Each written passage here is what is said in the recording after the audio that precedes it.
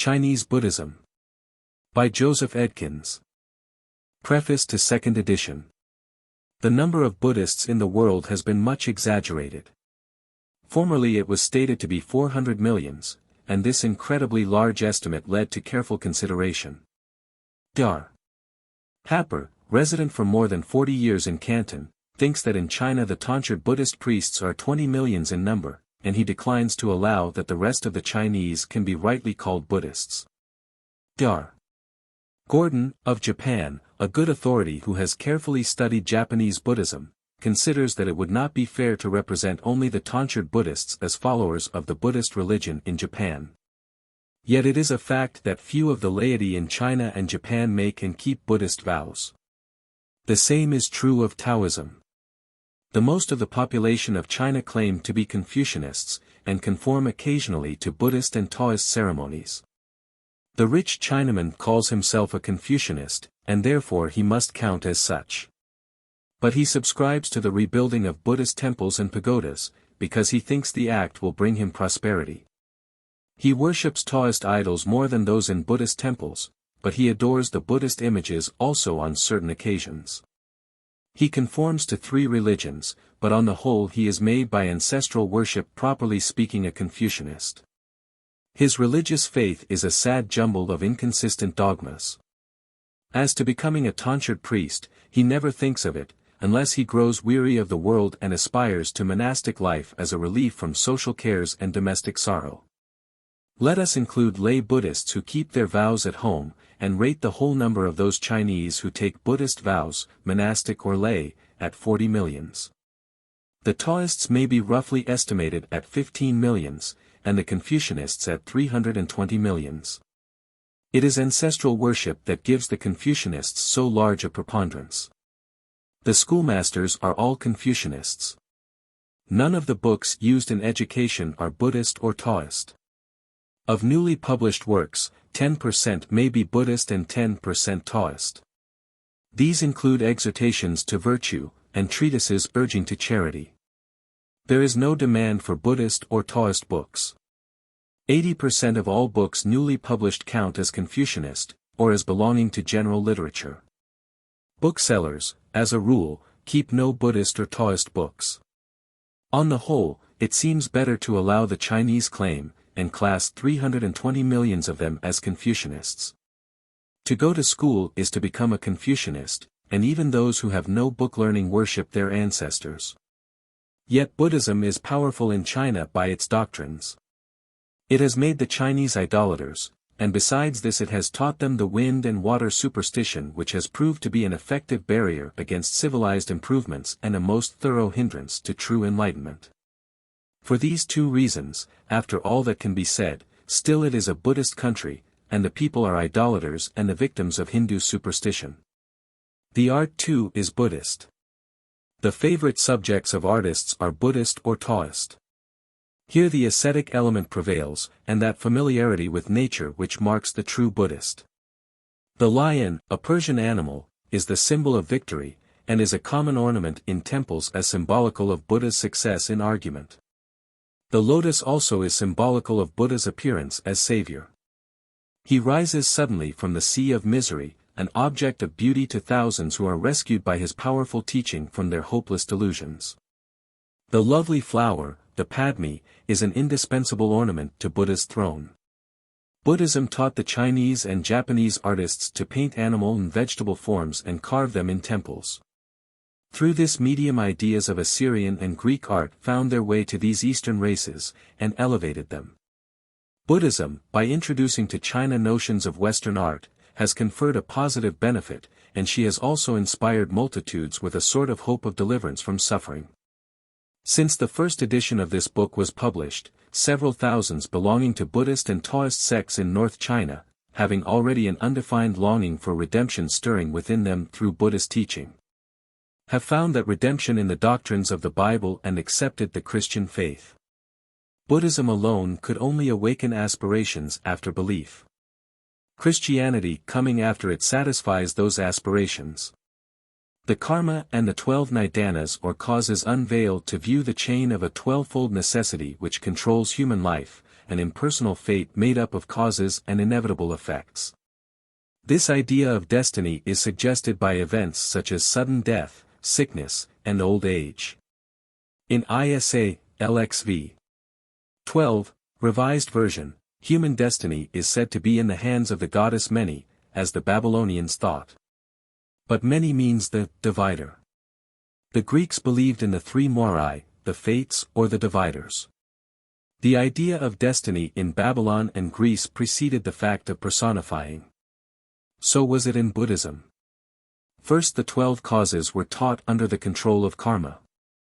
Afterwards, in northern Buddhism, Yama, god of death, divided out, as it was said, human destiny and fixed the hour of death for every one.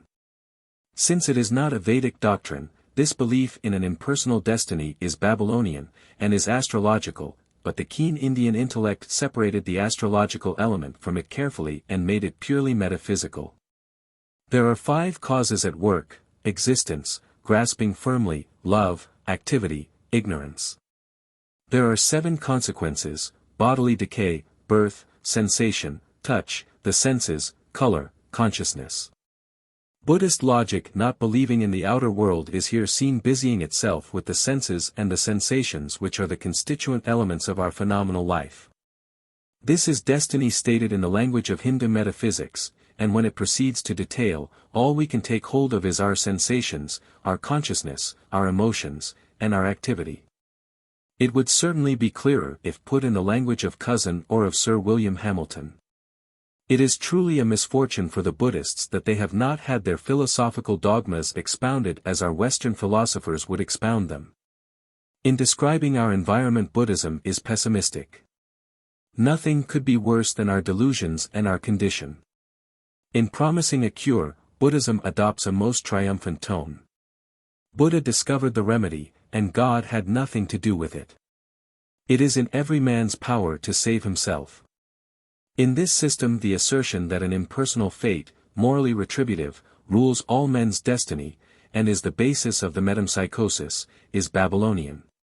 The transmigration of souls is foreign, and the moral basis of necessary law on which it rests is, in fact, both native and foreign. Buddha found his countrymen believing in the new doctrine of transmigration, and he himself believed it and shaped it into the 12 causes and effects. He did not resist or deny the Mesopotamian fate. He gave it logical form, and undertook to set men free from it by treating it as a delusion. Science and philosophy. On arriving in India, originated science and philosophy in that country under new forms. Buddhism forsook the Veda religion so far as to omit all mention of the gods Varuna, Agni, and the Maruts. Buddha did not cite the Vedas as authorities. He built his system on the ideas he found current in central India. For himself, he claimed to have discovered the highest truth. The cause of his atheism was the polytheism of the time. Its extreme anthropomorphism provoked a reaction in his mind against the idea of deity. The gods, thought he, are unequal to the task of saving men from delusion. There is a wisdom that can do it, and I have discovered it. To this confidence in his own insight he was led in part by the national love for argument, and for that variety of illustration in conducting argument which the collision between foreign and native thought had awakened. To this was to be added the effect of lonely meditation. The youthful thinker was thrown on his own resources in his chosen retirement. Shutting off all avenues by which other thoughts than his own could reach him, he waited for light till it came. He had a compassionate heart, and thus his natural disposition found its way into his system and marked his whole life work as a national teacher. It is this enthusiastic sympathy for humanity which drew to him so many millions of adherents. That this is the real explanation of Buddhism as a phenomenon in the history of mankind, can be shown in many ways. Southern Buddhism is in its development of thought very decidedly more Hindu than Northern Buddhism. The impact from Western philosophy produced a slighter effect in southern India, communication being entirely by sea. Northern Buddhism branched out in a striking manner from the old root of Buddhist ideas, and the cause should be sought in its close conflict with Persian and Babylonian thought. The Persians, when they came down from the north, charged with Aryan conceptions and beliefs, to conquer their country, were powerfully influenced by Babylonian civilization. The Zoroastrian religion was the result. They became earnest believers in their new faith, and this access of national zeal reacted on the Buddhists in northwestern India. A characteristically new, original, and popular modification of Buddhist thinking was soon produced. Amitabha, the Buddha who leads to the paradise of the West, is a new Ormuzd, god of light, believed in by the Persians as the supreme deity, and promising his followers eternal joy in the paradise where he dwells. Buddhism, when it proclaimed general skepticism, opened the way for free speculation. The Buddhists found the Persians as earnest as themselves, and they incorporated the Persian view of a supreme god and a future life of happiness in their own system. Buddhism, by adopting the principle of contemplation and inward light, became mystical. The paradise of the Western heaven was evolved by Northern Buddhists in hours of contemplation. The new teaching soon attained a widespread popularity. Continued studies in ancient Chinese philosophy have convinced me that the three religions of the Chinese have all been greatly influenced by Persian ideas. First, the ancient Chinese learned dualism from Persia, and adopted it in the Book of Changes. They also adopted the worship of the sun and stars with astrology. Then they accepted the belief in a future life in early Taoism. Finally, Buddhism brought them a later form of the future life as developed in the worship of Amitabha. Mr. de Groot, in his comprehensive work on the religion of the Chinese, agrees with me in these views, and conversation with him in China led me to expand them still more. Tibetan Buddhism lays great stress on astrology, and by so doing points plainly to Babylon. The same is true of the Hindus. Their cosmogonies are Babylonian. Their triad of gods, Brahma, Vishnu, and Shiva, is based on a Babylonian model, just as the Chaldean triad of the higher gods is derived from the Akkadian.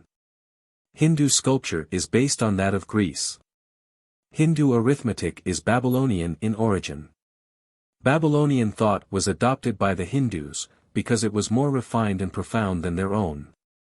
In the history of philosophy it is as true in Asia as in Europe that every new philosophy rests on its predecessors. The origin of each new philosophy can only be satisfactorily explained when attention has been adequately given to those systems of thought which, by their influence, tended to produce it. Chinese Buddhism is Northern Buddhism, and it can only be suitably accounted for in this way. How necessary it is to make plain from what source the variations found in Northern Buddhism from the primitive standard have sprung, is clear from what one of my critics, Dr. Rhys Davids, has stated. In the Academy of October 2, 1880, he says that to speak of Buddha as entering into Nirvana is an expression which absolutely contradicts the doctrines of the early Buddhists. My author says there are three nirvanas: 1. A pure nature, that of heretics; 2. Purity gained by practicing the methods of the greater or lesser vehicle; 3. The purity of Buddha's death. This I take from Qiao Cheng Shu, one of my best Chinese authorities. The reason is in the change which came over Buddhism through contact with Persia. Dr. Rhys Davids also assumes that the Chinese have only one date for Buddha's birth. I have carefully pointed out that they have at least two, one among them being BC 623, given in the imperial dynastic histories. In fact, Northern Buddhism is undervalued by Pali scholars. It has gone through the purifying process of 1,000 fights with Brahmins and other sects in India, with Parsas, Manichaeans, and Christians abroad, and with Confucianists in China. The Chinese author thinks much of style, and possesses an immense repertoire of elegant phrases. The original Sanskrit is changed into these phrases, and comes to mean something much nearer to men's business and bosoms, and more polished in expression, than it did in the Indian form. The Chinese translator accepts no new idioms which can be avoided. Foreign lingo must be modified to suit Confucianist taste. It would be well if Dr. Rhys Davids would allow for the influence on Northern Buddhism of foreign systems of thought, and also take into consideration the qualities of the Chinese translators. He says Brahmajala does not mean net of Brahma. The Chinese author says it does. I prefer to follow my authority, and leave my critic to prove that he is wrong. When the Sanskrit bears 2 or 3 meanings, the Chinese translator sometimes gives them all, wishing to get all he can out of his text. Dr. Rhys-Davids, on the contrary, selects one and denies the others. He also expects me to follow the Pali as translated by Gogerli, vouched for by Dr. Rhys-Davids himself as accurate. I think, however, it is better for me to follow my Chinese guides. Native Buddhist works by Chinese are, I believe, more entertaining and interesting than those written in Pali by Hindus. In saying this, I fear I shall not get Dr. Rhys-Davids to agree with me. But however this may be, what I give is taken from Chinese authorities, except where European writers are cited expressly. I began studying Chinese Buddhism more than 40 years ago. Dr. Eitel, Reverend Samuel Beale, and Mr. Consul Waters followed me, and have done well. Before they began publishing, I had already pointed out that the Chinese Buddhist schools of authorship all spread to Japan many centuries ago, and were firmly planted in that country. It is surely worth the earnest thought of Pali students that Buddhism was developed powerfully in northwestern India under Persian and Christian influence so far as to allow of the teaching of a future life. And to treat the Nirvana practically as a euphemism for death. In this state Buddhism entered China. No sooner had it arrived than controversy commenced on immortality. The Chinese Buddhists contended vigorously for the immortality of the soul against the followers of Confucius. Pali Buddhism, if it had been propagated in China, would not, probably, have originated such a controversy. It was the northern doctrines invigorated by faith in the immortality of the soul which gave Chinese Buddhism sufficient energy to found new schools. Joseph Edkins. How do you find this book? Any thoughts about the book or the author? Any suggestion for improvement? Please take a moment to share your thoughts in a comment. If you like it, share it with your friends who might enjoy it as well. Subscribe to keep in touch. Visit CompleteAudiobooks.com for more quality content. Preface. When the first Hindu missionaries arrived at the capital of China and were admitted to see the emperor, it was, the Buddhists tell us, in the last month of the year AD 68, and the 30th day of that month. By imperial command they were entertained in a building called P'U-To, Office of the White Horses, so named because they had ridden on white horses on their way from Kabul. The 2 Brahmins enjoyed the imperial favor, and one of the books they translated has remained popular to the present time. 13 years before these men reached China, the first missionaries of Christianity crossed the Aegean Sea and entered Europe. Instead of being received, however, with the smiles of those in power and enjoying imperial hospitality, they were publicly whipped and imprisoned by the magistrates of a Roman colony, and ignominiously dismissed. Buddhism covered China with monasteries and images, Christianity covered Europe with churches and charitable institutions. 100 authors have written on the history of the spread of Christianity in the various countries of Europe. Very few have ever studied the history of Buddhism as it has spread through China, and taught its doctrines in every part of that empire.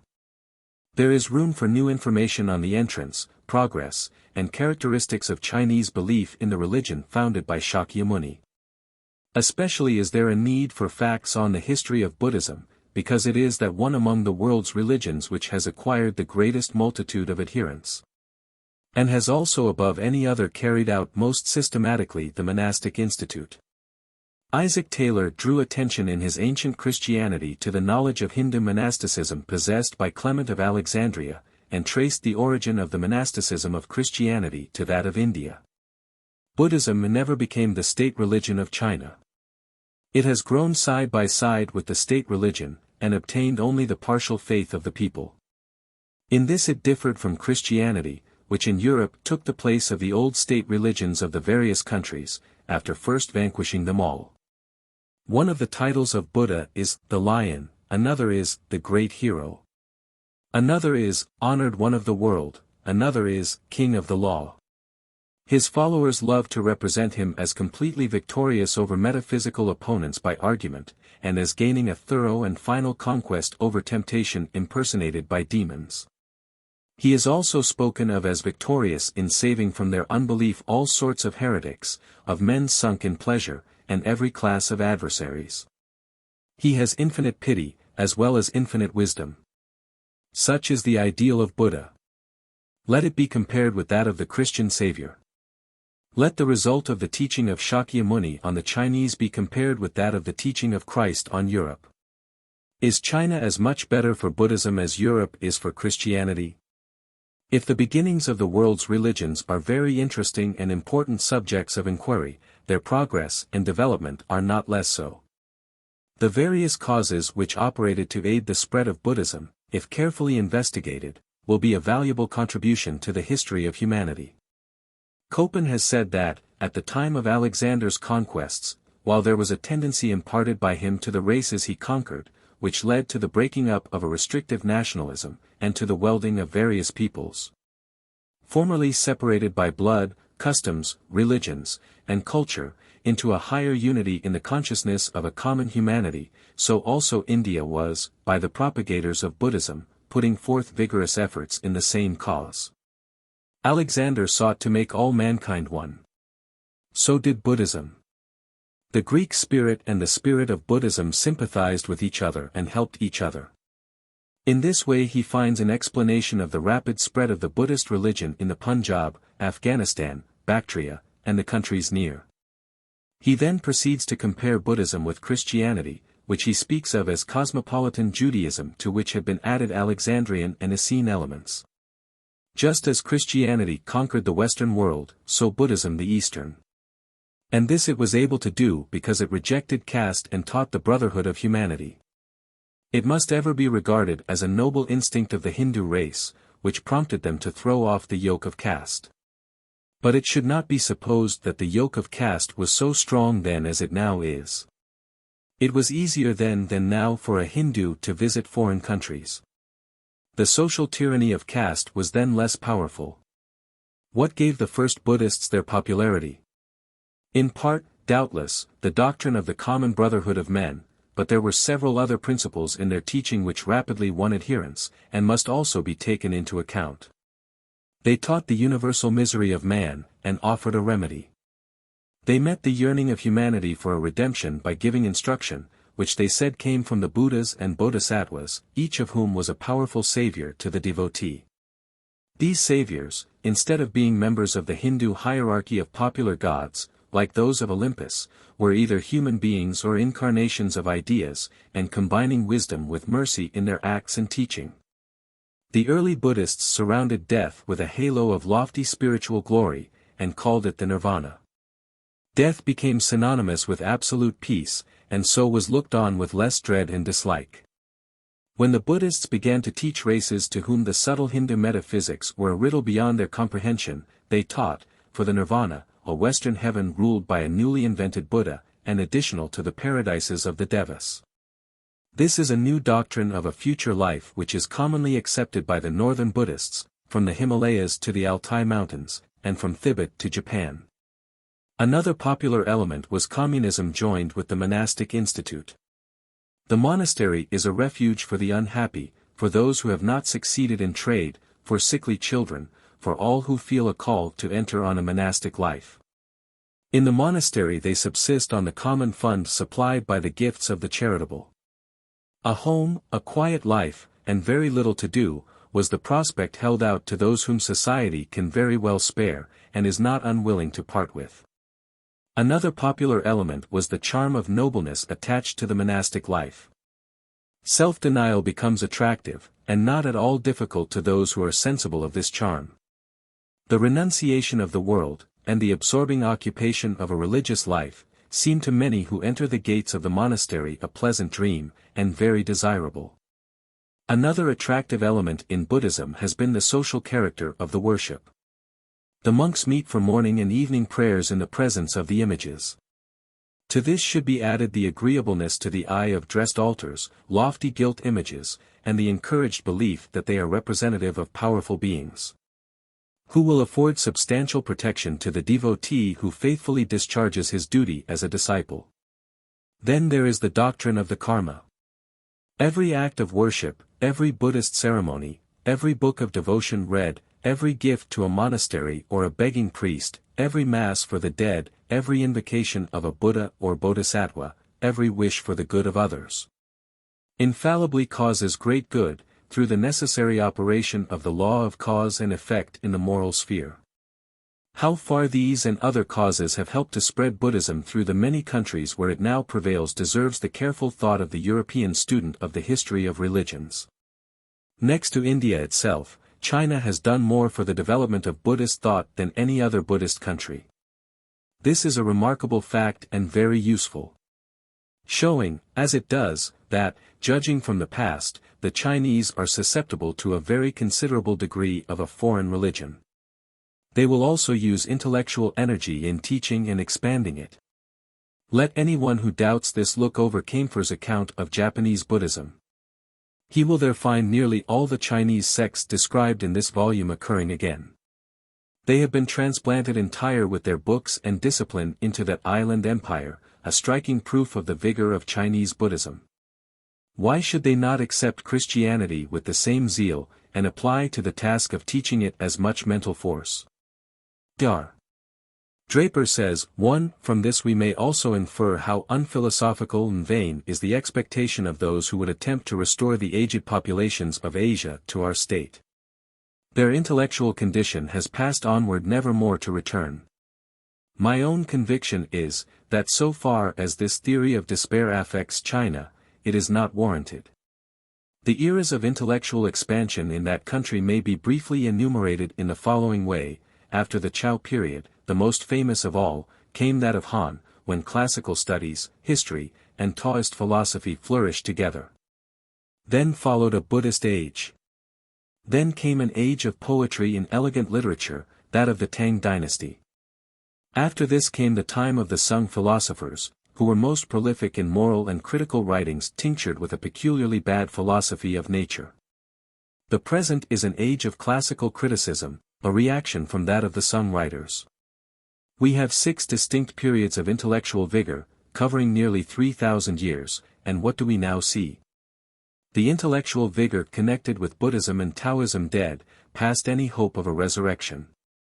Confucianism is still living, but it is not very strong. The people have an excellent physique, adapting them for various climates. They emigrate extensively. They have at home an autonomous empire of immense dimensions, administered by printed codes of laws, and such a mode of governing as to enable them to keep that empire from falling to pieces in a time of foreign wars and rebellions. They are not then to be despaired of intellectually. What they need is to be educated in the mass, to be elevated by the diffusion of a living Christianity, to have improvements in the physical condition of the poor, with a system of scientific instruction in every province, and the development of the mineral and manufacturing resources of the country. No one need despair of the intellectual progress of the people, or of their susceptibility of spiritual development. Christianity fosters mental growth, and the science of the West is eminently stimulating to thought. The descendants of the men whose mariners sailed with the compass 700 years ago, and whose schoolmasters were at the same time making use of printed books in education, will not fail to respond to these powerful influences. That Buddhism has affected Chinese literature and thought to a considerable extent, is shown in the following pages. It taught them charity, but it did not impart a healthy stimulus to the national mind. It made them indeed more skeptical and materialistic than they were before, and weakened their morality. But since Buddhism has had among the Chinese its age of faith, prompting them to metaphysical authorship, and the formation of schools of religious thought, and also impelling them to undertake distant and perilous journeys, to visit the spots where Shakyamuni passed his life, it must be admitted that there is a very promising prospect for Christianity, and that the beneficial effect on the people must be in proportion to the excellence of the Christian religion. Perhaps Dr. Draper, in view of the facts contained in this book, would not be unwilling to modify his theory of the necessary decline of nations so far as it appertains to China, or at least allow the people of that country a further tenure of national life, till Christianity and education have had a trial. The present volume is the fruit of many years' studies. Some parts of it were written nearly 25 years ago, nearly all is the fruit of Chinese reading. Dr. Eitel of Hong Kong and Mr. Thomas Waters have since written ably and extensively on the same subject. But my mode of treatment differs from theirs, and in my revision it has been an advantage to have the results of their researches before me. My own collection of native books on Buddhism has increased, while my acquaintance with the actual form of this religion in its popular development at the present time has been considerably enlarged. The facts here collected on the esoteric sects are adapted to throw light on the history of Buddhism in India, and will help, it may be, to define the position of the Jains. In the section on Feng-Shui, I ask attention to the view there given on the influence of Buddhism in producing the modern Chinese doctrine of the physical influences of nature, and the part that, through the Buddhists, India and Greece have both had in producing the superstitious materialism of the Chinese in its modern shape. Peking, October 1879. Introduction. At the present time, when foreign intercourse with China is increasing every year, and our knowledge of that country is extending in proportion, an account of the history and literature of Buddhism in that land will perhaps find more readers than at any former period. The traveler will not fail to inquire why this Indian religion has sunk into such helplessness and decay as he observes. The philosophical historian naturally will wish to know the causes of the vast extension of Buddhism, and of its present decline. The Christian missionary would willingly learn the amount and nature of the religious feeling possessed by the monks, and the strength of the opposition which the religion of Christ has to expect during its propagation from them and from the Buddhist laity. Especially the statesman needs to be informed how far the Chinese people are likely to be offended by the introduction of Christianity, and whether the opposition to idolatry which it excites will strike at any of their most dearly cherished prejudices and beliefs. A religion that has extended its sway over so many Eastern nations, and whose converts far outnumber those of any other sect in the world, deserves minute investigation.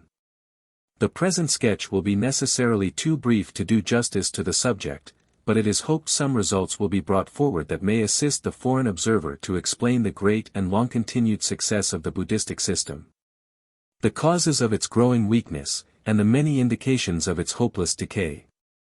Among European scholars Remusat and his successors in the study of Chinese literature have bestowed considerable attention on Buddhism, and their labors have been rewarded with many interesting and valuable results. Especially is the world indebted to Burnouf and Saint Hilaire for their work in this field of Buddhist inquiry, and lucid exposition of their results. The aid to be derived from their investigations has not been neglected in the account now given to the reader. Further, the most direct means of gaining information is to study some parts of the voluminous works extant in Chinese on this subject.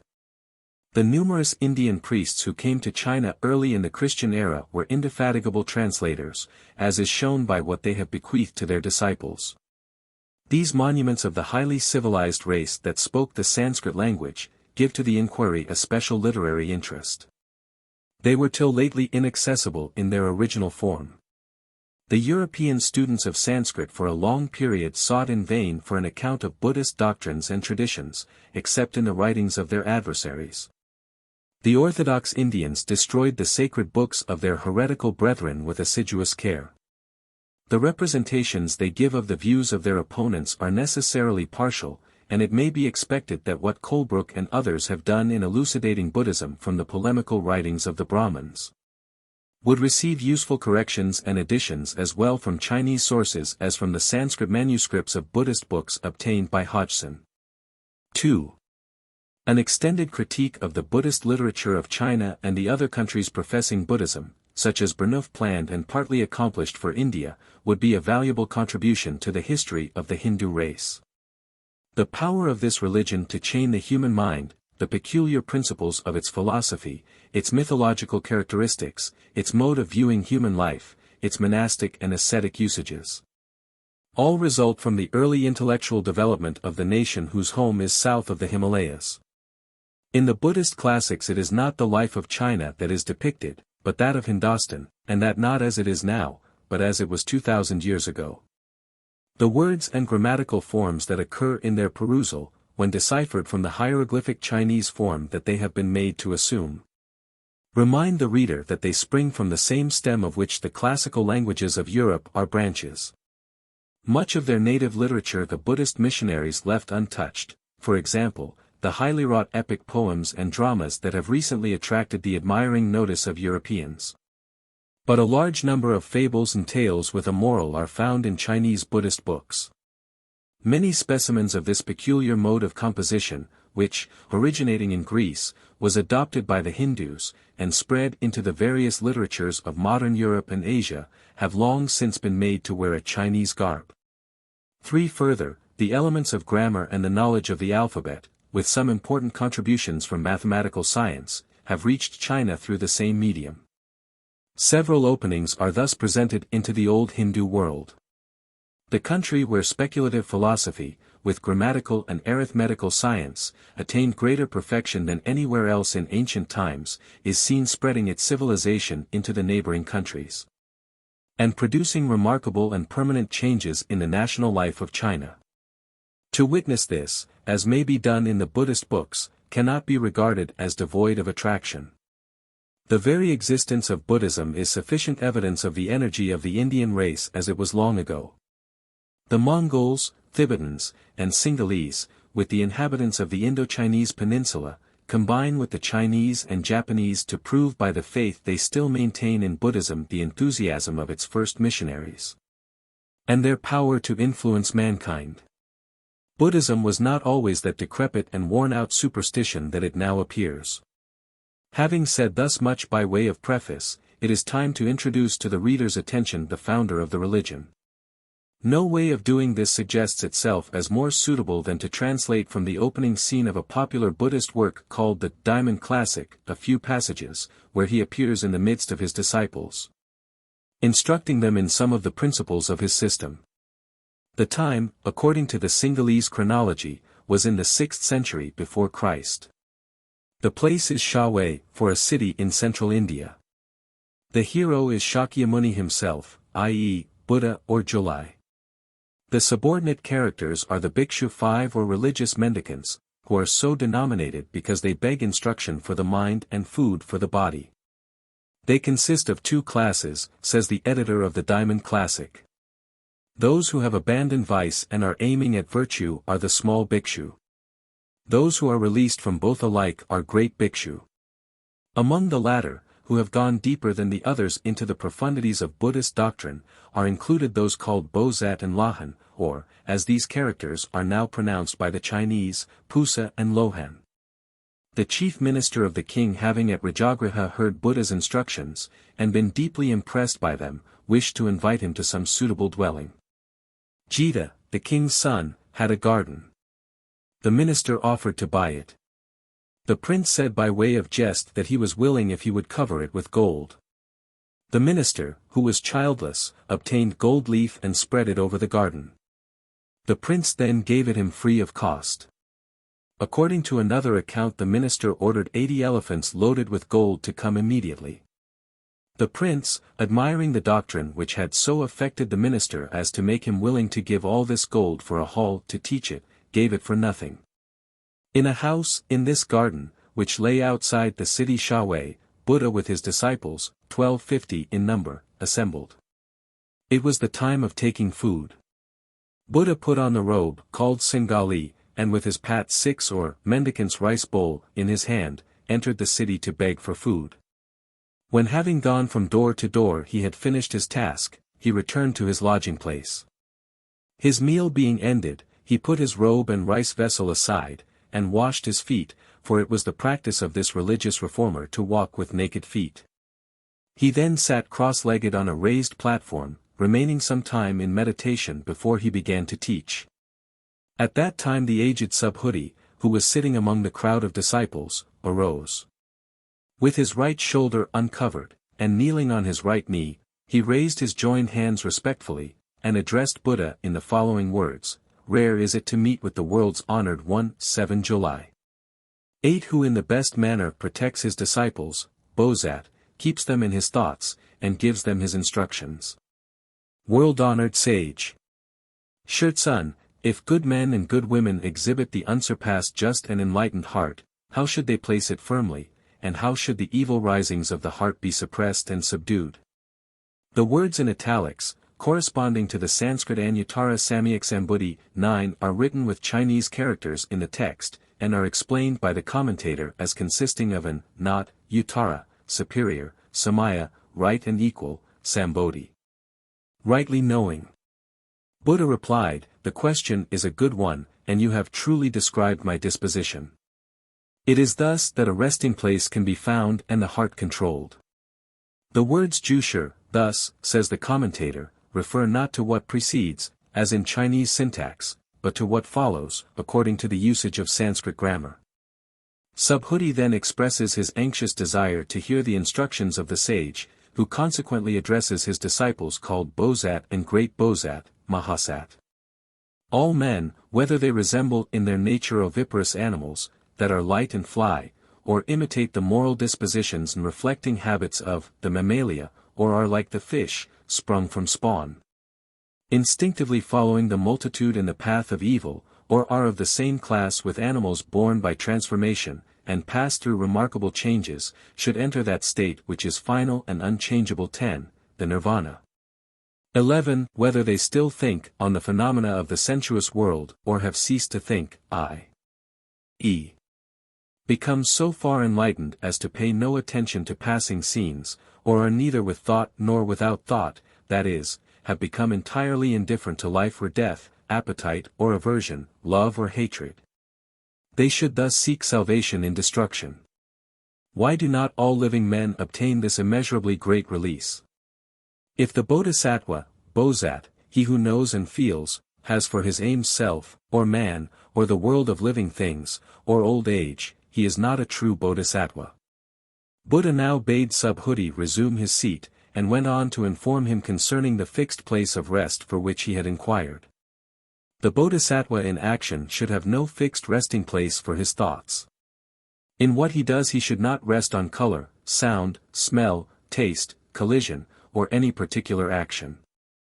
He should not rest in forms of things, that is, allow himself to attend to any special sensational phenomena.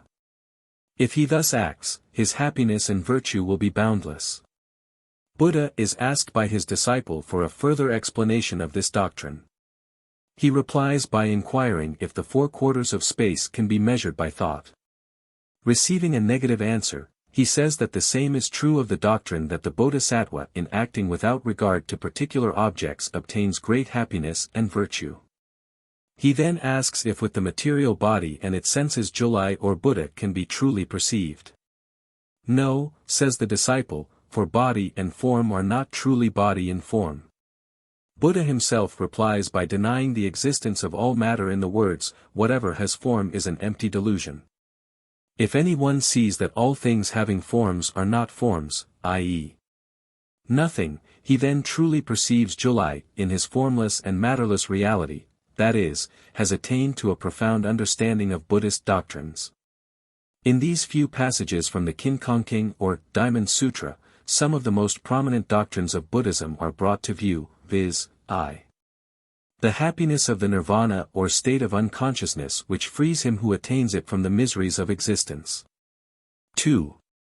The mischievous influence of human life, with its struggles after particular forms of happiness, and of the sensuous world with its deceptive phenomena. 3.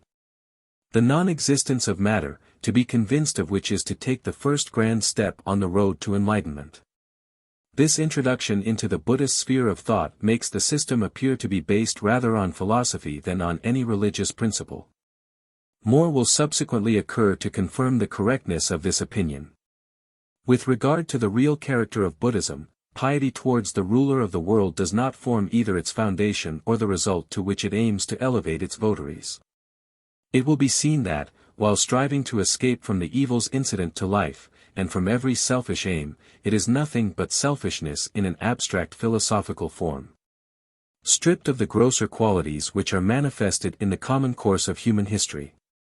In enumerating the various kinds of sensations conveyed to our minds by the senses, a verb, to strike or pierce, chu, is employed in place of touch, the familiar term of our own popular philosophy.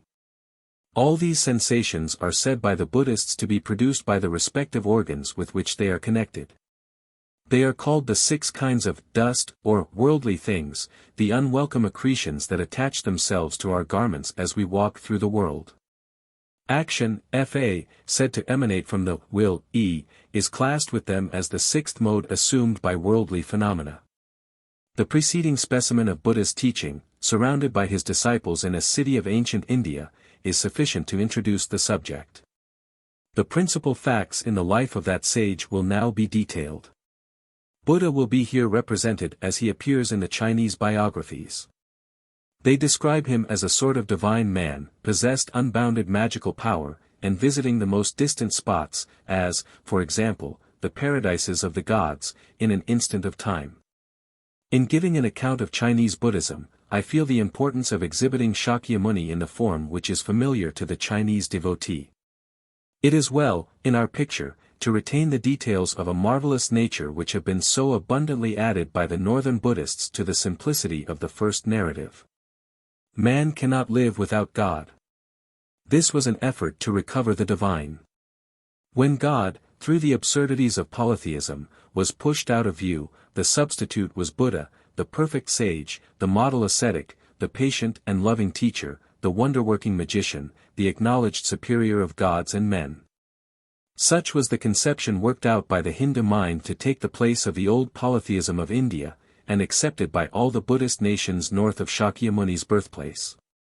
In the history of religions it is of extreme importance that this fact should be recognized and appreciated. 1. Life of Shakyamuni till his appearance at Benares as a teacher. In examining the Buddhist writings, the reader is at once reminded that he has entered a field where he is deprived of the trustworthy guidance and careful adherence to facts and dates of native Chinese authors. Not only is this true of works that contain the wilder extravagances of Indian mythology, and introduce the wondering disciple to the scenery and inhabitants of numberless other worlds, even those that wear an historical look, and yield the most information, do not fail thus to betray their foreign origin. The doctrine of transmigrations, and an eternal succession of kalpas past and future, is tempting to the biographer who wishes for variety of incident. He can place his hero wherever he pleases, in the universe boundless in space and time of the Indian imagination. The founder of Buddhism, Shakyamuni, or the sage of the house of Sakya, is a case in point. It is said of him that before his birth more than 2,000 years since in the present kalpa, he had during many previous ones taken religious vows, and honored the Buddhas who then instructed the world. His name is associated particularly with Dipankara, in Chinese, Janting, a fictitious Buddha, who received him as his disciple, and foretold that he would in a subsequent kalpa become Buddha, and bear the name by which he is now known. The time when this happened was too long ago to be expressed by common Chinese numerals. It was at a distance of numberless kalpas. 12 In modern Chinese temples, an image behind that of Julai sometimes represents Janting. In the kalpa immediately preceding the present, Sakya is said to have risen to the rank of Bodhisattva. He was then born in a heaven called Tushita, 13, and when the time was come his soul descended to our world. He came on a white elephant having 6 tusks. The date of Sakya's birth is very variously given. The Siamese, Peguans, and Sinhalese, all using the Pali versions of the Buddhist classics, differ among themselves. The numbers as stated by them are BC 744, 638, and 624.1 for the Chinese historian, Ma Tuanlin, mentions 2 dates as assigned by various authorities to this event, viz., 1027 and 668.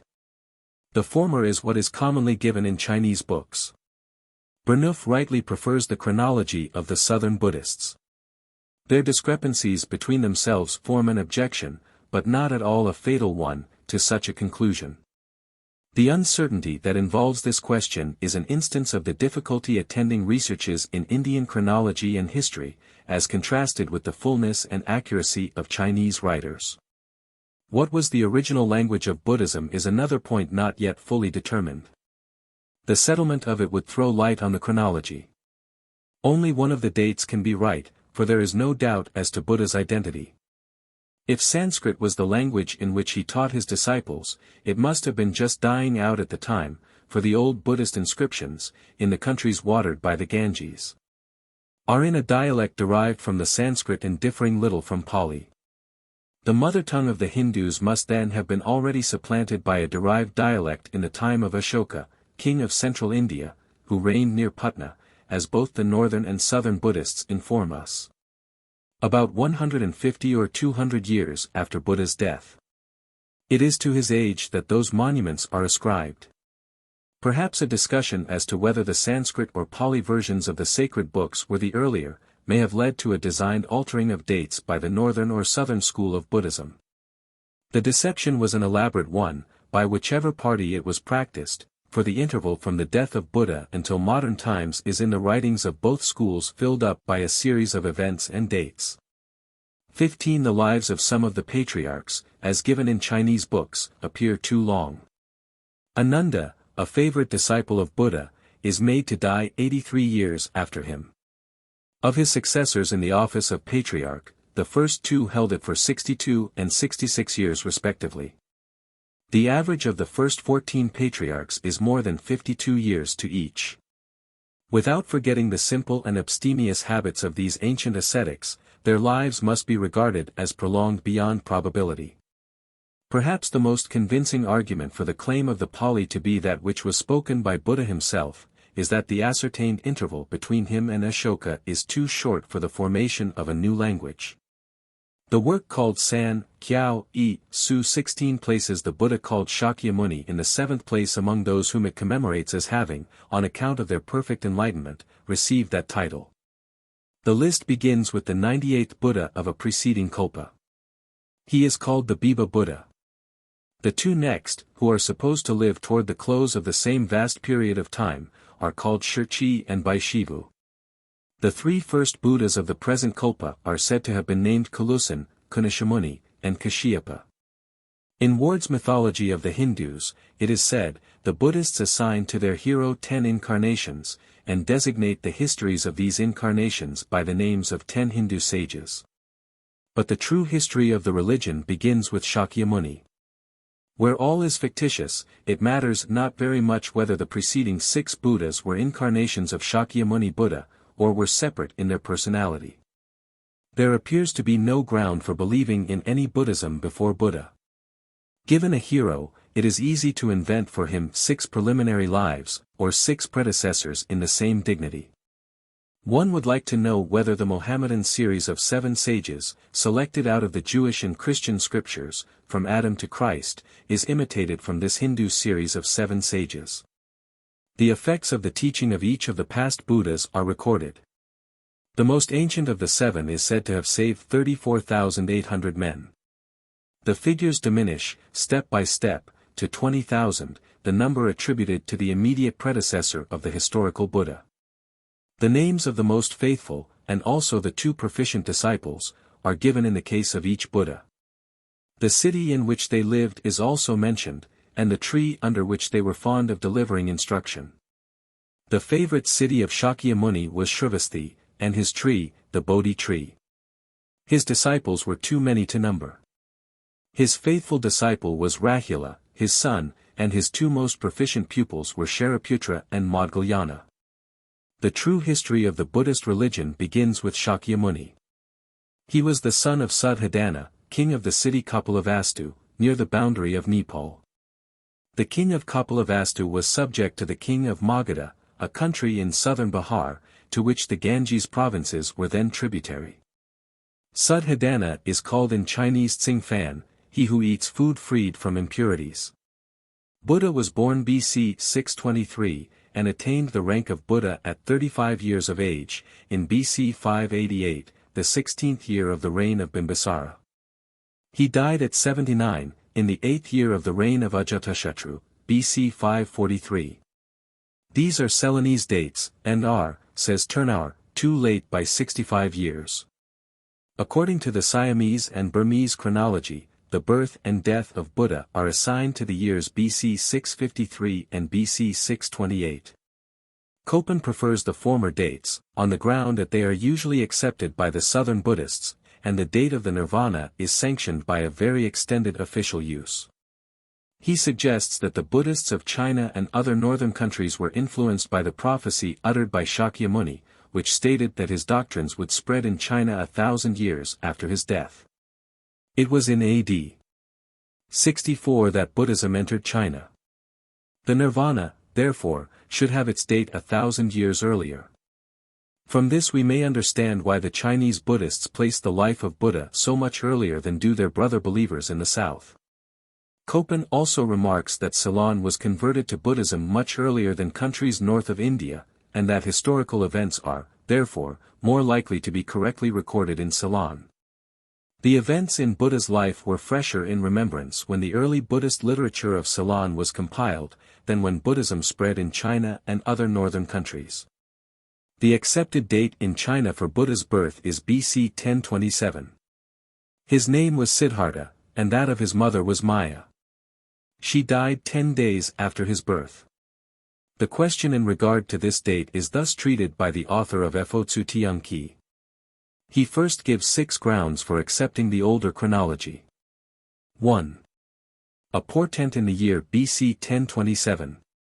According to a work called Cho Shui Qi, a bright light of 5 colors was seen to pierce the constellation Tai Wei, and pass over the whole west.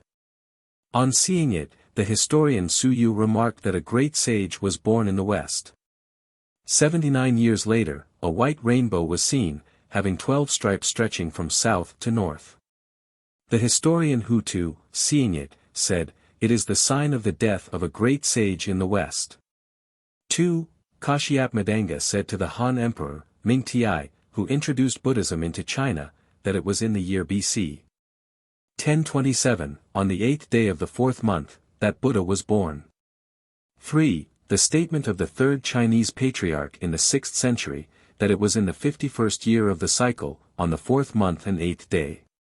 4. Another early work of a Chinese Buddhist gives the year BC 1027, the month and day agreeing. 5. The same is true of a statement by a Buddhist in the History of the Way, an imperial work. 6. Early in the 7th century, the Emperor Taizong ordered an investigation into the date of Buddha's birth. Lu Tewei, a minister of state, inquired of a famous Buddhist named Fa Lin the reason of the discrepancy in the current accounts. The consequence was that Fa Lin settled it to be BC 1027. The same author proceeds to give several other epochs, believed in by as many authorities. 1. Inscription on a stone pillar. This gives BC 718. 2. The statement of the pilgrim Fa Hien, BC 1197. 3. The statement of the work Shengqing Qi, BC 753. 4. Another statement places it in the time of Hia Qi, BC 1800. The 5th authority, Chengqing Tian Qi, gives the date BC 457. The 6th states that BC 687 was the year in question, and that then, according to the Tso Chuan, there was a shower of falling stars. This phenomenon is supposed to indicate Buddha's birth. A learned Buddhist, Ku Shan, argues that the birth must have taken place in the 2nd month of the modern Chinese calendar, because in the Zhou dynasty the year began 2 months later. To this the defenders of the orthodox Chinese view say in reply, that in 3 sutras the birth of Buddha is said to have taken place in the 4th month, and as they were all translated since the modern calendar was adopted a century before the Christian era, it is not open to us to say that it took place in the 2nd month. At 15 years of age he was, in an assembly of nobles and Brahmins, formally invested with the rank of heir apparent. The nobles presented to his royal father basins filled with water from the 4 seas, and ornamented with the 7 precious things. They also sprinkled water on the prince's head, and gave him the seal of the 7 precious things. At 17 he was married to a Brahmin maiden of the Sakya family called Yashodhara. He was taught in his youth every possible accomplishment, and was supplied with all the delights that high position and riches could afford, but he soon learned to despise them. At 18 years of age he left the palace to visit certain pleasure gardens and groves. Passing the east gate of the city he saw there a deva who had assumed the form of an old man, with white hairs and crooked back. He thought sadly on the rapidity with which men grow old. They become aged like lightning, and yet are not afraid. Going out again, the same divinity presented himself at the south gate in the disguise of a sick man, with languid features and swelled paunch. At the west gate he saw a dead man, and the members of his family laughing as they followed him to the grave. He went out once more, and saw at the north gate a begging priest, a bhikshu in fact. He wore the garb of an ascetic, and carried a bowl. A staff was in his hand. The prince asked him who he was. He replied, "I am a bhikshu, practicing sacred duties, and always obtaining the reward of freedom from action." As he finished these words he rose into the air, and was soon out of sight. The prince thought, "I fear lest I may be pressed down by old age, sickness, death, the miseries I have witnessed. This bhikshu has arrived at the perception of my feelings. He shows me the path of deliverance."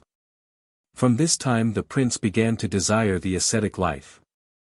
At 25 years old he sought an interview with his father, and said, "Kindness and affection, multiplied as they may be, lead but to partings.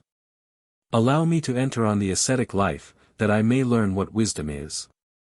His father tried in vain to detain him. On the 7th day of the 2nd month the prince, while reflecting on the life of the recluse, emitted from his body a light which shone to all the palaces of the Devas. These beings then knew that Siddhartha had become a recluse, and came to congratulate him. He asked their aid, and left his father's palace in the night time under their escort, resolved to be a hermit, and saying, "If the 8 miseries, viz. birth, death, sickness, love, hatred, and be not abandoned, wisdom cannot be attained." He refused to return to his father's palace, and lived on the Himalaya mountains in solitary spots, trying various methods to attain mental satisfaction, but in vain. He lived on hemp and barley, and assuaged his thirst with snow, till at 30 years of age he came to the perception of the true condition and wants of mankind.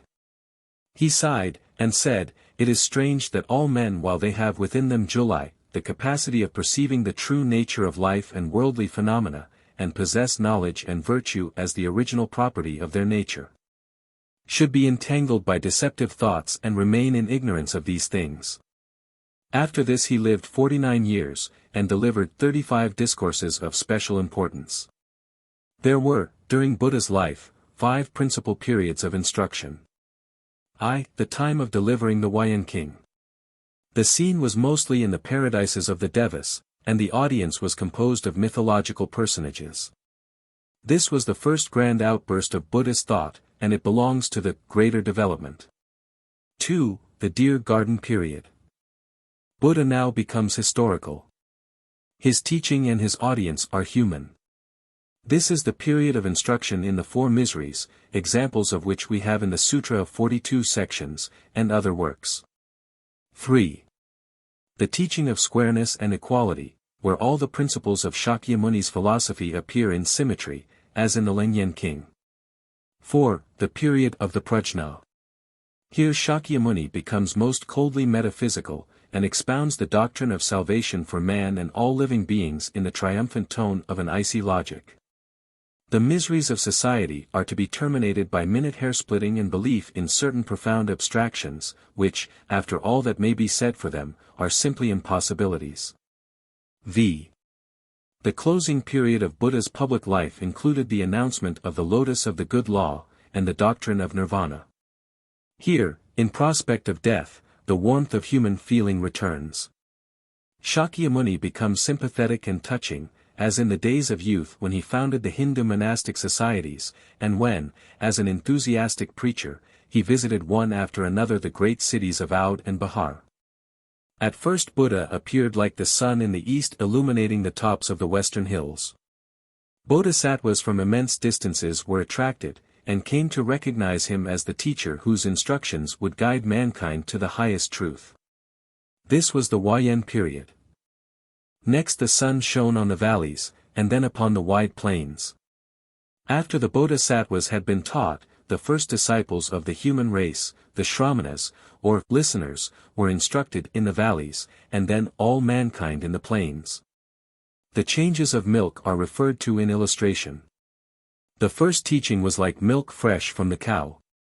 There are 4 subsequent stages: cream, ordinary butter, rich butter, and the oil which appears on the surface in the last boiling process. In Mongolia and North China milk is boiled to make butter. The Huayan doctrine is described also as Tun, an abrupt outburst. The teaching of the bhikshus is gradual and elementary, Chen, proceeding step by step from the book of the 42 sections to the Leng-Yen, or square and equal, and from thence to the Prajna Paramitha. Beyond that, in the later years of his life, Buddha unfolded the secret, Pai Mi, and unfixed, P'U-To, aspects of his doctrine. The scene of the delivery of the Huayan Sutra was laid in 9 places. The first was under the Bodhi tree of Aranya in the kingdom of Magadha. This is different from the Bodhi tree of the Agama Sutras of the Small Development School. Aranya is wild, a quiet place, belonging to the woods. And Aranyaka, a forester, a hermit, living in seclusion, see Itel. The addition of Ka marks an agent. Before Buddha's time, and during his youth, the hermit life had already become a fashion in India. He would, when a young and enthusiastic hermit, find himself more at home with men of this class than any other. In some green glade of the forests that skirt the mighty Himalayas, Shakyamuni is pictured by his northern followers with numberless mythological personages assembled before him. Puhien, or, as he is called in Sanskrit, Samantabhadra, is the principal speaker. He is one of the fabulous bodhisattvas. Manjusiri, another, follows Hit. The scene is then suddenly changed to the paradises of the Devas. Indra receives Buddha in one of his palaces 17 on the Sumar mountain, and utters an encomium upon him in a speech in which he states that Kashyapa Buddha had discoursed on the same spot. He is followed by 10 bodhisattvas, who all speak in praise of Buddha's wisdom. Buddha is next found in the heaven of Yama, the Indian Pluto, and after this in that called Tushita, literally, the happy, where his mother Maya resides. After this, the scene of the instructions and encomiums of the bodhisattvas in the presence of Buddha is transferred to other Deva paradises, where Indra and other gods of the Brahmanical mythology hold conference with them. Last of all, at the close of this long sutra, the scene is laid in the garden of Jita as in the Sutra of the Diamond, King. Shariputra and other disciples are there by anticipation, but do not see Buddha, nor the magnificent assemblage of bodhisattvas. Before the assembly breaks up, Manjusiri takes his farewell of Buddha, and sets forth on a southward journey among mankind. Shariputra and 6,000 bhikshus went to him for instruction. He exhorted them to practice the duties of the bodhisattvas, that they might obtain the samadhi of faultless vision, and see the Buddha regions and all the Buddhas. Manjusiri then proceeded to the City of Happiness, on the east of which he met the youth familiarly known among the northern Buddhists as Shanti Sai Tiang Tsi, who became his disciple and learned from him the knowledge of Bodhi. He also traversed southern India, where he taught in 110 cities. Shakyamuni himself says very little in the course of this sutra. It is intended rather for developing the mythology of the great bodhisattvas. As such, it is highly valued in China, where the images of Wenshu, Manjusiri, and Puhien are common in the temples. Puhien in one speech mentions China under the name Chintan 18 as a region where many bodhisattvas have been engaged in pastimes in instructing the people. But the time had arrived when Shakyamuni must become a teacher of mankind, and we now find him suddenly making his appearance at Benares. Legend having resolved to exalt Shakyamuni to the utmost extent of her resources, busied herself particularly with the year when he attained that perfect vision of truth which is called the state of Buddha. He had passed 6 years in the exercises of severe abstinence and meditation. One day he thought, I had better eat, lest the heretics should say that Nirvana is attained in famishing the body. Let me eat, and then attain to perfect knowledge. He went to the Naranjana river to bathe. Here a shepherdess gave him food which suddenly grew on a lotus flower at her feet. He took it, and felt his strength return. He went to sit under a banyan tree, Pipala, or tree of Bodhi. The god Indra brought him a straw seat. He sat here, resolved not to move till the transformation he was about to undergo should be completed. The king of the Maras, perceiving that the walls and foundations of his palace were shaking, thought in himself, Gautama is now attaining perfect knowledge. Before he has reached the height of wisdom, I will go and trouble him. He went with bow and arrows, and attendant demons, to the tree where the object of his attack was sitting. He then addressed him, Bodhisattva. Give up the monastic principle, Sihukia Fa, and become a will king. 19 If you rise not, I will shoot my darts at you. The Bodhisattva was unmoved. The darts, as they fell, became lotus flowers. The king of the Maras then offered him his 3 daughters to attend on him. Shakyamuni said, You attained, by a small act of virtue, the body of a deva. You think not on the perishing, but seek to tempt me. You may leave me, I need you not. The king of the Maras again said, I will resign to you my throne as a deva, with the instruments of all the 5 pleasures.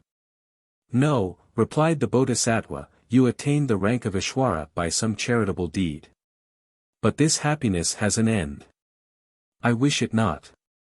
An army of spirits now issued from the ground and rebuked the tempter, who, as his last device, summoned a host of demons to assault the unconquerable youth. The air was filled with grim faces, gnashing teeth, and bristling spears. The Bodhisattva looked on this scene as if it were child's play. A spirit in the air was now suddenly heard to say, the Bodhisattva attains this day, under the Bodhi tree, the perfection of knowledge. Here stands the diamond throne of many past Buddhas. It is not for you to disturb him. Cease your hostility, and wait upon him with respect. The king of the Maras then returned to his palace. It was on the 7th day of the 2nd month that Shakyamuni, after this victory, attained the rank of Buddha. This is described as entering into a state of reverie, emitting a bright light, and reflecting on the 4 modes of truth. 20 It is added, that he comes to the complete knowledge of the unreality of all he once knew as good and evil acting, long and short life, and the 5 paths of the metempsychosis. Leading all living beings into a perpetual interchange of sorrow and joy. As the morning star of the 8th day of the month appeared, he suddenly awoke to this consciousness, and attained the perfect view of the highest truth. As soon as Shakyamuni had risen from the state of Pusa to that of Fo, the assembly of the 41 great teachers embodying the law, and of innumerable devas, nagas, and other supernatural beings, gathered round him. As the clouds gather round the moon. To them he discoursed, as already described, in the Huayan-King. While he was meditating on the hopelessness of attempting the instruction of mankind, none but a Buddha being able to comprehend what Buddha knew, it first appeared better that he should enter at once into the Nirvana. But from this wish he was dissuaded by Brahma and Indra, who came to intercede for mortals, and induce Buddha to become a public teacher. During 7 days he received in silence Brahma's entreaties. In the 2nd week he reflected on the sufferings and sorrows of man. In the 3rd week, he said, I ought to open the gate of the sweet law. Who should first hear it? The hermit Arara, who desired the perfect knowledge of truth. Let me first save him. A voice in the air said, he died yesterday. Again he thought, then let the hermit Nalana be the first. The voice again said, he died last night. He thought once more, the 5 messengers sent by the minister of state had a like wish. Let them first hear the law. Buddha accordingly set out for Benares. On the way, he sat by a pool in a state of samadhi for 7 days. A blind naga, snake or dragon, that lay in the pool felt the light that shone from Buddha restore his vision. He came out of the water, was transformed into a youth, and received the vows as a disciple. On the 7th day of the 3rd month, the spirit of the tree under which Buddha had for 7 days been in a state of samadhi, took notice of Buddha's long abstinence from food. 500 traveling merchants passed at the moment, and the oxen that drew their wagons proved unable to pull the vehicles over the obstacles that lay in the road. 2 of the merchants came to the tree to ask the spirit's aid. The spirit advised them of the presence of Buddha near the pool, and said they should offer him food. They gave him barley mixed with honey. The 4 kings of the Devas, who are seen in the front hall of Buddhist temples, took from the mountain stones 4 sweet-smelling bowls, which they found there by a happy chance. In these they offered the food. Buddha took all the bowls, for fear of giving offense to any of the kings. He then piled them up on his left hand, and, with his right, by magical manipulation, formed them into one, holding it so that all present might see it. Then, after uttering a charm, he ate the food, and proceeded at once to administer the vows to the two merchants, who, with their companions, all attained high grades in Buddhist knowledge. Buddha, in this instance, imposed on the neophytes the ordinary 5 prohibitions suited for men and devas. This must be regarded, therefore, as exoteric teaching. But as the grade attained was high in proportion to the amount of training, it belongs so far to the unfixed or arbitrary division of the exoteric doctrine Hianluchi P'U-To manifested, and not fixed teaching. It is at this point in Sakya's biography that a new section begins. Mankind were not at this time in a state to receive the doctrine of the greater development, and Buddha must be content to leave the brilliantly illuminated regions of the great bodhisattvas and shine upon the retired valleys, where he will, by a gradual process of teaching, reform and make happy such groups as he may meet of ordinary mortals in their wretchedness and desolation. He will, for the time, postpone his more elevated discourses, and proceed to Benares to teach the rudiments of his system. The shining robes of the recognized Buddha must be exchanged for the tattered garb of the ascetic. This is to him a temporary disguise. The northern school, with all the looseness of its chronology, professes great exactness in dates. Month 2. Day 8. Shakyamuni becomes Buddha. Month 2. Day 29. Teaches the Huayan doctrine. Month 3. Day 6. In reverie by the pool. Month 3. Day 7. Receives food from the merchants. Month 3. Day 8. In the garden at Benares. In these dates, says the biographer, intervals of 3, 4, and 5 weeks may be observed. 2. Life of Buddha from his appearance as a teacher at Benares to the conversion of Rahula. It was exactly 35 days after his arriving at perfect wisdom that Buddha opened his public life at Benares. By discoursing to Godinia and others on the Four Truths. You should know, he said to his auditors, the fact of misery, dukkha, and the need of becoming separated from the accumulation of entanglements caused by the passions, samadaya. These 2 truths belong to the world from which you are now exhorted to take your departure. You should also experience the extinction of these miseries and entanglements, nirodha, and the path of reformation, marga. These 2 truths belong to the monastic life on which you should now enter. Having these subjects to discourse on, Buddha went forth to appeal to the youth of India, the hermits, the followers of the Zoroastrian fire worship, the Brahmin who studied the Vedas, and to men of every class.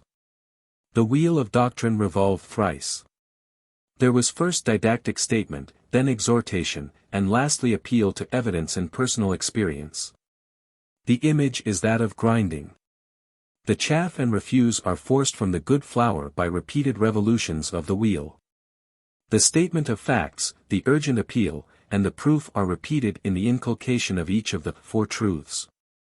The wheel of Buddhist preaching was thus made to perform 12 revolutions. 21. Having once launched the subject under these 4 heads, it was natural that the Hindu minds of the time, fond as they were of dialectical hair-splitting, should ramify them into numberless subdivisions. They talked of the 81 states of misery, the 88 varieties of deception, the 37 methods of reformation, and one of Buddha's earliest converts was Godinia, who was attracted by his teaching upon the 4 truths, and attained the first grade of clear vision. It was at Benares, the ancient Varanasi, in the Mrigadava garden, Luyuan, that this conversion and that of 4 others took place. Thus began the revolving of the wheel of the Buddhist law, which was destined to spread the new doctrine over so wide a portion of Asia, and to continue for so many centuries. These new disciples asked to be permitted to commence the monkish life. This Sakya allowed, saying, Bhikshus, it is for you to take off your hair, wear the kasha, and become Shramanas. He discoursed of the non-permanence of human actions, of the emptiness of the external world, the non-existence of the ego, the deliverance of the mind from thraldom by the cessation of faults, and the consequent attainment of the moral and intellectual rank of Arhan.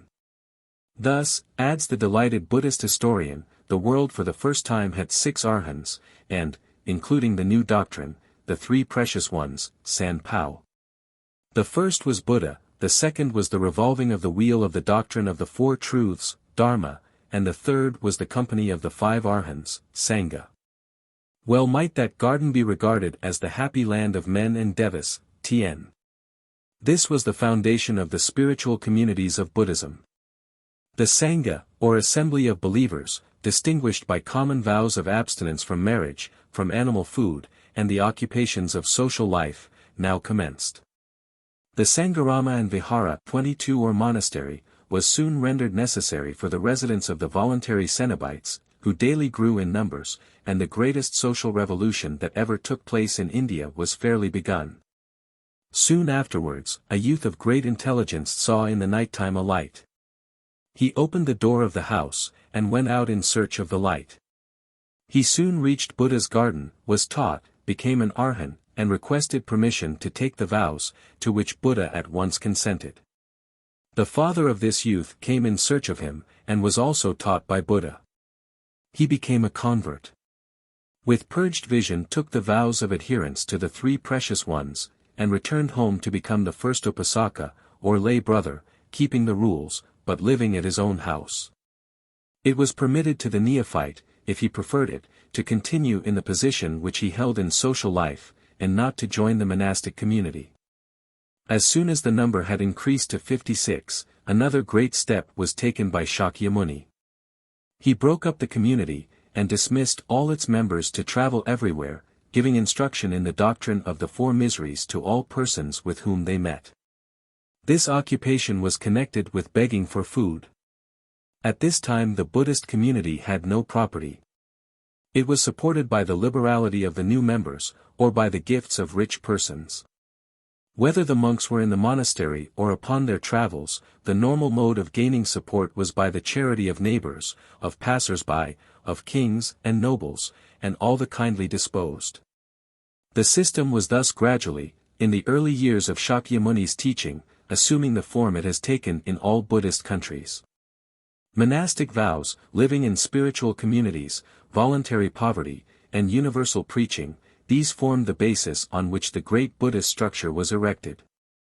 We cannot but admire the wonderful practical genius of the man who conceived the system, and carried it out with such triumphant success. In a few years India was covered, through the labors of the Buddhist preachers, with flourishing communities of monks, and in the cool season of the year the bhikshus, or religious mendicants, were everywhere seen on the roads and in the cities teaching the true path to the Nirvana. As Shakyamuni was the first in time of the founders of monastic communities, so he surpassed them all in the originality of his conceptions, in the success of his system, and in the force of his influence. The Buddhist preachers left their master, who proceeded from Benares to Magadha. At evening he slept in the house of Uyavilva Kashyapa. He there subdued a fiery snake, and administered to him the vows of adherence to Buddha, the law, and the priesthood. To produce an impression on Kashyapa's mind, he enclosed the snake in a rice bowl. Kashyapa was still deficient in knowledge, but from this time he ripened and progressed visibly. On the banks of the Naranjana river, Shakyamuni had an interview, says the legend, with his old enemy, the king of the Maras, the Chinese Mo in Moque, devil, who wished to enter the Nirvana. But Buddha refused his thrice-repeated request, on the ground that he was not mentally prepared for the change. Thus, legend, which was never more active in inventing wonderful stories about any one than about Shakyamuni, makes him sovereign over the most powerful supernatural beings. He did not, however, always refuse applicants for salvation from other worlds. He is said to have gone up to the Tushita paradise to instruct his mother Maya in the new law. On the banks of the same river, 500 fire worshippers, after hearing his discourse on the 4 miseries, became Arhans, and threw their implements of worship into the river. Their religion, frequently mentioned in early Buddhist history, was, as it would appear, propagated from Persia to India not long before the time of Cyrus. In Persia, fire worship had been added to the old Magian worship of the heavenly bodies. But while it had triumphed through Zoroaster's influence in Persia, it was destined to be expelled from India by Buddhism. With these new converts, Buddha went to the city of Rajagriha, and was received there with perfect confidence and admiration. The king Bimbisara, Ajatashatru's father, 23 in all the principal persons in the city, Brahmins, officers, and people, became his disciples. The ruins of this city are still visited by the Jains, at a spot 16 miles southwest of Bihar. 24 It was the metropolis of the Magadha princes till the era of Ashoka, the Buddhist monarch who ruled all India about 200 years after the time of Shakyamuni.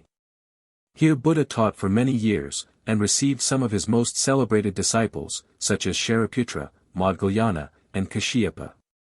At this time Buddha began to appoint the wearing of the Shangati, or upper robe, reaching to the knees. It is worn outside the kasha, or long robe, which was in use from the commencement of the monastic institute.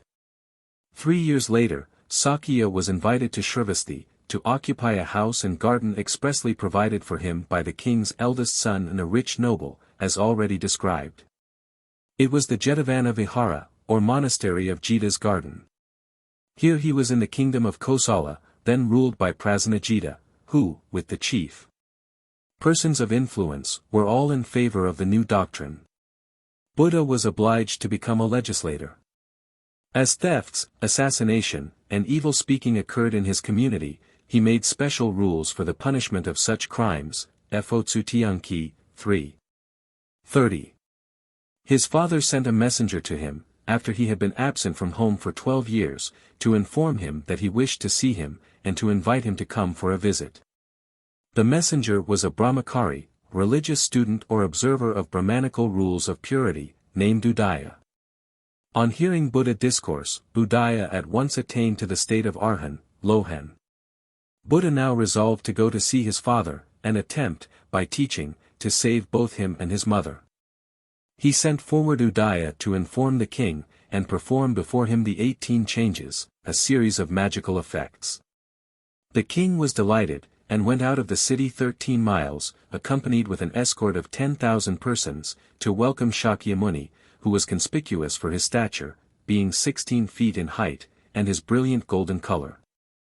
He appeared like the moon among the clouds.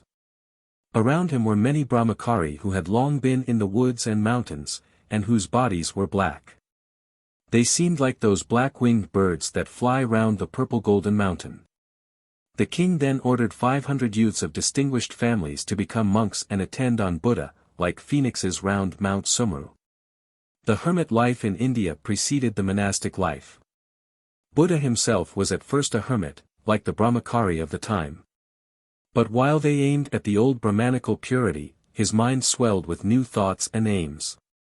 They were content to avoid the stains of a secular life. He was bent on saving multitudes by teaching.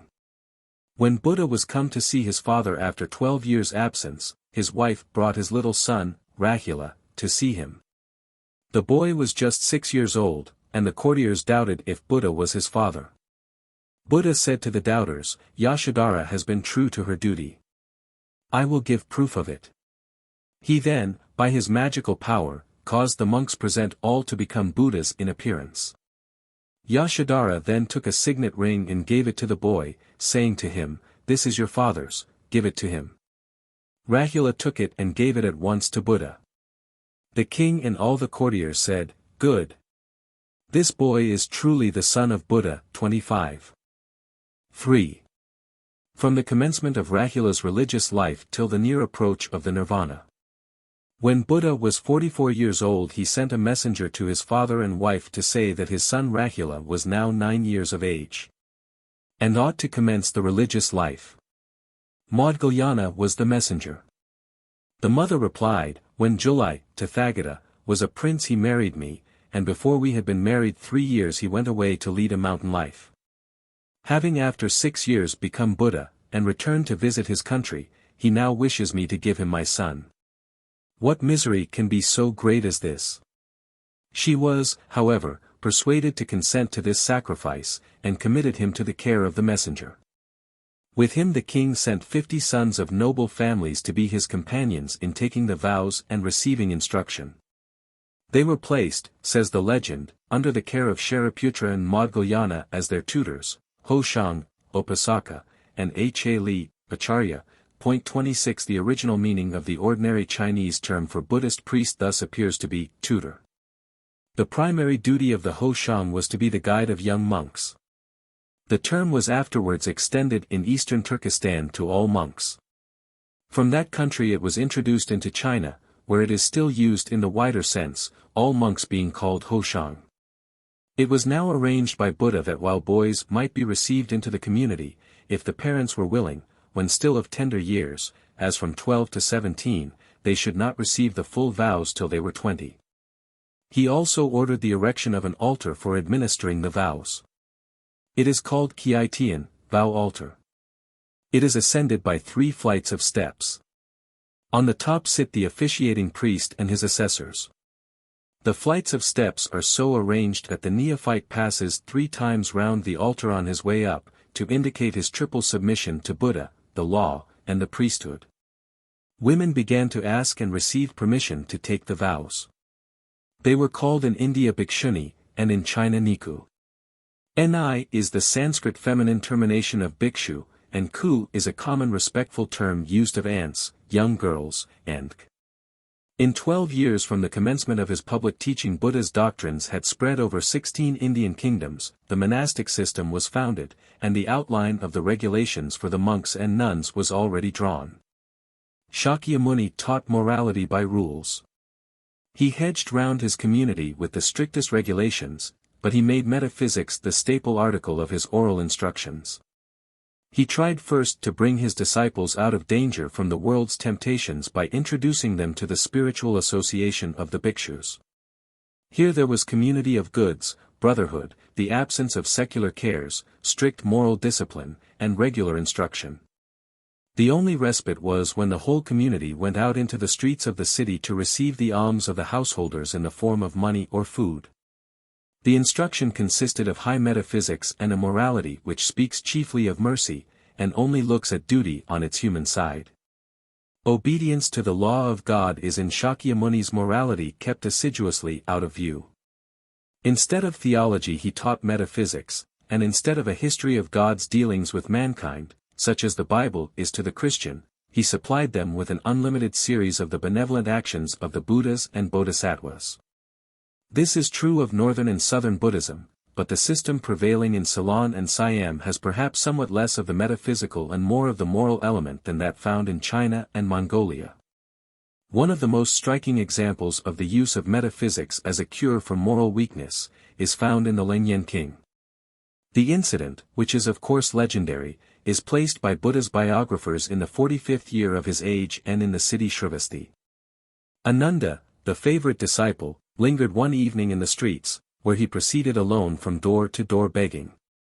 He accidentally met a wicked woman named Maitna. The god Brahma had already resolved to injure Ananda, and now drew him by a spell into the house of Maitna. Buddha, knowing of the spell, after the evening meal returned from the house of the rich man who entertained him, sent forth a bright lotus light from his head and received a charm. He then directed Manjusri to take the charm with which he had thus been miraculously furnished, and go to save Ananda. By means of it he was told to bring Ananda and Maitna for instruction.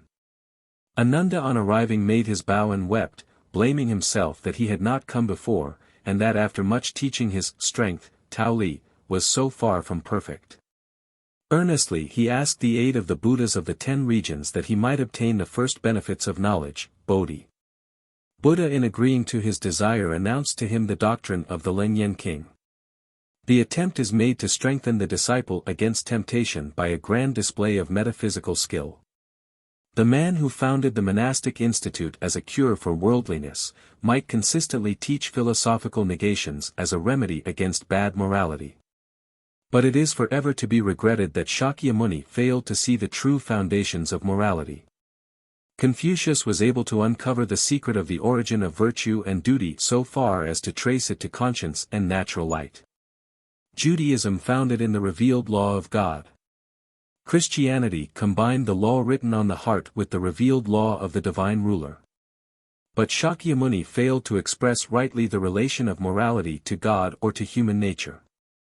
Here is the most grievous failure of his system. He knew the longing of humanity for deliverance from misery, and the struggle which takes place perpetually in the heart of mankind between good and evil. But he misunderstood them because he was destitute not only of Christian and Jewish, but even of Confucian light. Fortunately, however, all the imperfect teaching in the world cannot destroy the witness which conscience in every land bears to the distinctions of eternal and immutable morality, or Buddha's teaching would have been still more harmful. The occurrence of the Leng-Yen-King early in Buddha's public life constitutes a difficulty to the Buddhist commentators. Buddha is perfect.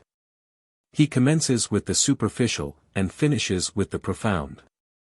How was it that this most polished specimen of his acumen, acknowledged to be so by noted Chinese Confucianists like Chufu Tsi, should equal the sutras which were delivered at the end of his life? They therefore deny its equality with the Fa King, the lotus of the good law, delivered, so they say, when Shakyamuni was an old man. It has cost much labor to reduce the sutras into a self-consistent chronological order. The northern Buddhists, when they added the literature of the Mahayana to that which was composed by Shakyamuni's immediate disciples, felt obliged to show in a harmonious scheme of his long life. To what years the various sutras of the Hinayana and Mahayana, or smaller and greater development, should be assigned. Imagine a life of Socrates composed by a modern author on the hypothesis that he really spoke all that Xenophon and Plato said in his name. Each or these authors imparted his own coloring to his account, and introduced his own thoughts in various proportion, and Plato's works certainly constitute the record of his own intellectual life rather than that of Socrates. His rambles in the world of thought have ever since his time been regarded as his own much more than they were those of his revered teacher.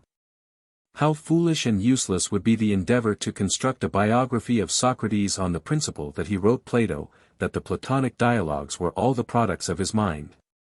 That the incidents real or fictitious they record were all capable of arrangement in a self-consistent scheme, and that the philosophical principles they contain were all developed in a symmetrical succession, and at definite epochs in the life of Socrates. Such is the hopeless task undertaken by Buddha's northern biographers. Buddha, in the 18th year of his public teaching, is said to have gone to Ceylon, called in the sutras Lenga Island. He went to the top of Adam's Peak, and here delivered the Lenga Sutra. A bodhisattva said to him, "Heretics prohibit the eating of flesh. How much more should Buddha enforce abstinence from flesh?" Buddha assented, and gave several reasons why bodhisattvas and others should conform to this rule. Lenga Island is described as inhabited by yakshas, and as unapproachable by men except by those who are endowed with magical power. During the next year Buddha is said to have visited one of the heavenly paradises, in the middle of the second range of the heaven of color and desire, where an assemblage of Buddhas and Bodhisattvas from the 10 regions gathered before him. Here he delivered the Tiantai King. Each pusa appeared in the form of the element he governed, whether it were air, Kegon, water, or any other. The Devas and Nagas now came forward, and said, "We will henceforth protect correct doctrine. If any kings scourge members of the monkish community, we will not protect their kingdoms. The disciples of Buddha will abandon their inhospitable territories, which will then remain unblessed. Not having the religious establishments which bring happiness on a country, pestilence, famine, and war will commence, while wind, and rain, and drought will bring ruin on the agriculture." After the gods and dragons had finished this speech, Buddha addressed himself to a son of a deva called Vishvakarma, the patron of artisans, 27 the Yaksha Kapila, and 15 daughters of Devas, having eyes with 2 pupils, and directed them to become the patrons of China. Each of them was told to take 5,000 followers, and wherever there was strife, litigation, war, or pestilence, to put a stop to those evils, so that the eye of Buddha's law might long remain in that land. The mythology of India appears in this description in its true light. The aboriginal inhabitants of a distant island like Ceylon were thought of as a race of demons. The beings called Devas, the Theoi of Greece, and the Dei of the Latins, were a class subordinate to Buddha, the self-elevated sage. For want of a better word, the Chinese term for heaven, Tian, is applied to them.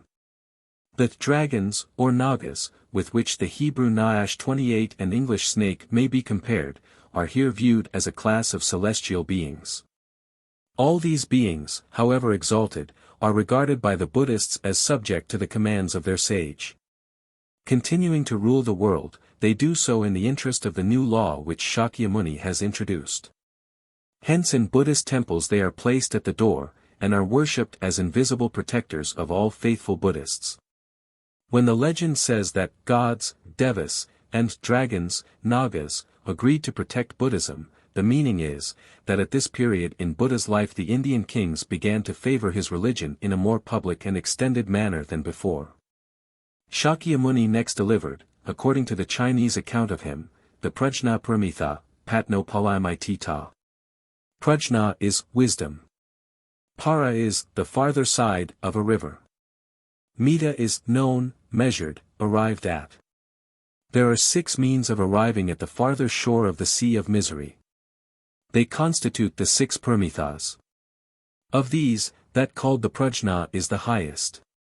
The original works containing this system were thought too voluminous to be translated in full by Kumarajiva. It was not till the 7th century that Huayan Sang the traveller, after his return from India, undertook the laborious task of translating one of these works, which extended to 600 chapters, and 120 volumes. Nagarjuna, the most noted writer among the 28 patriarchs, founded on some of these works the Shastra of the Measure of Wisdom 29. The Chinese Chi-Kai, the sage of Tiantai, made much use of the Prajna in constructing his system. He had only Kumarajiva's fragmentary translations, such as the Diamond Classic. The benevolent king, Zhen Wang, here takes his place in the Chinese narrative of Shakyamuni's life. This of T-mentioned personage was Prasenajita, king of Sravasti. It was to him that Buddha is said to have delivered one of the Prajna discourses, and to have given the advice that he should, for the avoidance of national calamities, invite 100 priests to recite this sutra upon 100 elevated seats twice in one day. Thus he would be able to prevent rebellion, the invasion of hostile armies, portents in the sun, moon, and stars, great fires, inundations, dearth, destructive winds, and drought. The king, when traveling, should have the sutra placed upon a table ornamented with the 7 precious things, viz. articles of gold, silver, crystal, glass, cornelian, coral, and pearls, and it should be fully 100 paces in advance of himself. When at home, it should be kept on an elevated throne, over which hang curtains ornamented with the same precious things. It should be honored daily with reverential bows, as a man would honor his father and mother. Here is the first mention of the daily service, and of the superstitious reverence for the sacred books called sutras common among the Buddhists of all countries. The possession of a sutra, or nam among the Mongols, and a king among the Chinese, is believed to bring good luck to the family and the state. They are often written in gilt letters, and occupy an honorable position near the domestic idol. The rulers of nature will protect those who honor Buddha's true words. Such is the Asiatic fetishism. Buddha himself, and the books containing his teaching, become worshipped objects. And the grand liturgical services performed by large companies of priests at the call of emperors and rich men in times of drought, sickness, death, and other calamities, are believed by the people to be beneficial on the ground of such passages as that just given. When the same sutra, the Prajna Paramitha, was heard by the kings of 16 Indian states, they were, says the enthusiastic but evidently not truthful narrator, so delighted, that they gave over the affairs of their governments to their brothers, adopted the monastic life, and became devoted seekers after Buddhist perfection. The names of the countries or cities they ruled were, Sravasti, Magadha, Paranai or Benares, Vaishali the seat of the Second Synod, Kapilavastu Buddha's birthplace, Kushanara the city where he died, Kosala the modern Oud and Berar, Kaphen the modern Kabul, Kulu, Gatakana, Kutcha, and Photsutionki. In the 60th year of his age, Ananda was selected to be the personal attendant of Shakyamuni, and in his care were deposited the sutras in 12 great divisions. This statement means that Ananda was the most active of the disciples in preserving the sayings of his teacher, and perhaps in composing the older sutras. Gaudinia's offer of service was declined on account of his age. Maudgalyana, in a state of reverie, saw that Shakyamuni's thoughts were on Ananda. He told Gaudinya, who persuaded Ananda to accept the duty. In temples Ananda is placed on the right hand of Buddha, for, says the legend, Shakyamuni set his heart upon him, as the sun at his rising sheds his light straight on the western wall. In Sinhalese temples Ananda's image is not placed in that close proximity to Buddha which is common in China. 30 This circumstance suggests that he does not, among the southern Buddhists, occupy so prominent a position as keeper of the sutras and personal attendant on Shakyamuni as he is entitled to in the opinion of their northern brethren. In the sentence, "Thus have I heard," which opens all the sutras, the person who speaks is Ananda. At 71 years of age, Buddha gave instruction in his esoteric or mystic doctrine. It was in answer to 36 questions propounded to him by Kashyapa. Nagarjuna lays it down as a rule that every Buddha has both a revealed and a mystic doctrine. The exoteric is for the multitude of new disciples. The esoteric is for the bodhisattvas and advanced pupils, such as Kashyapa. It is not communicated in the form of definite language, and could not, therefore, be transmitted by Ananda as definite doctrine among the sutras. Yet it is virtually contained in the sutras. For example, the Huayan, or Sutra of the Lotus of the Good Law, which is regarded as containing the cream of the revealed doctrine, is to be viewed as a sort of original document of the esoteric teaching, while it is in form exoteric. This work, the Saddharma Pundarika, or Great Lotus of the Good Law, takes its name from the illustrations employed in it. The good law is made plain by flowers of rhetoric. For example, in the 5th chapter, Maitreya rises in the assembly and addresses Buddha, reminding him of the time, 40 and more years before, when he became an ascetic, left the palace of the Sakya clan, and lived near the city of Gaya as a hermit. He then points to the multitude of immeasurably exalted bodhisattvas, the fruit of his teaching. The wonderful result is, he says, to men incredible. It is as if a man of beautiful countenance and black hair, about 25 years of age, should say, pointing to an old man of 100, "This is my son," and the old man should point to the young man and say, "This is my father." Their words would be hard to believe, but it is not less so to credit the fact of the marvelous results of Buddha's exertions in so short a space of time. How is it, too, he asks, that these innumerable disciples have, during past periods of boundless time, been practicing Buddha's law, exercising magical powers, studying the doctrines of the bodhisattvas, escaping the stains of the world, emerging like the lotus from its miry bed, and now appear here with reverence in the presence of the world's honored one? This sutra marks the time when, say the biographers, Buddha's sun reached the zenith and cast no shadow. They take the opportunity to remark here that central India, where Buddha lived, is in fact the Middle Kingdom, as shown by the gnomon, which, at the summer solstice, in that latitude casts no shadow.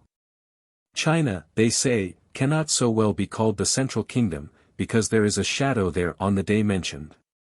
When Buddha's father was an old man, and was seized with a threatening sickness, the son sent him a comforting message by Ananda. Having, by attending to the prohibitions of purity, caused the removal of pollution from his heart, he should rejoice and meditate on the doctrine of the sutras. The messenger was directed first to leap in the air, so as to produce a supernatural light, which should shine upon the sick king, causing relief from pain. Then he was to put his hand upon his forehead, and state the message. Immediately afterwards, the king, placing his hand on his heart in an attitude of worship, suddenly took his departure preparatory to his next transmigration. Members of the Sakya clan placed him in his coffin, and set him upon the throne ornamented with lions. At the funeral, the 4 kings of the Devas, at their own request, officiated as coffin-bearers, having for this purpose assumed the human form. Buddha himself went in front carrying an incense holder. The coffin was burnt, with sandalwood for fuel, and the bones were collected in gold caskets by various kings, who afterwards erected dagobas and stupas over them. Buddha informed his followers that the deceased, on account of his purity of life, had been born into one of the higher paradises above the Sumra mountain. Early Buddhism favored no castes. Persons of all castes were equal in the eyes of Buddha. This circumstance made the new religion very popular with men of humble origin. This, perhaps, was the cause of the preservation of Buddha and Ananda when the clan of Sakya, to which they belonged, was massacred. Prasenajita had a son by a woman of low caste. This boy, when 8 years old, had been insulted by the Sakya clan. He was learning archery in the house of a tutor. A new house for Buddha to discourse in had just been completed, and the sage had been invited with his followers. Ruli, the young prince, mounted the lion throne, when he was sarcastically reviled by members of the Sakya clan for presuming to sit on the throne, he being of ignoble birth. On succeeding to the kingdom, he went to make war on the Sakyas, and had an immense number of them trodden to death by elephants in pits. His brother, Jita, giver of the garden of that name, was also killed by him for refusing to take part in this cruel act. Buddha told his followers that Jita was born anew in the paradise of Indra, usually called in Chinese, the 33 heavens. He also foretold the early destruction of Ruli and his soldiers in a thunderstorm, which took place, it is said, according to the prediction, when they all went to the hell called Avicii. Buddha also said that the unhappy fate of the Sakyas was due to their mode of life. They were fishermen, and, as they had been destroyers of life, so were they destroyed. In the view of Shakyamuni, a moral fate rules the world. Innumerable causes are constantly working out their retributive effects. These are the inyuan of which we hear the Chinese Buddhists say so much. This moral fate is impersonal, but it operates with rigid justice. Every good action is a good inyuan, securing at some future time an infallible reward. All virtuous and wise persons are supposed to be so, as the result of good actions accumulated in former lives. Buddha was now approaching the last year of his life. In the 11th month he said to the bhikshus gathered round him in the city Vaishali, I shall enter the Nirvana in the 3rd month of next year. 4. Last Discourses and Death of Buddha. The 5th period of development in the Discourses of Buddha embraces those books which belong to the Lotus of the Good Law, and the Nirvana. They close his public life as a teacher, and are regarded as the mellowest and richest of his productions. They were adapted to excite the longing of his disciples for higher attainments. This was his meaning when he said, I am not to be destroyed, but shall be constantly on the mountain of instruction, Lingshan, efficacious mountain. This, says the writer, is what is intended by Buddha entering the Nirvana, where there is neither life nor death. He is not dead, because he lives in his teaching. Thus interpreted, the claim of the northern Buddhists on behalf of their sage amounts to an immortality in the results of his instructions. This is the Buddhist non-omnis morior. It is consistent with much skepticism, and may amount by implication to a denial of the future life, and the continued existence of the soul in any form. We must not forget that the enthusiastic Buddhists who wrote the treatises we are now examining belonged to the same actual waking, moving world with ourselves. They fell back, not seldom, from a state of metaphysical reverie into the condition of common men under the dominion of the senses. Then they took a firm grasp of the world. Metaphysics vanished. Death they looked on as a real death. The destruction of the material organization is real. As for the soul, it lives in its actions. A great hero like Buddha lives only in the results of his life work. Perhaps our Sung Dynasty author of 6 centuries ago felt satisfaction occasionally in resting the truth of his philosophy, as an expounder of the Mahayana, on the reality of visible things. In this case he finds the nirvana of Shakyamuni in the unbroken continuance of the results of his teaching. The same tendency to look out on the actual world accounts for the view here taken of the nirvana as a system of ultimate doctrine adapted to correct the faults of negligent and misguided monks and others. After the earlier instructions had been delivered, down to the period of the Lotus of the Good Law, there were still some men who failed to comprehend the full sense of Buddha's teaching. To them it was necessary still to discourse on the true nature of Buddha, that they might learn what is really permanent, Chen Sihang, and so enter the Nirvana, as the farmer has the early and the late harvest, so Buddha. When the first sowing of instruction had been followed by the ripening and the harvest, proceeded to a later sowing and harvest. It was then that a multitude of disciples, high and low in attainment, came to see, as never before, the true nature of Tathagata, and to bear the fruit of a ripe experience. After their autumn harvesting and winter garnering, there was no more for them to do.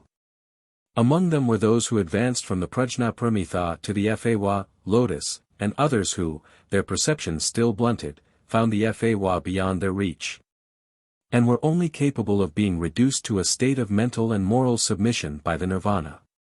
They find in the Nirvana doctrine that which enables them to see Buddha's nature. The historian has his eye upon those monks of later times who like to read other books than those of Buddha himself, and cease to use the books of Buddha for their instruction. They learn to encourage injurious and destructive thoughts, even when under the control of Buddha's law. They shorten wisdom's life, and let go completely from their possession the embodiment of the law, effation. It is for such backsliders that the doctrine of permanence was introduced. Its fullness and reality were to furnish them with a firm support. This was why, near the close of his life, Shakyamuni discoursed specially on the Nirvana before himself entering into that state of blissful extinction. By this means he is stated to have strengthened the authority of the monkish system of rules, and with it that of the three divisions of the Buddhist library. We see the teaching of the Nirvana to be the doctrine of Buddha in his old age, when his experience was ripe. It was the result of his observation of the needs of the Buddhist community. It was the completing process in the development of doctrine, and was adapted to affect minds which remained unmoved under earlier and simpler forms of teaching. In the year 947 BC, according to the chronology of the Northern School, Buddha went to the Taoli heaven, and remained 3 months. He sent Manjusri to his mother to ask her for a time to bend before the three precious things. She came. Immediately milk flowed from her and reached Buddha's mouth. She came with Manjusri to the place where Buddha was, who instructed her. She attained the Sudawan fruit. In the 3rd month, when Buddha was about to enter Nirvana, Indra made 3 flights of steps. By these Buddha, after saying farewell to his mother, descended to the world, led by a multitude of disciples, and went to the Jetavana garden in the city of Sravasti. The king Udayana, of Kaushambi, felt for Buddha a loving admiration, and made a golden image. Hearing that Buddha was about to descend by the steps Indra had made, he came with the image and bowed before Buddha. The image was of sandalwood, chantan, and 5 feet high. When the king Prasenajita heard of it, he also caused an image to be made of purple gold. It was 5 feet high. These were the first 2 images of Buddha known to have been made in the world of Jambudvipa. These images radiated light while the sky rained flowers. Buddha joined his hands, and said to the image, "After my entrance into the state of extinction and salvation, I give into your charge my disciples." Buddha's aunt, Mahaprajapati, could not bear the thought of seeing Buddha enter the state of extinction and salvation that would hide him from mortal view forever. She took with her 500 women and girls under vows of fasting, and made obeisance to Buddha. They then returned to the house, where they resided according to their rules, and each then exhibited the 18 movements, attitudes, and marvelous performances. Some walked on the water as on dry land. Others, leaving the ground, walked in the air, or sat, or lay down, or stood still, all in the same element. Fire and water were seen flowing from the right side of some, and from the left side of others. In others it was seen issuing from their mouths. They then all together entered the Nirvana. Buddha now ordered Ananda to go into the city, and announced to all the resident Buddhist householders, that it would be proper for them to make 500 coffins. When the burning of the bodies with the coffins was completed, the relics were gathered and placed in temples erected for the purpose, where they might be continually honored with worship. Shariputra and Madhyayana were also grieved at the prospect of witnessing the entrance of their master into the Nirvana, and themselves died first. At the same time 79,000 Lohans also entered the state of extinction. Buddha, seeing that his disciples of all four classes were also exceedingly disturbed in mind, made use of his magical power, and changed the two proficient ones into the form of two attendant disciples, one on his right and the other on his left. All living beings rejoiced when they saw this, and were at once liberated from every anxiety and vexation. On the 15th day of the second month, Buddha was at the city Kushinagra. He went to a spot between two sala trees, and here in a short time entered Nirvana. A great voice was heard proclaiming to all the assembly, "Today the world's honored one is about to enter the Nirvana. Whoever has any doubts, now let him come forward and ask for a solution of them." It is the last opportunity of asking Buddha for instruction. At this time the great Bodhisattvas, the various kings of the Jambudvipa continent, the kings of the Devas, the kings of the mountains and rivers, and of the birds and beasts, with the personal disciples of Buddha, all arrived with offerings, wishing to administer to the wants of the world's honored one. In silence he firmly declined to receive anything. Chunda, lay disciple, Upasaka, addressed him in the words, "We look to July for food in the future. Now we desire to receive sorrowfully the vows of the obedient, and to make our small offering." Buddha replied, "I accept your offering, for it is the last offering you will present to me." Chunda said in reply, "Though I know the benefit that is derived to mankind from Buddha entering the Nirvana in a public manner, yet I cannot but grieve." For this Buddha commended him. At this time the kings of the Devas and Nagas urged Shakyamuni, but in vain, not to enter the Nirvana at present. In reply, the world's honored one discoursed on the symbol, written with 3 dots, therefore, arranged as a triangle resting on its base. This he used as a symbol of the embodied form of Tathagata when released from the 3 methods of the prajna. All the assembly of bhikshus then invited him to discourse on the cessation of permanence, on misery, on emptiness, and on the negation of self. Buddha, in consequence, gave them instruction in the 4 antitheses, viz. the permanence which is not permanent, the joy that involves sorrow, the I that is not I, and the purity that contains impurity. The vast audience of bhikshus said, "Julai being without these 4 contradictions, why will he not remain with us for a kalpa or half a kalpa, that we may be informed how to escape from the 4 contradictions?"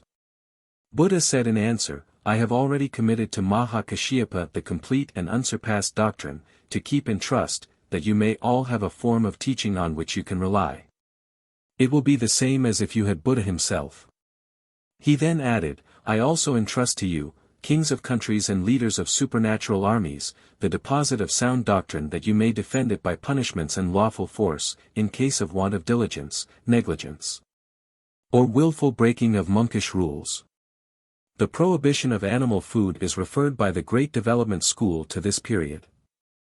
The compiler takes the opportunity here to throw blame on the Lesser Development School, because it allows fish and flesh to be eaten on certain occasions.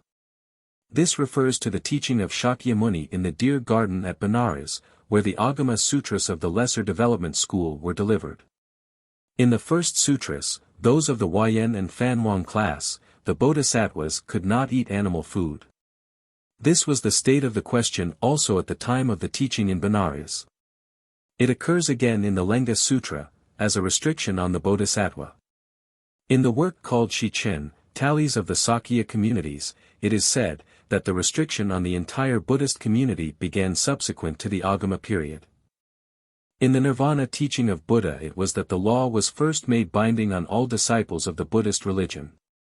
Thus the Nirvana teaching made an important addition to the Buddhist code of discipline. Ajatashatru, king of Magadha, had killed his father, and in consequence, by natural retribution, suffered from a painful ulcer. He had 6 ministers of depraved minds who counseled him, in their deceptive way, to apply for relief to the 6 heretical teachers, Purana Kashyapa, and K, who taught that there is no need to honor prince or parents, and that happiness and misery do not depend on the moral character of actions, but come by chance. Another advisor informed the king that Buddha could cure him. While the king was lamenting that Buddha was about to enter the Nirvana, Shakyamuni himself went into a remarkable state of samadhi, by which he was enabled to radiate pure and cool light as far as to the body of the king, whose ulcer was at once healed. The king, with the queen and 580,000 of his subjects, then proceeded to Kushanagara to see the sage, who there taught them. In consequence, the heavy crime of Ajatashatru became much lightened. He, his wife and daughters, made high attainments in the Bodhi wisdom, and then bade farewell to the sage, and returned to their palace. Buddha now said to Gaudinya, "Where is Ananda?" Gaudinya replied, that he was beyond Salarabu, involved in the delusions of 64,000 millions of demons. These demons had transformed themselves into so many Buddhas, discoursing on the law and displaying marvelous powers. Ananda was led to think himself receiving instruction from true Buddhas, while he was at the same time entangled in a demon thrall. Consequently he did not come, and remained in this state of great unhappiness. Buddha then addressed Manjusri in the words, "Ananda has been my disciple and has served me for more than 20 years. My teaching of the law has been heard by him in its entireness. As water flows into a vessel, so he received my instructions. Therefore, I ask, where is he? I wish him to hear from me the Nirvana Sutra. He is now vexed with demons. Take in your hand this charm, Dharni, of mighty power, and go and save him." Manjusri took it and went. The kings of the Maras, on hearing the charm recited, at once began to feel wise thoughts, Bodhi, stirring within them. They immediately abandoned the devices of Maras, and released Ananda, who returned to Buddha. Buddha now informed Ananda that Subhadra, an ascetic, brahmachari, of 120 years old, who lived beyond the Salarabu kingdom, although he had acquired the eyesight and hearing of a deva, and the power to search into other persons' minds and purposes, had not been able to put away his pride. He directed Ananda to go to him and say that Buddha, who came into the world like the Adumbra tree, Ficus glamerata, 31 would tonight enter the Nirvana. If he would do anything he should do it quickly. Ananda went as commanded. Subhadra came with him to see Buddha, who discoursed to him so effectively that he attained the rank of Arhan, and immediately used his endeavors to induce Buddha to delay entering the Nirvana. The sage made silent signs that his resolution was unchanged, and Subhadra, not able to bear the pain of witnessing the entrance into the Nirvana, himself first entered the state of destruction. On this, Buddha said to the assembled multitude, "From the time that I attained wisdom I have been engaged in saving men. The first was Gaudinya, the last was Subhadra. I have now nothing more to do." Ananda, at the instance of Anuruddha, asked him 4 questions: with whom should we live? Whom shall we take as our teacher? Where shall we live? What word shall we use as a sign? Buddha replied, "In regard to your first question, my judgment is that, after my death, entrance into the Nirvana, such men as Chandaka, belonging to the 6 classes of unreformed bhikshus, must come under the yoke, and put away their evil dispositions. As to the question, whom after Buddha's death you should take as your teacher, I reply that your teacher will be the Shipara system of discipline. As to the question, where shall you reside? I reply, in the 4 places of meditation. 1. Meditation on the body. The body and the moral nature are identical in vacancy. 2. Meditation on receptiveness. Reception is not inside, nor is it outside, nor is it in the middle. 3. Meditation on the heart. It is only a name. The name differs from the nature. 4. Meditation on the law, Dharma. The good Dharma cannot be attained, nor can the evil Dharma be attained. As to the words you should regard as a sign, there should be in all sutras, at the beginning, the sentence Jushirwawan, thus have I heard. This should be followed by an announcement of the place where Buddha was teaching, and of whom his audience was composed. Ananda again asked, after Julai has entered the Nirvana, how should the burial be conducted? Answer, like that of the wheel kings. The body should be wrapped in fine white haircloth, 32, and coated with a pulp of odoriferous dust. The inner coffin should be of gold, the outer of iron. When the body of the king is placed in it, it should be sprinkled with melted butter and burned with fragrant wood. When the burning is completed, let the remaining fragments of bone be taken up and placed under a pagoda, tower, or other monumental building. Those who see it will both rejoice and grieve as they think of the king who ruled his country justly. In this our land the multitudes of men still to live will continue to bury with washing, and with burning, and construct tombs and pagodas with a great variety of customary practices. Within the Jambu continent is the kingdom of China. I will send 3 sages to renovate and instruct the people there, so that in pity and sympathy, and in the institution of all needful ceremonies, there may be completeness.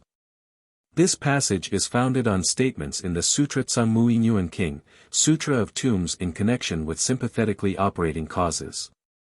The 3 sages are Confucius, Lao Tsi, and Yen Wei. They are called the Bodhisattva of Light and Purity, the Kashyapa Bodhisattva and the Bodhisattva of Moonlight. Northern Buddhism gives its approval to the morality of Confucius, the ascetic philosophy of Li Lao Tan, and the high purpose of Yen Wei. It also looks benevolently on the funeral customs of the Chinese. Brahma not appearing in the assembly when Buddha was about to enter the Nirvana, was sent for by the angry multitude, who appointed the immortal man of 100,000 charms to go on this mission. Brahma's city was found to be in a filthy condition. Filthy things filled the moat, and the hermit died. Buddha created a diamond king by the exercise of his magical power, who went to Brahma's abode, and pointing to the filth, transformed the moat into good land. He then pointed to Brahma, and made use of a small portion of his adamantine and indestructible strength. This had its effect in inducing Brahma to come to the place where Buddha was. Buddha then proceeded to tell his disciples that they must follow the instructions of the book of discipline called Pratimoksha Sutra. This work details the laws by which the priests are to conduct their lives. They must not trade, or tell fortunes, or make profit by land, or train slaves and serving girls for families. They must not cultivate plantations for gain, or concoct medicines, or study astrology. The rules he ordered them to maintain were of this kind. This treatise was to be their teacher in place of himself.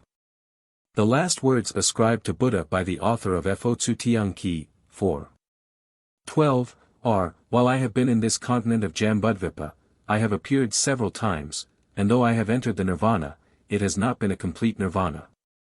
Therefore you ought to know the law, Dharma, that constantly remains, the unchanging law." Buddha then, as he lay on the couch of the 7 precious things, reclined on his right side, with his head to the north, his feet to the south, his face to the west, and his back to the east. At midnight, without a sound, he entered the parinirvana. He lay between 8 sala trees, arranged in 4 pairs. When he had entered the nirvana, the 2 pairs that lay east and west became 1 tree, as did also the 2 pairs that lay north and south. They united to spread their shade over Buddha, and through extreme grief changed to a stork-like whiteness. The grief of the multitude, manifested in loud cries, now filled the universe with sadness. A large number going into the city made a gold coffin, ornamented with the 7 precious things. They also prepared banners and canopies of sandalwood, aloes, and other fragrant substances. They came to where Buddha was, and presented them respectfully. With sincere grief the multitude raised Buddha and placed him in the coffin of gold. For strong men were appointed to invite the coffin to enter the city. They could not raise it. Then 16 strong men tried to lift it, but failed. Anuruddha now said, if all the people in the city were to try to lift it, they would be unable. The devas must be appealed to, for they can do it. Before he had finished speaking, Indra Chakra appeared in the air carrying a magnificent canopy. A host of devas of the visible heavens came with Chakra offering service. Buddha was moved with pity. He himself lifted the coffin into the air to the height of a sala tree. The coffin of itself entered the west gate, and came out by the east. It then entered the south gate, and came out by the north. In this way Buddha went the round of the city gates 7 times, and arrived at last slowly at the place of cremation. When the coffin reached the grove of the 7 precious things, the 4 kings of the devas arrived carrying branches of sandalwood and aloes. On the 22nd of the 2nd month, Buddha, having entered the nirvana 7 days, wished to leave his coffin. His disciples carried him weeping to the grove of the 7 precious things. They then took odoriferous water and sprinkled him with it, and wrapped him from head to foot in silk and fine haircloth. After this they lifted him into the coffin, and placed him as he lay in the coffin upon a high framework constructed of fragrant wood. Each of them then took a torch of fragrant wood, proceeded to the wooden structure, and all was consumed. Anuruddha went up to the Tushita heaven to announce these events to Maya, the mother of Buddha. Maya at once came down, and the coffin opened of itself. The honored one of the world rose up, joined his hands, and said, "You have condescended to come down here from your abode far away." Then he said to Ananda, "You should know that it is for an example to the unfilial of after ages that I have risen from my coffin to address inquiries to my mother." Kashyapa was instructing 500 disciples at the Gridrakata mountain when an earthquake occurred, from which he knew that Buddha had entered the Nirvana. At once he set out with his disciples to go to the spot where the coffin was. Buddha compassionated him. The coffin opened of itself, and presented to view the golden and purple body of Buddha, strong and beautiful. Kashyapa, weeping, sprinkled it with fragrant water, and wrapped it again with the haircloth. The coffin again closed, and a gatha was chanted by Kashyapa, when the feet of Buddha became again visible, and the representations of the wheel of 1,000 spokes, on which Buddha sits, appeared outside of the coffin. Kashyapa performed reverent salutations to the feet indestructible as the diamond, and saw them return within the coffin. Another wonder was added. Flame from the heart and bones of Buddha was seen extending out of the coffin. The process of cremation went gradually on till the 7th day, when the entire frame of fragrant wood on which the coffin rested was consumed. According to another account, Kashyapa took fire and lit the pile of fragrant wood. The Sung Dynasty author, Chi Pian, prefers the statement that the cremation was caused by a flame issuing from Buddha's own body. 7 days had passed after the death, literally destruction and extrication, of Buddha, when Kashyapa announced to 500 Arhans that they should go to all worlds and gather Arhans who possessed the 6 powers of penetration. 33 no fewer than 808,000 came and received instruction in Dharma near the 2 trees. On the 29th of the 2nd month, 7 days after the cremation of Buddha, Indra Chakra opened the coffin and took out a right tooth of Buddha. He caused 2 pagodas to be erected in his paradise. A Raksha also took 2 teeth. The people of the city came and filled 8 golden pots with relics. They took them into the city, and made offerings to them for 7 days in succession. There was much contention among those who desired a share in the relics. Those who struggled were the kings of the Devas, the kings of the Nagas, and 8 kings of India. To end the strife, Upakutta proposed a division into 3 parts for the Devas, the Dragon Kings, and the Indian kings respectively. His advice was followed. King Ashoka obtained 84,000 relics, and also the mustaches of Buddha. On his way home he met Nanda, a king of the Nagas, who begged relics from him, threatening to destroy his kingdom if he refused. Ashoka gave him a hair of Buddha's mustaches, which he took to the Sumeru mountain. He there erected a pagoda of rock crystal for its safe keeping. In various parts of the Jambudvipa continent 10 pagodas were soon erected with a similar object in view. 5. The Patriarchs of the Northern Buddhists. We are now in the midst of the Asiatic world of 2,1600 years ago. In India, in Afghanistan, and in Turkestan, Buddhist priests had entered actively on that pilgrim life to which monasticism inevitably gives origin. With the object either of instructing, or of worshipping at some celebrated shrine, travelers were constantly seen on each foot-worn mountain path proceeding to some distant monastery.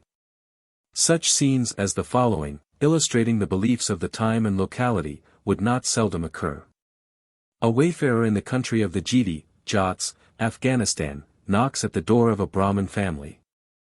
A young man within answers, "There is no one in this house." The traveler was too well taught in Buddhism not to know the meaning of this philosophical nihilism, and at once answered, "Who is no one?" The young man, when he heard this, felt that he was understood. A kindred spirit was outside.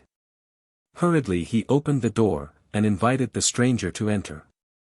The visitor was the patriarch of the time, 17th, with staff and rice bowl, traveling to teach and make new disciples. On his entrance, he at once proceeded to utter a statement that this young man was the object of a long foretold destiny. 1,000 years after Buddha's death, a distinguished teacher would appear in the country of the Jiti, who would reform his contemporaries, and follow up the work of illustrious predecessors. This meant that he was to become patriarch. He is 18th in the series. A patriarch is represented as one who does not look at evil and dislike it, nor does he, when he sees that which is good, make a strong effort to attain it. He does not put wisdom aside and approach folly. Nor does he fling away delusion and aim at comprehending truth. Yet he has an acquaintance with great truths which is beyond being measured, and he penetrates into Buddha's mind to a depth that cannot be fathomed. His lodging is not with the sage, nor with the common class. Because he is above everyone else in his attainments, he is called a patriarch. A patriarch has magical powers. He can fly through the air, cross rivers on a boat of leaves, rain milk 34 at will from the air, and enter into a very great variety of trances or samadhi. A patriarch has the keenest intellectual perception. He can dive into men's thoughts, and explain the meaning of the longest and most obscure compositions. The superiority of his mental faculties to those of common men is most marked. He can accomplish intellectual feats where others fail.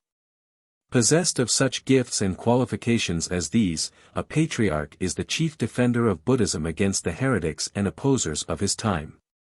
Selected by the last patriarch from the crowd of common disciples, he takes the chief place ever after as champion of the Buddhist law and discipline. He cares nothing for luxurious living or social rank. He lives poorly, is meanly clad, and keeps up the dignity of his position by the influence of mind, of character, and of supernatural acts. The succession was broken at the 5th Chinese patriarch, and has never been restored. The rank of patriarch could be the more easily discontinued because he had no ruling power. He was simply a defender, teacher, and example of the Buddhist doctrine and life. The following paragraphs are taken from papers I wrote many years ago. After the death of Shakyamuni, or, to speak honorifically, his entrance into the Nirvana at Kushanagara, a series of 33 patriarchs, if we include 5 Chinese holders of the dignity, superintended in succession the affairs of the religious community he had founded. Remusat has given an abstract of the biography of the patriarchs taken from a Japanese encyclopedia. He says, Buddha, before his death, committed the secret of his mysteries to his disciple, Mahakashyapa. He was a Brahmin, born in the kingdom Magadha, in central India. To him was entrusted the deposit of esoteric doctrine, called Cheng Fayen Sang, the pure secret of the eye of right doctrine. The symbol of this esoteric principle, communicated orally without books, is man or wan.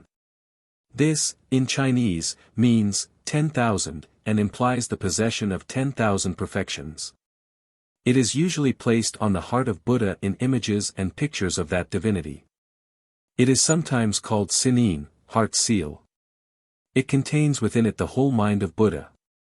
In Sanskrit it is called svastika. It was the monogram of Vishnu and Shiva, the battle axe of Thor in Scandinavian inscriptions, an ornament on the crowns of the Bonpa deities in Tibet, and a favorite symbol with the Peruvians. The appointment of Kashyapa to be successor of Buddha and Patriarch is described in the following manner. The world-honored teacher ascended the platform from which he gave his instructions, holding in his hand a flower, the gift of a king. His disciples were all regardless of his teaching. Only Kashyapa showed attention and pleasure in his countenance.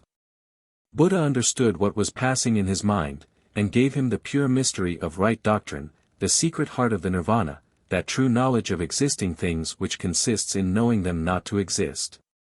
And the method of enlightenment and reformation. Kashyapa distinguished himself by severely ascetic practices.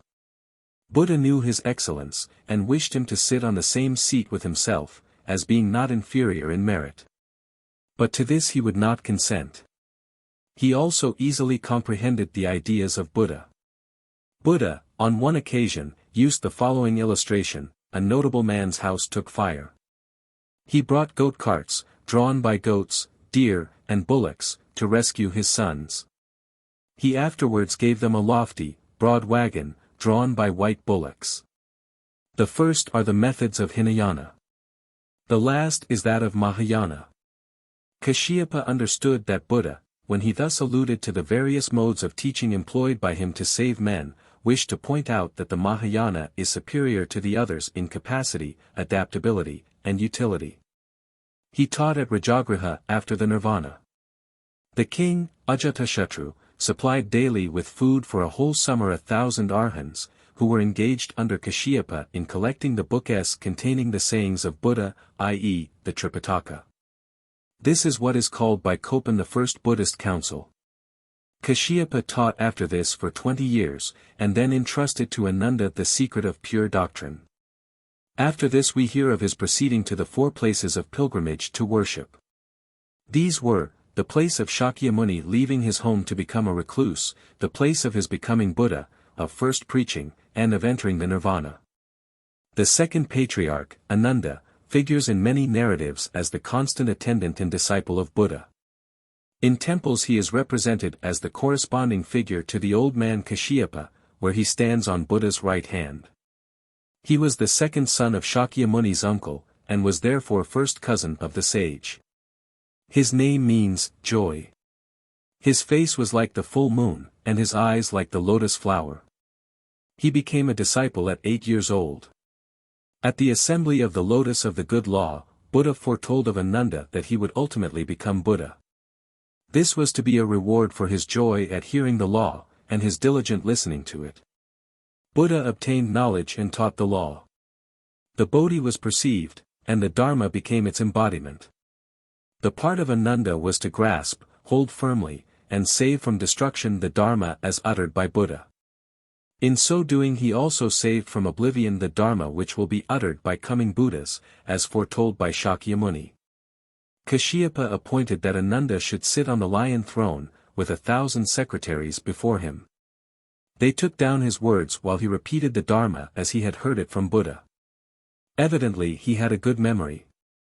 Kashyapa was an old man, and Ananda was comparatively young.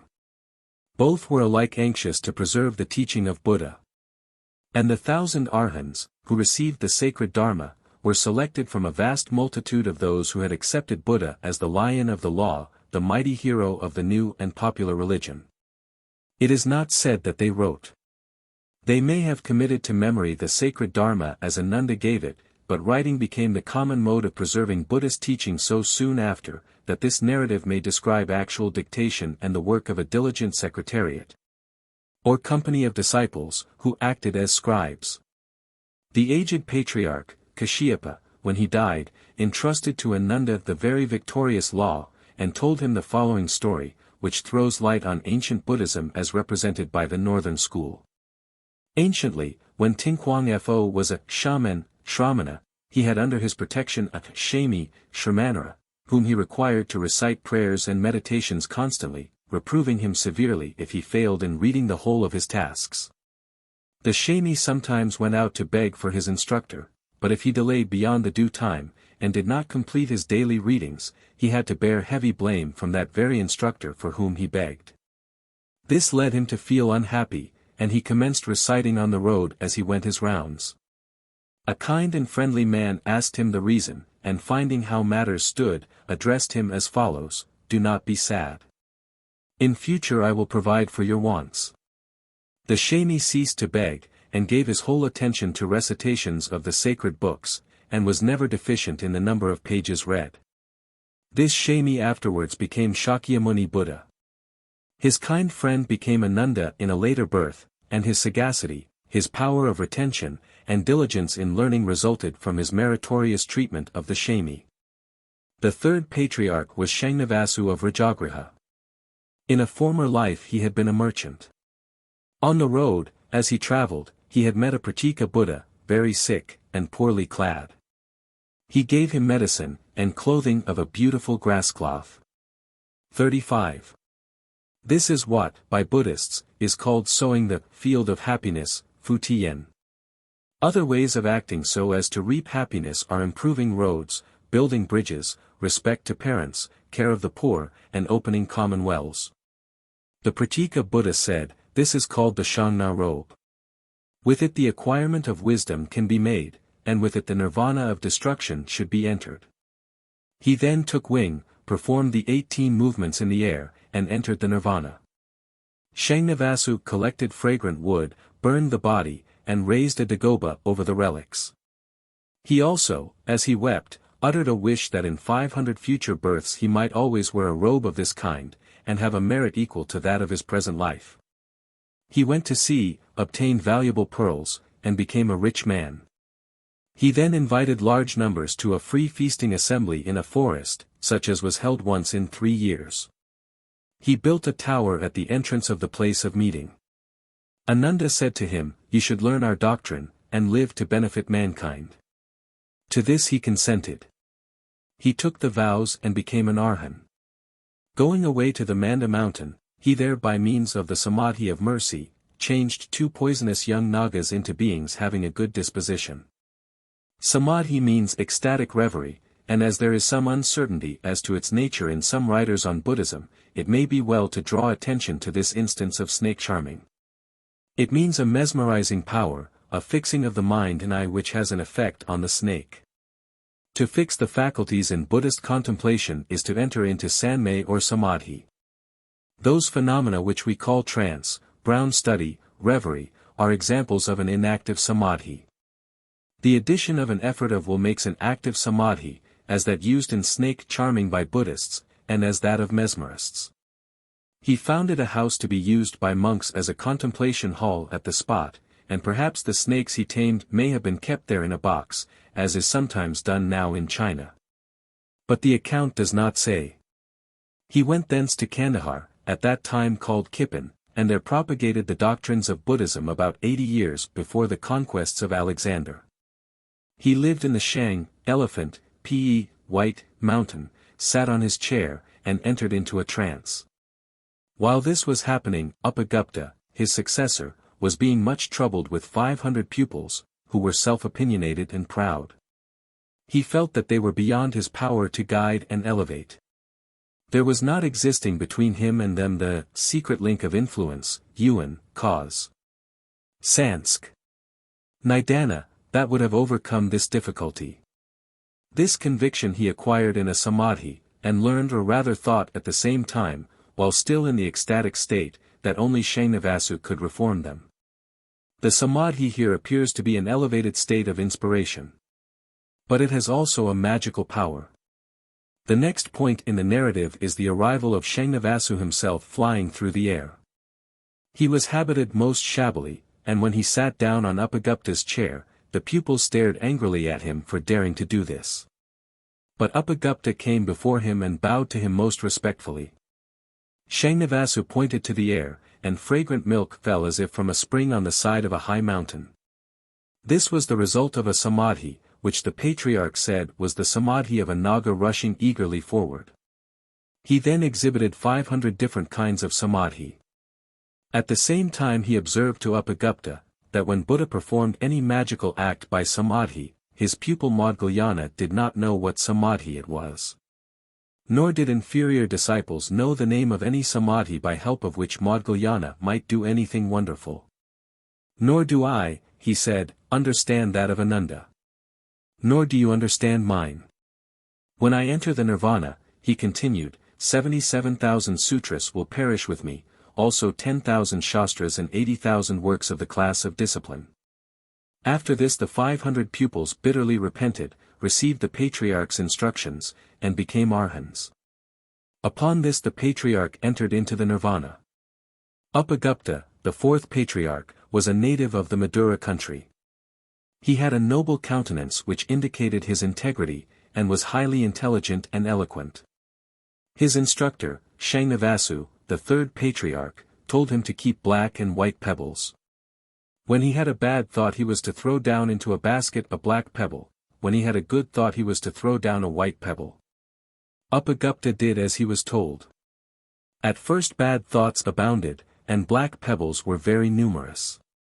Then the white and black were about equal. On the 7th day there were only white pebbles. Shangnavasu then undertook to expound to him the 4 truths. He at once attained the fruit, Srotapanna, Sutio Huan. At that time a woman of wicked life in the same city with Upagupta, hearing of his upright conduct, sent messengers to invite him to go and see her. He refused. The son of a citizen in good repute at about the same time went to stay with her.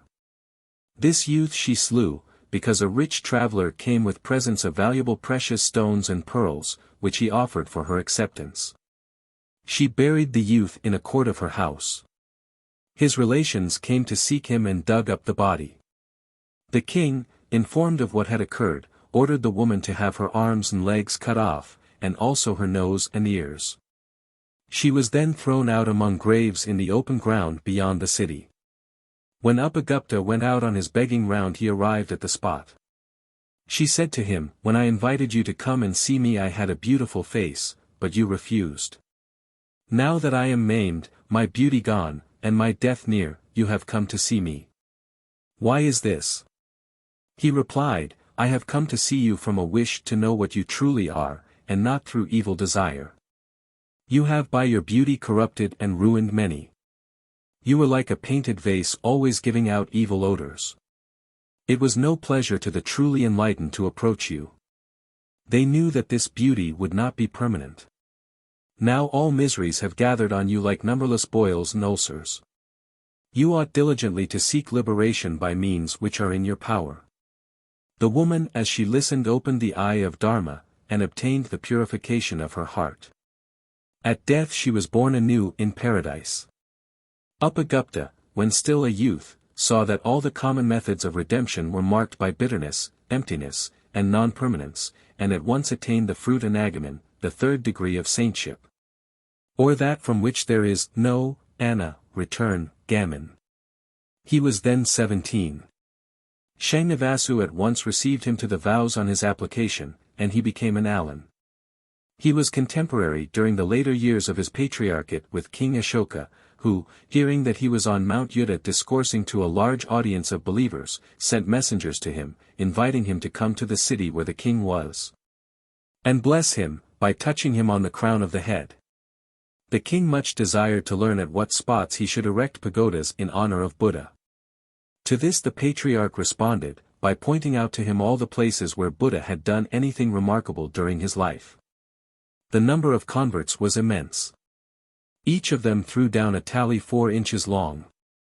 The tallies filled a storehouse which was 16 feet high. Upagupta became, in virtue and wisdom, almost a Buddha, lacking, however, the 32 points of characteristic beauty. When he had finished his journeys for reforming others, and the accomplishment of destiny in meetings with them, Yuni renovating destiny already ended, he performed the 18 metamorphoses. And seized on the salvation that consists in destruction, i.e., he died. The tallies in the house were used as offerings, yajun, yager, to burn. The people all wept aloud, collected the relics, sharira, erected a stupa, and performed regular worship before it. In this example of the saint worship of Buddhism may be observed the upgrowth of superstitious practices. It aptly illustrates the way in which the religious principle in man works outward. Buddha, a sort of human god, was first worshipped. Other highly venerated men of a secondary type were in succession added, and became the inferior gods of a new pantheon. Drakata, the fifth patriarch, was given by his father to Upagupta as a disciple, to be in constant attendance on him as Ananda was upon Shakyamuni. Upagupta received him to the vows at 20 years old. It was in this way. Upagupta was on a religious journey. He came to the door of an elderly man, who asked him, "Why do you, a holy sage, travel unattended?" He replied, "I have left the world, and am without family ties. No one has given me an attendant disciple. It may be you who will bestow this kindness." The elderly man replied, "If I have a son I will respectfully offer him to you." He afterwards had a son whom he named Drakata, who devoted himself in youth to the study of the sutras and other books, and then went in search of Upagupta. When Upagupta was old, he said to Drakata, "My time for entering the Nirvana is come. The Dharma which I have taught I entrust to you. It will be your duty to teach it in regions far and near. This he did in central India, and when he died, seized on the Nirvana, devas and men were sad. Michaka was the sixth patriarch. When he met first with Drakata, he said to him, I was formerly born with you in the heaven of Brahma. I met with Asita 36 who taught me the doctrine of the rishis. You met with good and wise teachers who instructed you in the principles of Buddhism. So your path differed from mine for a period of 6 kalpas. The record of the rishis said, after 6 kalpas you shall meet with a fellow learner. Through him you shall obtain the holy fruit. Today, in meeting with you, is it not the fulfillment of destiny? Drakata then instructed him in Dharma, and he made eminent attainments. The rishis, his companions, did not believe, until Drakata performed before them various magical transformations, when they all believed and obtained the fruit of doctrine. When Drakata died, Michaka took his place in renovating mankind by teaching the Nirvana. The 7th, should be 8th, patriarch was Buddhanandi, a native of northern India. When Michaka came to his country, Buddhanandi saw on the city battlements a golden-colored cloud. He thought that there must be a sage beneath the cloud, who would transmit the Dharma. He went to search, and found Buddhanandi in the street leading to the marketplace. Michaka said, formerly Buddha, when traveling in northern India, said to Ananda, 300 years after my death there will be a sage named Buddhanandi. He will make the Dharma great in this region. Buddhanandi replied, I remember that in a former kalpa I presented to Buddha a throne. It was on this account that he made reference to me, and foretold that I should in the kalpa of the sages, Bhadrakalpa, spread the Dharma far and wide. Since this agrees exactly with what you have said, I wish to become a disciple. He at once obtained the 4 fruits of enlightenment. The 9th patriarch, Buddhamitra, was found by his predecessor in the patriarchate in the following manner. Buddhanandi came to his country to teach. Seeing a white light over a house, he said to his disciples, there is a sage here, who has a mouth, but does not speak, and has feet, but does not walk. He went to the door, and was asked by an old man why he came. The answer was, in search of a disciple. The old man replied, I have a son just 50. He neither speaks nor walks. That, said Buddhanandi, is my disciple. Buddhamitra rose, made obeisance, walked 7 steps, and then pronounced the following gatha, if my father and mother are not my nearest of kin, who is so? If the Buddhas are not my teachers, who are my teachers? Buddhanandi replied, you speak of your nearest relative being the heart.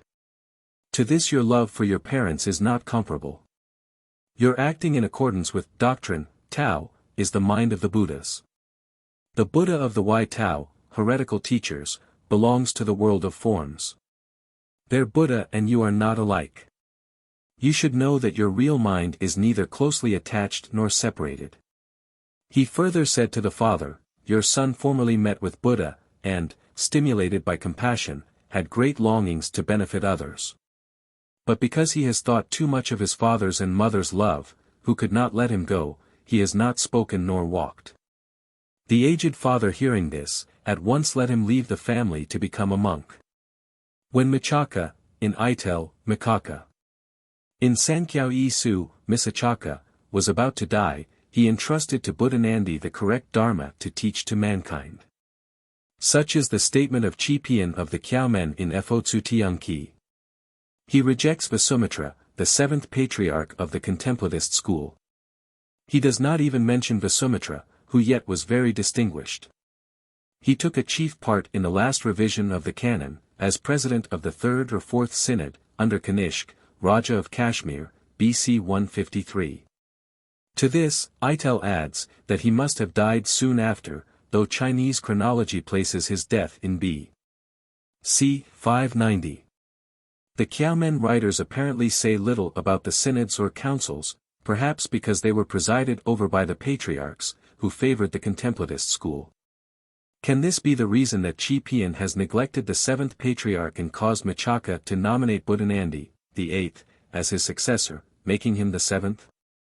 From this point I prefer to follow Sankyao Su and Itel in numbering the patriarchs, while continuing to take the story of their lives from the interesting pages of Fotsu Tianqi, because the author is full of anecdote. Chi Pian, to fill the vacancy caused by the omission of Vasumitra, mentions Madhyantika, a disciple of Ananda, who converted Kashmir. He was contemporary with Srinivasa. Buddhamitra passed at once through the steps of enlightenment, and began to teach the correct Dharma. There was a king then reigning who followed another school, and wished to destroy the influence of Buddhism, a religion which he despised. Buddhamitra, wishing to bring this king to submission, took a red flag in his hand, and carried it before the king for 12 years. The king at last asked who this man was. Buddhamitra replied, "I am a man of knowledge, who can discuss religion." The king ordered an assembly of Brahmins to meet him in a large hall, and discuss religion with him. Buddhamitra took his seat, and delivered a discourse. A man weak in knowledge was pitted against him, whose reasonings he at once subverted. The rest declined to argue. The king then entered himself into argument with him, but soon gave way, and announced his intention to follow the Buddhist religion. In the same kingdom was a Nirgrantha, Nikan, who reviled Buddhism, and was an expert calculator. Nirgrantha means a devotee who has cut the ties of food and clothing, and can live without feeling hungry or cold. It is from Grantha, Thai. Buddhamitra went to him and received information in regard to his calculations. The Nirgrantha spared no abuse in speaking of Buddha. The Buddhist then said, "You are now working 37-out punishment to yourself, and will fall into hell. If you do not believe what I say, try your calculations, and you will find whether it is so or not." The heretic calculated, and found that it was so. He then said to the Buddhist teacher, "How can I avoid this calamity?" The reply was, "You should become a believer in Buddha. You may then have this demerit annulled." Nirgrantha, or the Nirgrantha, upon this, pronounced 500 sentences in praise of Buddha, and repented of his former faults. Buddhamitra then said, "Having performed these meritorious actions, you will certainly be born in one of the heavenly paradises. If you doubt this, make the calculations, that you may know it to be so." He did this, and found that his demerit was gone, and that he would be born in heaven. He and 500 of his followers joyfully enrolled themselves as Buddhist monks, shaved their locks, and placed themselves under the protection of the three precious things. The 10th patriarch was Parshva, and the 11th Punayaja. Parshva came to the city of Pataliputra, Chinese, Washer, and rested under a tree. He pointed to the ground and said, "If this earth should change to a golden color, a sage must be here." As soon as he had said this, the ground changed its color, and immediately Punayaja arrived. He was received to the vows by Parshva, and became his successor. The 12th patriarch was Ashwagosha, or Maiming, a horse neighing. In the city of Pataliputra, 500 youths of princely families became at one time converts to his doctrine, and took the tonsure. The king feared that his kingdom would become depopulated, and issued an order that there should be no more chanting. This decree was leveled against the use of some very popular and sweet music introduced by Maiming. The music must have excited great attention, and must have had its effect in leading many persons to resolve on leading the Buddhist life. This would lead to diminution in population. The country would become poorer. There would be fewer workers, fewer taxpayers, fewer soldiers, and fewer traders. At this juncture the king of the Gedi, Indo-Scythians, besieged Pataliputra. There were 900,000 men in the city, and the besieging king required 900,000 pieces of gold as a ransom. The king of Pataliputra gave him Maiming, a Buddha's rice bowl, and a cock, observing that each of these gifts was worth 300,000 gold pieces. Maiming's wisdom was unrivaled. Buddha had boundless virtue, and a merciful heart. The cock would not drink water that had insects in it. All three would be able to drive away enemies. The king of the Gedi was delighted, drew back his troops, and returned to his country. After a time, the Parthians attacked him. He gained a victory, and killed 900,000 of the enemy. Maiming was born at Benares, but taught chiefly at Pataliputra. One day, while he was causing the wheel of the wonderful law to revolve, an old man suddenly fell on the ground just before him. The Patriarch said, "This is no ordinary person. There will be some remarkable appearance." No sooner was this said than he vanished. Then, in a trice, a man with a golden skin rose out of the ground. He soon became changed into a young woman, who pointed with her right hand at Maiming and said, "I bow to the aged and honored Patriarch. Let me receive the mark of July." She disappeared. The Patriarch said, "A demon must be coming to struggle with me." There was a violent wind and heavy rain. The sky became dark. The Patriarch remarked, "The demon is indeed come. I must expel him." When he pointed into the air, a golden dragon appeared, who showed marvelous power, and shook the mountains. The Patriarch sat calmly, and the demon's agency came to an end. After 7 days, a small insect appeared, which hid itself under the chair of the Patriarch, who took it up and said to the assembly, "This is the demon in an assumed shape come stealthily to hear my teaching." He set the insect free, and told it to go, but the demon in it could not move. The Patriarch then said to the demon, "If you only place yourself under the direction of the 3 precious things, you may at once obtain marvelous powers." The demon at once returned to his original shape, made a prostration and a penitent confession.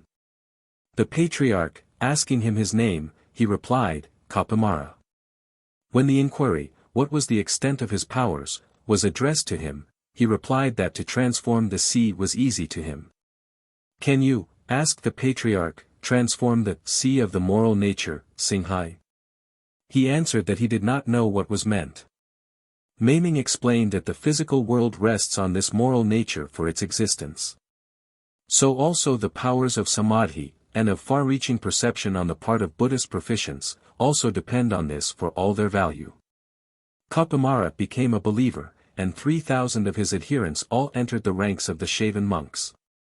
The Patriarch called in 5,000 arhans to aid in administering the vows to this large crowd of applicants.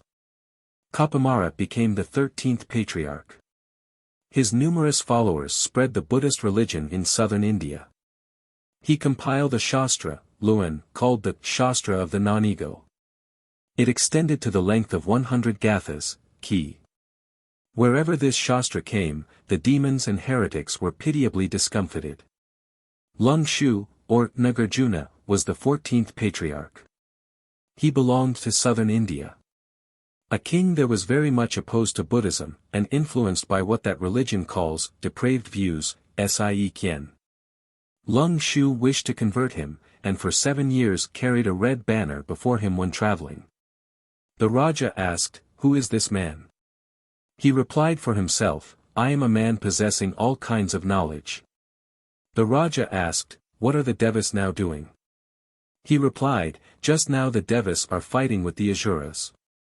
In a moment they became aware of the conflict of swords in the sky, and, to the Raja's astonishment, some ears and noses of the giants fell on the ground. The Raja reverentially performed a prostration before Leng-Shu. 10,000 Brahmins who were at the time in the hall of audience all joined in praising the marvelous virtue of the Patriarch, and at once submitted themselves to the tonsure, and entered on the monkish life. Leng-Shu wrote several important Shastras.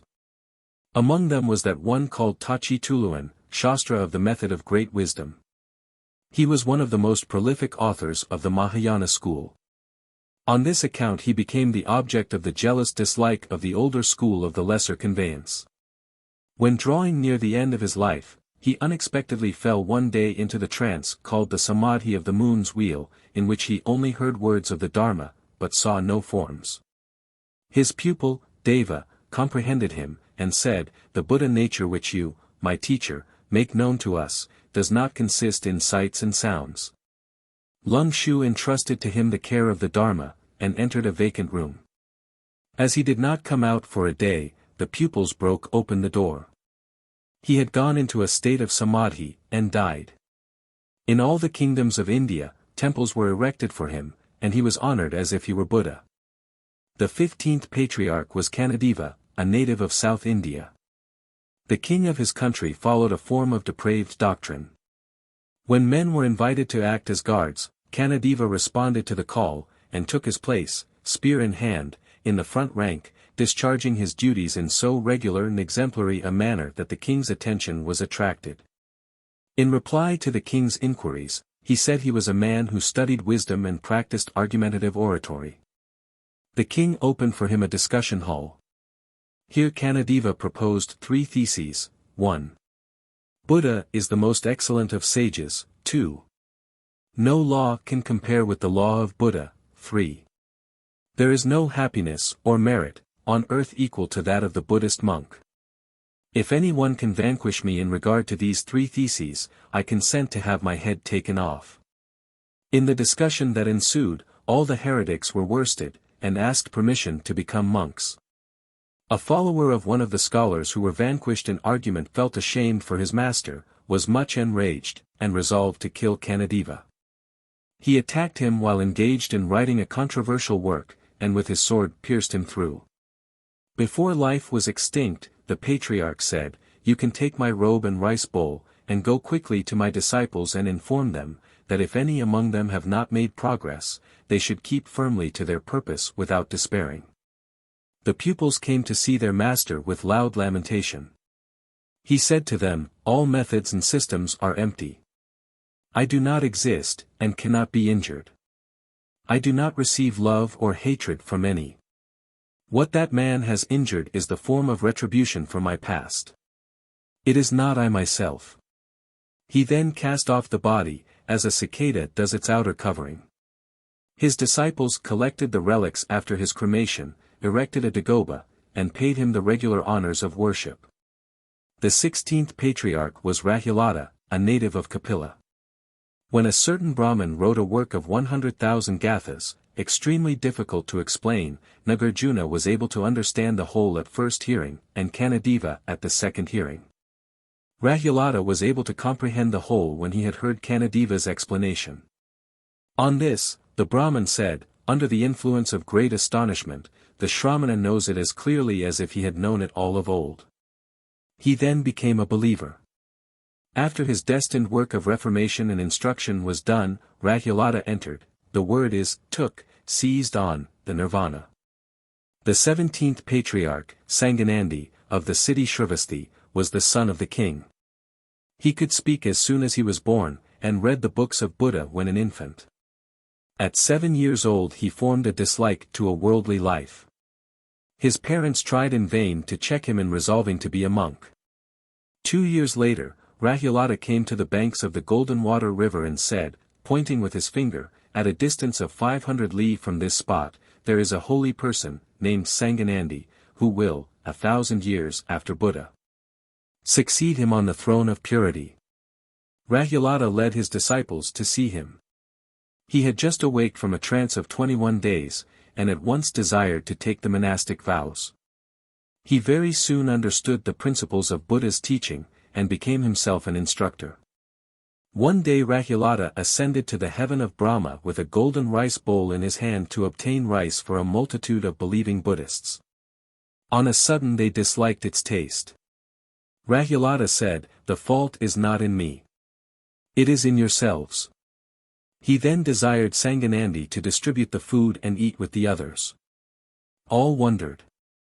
Rahula then said, "He is a Buddha of bygone times, and you also were disciples of the law of Buddha in ages long past. However, you had not attained to the rank of Arhan, but only realized the first 3 fruits of the monastic life." They replied, "The marvelous power of our teacher can lead to faith. This Buddha of the past has still secret doubts." Sanganandi observed that when Buddha was living, the earth was at peace and the waters made everything beautiful, but after his death, when 800 years had passed, men had lost faith. They did not believe the true form of beauty. They only loved marvelous powers and deeds that astonish. He had no sooner ended, than he seized a crystal jar, and slowly entered the earth. He went with it to the boundary of the Diamond Will region, and filled it with the drink of the immortals, Kanlu. This he brought back to the assembly, and placed before them. They all repented of their thought, and thanked him. An Arhan, full of all virtue and merit, came there. Sanganandi tried his powers by a question. One born of the race of the Wheel Kings was neither Buddha nor an Arhan. He was not received by after ages as real, nor was he a Pratika Buddha. The Arhan, unable to solve this problem, went to the paradises of the Devas, and asked Maitreya, who replied, "The custom of the world is to form a lump of clay, and with a wheel make it into a porcelain image. How can this image compare with the sages or be continued to later generations?" The Arhan came back with this answer. Sanganandi replied, "It must have been Maitreya that told you this." When his destined course was finished, he grasped a tree with his right hand, and entered the state of destruction and salvation. The corpse could not be removed by his disciples on account of its great weight. A large elephant also came to try his strength, but was unable to move it. The disciples then piled up fragrant wood against the tree, and performed the process of cremation. The tree became still more luxuriantly beautiful. A dagoba was erected, and the relics were worshipped. The 18th patriarch was named Sankhayashuddha. When he heard the bells of a temple ringing on account of the wind blowing, his teacher asked him, "Is it the bells that make the sound, or the wind?" The youth replied, "It is neither the bells nor the wind, it is my mind." Walking on the seaside, he came to a temple and went into it to beg food, saying, "Hunger is the greatest evil. Action is the greatest suffering. He who knows the reality of Dharma that there is in this statement, may enter the path of Nirvana." He was invited to enter and supplied with food. Sankhayashuddha saw in the house 2 hungry ghosts, naked and chained. "What is the meaning of this?" he asked.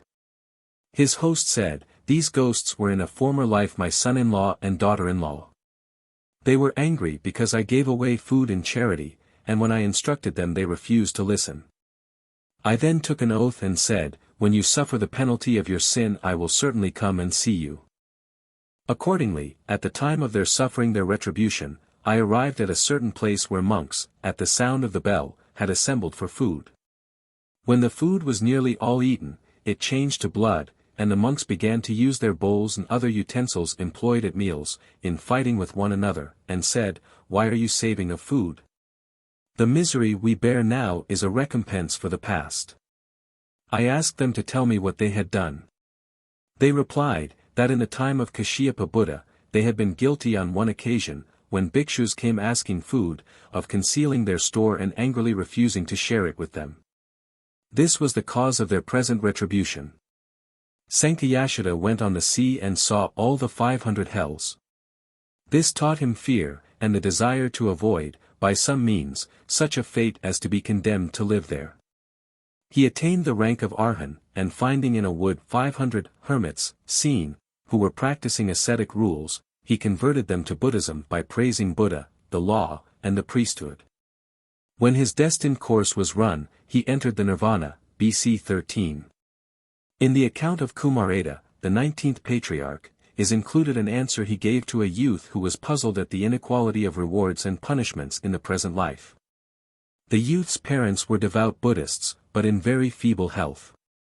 Their neighbor was a butcher, and enjoyed an immunity from all sickness and pain. Why should a man whose business it was to take animal life escape retribution from this sin? Kumareta told him that the inequality of men's condition in the present life is mainly on account of sins and virtuous acts in a former life. Virtue and vice belong to the present. Happiness and misery are the recompense of the virtue and vice of the past. The virtue and vice of the present will be rewarded in the future life. Jayata was charmed with this conversation. His doubts were dissipated. He subsequently became the 20th patriarch. Kumareta also said to him, "Activity, in which you have hitherto believed, comes from doubt, doubt from knowledge, knowledge from a man's not possessing the perceptive power, and the absence of perception from the mind's being in a morbid state. Let your mind be pure and at rest, and without life or death, victory or defeat, action or retribution, and you will then have attained the same eminence as the Buddhas of the past. All vice and virtue, action and inaction, are a dream and a delusion." Kumareta died AD 23. The work of the patriarchs was to engage in a perpetual argument against unbelief. There were differences in localities. Some parts of India were more favorable to Buddhism than others. In the account of the life of Manura, the 21st Patriarch, in Fotsu Tianqi, but really the 22nd, it is said that in the two Indias south of the Ganges, western and southern India, there was great perversity of view. Manura was well skilled in the analysis of alphabetic sounds, and was recommended by a learned Buddhist named Yaja, to proceed to western and southern India to teach Buddhism. Evidently he would aid in giving alphabets to the Tamil and other languages, which at that time were first committed to writing. On the other hand, in northern, central, and eastern India, all stated to be to the north of the Ganges, the work of Buddhist teaching is said to be easy. Yaja undertook to teach in this part of India. The campaign of Manura is described as a long struggle with errors and heresies. He specially made use of a book by the 12th Patriarch called the Sutra of the Natmi. He found western India under the control of King Tendai, who one day when traveling passed a small pagoda. His attendants could not say what was the occasion of its being erected. He asked the Brahmins of pure life, Fan Hing, the contemplatists, Ca Chun Quan, and the utterers of charms, Chen Shu, who formed three classes of the community of that day. They did not know. Manura was then asked, who said it was a pagoda erected by King Ashoka, and which had now come to light through the good fortune of the king. 38 The king was much impressed with Manura's teaching, and became a disciple. He gave over his royal authority to his son, and himself took vows as a monk. In 7 days he advanced to the 4th grade of the understanding of Buddhist doctrine. Manura gave the work of reforming the kingdom by Buddhist teaching into the hands of the king, and went himself to the kingdom of the Indian Get, who, retreating westward before the Hyangnu, BC 180, conquered the Punjab and Kashmir in AD 126. Manura taught in western India and in Fergana in the 3rd Christian century. He is author of the Vibhasha Shastra. The 23rd Patriarch was Haklina. He was of the country of the Jidi, Kandahar. At 7 years old he began to rebuke those people who visited temples to sacrifice to the gods. He said they were deceivers of the people, by wrong statements of the causes of calamities and of happiness. Besides, you are, he said, wasting the lives of innocent cattle, which is a very great evil. On a sudden the temple and images fell down in ruins. At 38 years of age he met with Manura, and was instructed. Manura told him that formerly 500 of his disciples had, on account of small merit, been born as storks. These are the flock that are now following you, wishing to delude you into showing them favor. Haklina asked him, how can they be removed? Manura spoke some sentences in the form of gathas. The mind follows the 10,000 forms in their revolutions. At the turning points of revolution, there really must be darkness. By following the stream and recognizing the true nature, you attain a position where there is no joy or sorrow. The birds hearing these words, flew away with loud cries. This is inserted by the Chinese biographer as an example of a patriarch's power over the animal creation. Haklina went to central India. While he was teaching in the presence of a Raja, 2 men appeared dressed in dark red mantles and white togas. They came to worship, and stayed a long time. Suddenly they went away. The Raja asked, who are they? Haklina replied, they are the sons of the Devas of the sun and moon. His most promising disciple was Singalaputra, Lion's son. In Chinese, Shirtsi, who had formerly believed in Brahmanism, and abandoned it in favor of the Buddhist faith. He asked Haklina, to what must I give my chief attention if I would attain the true knowledge of things? Do nothing, was the reply. If you do anything there is no merit in it. By doing nothing, you will comply with the system of Buddha. Haklina died AD 209, Chinese chronology. The 24th Patriarch was Singalaputra, a native of central India. He went to Kandahar, Kipin, and there brought over very many persons to Buddhism. Some heretics were guilty of gross crimes, and took the name of Buddhists. The king became angry against Buddhism, and cut off the head of the patriarch. On account of this unhappy fate of the patriarch, the succession, according to some authors, was broken off at this point. Another reason for terminating the list of patriarchs here, is said, by the author of Fatsu Tianghai, to have been that the remaining patriarchs were not foretold by Buddha by name, and did not equal in gifts and honor those that preceded. The contemplative school, or school of Bodhidharma, however, have retained the 28 names, and recognize no superiority in the 24 universally acknowledged patriarchs over the remaining 4. For many centuries there was an active discussion on the claims of the last 4 and the Chinese patriarchs to the honor of the name. Qi Pian, writing in AD 1269, at Ningpo, decides against them. Some of the friends who reviewed his work, and whose names are given, belonged to the contemplative school. The difference of views would not therefore be an unfriendly one. The 25th patriarch, according to the contemplative school, was Bhasyasiddha. He was a Brahmin, and a native of Kandahar. He traveled into central and southern India, and died AD 328. Putnamata was the next, 26th, that received the cloak and secret symbols of the patriarchs. He was a kshatriya of southern India. He visited eastern India, where he found the king under the influence of heretical doctrine, and converted him. He died in AD 388. His successor, the 27th patriarch, was Prajnatara, a native of central India, who traveled to the southern part of the peninsula, and there took under his instructions Bodhidharma, the second son of the king. He died AD 457, and left as his successor the pupil just mentioned, who, he foretold, would visit China 69 years afterwards. Bodhidharma asked him, when under instruction, what he had to say about precious things, pearls, and doctrines, which are round and bright. The patriarch answered, among all precious things the Buddhist Dharma is the most precious. Among all bright things, knowledge is the brightest. Among all clear things, a clear mind is the clearest. Among all things, other men and I are the highest. Among all things, the essential nature, sing, of Dharma is the greatest. Bodhidharma was the 28th patriarch.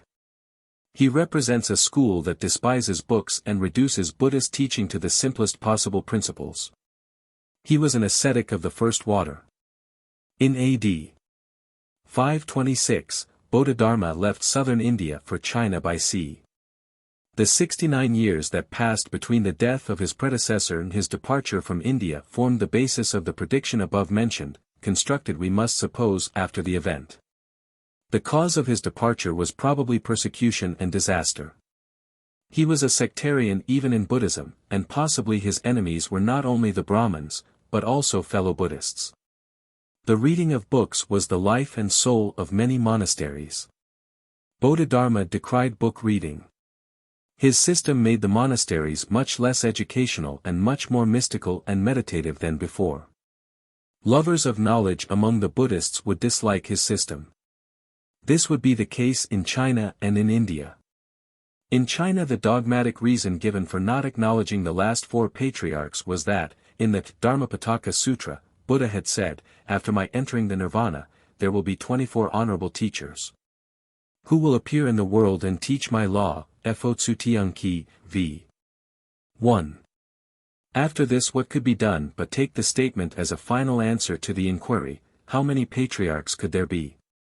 Bodhidharma wished to return to India, but died in China before accomplishing this purpose. The Jiti, Jots, mentioned in the account of Heklina are called Yuti by the Chinese. In the Cyclopedia Fau and Chulin, it is said that the great kingdoms to the east, north, and west of India, are China, the Jiti, and the Roman Empire, Tatiasin. By the kingdom of the Jiti the Chinese author meant some great empire between Rome and China. This is a statement drawn from Indian sources. 6. Sketch of the history of Buddhism in China. It was in the year AD 61, that the Chinese Emperor Ming Ti, in consequence of a dream, in which he saw the image of a foreign god, sent messengers to India, a country several thousand miles to the southeast of the capital, to ask for Buddhist books and teachers. 39 A native of central India named Kashyap Madanga, with others, accompanied them back. He translated a small but important sutra, called the Sutra of 42 Sections, and died at Loyang. The religion had now long been established in Nepal and independent Tartary, as the travels of the Patriarchs indicate. It had also extended itself throughout India and Ceylon, and the persecution of the Brahmins, instigated partly by controversial feeling, and more by a desire to increase their caste influence, had not yet commenced. Long before this, it is stated that in BC 217, Indians had arrived at the capital of China in Shanxi, in order to propagate their religion. Remusat, after mentioning this in the Fo Kuki, adds that, towards the year BC 122, a warlike expedition of the Chinese led them to Huayan, a country beyond Yarkand. Here a golden statue was taken, and brought to the emperor. The Chinese author states that this was the origin of the statues of Buddha that were afterwards in use. At this period the geographical knowledge of the Chinese rapidly increased. The name of India now occurs for the first time in their annals. In the year BC 122 Chang Qian, a Chinese ambassador, returned from the country of the Jidi, and informed the Han Emperor Wu Ti, of the kingdoms and customs existing in the West. Among other things, he said, when I was in the country of the Dahi, 12,000 Chinese miles distant to the southwest, I saw bamboo staves from Kyung and cloth from Cchun. On asking whence they came, I was told that they were articles of traffic at Hindoo, Sind, a country far to the southeast of the Dahi. It is added in the commentary to the Tungkyen Kongma, that the name is also pronounced, Kandu and Tindu, and that it is the country of the barbarians called Buddha. Early in the 4th century, native Chinese began to take the Buddhist monastic vows. Their history says, under the year 335, that the prince of the Cho kingdom in the time of the Eastern Tsin dynasty, permitted his subjects to do so. He was influenced by an Indian named Buddhojanga, 41 who pretended to magical powers. Before this, natives of India had been allowed to build temples in the large cities, but it was now for the first time that the people of the country were suffered to become shaman, 42, Shramanas, or disciples of Buddha. The first translations of the Buddhist books had been already made, for we read that at the close of the 2nd century, an Indian residing at Chang'an, the modern Xian Fu, produced the first version of the Lotus of the Good Law. The Emperor Huayan of the Tsin dynasty, in the year AD 381, erected a pagoda in his palace at Nanking. At this period, large monasteries began to be established in North China, and 9/10 of the common people, says the historian, followed the faith of the great Indian sage. Under the year AD 405, the Chinese chronicles record that the king of the Tsin country gave a high office to Kumarajiva, an Indian Buddhist. This is an important epoch for the history of Chinese Buddhist literature. Kumarajiva was commanded by the emperor to translate the sacred books of India, and to the present day his name may be seen on the first page of the principal Buddhist classics. The seat of the ancient kingdom of Tsin was in the southern part of the provinces Shanxi and Kansu. Cho, another kingdom where, a few years previously, Buddhism was in favor at court, was in the modern P'U-To in Shanxi. That this religion was then flourishing in the most northerly provinces of the empire, and that the date, place, Chang'an, and other circumstances of the translations are preserved, are facts that should be remembered in connection with the history of the Chinese language. The numerous proper names and other words transferred from Sanskrit, and written with the Chinese characters, are of great assistance in ascertaining what sounds were then given to those characters in the region where Mandarin is now spoken. Kumarajiva was brought to China from Kuei Tsi, a kingdom in Tibet, east of the Tiesungling Mountains. The king of Tsin had sent an army to invade that country, with directions not to return without the Indian whose fame had spread among all the neighboring nations. The former translations of the Buddhist sacred books were to a great extent erroneous. To produce them in a form more accurate and complete was the task undertaken by the learned Buddhist just mentioned, at the desire of the king. More than 800 priests were called to assist, and the king himself, an ardent disciple of the new faith, was present at the conference, holding the old copies in his hand as the work of correction proceeded. More than 300 volumes were thus prepared. 43. While this work, so favorable to the progress of Buddhism, was proceeding, a Chinese traveler, Huayan, was exploring India and collecting books. The extension of the religion that was then propagated with such zeal and fervor very much promoted the mutual intercourse of Asiatic countries. The road between eastern Persia and China was frequently traversed, and a succession of Chinese Buddhists thus found their way to the parent land of the legends and superstitions in which they believed. Several of them on their return wrote narratives of what they had seen. Among those that have been preserved, the oldest of them, the account of Buddhist Kingdoms 44 by Huayan, is perhaps the most interesting and valuable. He describes the flourishing condition of Buddhism in the steppes of Tartary, among the Uyghurs and the tribes residing west of the Caspian Sea, in Afghanistan where the language and customs of central India then prevailed. And the other lands watered by the Indus and its tributary rivers, in central India and in Ceylon. Going back by sea from Ceylon, he reached Sichuan in the year 414, after 15 years' absence. He then undertook with the help of Palatsanga, a native of India, the task of editing the works he had brought with him, and it was not till several years had elapsed that at the request of Kumarajiva, his religious instructor, he published his travels. The earnestness and vigor of the Chinese Buddhists at that early period is shown sufficiently by the repeated journeys that they made along the tedious and dangerous route by Central Asia to India. Neither religion nor the love of seeing foreign lands are now enough, unless the emperor commands it, to induce any of the educated class among them to leave their homes. Huayan had several companions, but death and other causes gradually deprived him of them all. The Tsin dynasty now fell, AD 420, and with it in quick succession the petty kingdoms into which China was at that time divided. The northern provinces became the possession of a powerful Tartar family, known in history as the Wei dynasty. A native dynasty, the first of the name Sung, ruled in the southern provinces. The princes of these kingdoms were at first hostile to Buddhism. Image-making and the building of temples were forbidden, and in the north professors of the prohibited religion were subjected to severe persecution. The people were warned against giving them shelter, and in the year 426 an edict was issued against them, in accordance with which the books and images of Buddha were destroyed, and many priests put to death. To worship foreign divinities, or construct images of earth or brass, was made a capital crime. The eldest son of the Tartar chief of the Wei kingdom made many attempts to induce his father to deal less harshly towards a religion to which he himself was strongly attached, but in vain. The work of this king was undone by his successor who, in the year AD 451, issued an edict permitting a Buddhist temple to be erected in each city, and 40 or 50 of the inhabitants to become priests.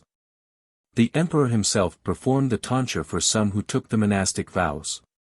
The rapid advancement of Buddhism in China was not unnoticed in neighboring kingdoms. The same prosperity that awoke the jealousy of the civil government in the country itself, occasioned sympathy elsewhere. Many embassies came from the countries lying between India and China during the time of Sung Wentai, whose reign of more than 30 years closed in 453. Their chief object was to congratulate the ruling emperor on the prosperity of Buddhism in his dominions, and to pave the way for frequent intercourse on the ground of identity in religion. 2 letters of Pishabarma, king of Eretan, to this emperor are preserved in the history of this dynasty. He describes his kingdom as lying in the shadow of the Himalayas, whose snows fed the streams that watered it. He praises China 45 as the most prosperous of kingdoms, and its rulers as the benefactors and civilizers of the world. The letter of the king of Jebabata, another Indian monarch, expresses his admiration of the same emperor in glowing language. He had given rest to the inhabitants of heaven and earth, subjected the 4 demons, attained the state of perfect perception, caused the wheel of the honored law to revolve, saved multitudes of living beings, and by the renovating power of the Buddhist religion brought them into the happiness of the Nirvana. Relics of Buddha were widely spread, numberless pagodas erected. All the treasures of the religion, Buddha, the law, and the priesthood, were as beautiful in appearance, and firm in their foundations as the Sumera mountain. The diffusion of the sacred books and the law of Buddha was like the bright shining of the sun, and the assembly of priests, pure in their lives, was like the marshaled constellations of heaven. The royal palaces and walls were like those of the Tali heaven. In the whole Jambu continent, there were no kingdoms from which embassies did not come with tribute to the great Sung emperor of the Yang, Chou 46 kingdom. He adds, that though separated by a wide sea, it was his wish to have embassies passing and repassing between the two countries. The extensive intercourse that then began to exist between China and India may be gathered from the fact that Ceylon 47 also sent an embassy and a letter to Sung Wentiai. In this letter it is said, that though the countries are distant 3 years' journey by sea and land, there are constant communications between them. The king also mentions the attachment of his ancestors to the worship of Buddha. The next of these curious memorials from Buddhist kings preserved in the annals of the same Chinese emperor, is that from Kapili, Kapilavastu, the birthplace of Shakyamuni, situated to the northwest of Benares. The compiler of the Sung Annals, after inserting this document, alludes to the flourishing state of Buddhism in the countries from which these embassies came, and in China itself. He then introduces a memorial from a magistrate representing the disorders that had sprung from the widespread influence of this religion, and recommending imperial interference. That document says that Buddhism had during 4 dynasties been multiplying its images and sacred edifices. Pagodas and temples were upwards of 1,000 in number. On entering them the visitor's heart was affected, and when he departed he felt desirous to invite others to the practices of piety. Lately, however, these sentiments of reverence had given place to frivolity. Instead of aiming at sincerity and purity of life, gaudy finery and mutual jealousies prevailed. While many new temples were erected for the sake of display, in the most splendid manner, no one thought of rebuilding the old ones. Official inquiries should be instituted to prevent further evils, and whoever wished to cast brazen statues should first obtain permission from the authorities. A few years afterwards, A.D. 458, a conspiracy was detected in which a chief party was a Buddhist priest. An edict issued on the occasion by the emperor says, that among the priests many were men who had fled from justice and took the monastic vows for safety. They took advantage of their assumed character to contrive new modes of doing mischief. The fresh troubles thus constantly occurring excite the indignation of gods and men. The constituted authorities, it is added, must examine narrowly into the conduct of the monks. Those who are guilty must be put to death. It was afterwards enacted that such monks as would not keep their vows of abstinence and self-denial should return to their families and previous occupations. Nuns were also forbidden to enter the palace and converse with the emperor's wives. The advances of Buddhism later in the 5th century were too rapid not to excite much opposition from the literati of the time, and a religious controversy was the result. In the biography of Tsi Liang, a minister of state under the Emperor Tsi Wu Ti, AD 483, there are some fragments of a discussion he maintained in favor of Buddhism. He says, if you do not believe in retribution of moral actions, then how can you account for the difference in the condition of the rich and the poor? His opponent says, men are like flowers on trees, growing together and bent and scattered by the same breeze. Some fall upon curtains and carpets, like those whose lot is cast in palaces, while others drop among heaps of filth, representing men who are born in humble life. Riches and poverty, then, can be accounted for without the doctrine of retribution. To this the advocate of Buddhism is said to have been unable to reply. He also wrote on the destruction of the soul. Personating the Confucianists, he says that, the soul, Shin, is to the body, Hing, as sharpness to the knife. The soul cannot continue to exist after the destruction of the body, more than sharpness can remain when the knife is no more. These extracts show that some of the Confucianists of that age denied any providential retribution in the present or a future life. Whatever may be thought of notions connected with ancestral worship, and the passages in the classical books that seem to indicate the knowledge of a separate life for the soul after death, they were too imperfect and indistinct to restrain the literati from the most direct antagonism on this subject with the early Buddhists. Holding such cheerless views as they did of the destiny of man, it is not to be wondered at that the common people should desert their standard, and adopt a more congenial system. The language of daily life is now thoroughly impregnated with the phraseology of retribution and a separate state. All classes make use of very many expressions in common intercourse which have been originated by Buddhism, thus attesting the extent of its influence on the nation at large. And, as the Buddhist immortality embraces the past as well as the future, the popular notions and language of China extend to a preceding life as much as to a coming one. A distinct conception of the controversy as it then existed may be obtained from the following extracts from an account of a native Buddhist. Contained in the biographical section of the history of the Sung Dynasty, the instructions of Confucius include only a single life. They do not reach to a future state of existence, with its interminable results. His disciple, in multiplying virtuous actions, only brings happiness to his posterity. Vices do but entail greater present sufferings as their punishment. The rewards of the good do not, according to this system, go beyond worldly honor, nor does the recompense of guilt include anything worse than obscurity and poverty. Beyond the ken of the senses nothing is known, such ignorance is melancholy. The aims of the doctrine of Sakya, on the other hand, are illimitable. It saves from the greatest dangers, and removes every care from the heart. Heaven and earth are not sufficient to bound its knowledge. Having as its one sentiment, mercy seeking to save, the renovation of all living beings cannot satisfy it. It speaks of hell, and the people fear to sin, of heaven, and they all desire its happiness. It points to the Nirvana as the spirit's final home, Changque, lit. Long return, and tells him of the bodily form of the law, Phation, 48 as that last, best spectacle, on which the eye can gaze.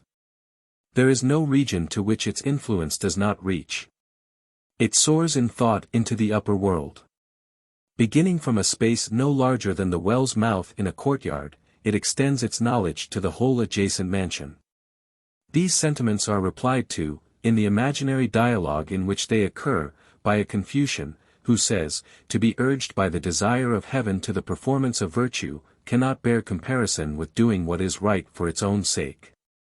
To keep the body under restraint from the fear of hell, is not so good as to govern the heart from a feeling of duty. Acts of worship, performed for the sake of obtaining forgiveness of sins, do not spring from piety. A gift, made to secure 100-fold recompense to the giver, cannot come from pure inward sincerity. To praise the happiness of the Nirvana promotes a lazy inactivity. To speak highly of the beauty of the embodied ideal representation of Buddhist doctrine, seen by the advanced disciple, tends to produce in men a love of the marvelous. By your system, distant good is looked for, while the desires of the animal nature, which are close at hand, are unchecked. Though you say that the Bodhisattva is freed from these desires, yet all beings, without exception, have them.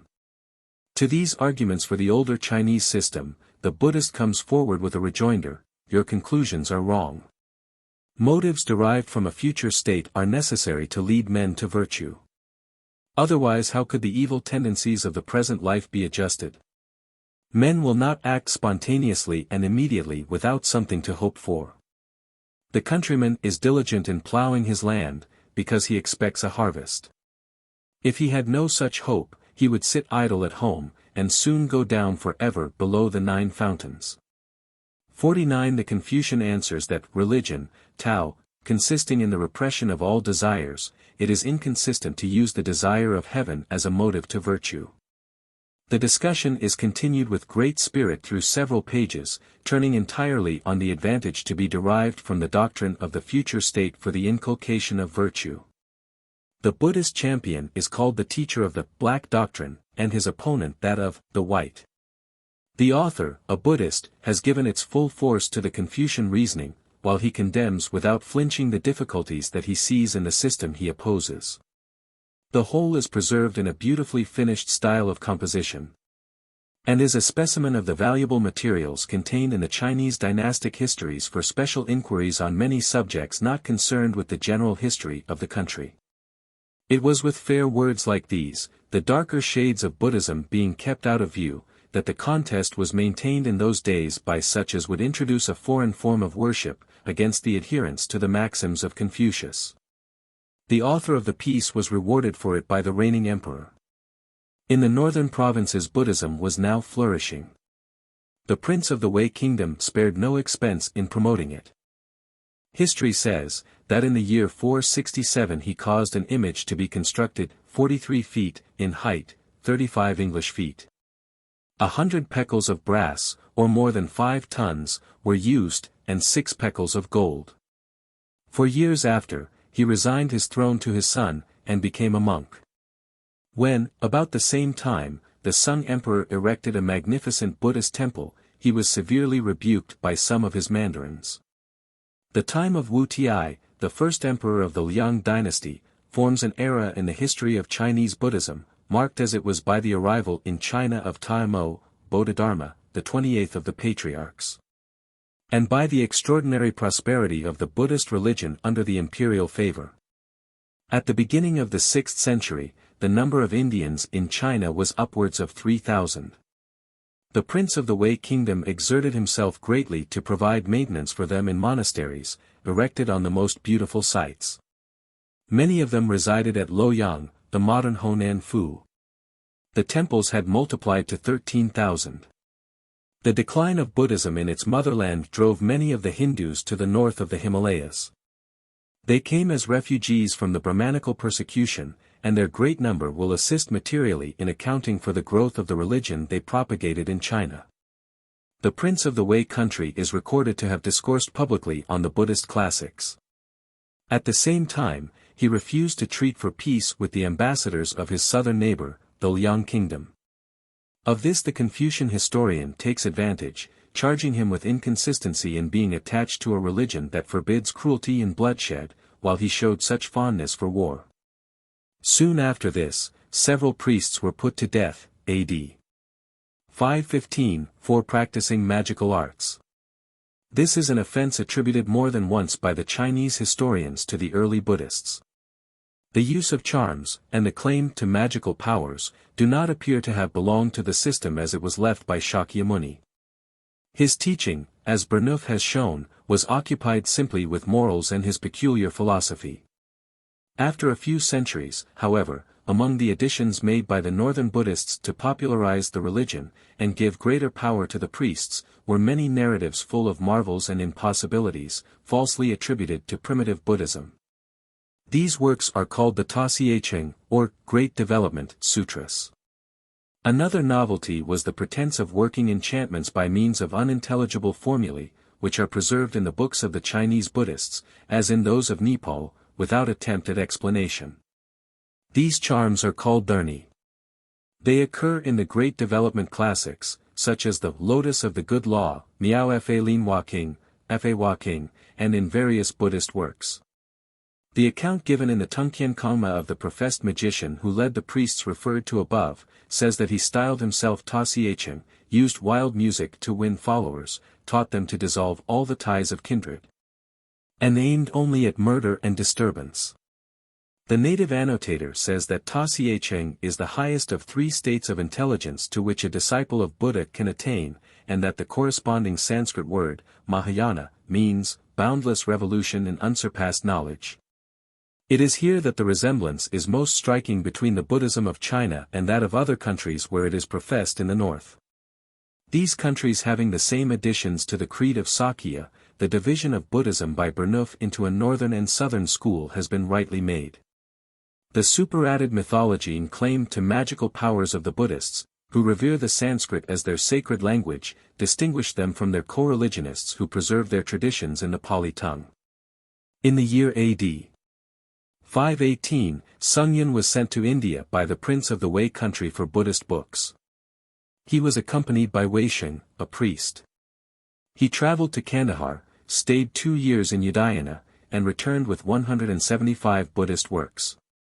His narrative has been translated by Professor Newman into German.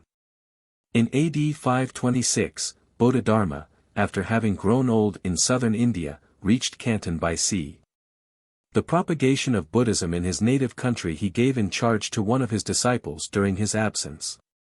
He was received with the honor due to his age and character, and immediately invited to Nanking, where the emperor of southern China, Liang Wu Ti, held his court. The emperor said to him, "From my accession to the throne, I have been incessantly building temples, transcribing sacred books, and admitting new monks to take the vows. How much merit may I be supposed to have accumulated?" The reply was, "None." The emperor, "And why no merit?" The patriarch, "All this is but the insignificant effect of an imperfect cause not complete in itself. It is the shadow that follows the substance, and is without real existence." The emperor, "Then what is true merit?" The patriarch, "It consists in purity and enlightenment, depth and completeness, and in being wrapped in thought while surrounded by vacancy and stillness. Merit such as this cannot be sought by worldly means." The emperor, "Which is the most important of the holy doctrines?" The patriarch, "Where all is emptiness, nothing can be called holy Sheng." The emperor, "Who is he that thus replies to me?" The patriarch, "I do not know." The emperor, says the Buddhist narrator, still remained unenlightened. This extract exhibits Buddhism very distinctly in its mystic phase. Mysticism can attach itself to the most abstract philosophical dogmas, just as well as to those of a properly religious kind. This state of mind, allying itself indifferently to error and to truth, is thus shown to be of purely subjective origin. The objective doctrines that call it into existence may be of the most opposite kind. It grows, therefore, out of the mind itself. Its appearance may be more naturally expected in the history of a religion like Christianity, which awakens the human emotions to their intensest exercise, while, in many ways, it favors the extended use of the contemplative faculties. And hence the numerous mystic sects of church history. Its occurrence in Buddhism, and its kindred systems, might with more reason occasion surprise, founded as they are on philosophical meditations eminently abstract. It was reserved for the fantastic genius of India to construct a religion out of three such elements as atheism, annihilation, and the non-reality of the material world. And, by the encouragement of mysticism and the monastic life, to make these most ultimate of negations palatable and popular. The subsequent addition of a mythology suited to the taste of the common people was, it should be remembered, another powerful cause, contributing, in conjunction with these quietist and ascetic tendencies, to spread Buddhism through so great a mass of humankind. In carrying out his mystic views, Taimo discouraged the use of the sacred books. He represented the attainment of the Buddhist's aim as being entirely the work of the heart. Though he professed not to make use of books, his followers preserved his apothegms in writing, and, by the wide diffusion of them, a numerous school of contemplatists was originated. Under the name of Chen Hyo, Dhyana doctrine, and Chen Men, Dhyana school. Bodhidharma, not being satisfied with the result of his interview with royalty, crossed the Yangtze King into the Wei kingdom and remained at Luoyang. Here, the narrative says, he sat with his face to a wall for 9 years. The people called him the wall-gazing Brahmin. 50 When it was represented to the Liang emperor, that the great teacher, who possessed the precious heirloom of Sakya, the symbol of the hidden law of Buddha, was lost to his kingdom, he repented and sent messengers to invite him to return. They failed in their errand. The presence of the Indian sage excited the more ardent Chinese Buddhists to make great efforts to conquer the sensations. Thus one of them, we are told, said to himself, formerly, for the sake of religion, men broke open their bones and extracted the marrow, took blood from their arms to give to the hungry, rolled their hair in the mud, or threw themselves down a precipice to feed a famishing tiger. What can I do? Accordingly, while snow was falling, he exposed himself to it till it had risen above his knees, when the patriarch observing him, asked him what he hoped to gain by it. The young aspirant to the victory over self wept at the question, and said, I only desire that mercy may open a path to save the whole race of mankind. The patriarch replied, that such an act was not worthy of comparison with the acts of the Buddhas. It required, he told him, very little virtue or resolution. His disciple, stung with the answer, says the legend, took a sharp knife, severed his arm, and placed it before the patriarch.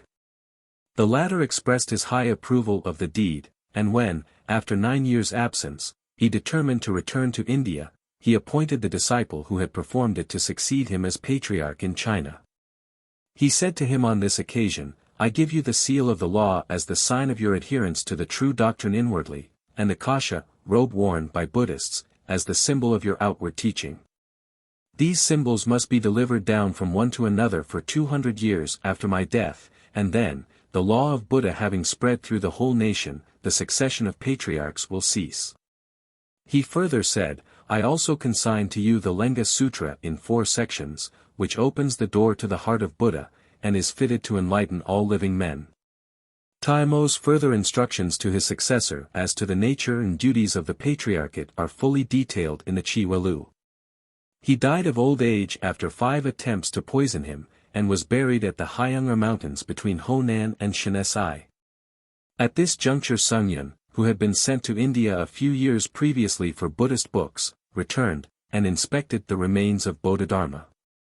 As he lay in his coffin he held one shoe in his hand. Sun Yun asked him whither he was going. "To the western heaven," was the reply. Sung Yun then returned home. The coffin was afterwards opened and found empty, excepting that one of the patriarch's shoes was lying there. By imperial command, the shoe was preserved as a sacred relic in the monastery. Afterwards in the Tang dynasty it was stolen, and now no one knows where it is. The embassies from Buddhist kingdoms in the time of Liang Wu-Ti afford other illustrations of the passion for relics and mementos of venerated personages, encouraged by the Buddhist priests. The king of Bunam, the ancient Siam, wrote to the emperor that he had a hair of Buddha, 12 feet in length, to give him. Priests were sent from the Chinese court to meet it, and bring it home. 3 years before this, as the history of the Liang dynasty informs us, in building, by imperial command, a monastery and pagoda to King Ayo, Ashoka, a sharira, or relic of Buddha, had been found under the old pagoda. With a hair of a blue lavender color. This hair was so elastic that when the priests pulled it, it lengthened ad libitum, and when let alone curled into a spiral form. The historian quotes 2 Buddhist works in illustration. The Sengjie Sutra, King, says that Buddha's hair was blue and fine. In the Sanmei King, Sakya himself says, "When I was formerly in my father's palace, I combed my hair, and measuring it, found that it was 12 feet in length. When let go, it curled into a spiral form." This description agrees, it is added, with that of the hair found by the emperor. In AD 523, the king of Banban sent as his tributary offering, a true sharira, Shili, with pictures and miniature pagodas, also leaves of the Bodhi, Buddha's favorite tree. The king of another country in the Burmese peninsula had a dream, in which a priest appeared to him and foretold to him that the new prince of the Liang dynasty would soon raise Buddhism to the summit of prosperity. And that he would do wisely if he sent him an embassy. The king paying no attention to the warning, the priest appeared again in a second dream, and conducted the monarch to the court of Liang Wu-Ti. On awaking, the king, who was himself an accomplished painter, drew the likeness of the emperor as he had seen him in his dream. He now sent ambassadors and an artist with instructions to paint a likeness of the Chinese monarch from life. On comparing it with his own picture, the similarity was found to be perfect. This emperor, so zealous a promoter of Buddhism, in the year AD 527, the 26th of his reign, became a monk and entered the Tungtai Monastery in Nanking. The same record is made in the history 2 years afterwards. As might be expected, this event calls forth a long and severe critique from the Confucian historian. The preface to the history of the dynasty established by this prince, consists solely of a lament over the sad necessity of adverting to Buddhism in the imperial annals of the nation, with an argument for the old national system.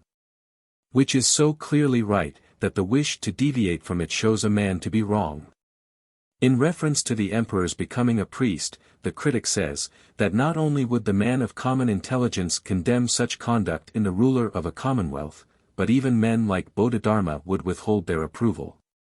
A few years afterwards, the same emperor rebuilt the Xiechang Tsien Monastery 5 lo to the south of Nanking, in which was the Tope, shrine for relics, of Ayo or Ashoka. The writer in the Tungkien Kongma adds, that a true relic of Buddha's body is preserved near Mingzhou, now Ningpo. Ashoka erected 80,000 topes, of which 1/19 were assigned to China.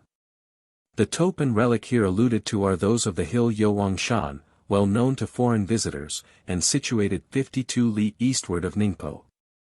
To Buddhist pilgrims coming from far and near to this sacred spot, the Shi Li is an object of reverential worship, but to unbelieving eyes it presents a rather insignificant appearance. The small, reddish, bead-like substance that constitutes the relic, is so placed in its lantern-shaped receptacle, that it does not admit of much light being thrown upon it. The color is said to vary with the state of mind of the visitor.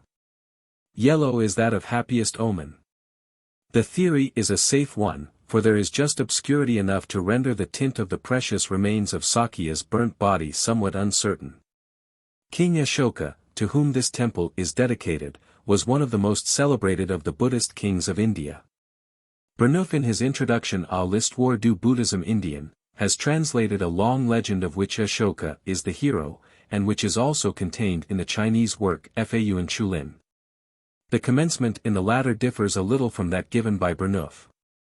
Buddha says to Ananda, "You should know that in the city Palinput, Pataliputra, there will be a king named the moon-protected, Yuehu, in Sanskrit, Chandragupta. He will have a son named Bindupala, and he again will have a son Susama."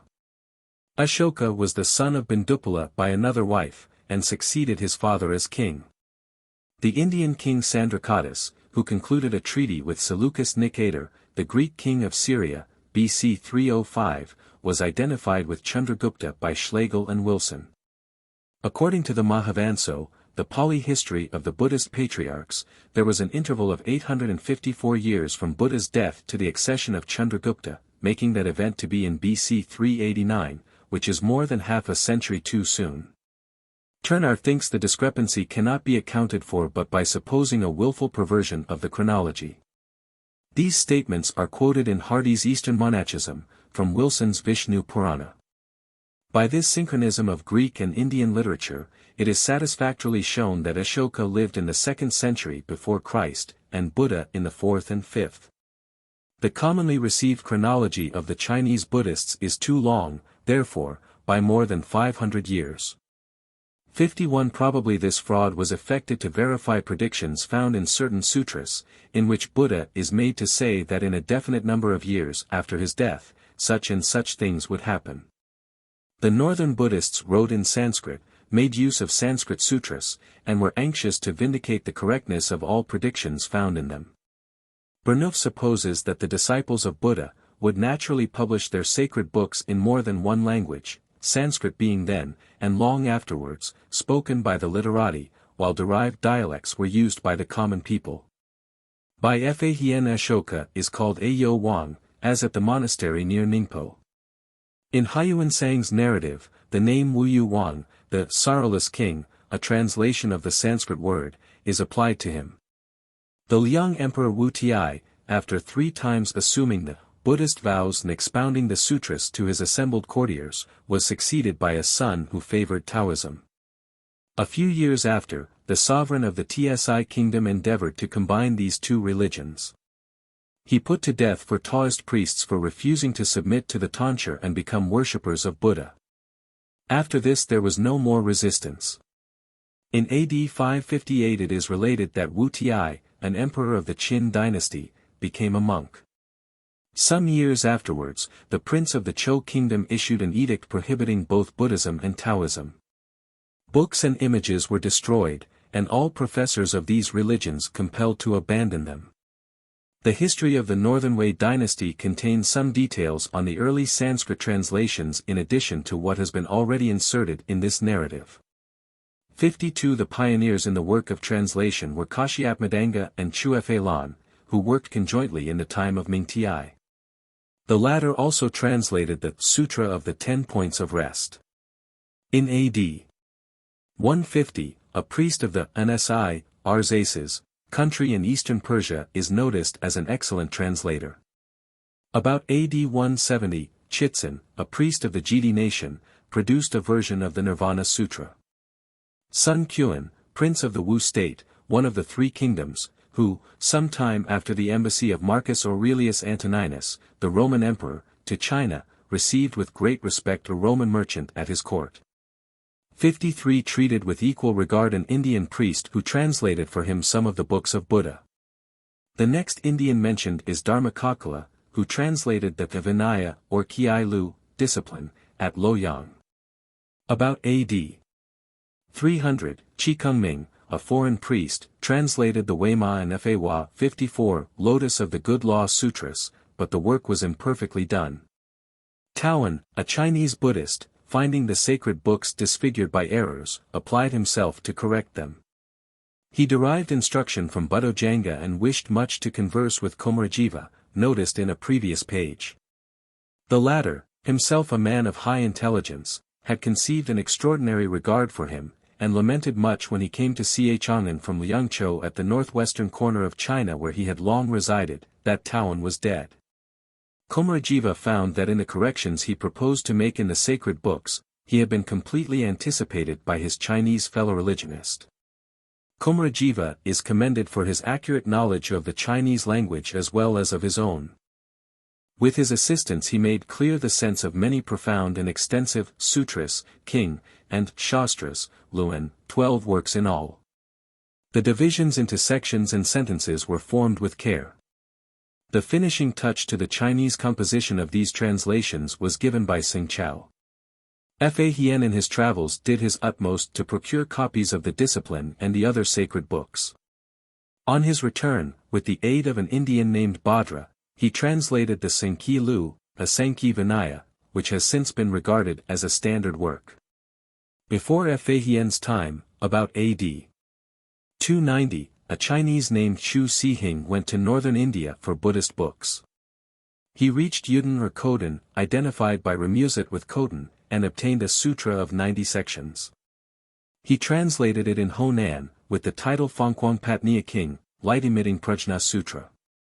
Many of these books at that time so coveted, were brought to Luoyang, and translated there by Chufahu, a priest of the Jidi nation, who had traveled to India, and was a contemporary of the Chinese just mentioned. Fa Ling was another Chinese who proceeded from Yangzhou, Qiangnan, to northern India and brought back the Sutra Huayan-King and the Penting Lu, a work on discipline. Versions of the Nirvana Sutra, Ni-Wan-King, and the Sankhya Lu were made by Chi Meng in the country Kaohsiung, or what is now eastern Tibet. The translator had obtained them at Washur or Pataliputra, a city to the westward. The Indian Dharmaraksha brought to China a new Sanskrit copy of the Nirvana Sutra and going to Kaohsiung, compared it with Chi Meng's copy for critical purposes. The latter was afterwards brought to Chang'an and published in 30 chapters. The Indian here mentioned, professed to foretell political events by the use of charms. He also translated the Qinquang King, or Golden Light Sutra, and the Ming King, Bright Sutra. At this time there were several tens of foreign priests at Chang'an, but the most distinguished among them for ability was Komarajiva. His translations of the Weima, Fa, and Qingxi, complete, sutras, with the three just mentioned, by Dharmaraksha and some others, together formed the great development course of instruction. The longer Agama Sutra, 55 and the Discipline of the Four Divisions, 56 were translated by Buddhayasha, a native of India, the Discipline of the 10 Chants, 57 by Komarajiva, the Additional Agama Sutra, by Dharmanandi. And the Shastra of Metaphysics, Abhidharmaluan, by Dharmayagama. These together formed the smaller development course. In some monasteries the former works were studied by the recluses, in others the latter. Thus a metaphysical theology, subdivided into schools, formed the subject of study in the Asiatic monkish establishments, as in the days of the European schoolmen. The Chinese travelers in India, and in the chain of Buddhist kingdoms extending, before the inroads of Mohammedanism, from their native land into Persia, give us the opportunity of knowing how widely there as well as in China the monastic life and the study of these books were spread. About AD 400, Sangadeva, a native of Kophen, Kippen, translated 2 of the Agama Sutras. The Huayan Sutra was soon afterwards brought from Yuden by Chi Fa Ling, a Chinese Buddhist, and a version of it made at Nanking. He also procured the Penting Lu, a work in the Vinaya or discipline branch of Buddhist books. Ma Tuanlin also mentions a Hindu who, about AD 502, translated some Shastras of the Great Development, Tasiacheng, school, called Tchiluan, fixed position, and Shirtiluan, the 10 positions. The Hindu Buddhists in China, whose literary labors down to the middle of the 6th century are here recorded, while they sometimes enjoyed the imperial favor, had to bear their part in the reverses to which their religion was exposed. Dharmaraksha was put to death for refusing to come to court on the requisition of one of the Wei emperors. Xian, a priest of the royal family of the Kippan kingdom in northern India, in times of persecution assumed the disguise of a physician, and when the very severe penal laws then enacted against Buddhism were remitted, returned to his former mode of life as a monk. Some other names might be added to the list of Hindu translators, were it not already sufficiently long. About the year 460 it appears from the history that 5 Buddhists from Ceylon arrived in China by the Tibetan route. 2 of them were Yesheda and Buddhanandi. They brought images. Those constructed by the latter had the property of diminishing in apparent size as the visitor drew nearer, and looking brighter as he went farther away. Though a literary character is not attributed to them, the southern Buddhist traditions might, through their means, have been communicated at this time to the Chinese. This may account for the date, nearly correct, assigned to the birth of Buddha in the history of the Wei dynasty, from which these facts are taken, and in that of the Sui dynasty which soon followed. According to the same history there were then in China 2 millions of priests and 30,000 temples. This account must be exaggerated. For if we allow 1,000 to each district, which is probably over the mark, there will be but that number at the present time, although the population has increased very greatly in the interval. 58. Buddhism received no check from the Sui emperors, who ruled China for the short period of 37 years. The first of them, on assuming the title of emperor in 581, issued an edict giving full toleration to this sect. Towards the close of his reign he prohibited the destruction or maltreatment of any of the images of the Buddhist or Taoist sects. It was the weakness of age, says the Confucian historian, giving way to superstitions that led him to such an act as this. The same commentator on the history of the period says, that the Buddhist books were at this time 10 times more numerous than the Confucian classics. The Sui history in the digest it gives of all the books of the time, states those of the Buddhist sect to be 1,950 distinct works. Many of the titles are given, and among them are not a few treating of the mode of writing by alphabetic symbols used in the kingdoms from whence Buddhism came. The first alphabet that was thus introduced appears to have been one of 14 symbols. It is called Siyo Hushu or foreign writing of the Western countries, and also Balamenshu, Brahmanical writing. The tables of initials and finals found in the Chinese native dictionaries were first formed in the 3rd century, but more fully early in the 6th century, in the Liang dynasty. It was then that the Hindus, who had come to China, assisted in forming, according to the model of the Sanskrit alphabet, a system of 36 initial letters, and described the vocal organs by which they are formed. They also constructed tables, in which, by means of 2 sets of representative characters, one for the initials and another for the finals, a mode of spelling words was exhibited. The Chinese were now taught for the first time that monosyllabic sounds are divisible into parts, but alphabetic symbols were not adopted to write the separated elements. It was thought better to use characters already known to the people. A serious defect attended this method. The analysis was not carried far enough.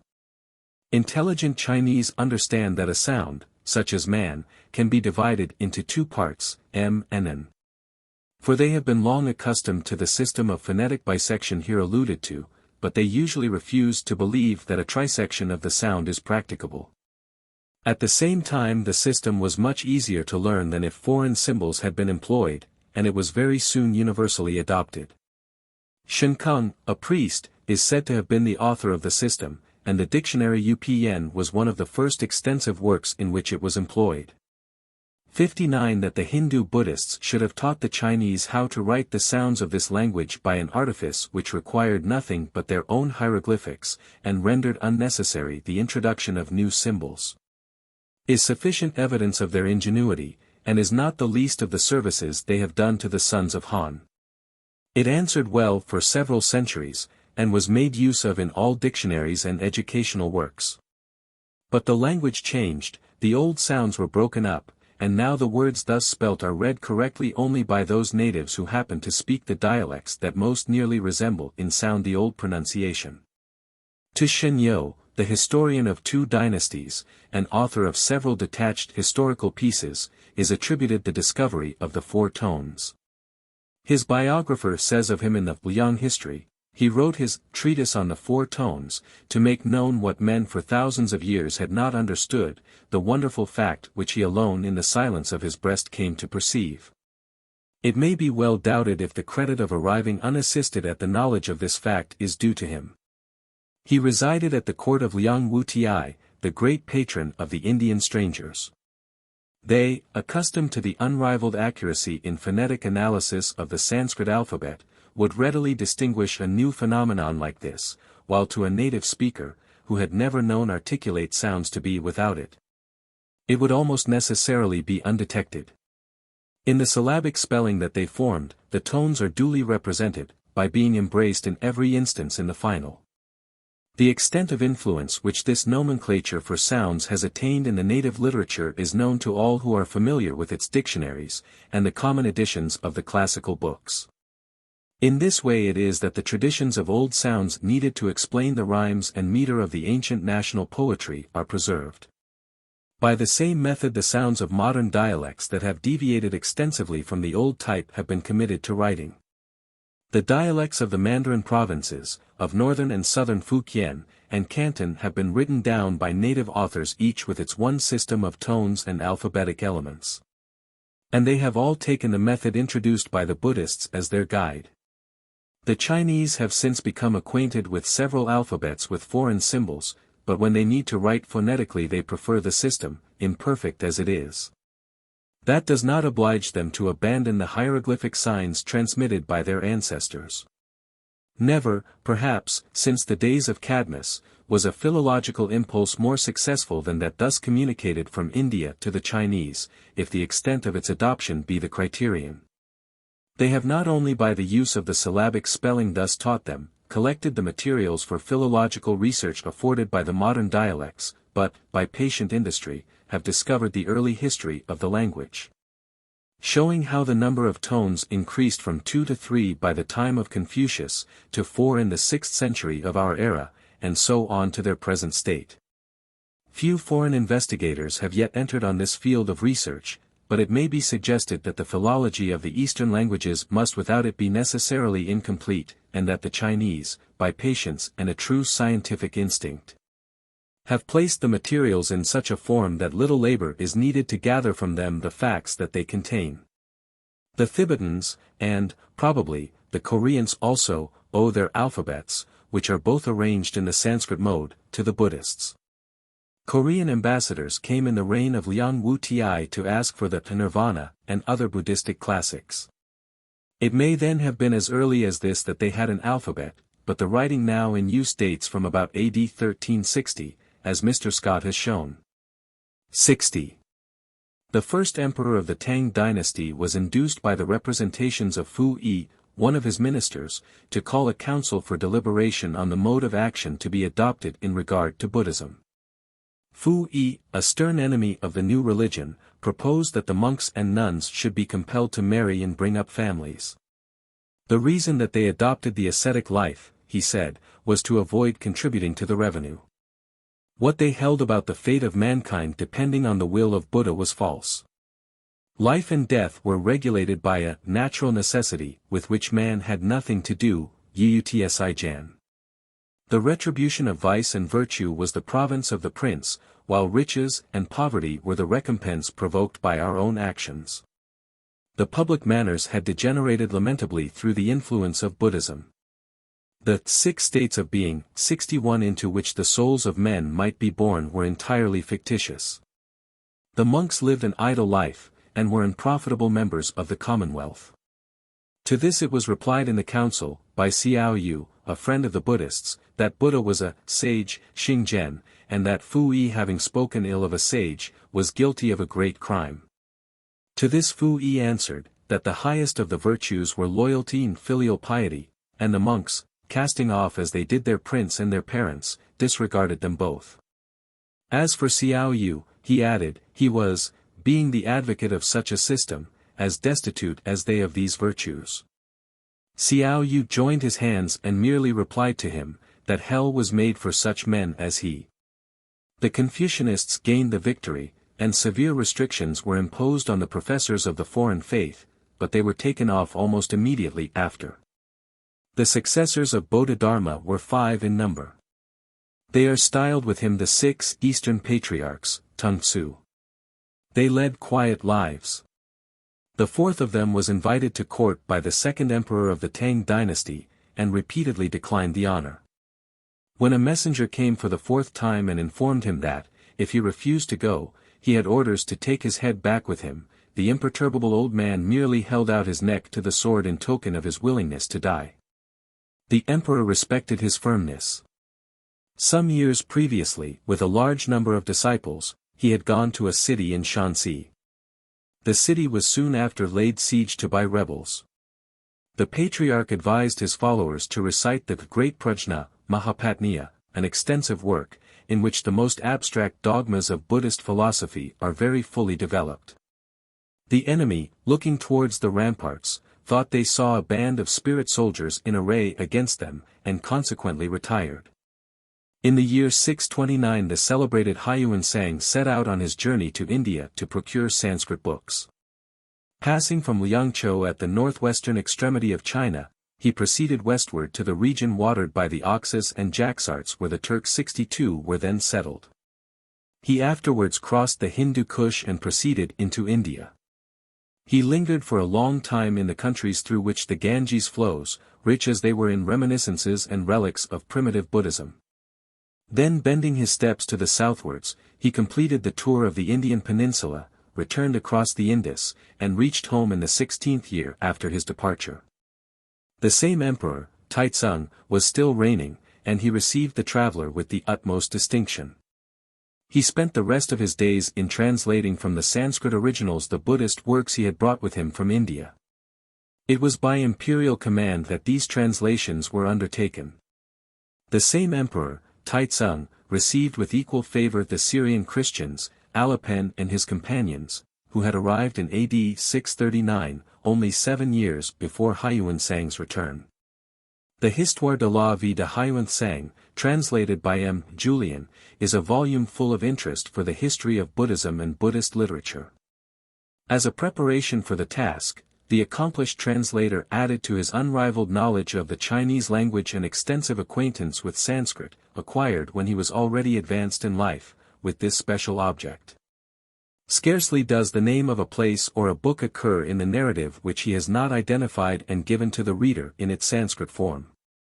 The book was originally written by 2 friends of Huayan Sang. It includes a specimen of Sanskrit grammar, exemplifying the declensions of nouns, with their 8 cases and 3 numbers, the conjugation of the substantive verb, and other details. Huayan Sang remained 5 years in the monastery of Nalanda, on the banks of the Ganges, studying the language, and reading the Brahmanical literature as well as that of Buddhism.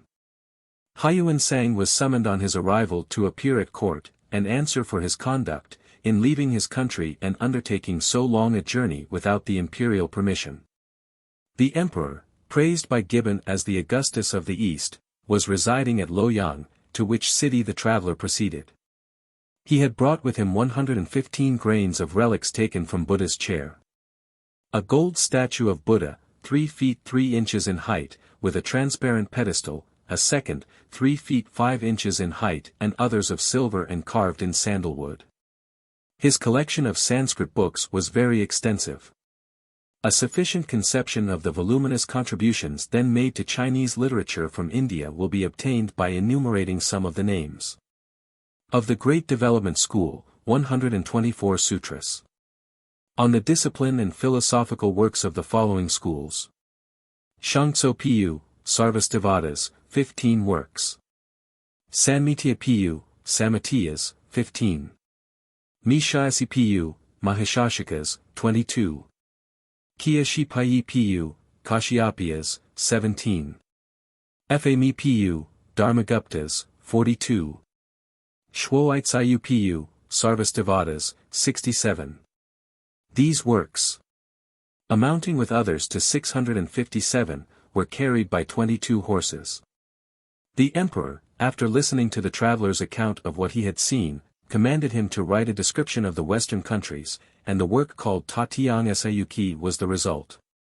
63. Huayan Sang went to Chang'an, Fu, to translate, and was assisted by 12 monks. 9 others were appointed to revise the composition. Some who had learned Sanskrit also joined him in the work.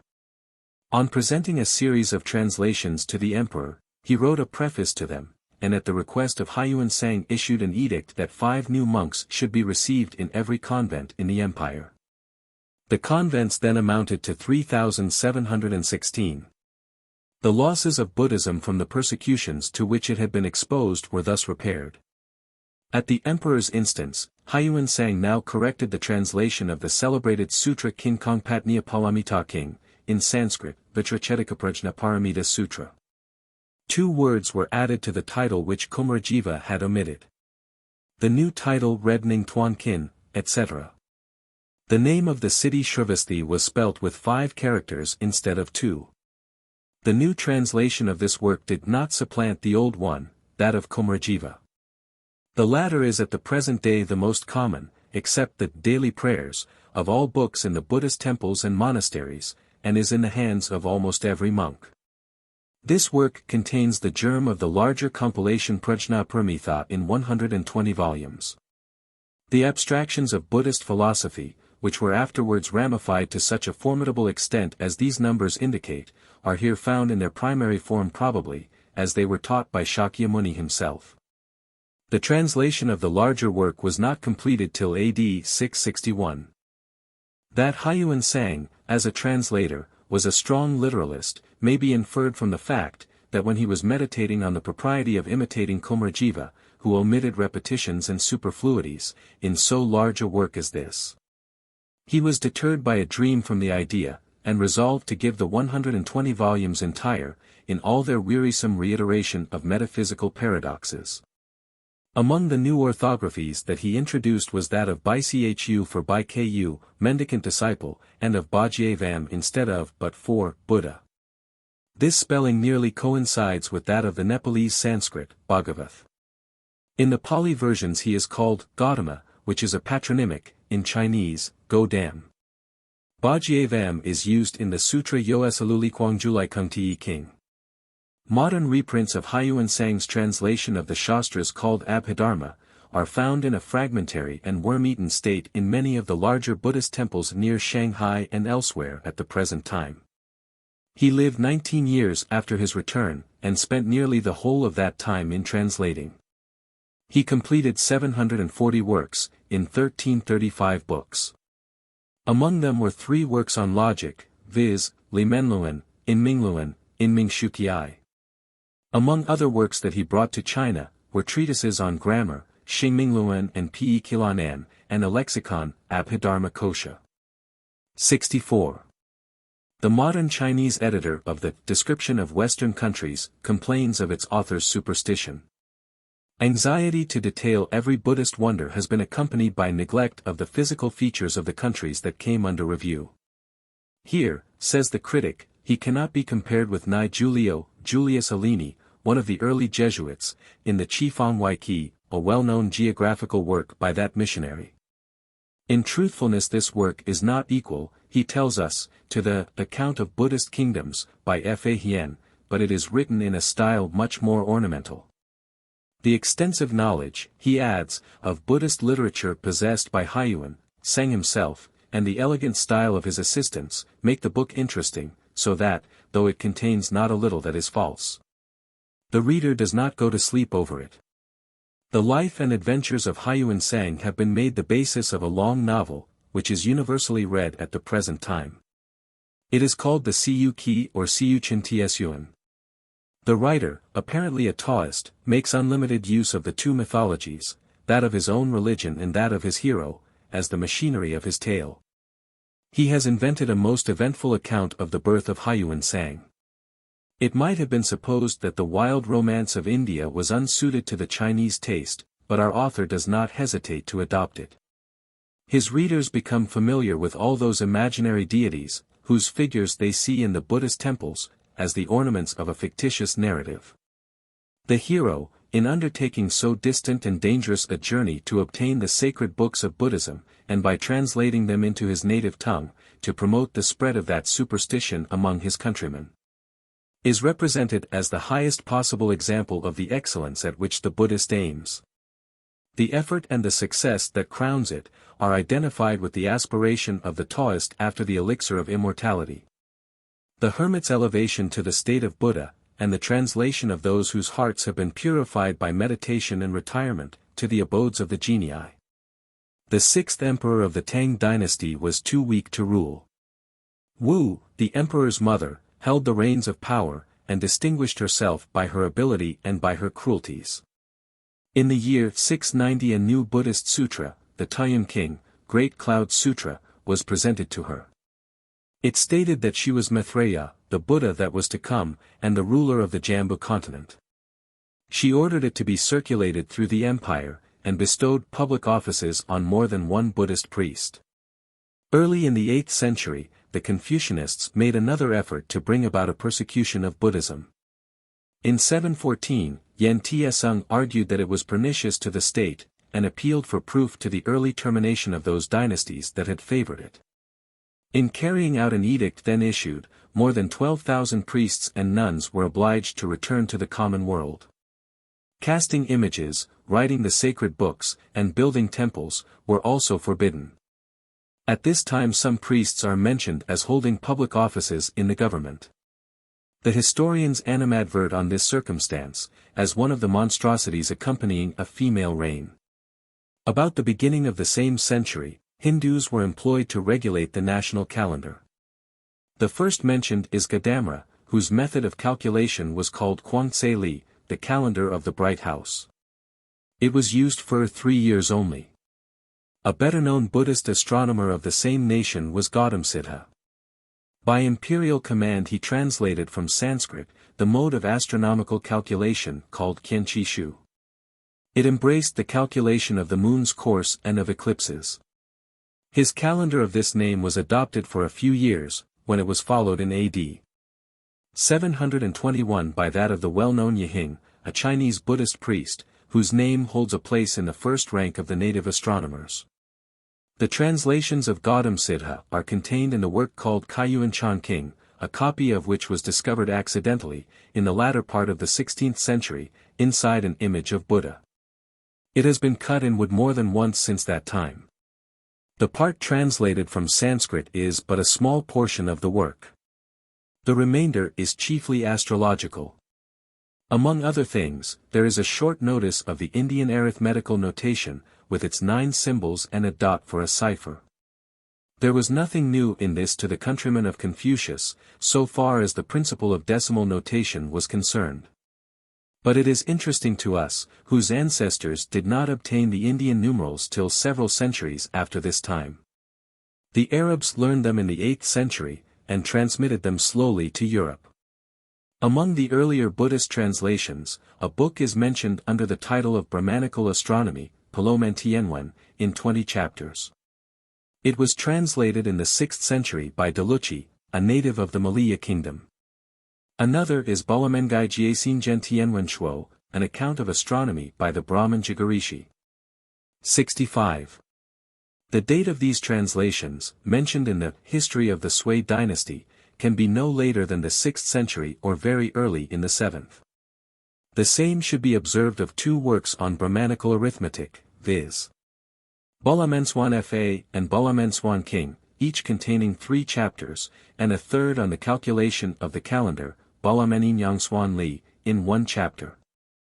All these works, with 1 or 2 others given by the same authority, are now hopelessly lost, but the names as they stand in the history unattended by a word of comment, are an irrefragable testimony to the efforts made by the Hindu Buddhists to diffuse the science and civilization of their native land. The native mathematicians of the time may have obtained assistance from these sources, or from the numerous Indians who lived in China in the Tang dynasty. In the extant arithmetical books composed before the date of these works, examples of calculation are written perpendicularly, like any other writing. But in all later mathematical works they are presented to the eye as we ourselves write them from left to right. The principle by which figures are thus arranged as multiples of 10 changing their value with their position, was known to the Chinese from the most ancient times. Their early mode of calculating by counters, imitated more recently in the common commercial abacus, was based on this principle. 66 But it does not appear that they employed it to express arithmetical processes in writing before the Hindus began to translate mathematical treatises into the language. The next notice of Buddhism in the history is after several decades of years. The Emperor Suzong, in AD 760, showed his attachment for Buddhism by appointing a ceremonial for his birthday, according to the ritual of that religion. The service was performed in the palace, the inmates of which were made to personate the Buddhas and Bodhisattvas, while the courtiers worshipped round them in a ring. The successor of this emperor, Taizong, was still more devoted to the superstitions of Buddhism, and was seconded by his chief minister of state and the general of his army. A high stage for reciting the classics was erected by imperial command, and the Sutra of the Benevolent King, Nirvana, chanted there and explained by the priests. This book was brought in a state carriage, with the same parade of attendant nobles and finery as in the case of the emperor leaving his palace. 2 public buildings were ordered to be taken down to assist in the erection and decoration of a temple built by Yu Chaoshi, the general, and named Chongqing Si. A remonstrance, prepared on the occasion by a Confucian mandarin, stated that the wise princes of antiquity secured prosperity by their good conduct, not by prayers and offerings. The imperial ear was deaf to such arguments. The reasoning of those who maintained that misfortune could be averted and happiness obtained by prayer was listened to with much more readiness. Taizong maintained many monks, and believed that by propitiating the unseen powers who regulate the destinies of mankind, he could preserve his empire from danger at a less cost than that of the blood and treasure wasted on the battlefield. When his territory was invaded, he set his priests to chant their masses, and the barbarians retired. The Confucianist commentary in condemning the confidence thus placed in the prayers of the priests, remarks that to procure happiness or prevent misery after death, by prayers or any other means, is out of our power. And that the same is true of the present life. One of those who had great influence over the emperor was a Singhalese priest named Amoga, Pukeung, 67, not empty, who held a high government office, and was honored with the first title of the ancient Chinese nobility.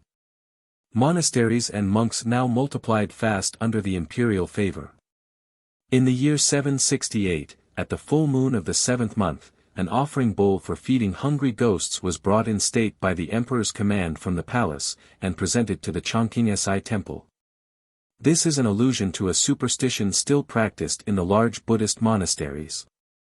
Those who have been so unhappy as to be born into the class of Ngokwei, or hungry spirits, at the full moon of the 7th month, have their annual repast.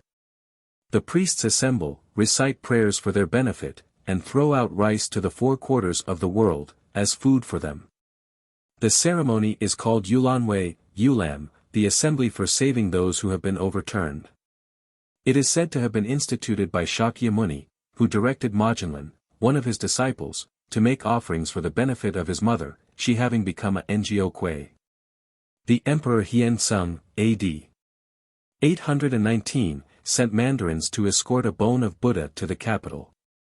He had been told that it was open to view once in 30 years, and when this happened it was sure to be a peaceful and prosperous year. It was at Fengshengfu, in Shansi, and was to be reopened the next year, which would afford a good opportunity for bringing it to the palace.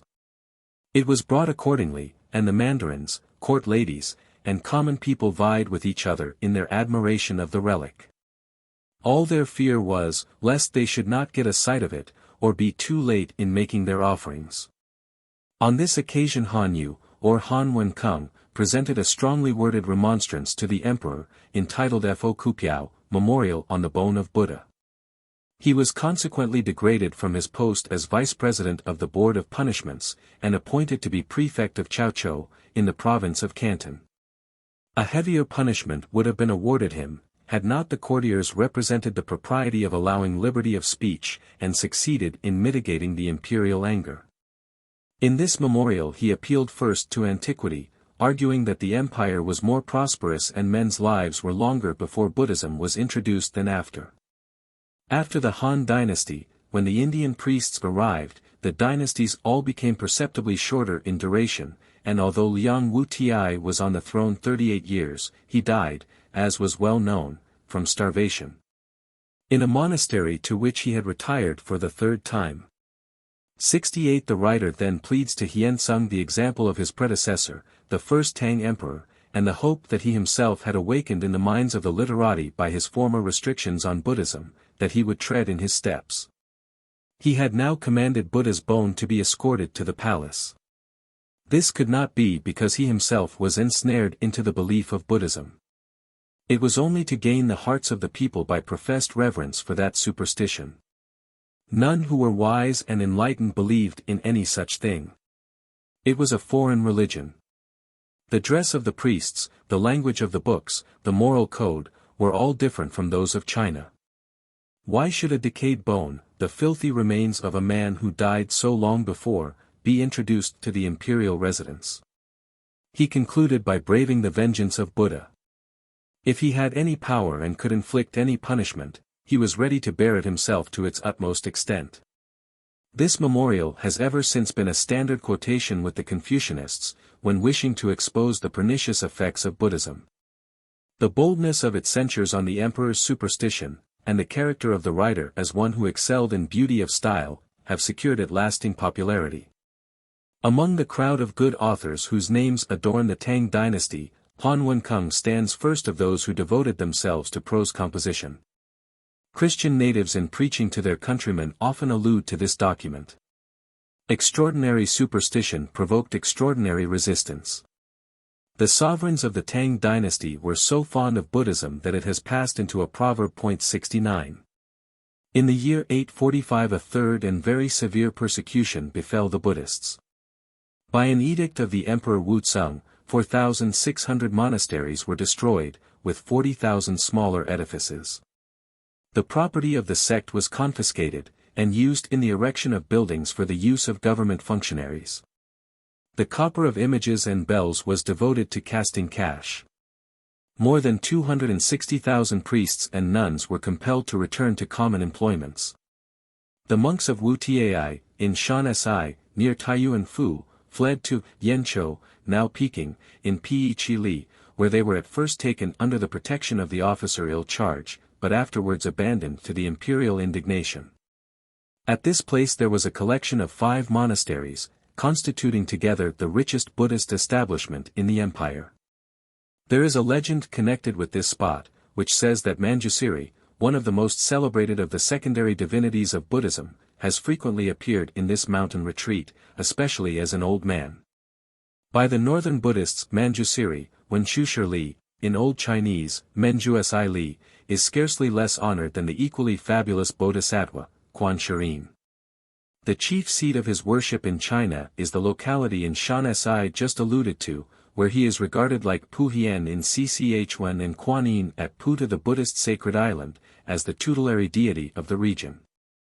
Wenshu Pusa, as he is called, differs from his fellow bodhisattvas in being spoken of in some sutras as if he were an historical character. On this there hangs some doubt. His image is a common one in the temples of the sect. The Emperor Wuzong died a few months afterwards. Xuanzang, who followed him, commenced his reign by reversing the policy of his predecessor in reference to Buddhism. 8 monasteries were reared in the metropolis, and the people were again permitted to take the vows of celibacy and retirement from the world. Soon afterwards the edifices of idolatry that had been given over to destruction were commanded to be restored. The Confucian historian expresses a not very amiable regret at the shortness of the persecution. Those of the Wei and Zhou emperors had been continued for 6 and 7 years, while in this case it was only for a year or two that the profession of Buddhism was made a public crime. A memorial was presented to the emperor a few years after by Sun Xiao, complaining that the support of the Buddhist monks was an intolerable burden on the people, and praying that the admission of new persons might be prohibited. The prayer was granted. The line of the Patriarchs had terminated a little before the period which this narrative has now reached, and the most influential leader of the Chinese Buddhists was Matsu, who belonged to the order of Xianxia. 701 of the 3 divisions of Buddhist monks. As such, he followed the system taught by Bodhidharma, which consisted in abstraction of the mind from all objects of sense, and even its own thoughts. He addressed his disciples in the following words: "You all believe that the mind, sin, itself is Buddha, intelligence. Bodhidharma came to China, and taught the method of the heart, that you might be enlightened. He brought the Lenga Sutra, exhibiting the true impression of the human mind as it really is, that you might not allow it to become disordered. Therefore that book has but one subject, the instructions of Buddha concerning the mind. The true method is to have no method. Out of the mind there is no Buddha. Out of Buddha there is no mind. Virtue is not to be sought, nor vice to be shunned. Nothing should be looked upon as pure or polluted. To have a sensation of an object is nothing but to become conscious of the mind's own activity. The mind does not know itself, because it is blinded by the sensations." He was asked, by what means excellence in religion should be attained. He replied, "Religion does not consist in the use of means. To use means is fatal to the attainment of the object." Then what, he was again asked, is required to be done in order to religious advancement? Human nature in itself, he said, is sufficient for its own wants. All that is needed is to avoid both vice and virtue. He that can do this is a religious man, Xiu Taojian. These extracts indicate that a great change had taken place in the popular teaching of Buddhism. In the first centuries of its history in China, retribution and the future life were most insisted on. But the tenets of Bodhidharma, who aimed to restore what he considered the true doctrine of Buddha, gradually diffused themselves and became the most powerful element in the system. The consequence was a less strong faith in the future life. Aizeng, who ascended the throne AD 860, was devoted to the study of the Buddhist books. Priests were called into discourse on their religion in the private apartments of his palace, and the monasteries were frequently honored with the imperial presence. He was memorialized in vain by the Confucian mandarins, who represented that Taoism, speaking as it did of mercy and moderation, and the original religion of China, of which the fundamental principles were benevolence and rectitude, were enough for China, and the emperor should follow no other. This emperor practiced writing in Sanskrit characters, and chanted the classics in the originals according to the musical laws of the land from which they came. Nothing could be more irritating to rigid conservatives, who hated everything foreign and lived to glorify Confucius, than to hear such sounds issuing from the imperial apartments. In this reign another bone of Buddha was brought to the palace. When it arrived the emperor went out to meet it, and prostrated himself on the ground before it, weeping while he uttered the invocation of worship, Namo. The ceremonies were on a scale even greater than at the annual sacrifice to heaven and earth. Similar scenes occurred at about the same time in the West, when European kings were not ashamed to honor the relics of Christian romance, just as their contemporaries in the Far East revered those of the equally luxuriant imagination of Buddhism. No one in the West, however, raised so loud a voice of warning against these superstitions as the Confucian mandarins at the court of Xie Chang'an. Among the foreign Buddhists who took up their residence in China in the first Tang dynasty was Bodhiruchi. He translated the Huayan and P'U-To Sutras. Lenga, a second, came from the north of the Tiesungling Mountains, others from India. The usual story of these wanderers was that they were the sons of kings, and had resigned their title to the crown to free themselves from worldly cares, and cultivate the heart. These tales may have been true, but they should not be repeated too often, for fear of exciting suspicion in the mind of the reader. More than one of these ci-devant princes adopted the profession of rainmaker at the Chinese court, and saved the country from drought for a considerable period. On one occasion the emperor was assured that it would rain when certain images opened their eyes. After 3 days the images showed the same willingness to gratify the expectation of their worshippers as have those of another religion, and the prophecy was fulfilled. Pu Keung, already mentioned, came from Ceylon. 71 As he was traveling, a herd of elephants rushed towards him. He sat quietly on the wayside. The elephants all knelt down before him and retired. When he came to China, he produced, it is said, a great reformation of manners in court and country, and was reverenced as a divinity. If judged by his works 72 however, consisting of unintelligible charms with pictures of many bodhisattvas, he brought a grosser superstition than before. His book of directions for calling hungry spirits to be fed, by magical arrangements of the fingers, delineations of Sanskrit characters and such like means, vindicates for him the unenviable honor of being the chief promoter of Buddhist fetishism in China. From Sinla, a kingdom now forming part of Korea, some priests also came. One of these, named Wu Lu, was retained by the Emperor Huayan Sung, with Pu Keung, to pray for the imperial and national prosperity. When he approached his end he rose in the air a foot high, and so died. 73. At this time some priests came from Japan, bringing 10 of the monastic dresses denominated Sangali, as presents to those in China who should best deserve them. Lan Qin praised the gift as evidence of the advancement made by the donors in the knowledge and dispositions of the true Buddhist. He determined to go to Japan, and after a tempestuous voyage he arrived there. The king came out to meet him, and assigned him a residence. From him the Japanese received their first instructions in the discipline of Buddhism, or the rules of the monastic life. Under the later Tang dynasty a native priest of Wu Tai, observing the mode in which the foreign Buddhists obtained their influence, felt a wish to share with them in the dominion of the atmosphere. He gave out that the dragon of the sky was obedient to him, and that wind and rain came at his call. The emperor and empress prostrated themselves before him, and he did not think it necessary to rise in their presence. Unfortunately a long drought arrived, and his prayers were unavailing to bring it to a termination.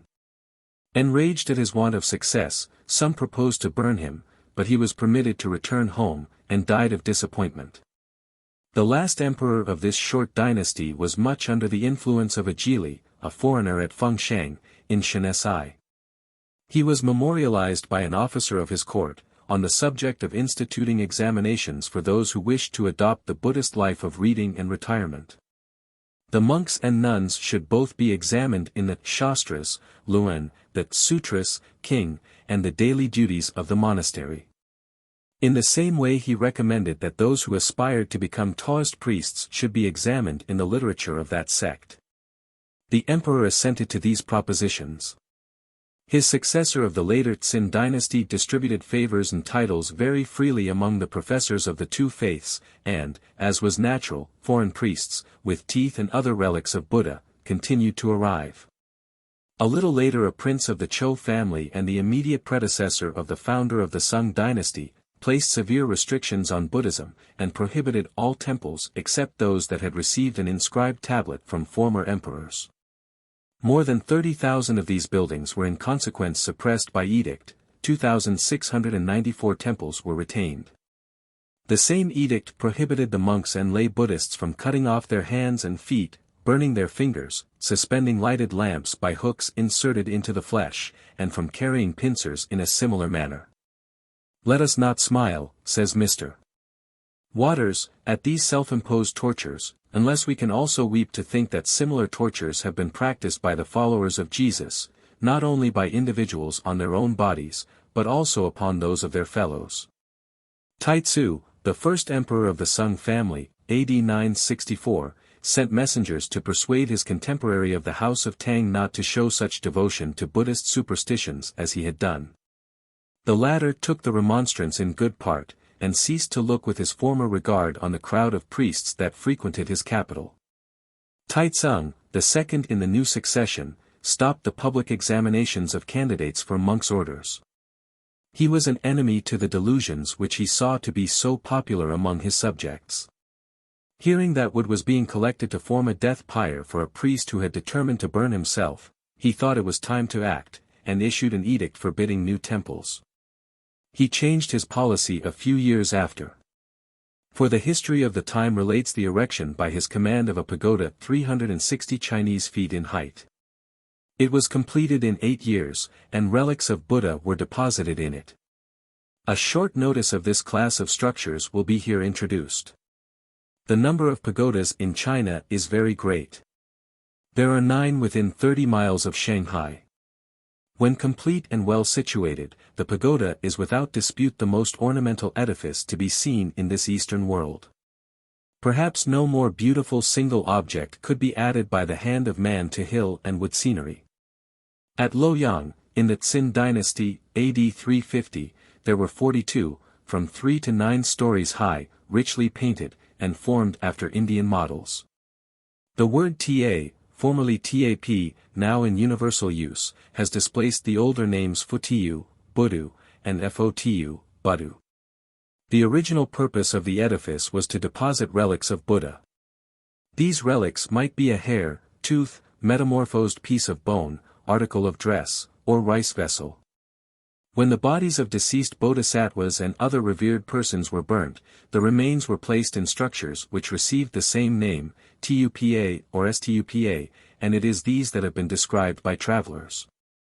In Afghanistan and other regions where Buddhism formerly prevailed, as topes. When there is no relic, shili. In Sanskrit, sharira, says the Cyclopedia Fau Chulin, the building is called Chiti, in Sanskrit, Chitya, and it may be intended to commemorate the birthplace of Buddha, the spot where he became enlightened, where he taught, or where he entered into the Nirvana. Footsteps of Buddha, an image of a bodhisattva or of a pratika Buddha, are also honored with the erection of a Chiti. When pagodas are without relics and unconnected with any legend, their erection must be attributed to reasons founded on the Chinese geomancy, Feng-Shui. These buildings are supposed to have a very important and happy influence on the districts in which they are situated. The charity of the contributors is also believed to be repaid in riches, longevity, and forgiveness of sins, as in the case of all Chinese almsgiving. Most of the existing pagodas date from the time at which our narrative has now arrived. Those built in the Tang and previous dynasties have many of them fallen a prey to the ruinous hand of time. While more recently the diminished favor which those possessing wealth and power have extended to Buddhism has caused an entire cessation of pagoda building, except when old ones were to be restored. In the 10th century, 70 for the royal family of the Min kingdom, bearing the surname Wang, were very much devoted to Buddhism. To them the city of Fuchao owes the 2 pagodas which adorn it. The king admitted 10,000 persons to the vows in AD 940. Anything that is precious in the eyes of the Buddhist devotee may be deposited in these structures. One was erected by the emperor for the preservation of the newly arrived Sanskrit books at the request of Huayan Sang, lest they should be injured for want of care. It was 180 feet high, had 5 stories with grains of shili, relics, in the center of each, and contained monuments inscribed with the prefaces written by the emperor and prince royal to Huayan Sang's translations. The great expense of large Buddhist structures sometimes led the more self-confident of the priests to rash resolutions. On one occasion a monk of Tiantai, a large and ancient establishment to the south of Ningpo, professed to the emperor his wish to commit himself to the flames when the erection of a certain temple was completed. His desire was granted, and an officer sent to see that the temple was built and the feat carried into execution. The pile was made and the priest called on to come forward. He excused himself, but in vain. He looked round on the assembled crowd for someone to save him. Among priests and people, however, none offered to help the trembling victim of his own folly. The stern voice of the imperial messenger bade him ascend the pile. He still lingered, and was at length seized by the attendants, placed forcibly on the pile and burnt. The conduct of the emperors towards Buddhism was then, as it has been more recently, very inconsistent. Favor was shown to priests, while occasional edicts were issued intended to check the progress of the system. The emperors gratified their private feelings by gorgeous erections for the practice of idolatry, while they paid a tribute to the Confucian prejudices of the literati by denouncing the religion in public proclamations. In the reign of Chen Sung, a favor of Buddhism, a priest from India is mentioned as translating the Sutra of Good Fortune, King, and other works, to the number of more than 200 chapters. Chen Sung, in A.D. 1035, made an effort to preserve the knowledge of Sanskrit literature by appointing 50 youths to study it. A few years earlier, it is said in a notice of Fatn Pen, a native of Magadha, Bihar, in India, that he was assisted in translating the Huayan King, the Sutra of Boundless Age, and other works, by a native of China familiar with Sanskrit.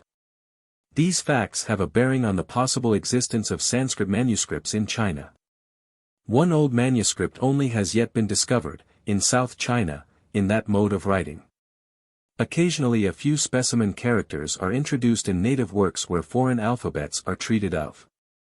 75 In an account of the Tiantai Monastery in the History of Tiantai Shan, it is said that a single work was saved from a fire there several centuries ago, which was written on the P'U-To, Patra, or palm leaf of India.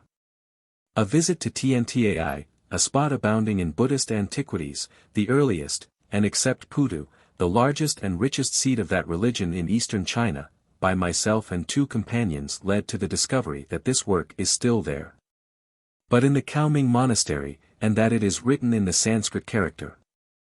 I had a copy made which was sent to Professor Wilson, but the work of the copyist was found to be too incorrect to admit of its being read. Tiantai is about 50 miles south of Ningpo, and is celebrated for its beautiful scenery. As a monastic establishment it dates from the 4th century, while P'U-To is no earlier than the 10th. In the province of Zhejiang, where maritime and hill scenery are so luxuriantly combined, the picturesque homes of the Buddhist monks are clustered together more thickly, it would seem, than anywhere else. Like their English contemporaries whose mode of life was in many points so similar, they knew well how to choose spots where the rich landscape spread before their eyes would be some compensation for their banishment from social enjoyments. They were quite as inventive too in peopling the woods and rocks where they selected their place of retirement with supernatural visitors, whose rank or good deeds lent a mysterious sanctity to the place where traces of their presence were observed. And they framed with equal facility marvelous legends to form a ground for erecting temples in honor of the hero thus endowed with an imaginary immortality. The Bodhisattvas and Arhants, Lohan, of Oriental religious fiction, correspond to the saints and martyrs venerated in the West. Those who chose the situations of many of the large Buddhist establishments must have had an eye for the loveliness of nature. The ignorant and unreflecting class of priests now usually met with, whose aim is no higher than to count beads, to chant the classics, and to perform the genuflections according to rule, must not be taken as examples of the earlier race of Buddhist monks. There was in the flourishing days of Buddhism more devotion to the system, and a much better appreciation of its nature, than at present. It was quite in keeping with a more sincere belief in the religion, to choose beautiful solitudes high among hills for the practice of its rites, and to spare no expense in constructing appropriate edifices in the most magnificent style of Chinese architecture. It is only by supposing sincere attachment to the principles of the system, that cases of self-destruction by fire in imitation of the ancient Hindu practice can be accounted for. History says that the Emperor Zhensung, having as a high mark of favor introduced into the standard edition of Buddhist books some works by the priests of Tiantai. One of the monks performed this terrible feat to show his gratitude for the emperor's goodness. Another prevailing motive in uniting the utmost attainable beauty in nature and art, was undoubtedly the desire to produce popular effect, and to provide attractions for the rich and the superstitious when they went on a religious pilgrimage. Among these spots none in all China is more famous than the island of P'U-To, to the east of Chusan. It was about AD 915 that it was taken possession of by the Buddhists, not many years before the time this narrative has reached. It is dedicated to Quan Shirin, a name translated from the Sanskrit Avalokiteshvara. Puhien, Samantabhadra, another fictitious bodhisattva, is honored in a similar way at Ome Shan, in Cch1. At Kiowa, Inanwei, a little westward of Chi-Cho-Fu, Tisang, another of the great bodhisattvas, is honored with special worship.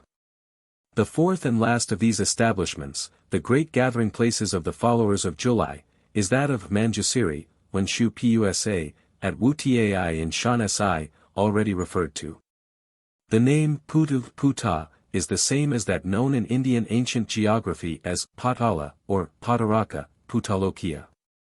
Quan Shirin is said in the Huayan-King to have taught the Buddhist doctrines on that island.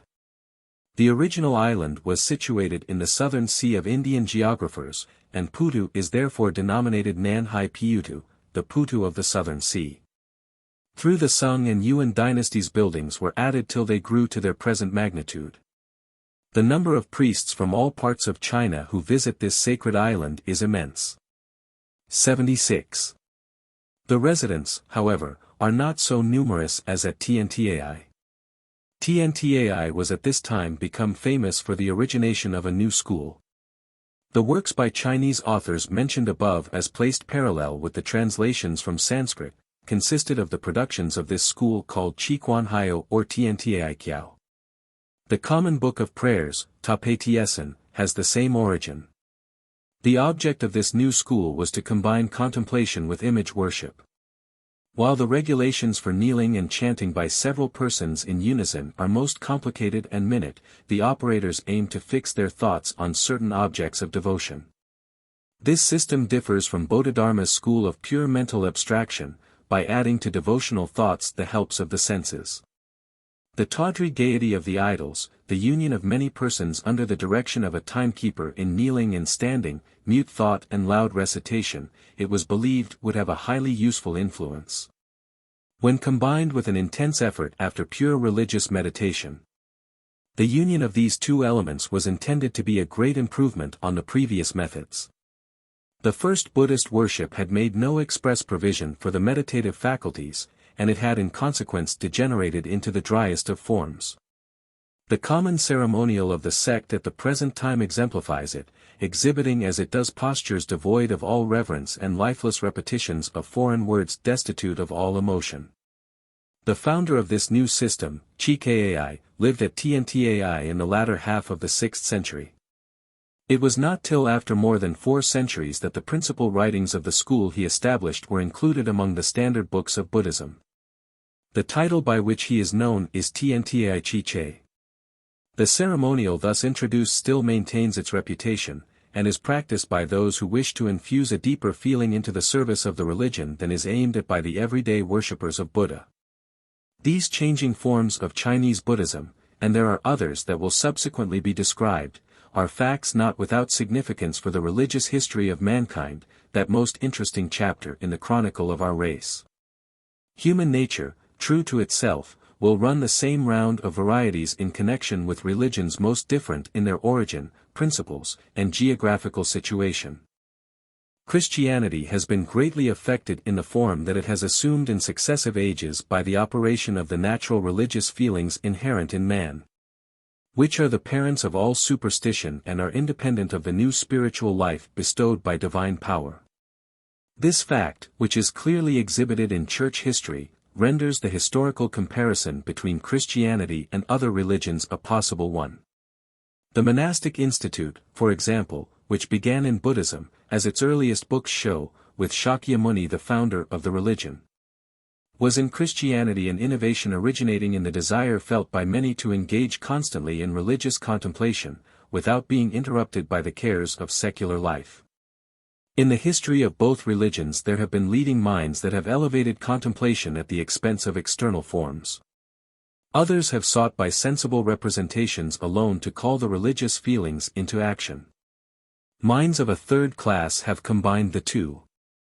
But when Buddhism proceeds to the negation of all thought, action, and individual existence, the parallel fails, for though philosophy has intruded frequently and extensively into the battlefield of Christianity, it has never been attempted to construct a new religious life on such a basis of philosophy as this. Philosophical skepticism in the West has been confined to the safer regions of speculation, without being brought, as Buddhism has tried to bring it, to a practical form. 77 Another subdivision of the Buddhist schools into Tsungmen and Kyaomen may be best characterized by using the terms esoteric and exoteric to distinguish them. The first of the former entered China when the Patriarch Bodhidharma brought the traditional symbol, called in Chinese Qingfe Yensung, and the school he established is its highest kind. The magical formulae Cho, Thurni, also belong to esoteric Buddhism. These childish productions are as destitute of meaning in their original Sanskrit as they are in their transferred Chinese form, but all sorts of miracles are believed to be wrought by them. The classics and books of prayers, with the other parts of the literature, belong to exoteric Buddhism, which also embraces all rules for life and worship. For this classification the native terms in use are hien, open, and mi, secret. The despotic nature of the Chinese government has been often shown in its treatment of religions. When persecution has not been resorted to, the right of interference in the internal regulations of Buddhism and Taoism has been often assumed.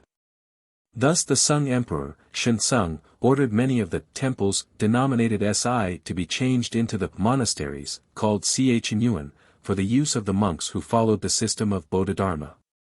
His successor issued a similar decree. In 1119, Wei Tsung, advised by Lin Lingsu, commanded the title of Buddha to be changed to one like those of the Taoist genii. He was to be styled Takyo Kinsin, in which Kyo, to perceive, is a translation of the word Buddha, and Kin, i.e. golden, represents the substance of which his image is supposed to be formed. The other Indian titles were also ordered to be abandoned. The priests, instead of being known as Seng, were to be called Te-Isher, virtuous scholars. The temples, Si, and monasteries, Yuan, were to receive the designations Kung, palace, and Quan, monastery, terms in use among the Taoists. This futile attempt to amalgamate the two religions was abandoned the following year. The two brother philosophers, Cheng, in the city of Luoyang, set themselves against the Buddhist burial rites. But an admirer compared them to the rock in the middle of a torrent, which can retard but for a moment the progress of the impetuous stream. Sima Wen-Kung wrote soon after that men need not practice burial rites for deliverance from hell, because neither heaven nor hell are to be expected. The body decays at death, and the spirit flies off, carried away by a puff of wind. See Waters. At that time, as at the present day, Buddhist priests were invited by rich persons to go through a ritual for the dead. The follower of Confucius engages priests from both the other sects without scruple to offer prayers, in whose efficacy he does not believe, for the souls of deceased relatives. By the Oriental, sincerity and independence in religious belief are without difficulty subordinated to the outward show of respect which is felt to be necessary while it is unreal. When, as death approached, a certain mandarin prohibited the employment of Buddhist priests at his funeral, the incident is commemorated as something remarkable. In justification of himself he quoted the saying of an author, that if there were no heaven there was no need to seek it, and that if there were, good men would certainly go there. If there were no hell there was no need to fear it. And if there were, bad men would go there.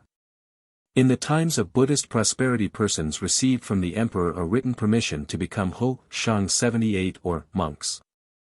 When this practice was abandoned, as by Cao Tsung, one of the emperors who reigned at Hangzhou, AD 1143, the higher members of the Buddhist hierarchy undertook to distribute the usual certificates of membership in the order.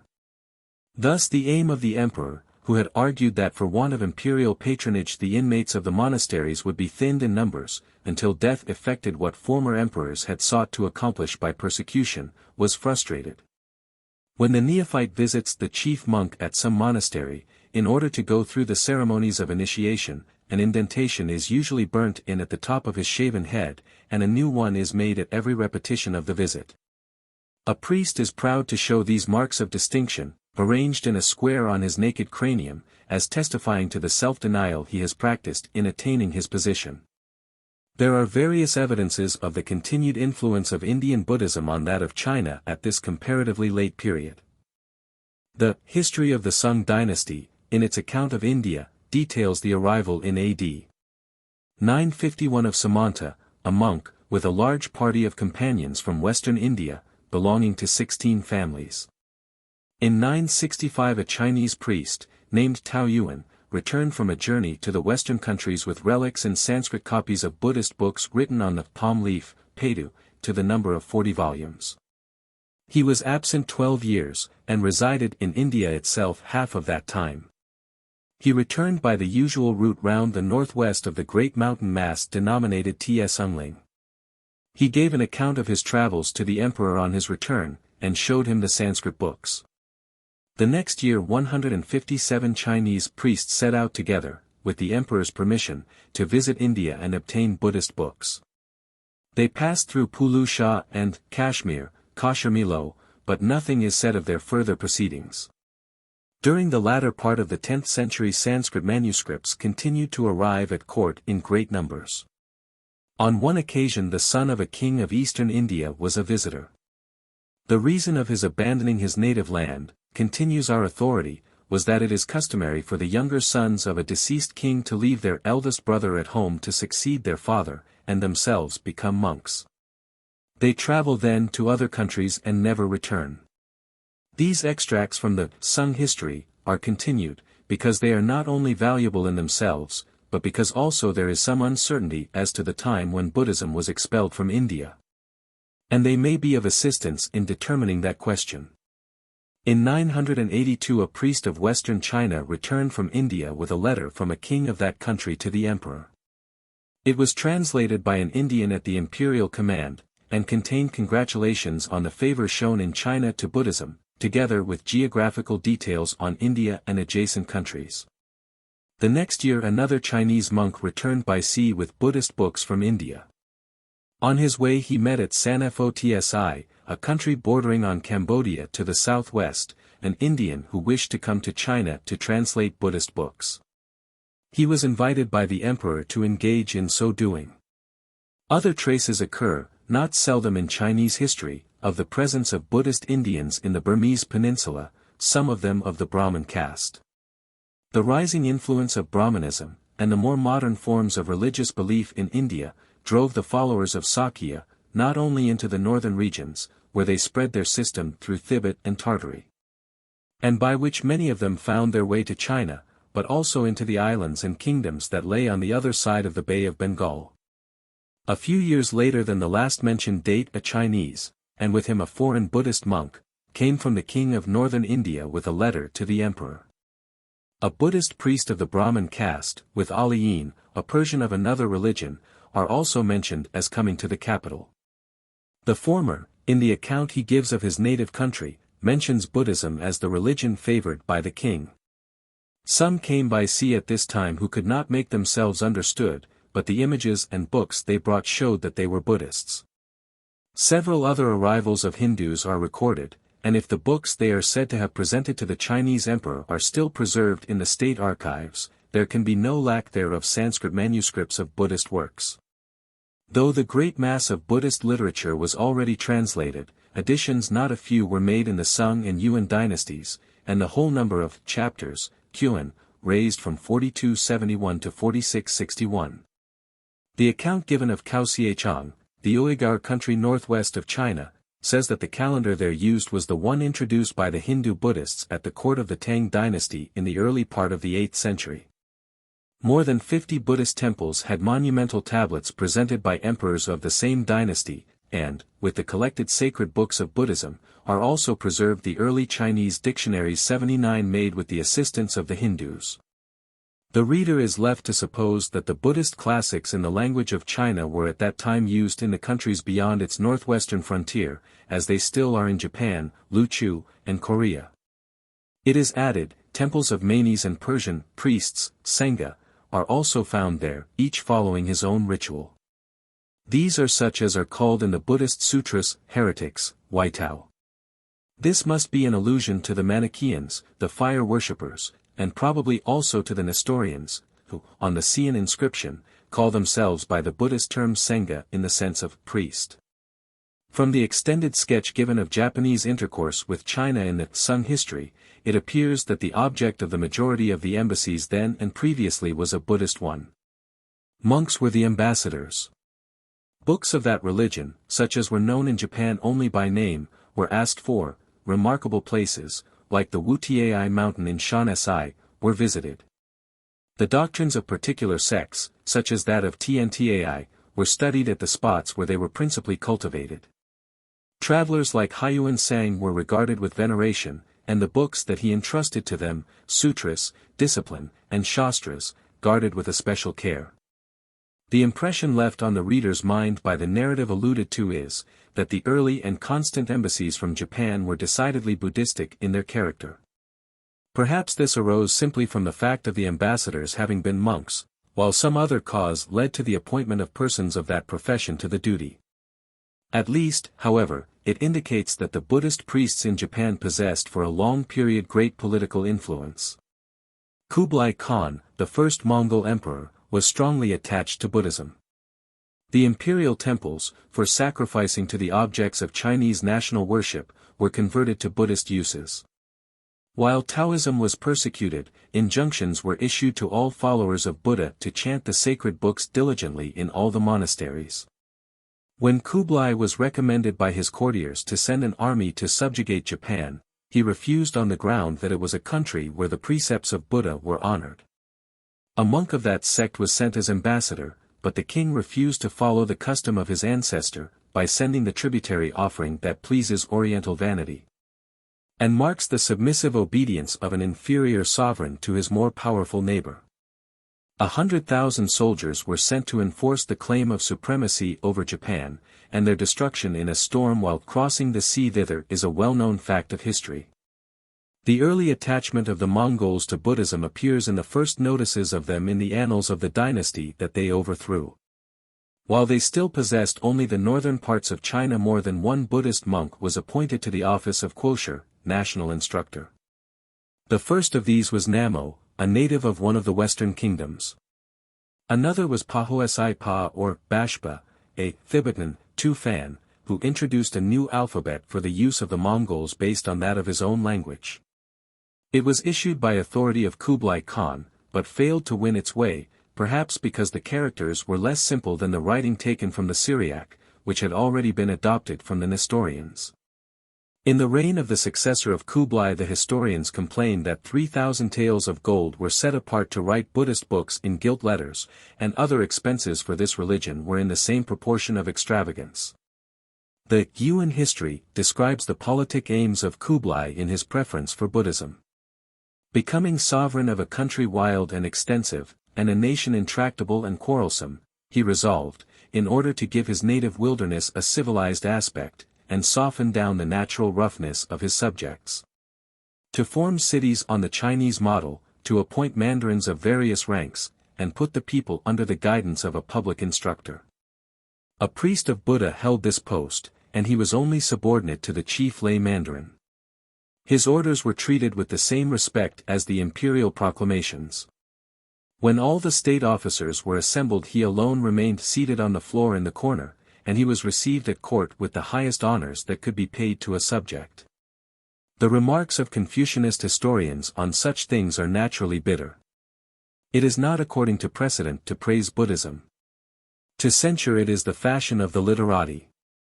When they wield the historic brush, they deepen the coloring if superstitious emperors and Buddhist successes have to appear on the canvas. What they record of censure they record as a painful duty, and, as often happens when men have a painful duty to perform, they feel more pleasure in the performance than they like to acknowledge. Towards the end of the 13th century, a census was taken by imperial command of the Buddhist temples and monks in China. Of the former, there were reported 42,318, and of the latter, 213,148.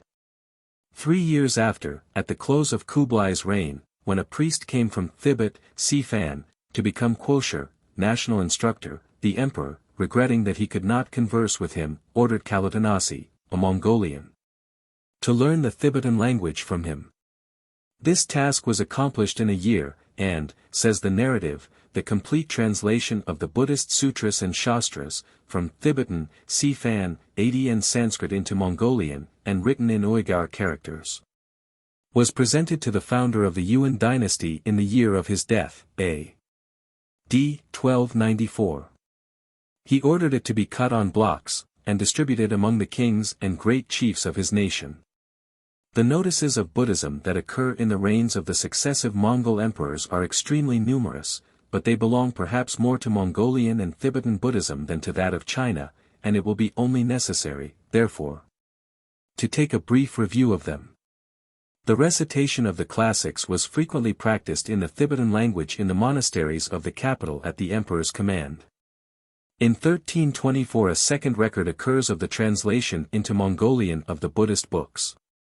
It merely says that the translation from the Si-Fan, Tibetan, language was then made in the Puigaur, Waingari, writing. Those who received the highest religious title, that of Quosher or Tiaisher, imperial instructor, were foreigners. One of these, Pailan Nashir Li, of the Kanmulu kingdom, learned in his youth the Uigaur and Sanskrit, Ctyen, Western Heaven, writing. In 1312 he was ordered by the emperor to translate Buddhist books. From Chinese he translated the Leng-Yen-King, a sutra regarded by the Chinese literati as the best of all the Buddhist books. From Sanskrit he translated 4 sutras, and others from Tibetan, in all 1,000 chapters, Huayan. He was put to death for suspected treason, concerted with the son of the king of the Nsi country on the eastern border of Persia. The Mongol emperors continued faithful to their adopted creed during the short continuance of their power in China. It was, as it has continued to be, one of their national institutions. The people accepted the religion that their chiefs appointed for them. While among the Chinese people, Buddhism has frequently had to struggle against direct and indirect hostility from the literary class and the government of the country. The Mongolians have beheld without envy the priests of this religion raised to the highest offices of state, and retaining unquestioned their position as the most influential body in the community. The immoral pictorial representations introduced in the worship of Shiva were imitated by the Tibetan Buddhists. When brought to one of the Mongolian emperors by a Tibetan priest, he is said to have received them with approbation. The Chinese people were indignant when they heard that such representations were permitted to demoralize the inmates of the imperial palace. At present, although some authors have asserted the contrary, there appear to be no traces of any such practice in Chinese Buddhism, but they are found in the Lama temples in Peking. Curiosity to visit the first home of their religion had not yet entirely forsaken the Chinese Buddhists. Early in this period a Chinese priest named Tao Wu was excited by reading the accounts of Fa Hien and the early Buddhist travelers to try his fortune in a similar undertaking. He passed the sandy desert, and through the kingdoms of Kuai-Tsi and Shala to Kippen, Ka-Pen.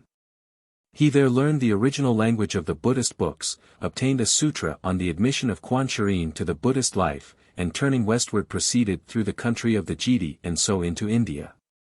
He returned by sea to Canton. This, however, is the last record of the kind. There was no reaction against Buddhism for some time after the overthrow of the Yuan dynasty. Monks of that religion from the countries west of China were still welcomed at court, and decrees were promulgated applauding the beneficial tendencies of the system. When a Mandarin ventured to reprove the third Ming emperor on this account, he was silenced by the inquiry, did he wish to imitate Han Wenkung? In A.D. 1426 the next occupier of the throne ordered examinations to be instituted for those who wished to become monks. At this time, as had sometimes happened before, the attention of the government was called to the increasing property in land of the monasteries. In 1450 it was forbidden to any monastic establishment to have more than 60 meu, 6,000 feet square, of land. What was in excess of this was given to the poor to cultivate, they paying taxes to the emperor. Similar acts of interference with the property of the monasteries are recorded in the preceding dynasty. In the 16th century, in the time of Kietzing, some attempts to revive persecution were made by Confucian memorialists, but all they succeeded in effecting was the destruction of the Buddhist chapel belonging to the palace. High titles were still granted to certain priests who stated that they came from the West. They were called Shangshi, superior teacher, instead of Tiaisher, imperial teacher, the title given in the Yuan dynasty. In the latter years of the Ming dynasty, new enemies to Buddhism arrived in China. The Roman Catholic missionaries followed the Mohammedans in protesting against idolatry. The banner of hostility could be raised by Christians with more reason against this religion than against the national one, of which the worship of images forms no part. Matteo Ricci had a controversy with a noted Buddhist priest residing at Hangzhou. It was with a show of reason pressed upon the Buddhists that if their theory of transmigration were true, it would be wrong to enter into wedlock for fear of marrying one's own father or mother. The Buddhists suggested in reply, that divination would reveal if such were the fact. Su Kwang Ki, Ricci's most illustrious convert, wrote a short tract against Buddhism, in which a few of its principal doctrines are discussed and condemned in a popular style. It is concluded by a chapter against ancestral worship. The work is called Pai Shi Shi Chuang, The Errors of the Buddhists Exposed. Of the Manchu emperors, Shun Chi was a friend to Buddhism, and wrote prefaces to some works of the followers of Bodhidharma, but his son Kong Hai felt in his later life great repugnance to all religions except the Confucian. His sentiments are recorded in the Sacred Edict, or Imperial Book of Moral Instructions for the Common People. By insertion in the Sacred Edict these opinions have been widely spread, and are extensively approved of to the present time. The author cites the judgment pronounced by Chu Hai, the philosopher and critic of the Sung dynasty, saying that the Buddhists care nothing for heaven or earth, or anything that goes on around them, but attend exclusively each to his single mind.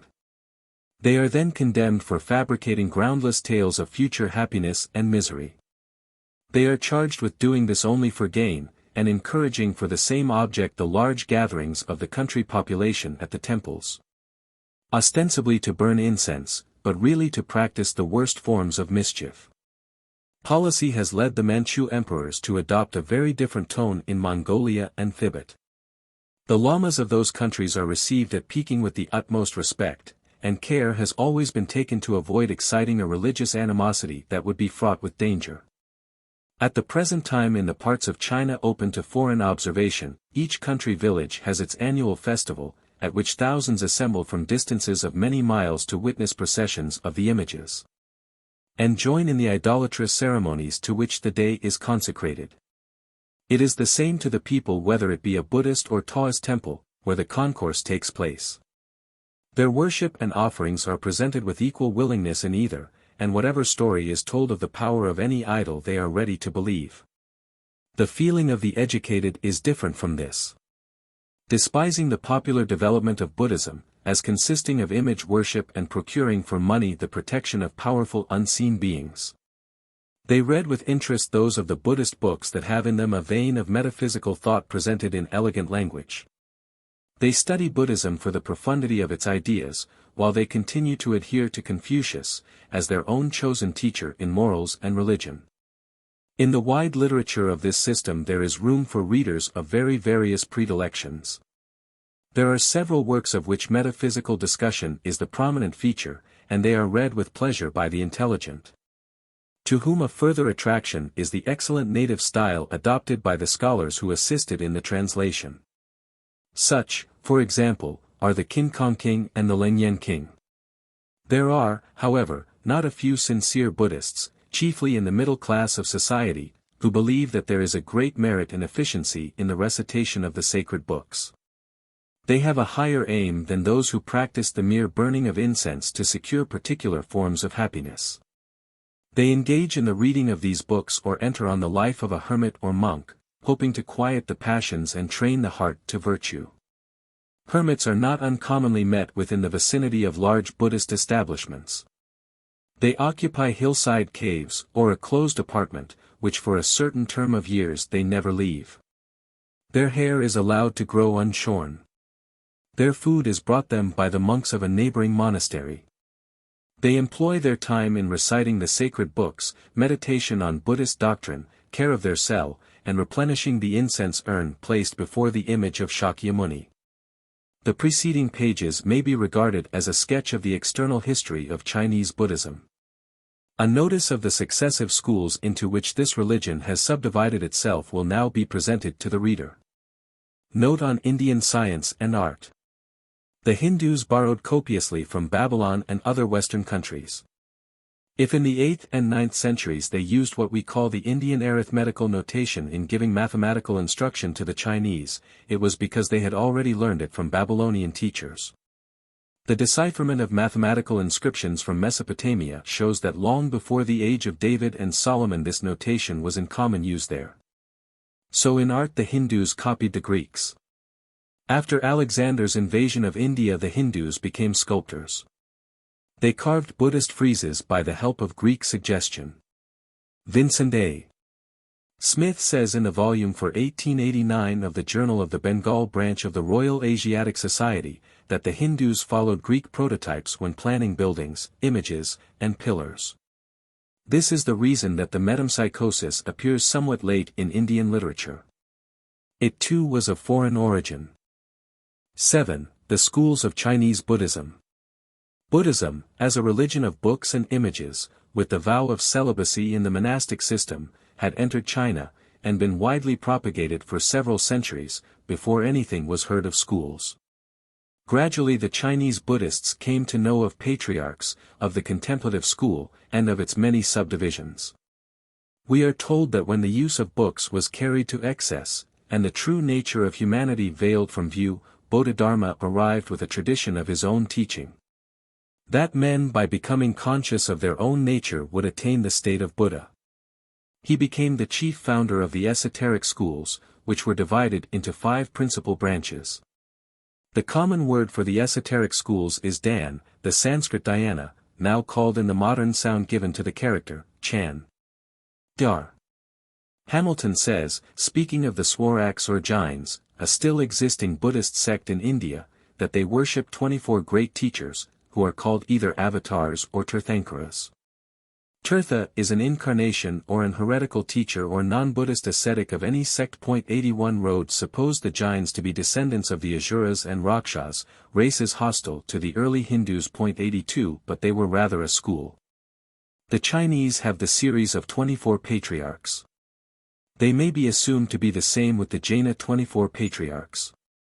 Bodhidharma will then be a heretic and continuator of an offshoot from the Jaina list of patriarchs, commencing with Vaisya. The location of this offshoot of the patriarchs, embracing the 25th, 26th, 27th, and 28th, was southern India. For these 4 patriarchs were either natives of southern India or were at least engaged in active labors there. Perhaps it will be better to say that the Jains and the school of Bodhidharma are both of them offshoots from a common stock, which recognized patriarchs from the time of Kashyapa, and maintained esoteric doctrine from that time. The author of Efotsu Tianqi, after describing the life of Buddha in 4 chapters, gives an account of the 24 patriarchs in his 5th chapter, and of 9 selected patriarchs in his 6th and 7th chapters. Among the 9, Nagarjuna is the only foreigner, and the 8 natives are not any of them among the 5 regular successors of Bodhidharma. Among them were, R. Cao Weiwen, AD 550, 2. Li Wei-Si, founder of the Nan'enjiao school, 3. Chen Chi Kai of Tiantai and founder of that school. The 5 others I shall not mention. Then he selects 8 others. After this he gives the history of the succession in each case till he has related the lives of an immense number of teachers of schools, large and small, important and unimportant. After this he finds room for the school of Bodhidharma, on which, however, he is rather brief. The author of Sankhya Su places Bodhidharma in a much more important and elevated position. If Chipian's view is a better representation of the old and orthodox Buddhist opinion, that of this later book is a better indication of the most prevalent opinions of modern Chinese monks. Orthodox Buddhism has in China slowly but steadily become heterodox. The Buddhism of books and ancient traditions has become the Buddhism of mystic contemplation. The followers of Bodhidharma have extended themselves on every hand, and gained an almost complete victory over steady orthodoxy. The history of ancient schools springing up long ago in the Buddhist communities of India, can now be only very partially recovered. Possibly some light may be thrown back by China upon the religious history of the country from which Buddhism came. In no part of the story is aid to the recovery of this lost knowledge more likely to be found than in the accounts of the patriarchs, the line of whom was completed by Bodhidharma. In seeking the best explanation of the Chinese and Japanese narrative of the Patriarchs, and the 7 Buddhas terminating in Gautama or Shakyamuni, it is important to know the Jain traditions as they were early in the 6th century of our era, when the Patriarch Bodhidharma removed to China. If it occur as an objection to this hypothesis that the discrepancies now existing between the school of Bodhidharma and of the Hindu Jains are very great, the latter having temples and an external worship, and that their chronology also differs. In reply, it may be observed that the fame and influence of Bodhidharma in China mark him out as himself a great sect founder. In this character he would preserve only as much as he pleased of the traditions and observances of his fellow religionists, and in their view he was probably in many points a heretic. The absence of the esoteric element, at least that distinct and highly developed form of it which belongs to China, from modern Jainism would follow the departure of the last patriarch. Further, his school keep images, and never think of dispensing with them, though they hold that they may be dispensed with. Their ritual also is most elaborate. The second native writer, already quoted, thus compares Buddha and Bodhidharma. The former, Julai, Tathagata, taught great truths and the causes of things. He became the instructor of men and devas. He saved multitudes, and spoke the contents of more than 500 works. Hence arose the Kiao-men, or exoteric branch of the system, and it was believed to be the tradition of the words of Buddha. Bodhidharma brought from the western heaven the seal of truth, true seal, and opened the fountain of contemplation in the east. He pointed directly to Buddha's heart and nature, swept away the parasitic and alien growth of book instruction, and thus established the Tsung-men, or esoteric branch of the system, containing the tradition of the heart of Buddha. Yet, he adds, the 2 branches, while presenting of necessity a different aspect, form but one whole. Though the 2 systems have worked harmoniously together, a line is readily drawn in their literature. Thus in the Feu and Chulin, a large collection of miscellaneous Buddhist information coming down from the Tang dynasty, nothing is said of Bodhidharma or his system. To separate the productions of these 2 great schools is then an important step in the classification of the Buddhist books in China. Among the traditions preserved in the history of the Patriarchs are notices of some of the disciples of Buddha and other eminent persons, fabulous or real. They are given in an extended form in the work Chi Walu. Manjusiri is the first. The others are Tiantai Pusa, Vasubandhu Bodhisattva, Weima, Shanti Sai, Good Ability, Subhuti, Wuyutso Wang, the Perfect King without any dissatisfaction, Shariputra, Yanjimura, Pinjalo, Changpaimo Wang, the King who resists Mara. The Prince Natio, Kwangyenjiotari, and Zinbieta. In tracing the rise of the various schools of esoteric Buddhism it must be kept in mind that a principle somewhat similar to the dogma of apostolical succession belongs to them all. They all profess to derive their doctrines through a succession of teachers, each instructed personally by his predecessor, till the time of Bodhidharma, and so further up in the series to Shakyamuni himself and the earlier Buddhas. The 6th Chinese patriarch did not appoint a successor. The monastic habit and rice bowl that had descended to him were in accordance with what Bodhidharma had said, not communicated to a new patriarch. In the 5 petals the flower, as he had expressed it, would be complete, he himself, the first of the 6, being the stem on which the others grew. The last of the patriarchs resided at Tsoki, in Kiangsi. 2 schools were formed by his disciples, denominated Nanngyo, South Mountain, and Tsngyuan, from the spots where the teachers resided. The former is near Hangzhou, in Hunan, the latter near Tsuanzhou, in Fukio. In these schools there was no very real difference in sentiment from the doctrine of the parent stem. Hengshan is the old Confucianist mountain known by that name, and also as Nanngyo. The Tablet of Yu was said to be discovered there, and we can see the reason of this. It was the southern limit of the Chinese Empire of that time. He was the traditional civilizer, the canal maker and embankment engineer of the He dynasty, and of his work the geographical section in the Book of History is the record. Though Bodhidharma was nominal founder of the esoteric schools in China, the real philosophic thinker, who gave them the impulse to reflection, was Nagarjuna, the most important founder of the Mahayana school. He specially originated the Madhyamaka system, which reduces everything to bald abstractions and then denies them. The soul has neither existence nor non-existence. It is neither permanent nor non-permanent. Such was his teaching. See in Itel. His system influenced Cao Huayan, who studied the Shastra Tachi Tuluan, and mastered the idea of central gazing, Chungquan, and also that of three branches of wisdom, viz. Matter is nothing, the mind's annoyances are nothing. The temptations through the senses are nothing. Li Wei-Si, of the Nan-Ngo school, built up his ideas on those of Wei-Wen, and transmitted to Chi Kai the triple gaze, the empty, the hypothetical, and the medial. Such is the statement of Chi Pian, the orthodox authority. But, according to Sanqiao Yi-Su, the chief influence in the formation of the Nan-Ngo and of the Tsng was that of the sixth patriarch upon the mind of Tu Wei-Jiang and Lu Hing-Si. The founders of these two schools, the first of the Tsung men, were Wei-Jiang and Hing-Si. Their successors were Matsu and Qiang-Si, and Haikaiyu or Shirtiyu, who, while they changed their residences and became themselves teachers of the esoteric doctrine, retained the names, Nan-Ngo and Tsng.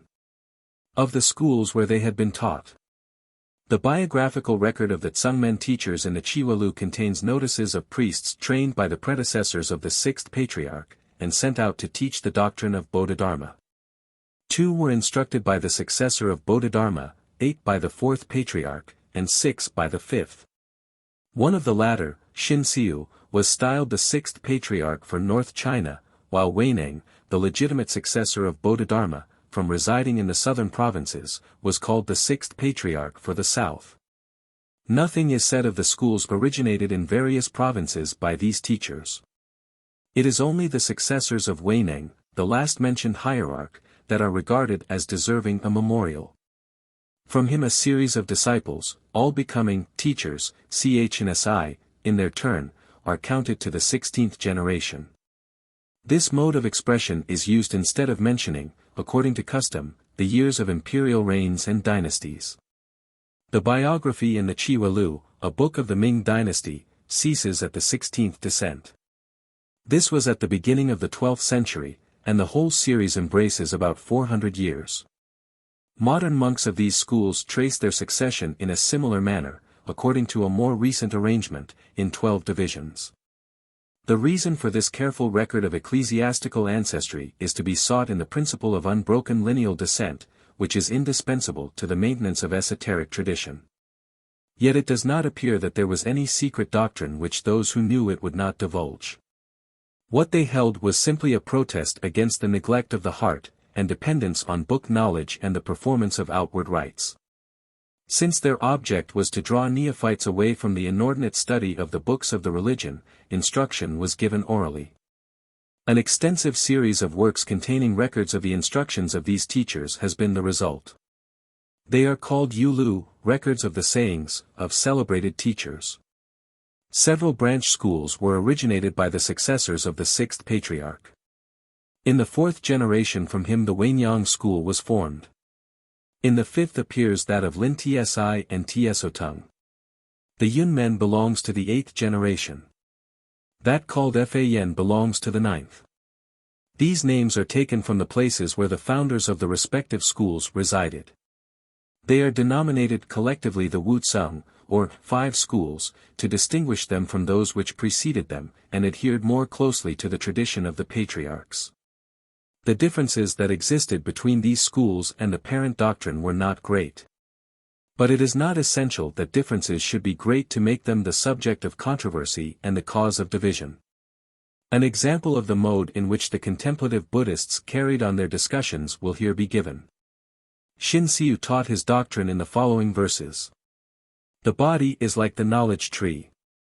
The mind is like a mirror on its stand. It should be constantly and carefully brushed, lest dust should be attracted to it. His teacher, the fifth patriarch, was pleased with this mode of representing the importance of watching over the heart. But Weineng, the sixth patriarch, opposed it with vehemence. He also wrote his view in verses. There is no such thing as a knowledge tree. There is no such thing as a mirror stand. There is nothing that has a real existence. Then how can dust be attracted? In the former appears very distinctly the practical part of the esoteric system, attention to the heart. In the latter its speculative tendency, denying everything external to the mind, is brought to view. According to the system held in common by these schools, the heart is Buddha. There is no mode of attaining to the state called Buddha but by the mind itself. This mind has neither beginning nor end, color nor form. To look outward is to be a common man. To look inward is to be Buddha. In reality man is the same thing as Buddha. To rely on the performance of particular acts is not true knowledge.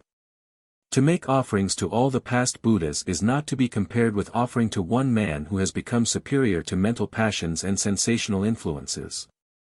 All that the great Bodhisattvas have taught, men have in themselves. The pure vacancy of Manjusri, the withdrawal of the thoughts from the world of sensations recommended by Puhien, the mercy of Kuan Yin, the knowledge of Shirchi, the purity of Vimakita, Wayamo, all these various principles are in the heart. To know it, is all that is needful. To become Buddha the mind only needs to be freed from every one of its affections, not to love or hate, covet, rejoice, or fear. To do, or aim at doing, what is virtuous or what is vicious is to leave the heart and go out into the visible tangible world. It is to become entangled in the metempsychosis in the one case, and much trouble and vexation in the other. The right method is in the mind, it is the mind itself. The fountain of knowledge is the pure, bright, self-enlightening mind. The method taught by all the Buddhas is no other than this. Let the mind do nothing, observe nothing, aim at nothing, hold fast to nothing, that is Buddha. Then there will be no difference between living in the world and entering the Nirvana. Then human nature, the mind, Buddha, and the doctrine he taught, all become identical. 83. While revising these papers, and adding to them, so that they may form a distinct book on Chinese Buddhism, August 11, 1899, I here insert a brief account of the Lin Tsi school. The Lin Tsi school has been very successful. It has pushed out the other sects, and spread over the north and south of China to an enormous extent. Beginning in Shantung, it has been accepted throughout the 18 provinces, and in Japan, as the most popular exponent of the teaching of the contemplative school. They say, within the body which admits sensations, acquires knowledge, thinks, and acts, there is the true man without a position, Wu Wei Chen Zhen. He makes himself clearly visible, not the thinnest separating film hides him. Why do you not recognize him? The invisible power of the mind permeates every part. In the eye it is called seeing, in the ear it is hearing. It is a single intelligent agent, divided out in its activity in every part of the body. If the mind does not come to conscious existence, there is deliverance everywhere. What is the difference between you and the sages of antiquity? Do you come short in anything? What is Buddha? A mind pure, and at rest. What is the law? A mind clear and enlightened. What is Tao? In every place absence of impediments and pure enlightenment. These three are one. The object of the Lin Tsi has been to teach Buddhism, so that each monk should feel that there is difficulty in the paths of self-improvement, and that he has in himself the power to conquer that difficulty. The true man without a position, Wu Wei Chen Zhen, is wrapped in a prickly shell like the chestnut. He cannot be approached. This is Buddha, the Buddha within you. The sharp reproof of discipline is symbolized by slaps on the cheek with the palm of the hand, and blows with the fists under the ribs. This treatment gives an improved tone to the mind and feelings. An infant cannot understand the 7 enigmas. These enigmas are given in dark language difficult even for adepts to explain. Thus, is it to search in the grass where there is the shadow of the stick that you have already come here? To kill a man, to strike with the sword a dividing blow, and the body should not enter the water. The explanations of these enigmas are not given in the book I have consulted. Doubtless they mean something quite in harmony with the fundamental principles of Buddhism, otherwise the Lin-Tsi school would not be so popular as it is. They have the 3 dark, Huayan, principles, the real, Shi, the formal, Ti, and the practical, Yang. They have also the 3 important, Yao, principles. These are, illumination, Chao, utility or use, Yang, and the combination of the two. In their discipline they have 3 blows with the cane, 3 successive reproofs, and the alternation of speech and silence. They have a play on the words, guest and host. The guest may learn from the host by seeing how he meets circumstances, and imitating him. The host may learn from the guest, as when those who are already profound in wisdom make constant inquiries from their visitors, and seize ardently on what they approve. The host may learn from another host, as when those who are already wise discuss points, and such as are learning throw away what they had been grasping firmly. The guest may learn from another guest, as when the learner is laden with the heavy wooden neck collar and iron lock, and all discussion ceases. Where the meaning of such mysterious teaching is not clear, there will be an oral explanation by the tutor.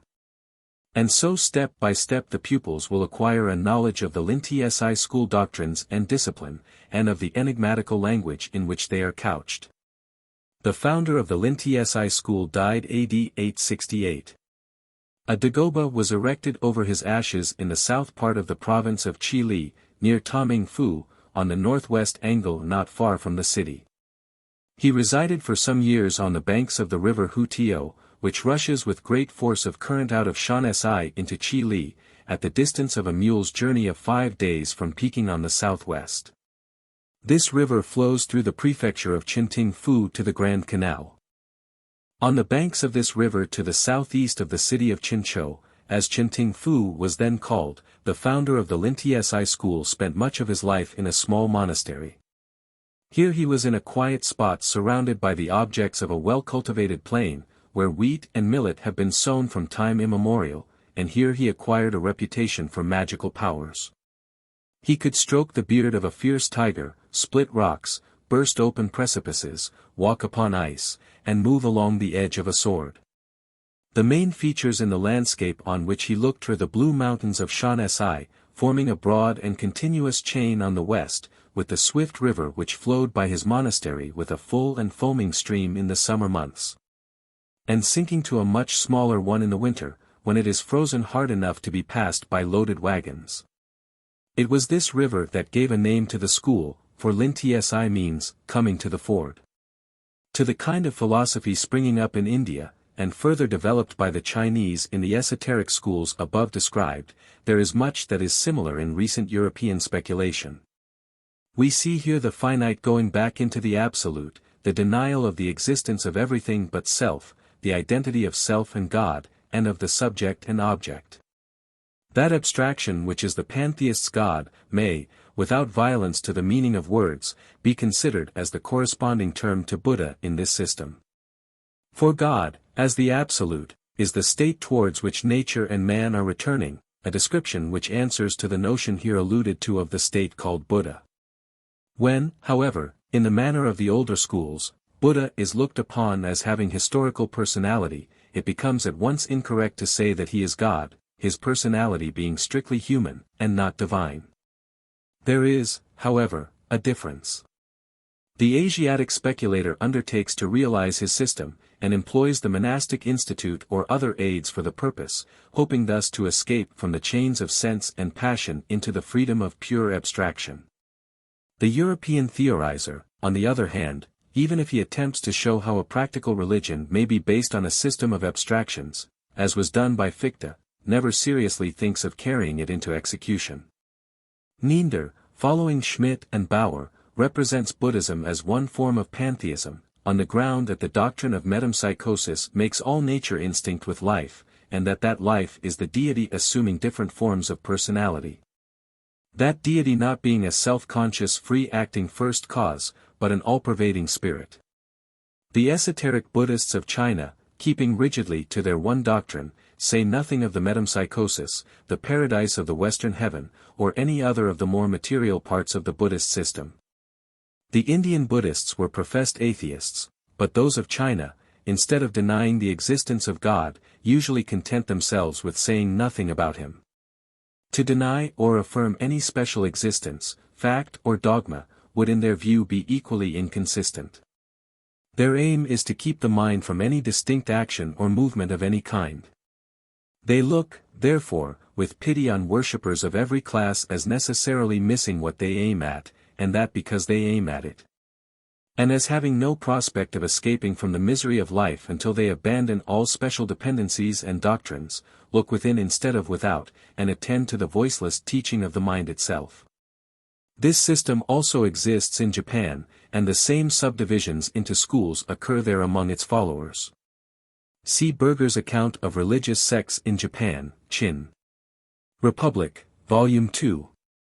Pages 318 to 324.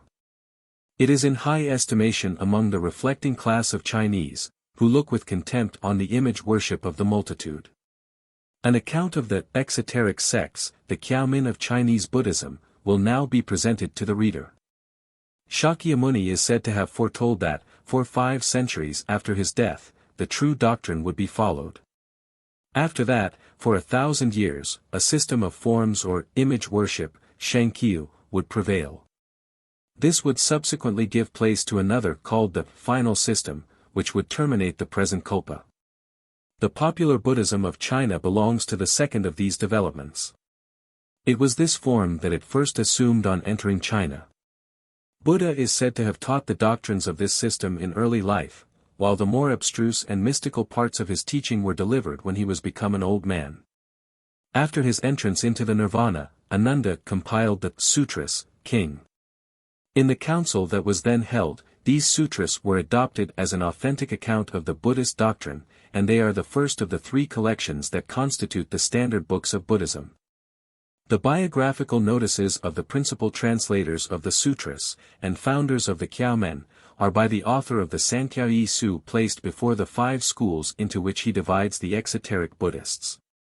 The first of the 8 who are thus distinguished is Kashyapmadanga. When he came to Loyang in the 1st century of our era, he lodged in the P'U-To, White Horse Temple. Hence the residences of Buddhist priests were called Galam, monasteries, for the Sanskrit, Sangharama. Associated with his countryman Chuefe-Lan, he translated 5 sutras. The latter afterwards translated 5 more, consisting of 13 chapters, Kyuan. Kumarajiva's, Kyo-Emotushar, name is the 3rd, and the 4th that of Buddhojanga, Fotucheng, who is better known as a wonder worker and a founder of monasteries, he erected 893, then a translator. A commentary on the Tao Te King of Lao Tsi came from his pen. The remaining 4 names most noted in the early history of Chinese Buddhism are Chi-Tun, Taoan, Pao-Chi, and Shanwei. They were all natives of China, noted for their writings and public discussions in explanation and defense of the Buddhist system. The 5 subdivisions of exoteric Buddhism will now be considered. 1. That named from the Vinaya or second division of the sacred books, is the first. The writer of the Vinaya, Lu, and founder of this school was Upali, Upali, in Old Chinese, Upali, one of the 10 chief disciples of Shakyamuni. He wrote the Pulit, which was admitted into the 3 Pitaka, Sansang, at the council held after Buddha's death, Vede Hardy's Eastern Monachism. Among the 9 leaders of this school, 2 other Hindus are mentioned. The first Chinese among them is in the 5th century. He taught the system of the work called Discipline of 4 Divisions. The name of this school is Hingyasifang Fei Qianjiao, indicating that its aim is in action to guard against error and check vice. It is also called the Nanshan, Southern Hill, School. Priests of this school at the present time dress in black. There was at Nanking, before the Taiping Rebellion, a monastery where this system was in operation. 2. Yoji Mikyao, the secret teaching of yoga. The founder of this system is called Kinkong Satwa, Vajrasattva. It was brought to China about AD 720 by Kinkong Chi, Vajramati, who was succeeded by Pu Keung. 72 works came from the pen of the latter, and were placed in the National Collection of Buddhist Books. His numerous disciples learned to repeat charms with great effect, and this seems to be the proper business of the school. The word yoga is explained as correspondence and, it is added, is employed as a general term for books containing secret doctrines, referring to magic. To this school belongs the very popular festival of the Hungry Ghosts, held in the 7th month. The Yoga or Yogacara school is also called the Tantra school, because it taught the use of magic formulae or unintelligible charms used for rain, for protection in storms, and they are written in Sanskrit or Tibetan letters. See in ITEL, under the word Yogacara. 3. Weishur Shenkyao. This school occupied itself with the study of the Shastra Weishurluan and similar works. These books were written by the two bodhisattvas Wu Cho 84 and Tiantai Sin. Kiai Hien, a Hindu residing at the monastery Nalanda, was their most distinguished disciple, and was principally concerned in establishing this school, and arranging those forms of Buddhist instruction called the 3 developments, jhana. Next to him was the traveler Huayan Sang, who received the Shastra mentioned above from Kiai Hien, and originated the school in his native country. He was succeeded by his pupil Kui Ki. This school is called Fa Shengtsung, or the school that exhibits the nature and meaning of the Buddhist written doctrines. 4. Another of these schools derives its name from the Shastra called Chungluan. That work was written by the Hindu Lung Shu, Nagarjuna, Dragon Tree. The founder of the school based on the doctrines of that book was a Chinese of the northern Tsi kingdom in the 6th century. His successor was a monk of one of the sects that followed the teaching of Bodhidharma, Wei Si of Nanngyo. He was succeeded by Chi Kai of Tiantai Shan, who developed the system to a much greater extent, and divided it into 4 subordinate schools, named from their subjects, those of the written doctrine, true human nature, the use of the senses, and action. 5. The last exoteric school is that which was founded by Fa Shun, a native of Tun Huang, an ancient kingdom in what is now Tibet. He gave his chief attention to the Huayan Sutra. The third leader of the school was Hien Shu, the best known of them all. His name is often given to the system that he with his predecessors and successors recommended. It is called usually Fa Sing Tsung, the school of the true nature, of the written doctrine. Another exoteric school parallel with these, but placed separately in the classification, is that called Lin Tsung, Lotus School, or Tsing Tu, Pure Land. To it belongs the popular legend of the Western Heaven, the abode of Amida Buddha, Amitu Fo, a fabulous personage worshipped assiduously, like Kuan Yin, by the northern Buddhists, but unknown in Siam, Burma, and Ceylon. The founder of this school in China was a native of Shan Si, Wei Yuan, of the Qin dynasty, 4th century. The second patriarch, Su, of this school was Kuang Ming of the 7th century.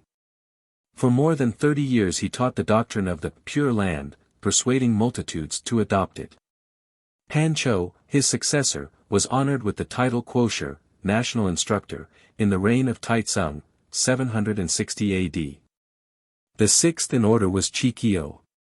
His views differed little from those of Tiantai, Huayan Sang, and Hien Shu. He was very fond of saving fish and crabs from being killed and eaten. 7 chiefs of this sect are enumerated.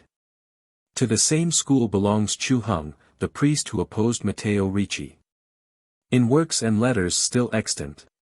And founded the Yinti monastery near Hangzhou. The Western paradise promised to the worshippers of Amida Buddha is, as has been pointed out by Schott in his work on the Buddhism of High Asia and China, inconsistent with the doctrine of Nirvana. It promises immortality instead of annihilation.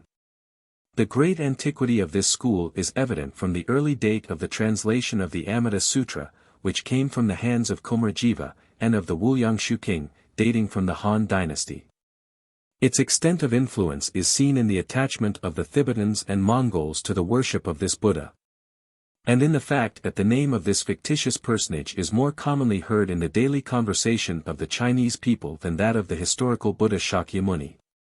The only remaining school is that of Tiantai, already partially described. In the latter part of the 6th century Weiwen, a native of northern China, P'U-To, studied the Chengluan, central Shastra, written by the Hindoo called Conqueror of the Dragon, Leng-Sheng or Leng-Shu, the 14th Patriarch. Convinced of its excellence, he instituted 3 sorts of meditation, Sanquan, viewing the world as 1. Empty, 2. False, or 3. Central. This he regarded as the limit of religious meditation on the surrounding universe, and therefore called his system Chiquan, reflection carried to its limiting point. He also founded his doctrine partly on the Huayan, and was followed by Wei Si and Chi Che of Tiantai, who gave his name to the school. The following verses translated from the poetry of the Tsingtu sect will serve to illustrate the doctrine of that school.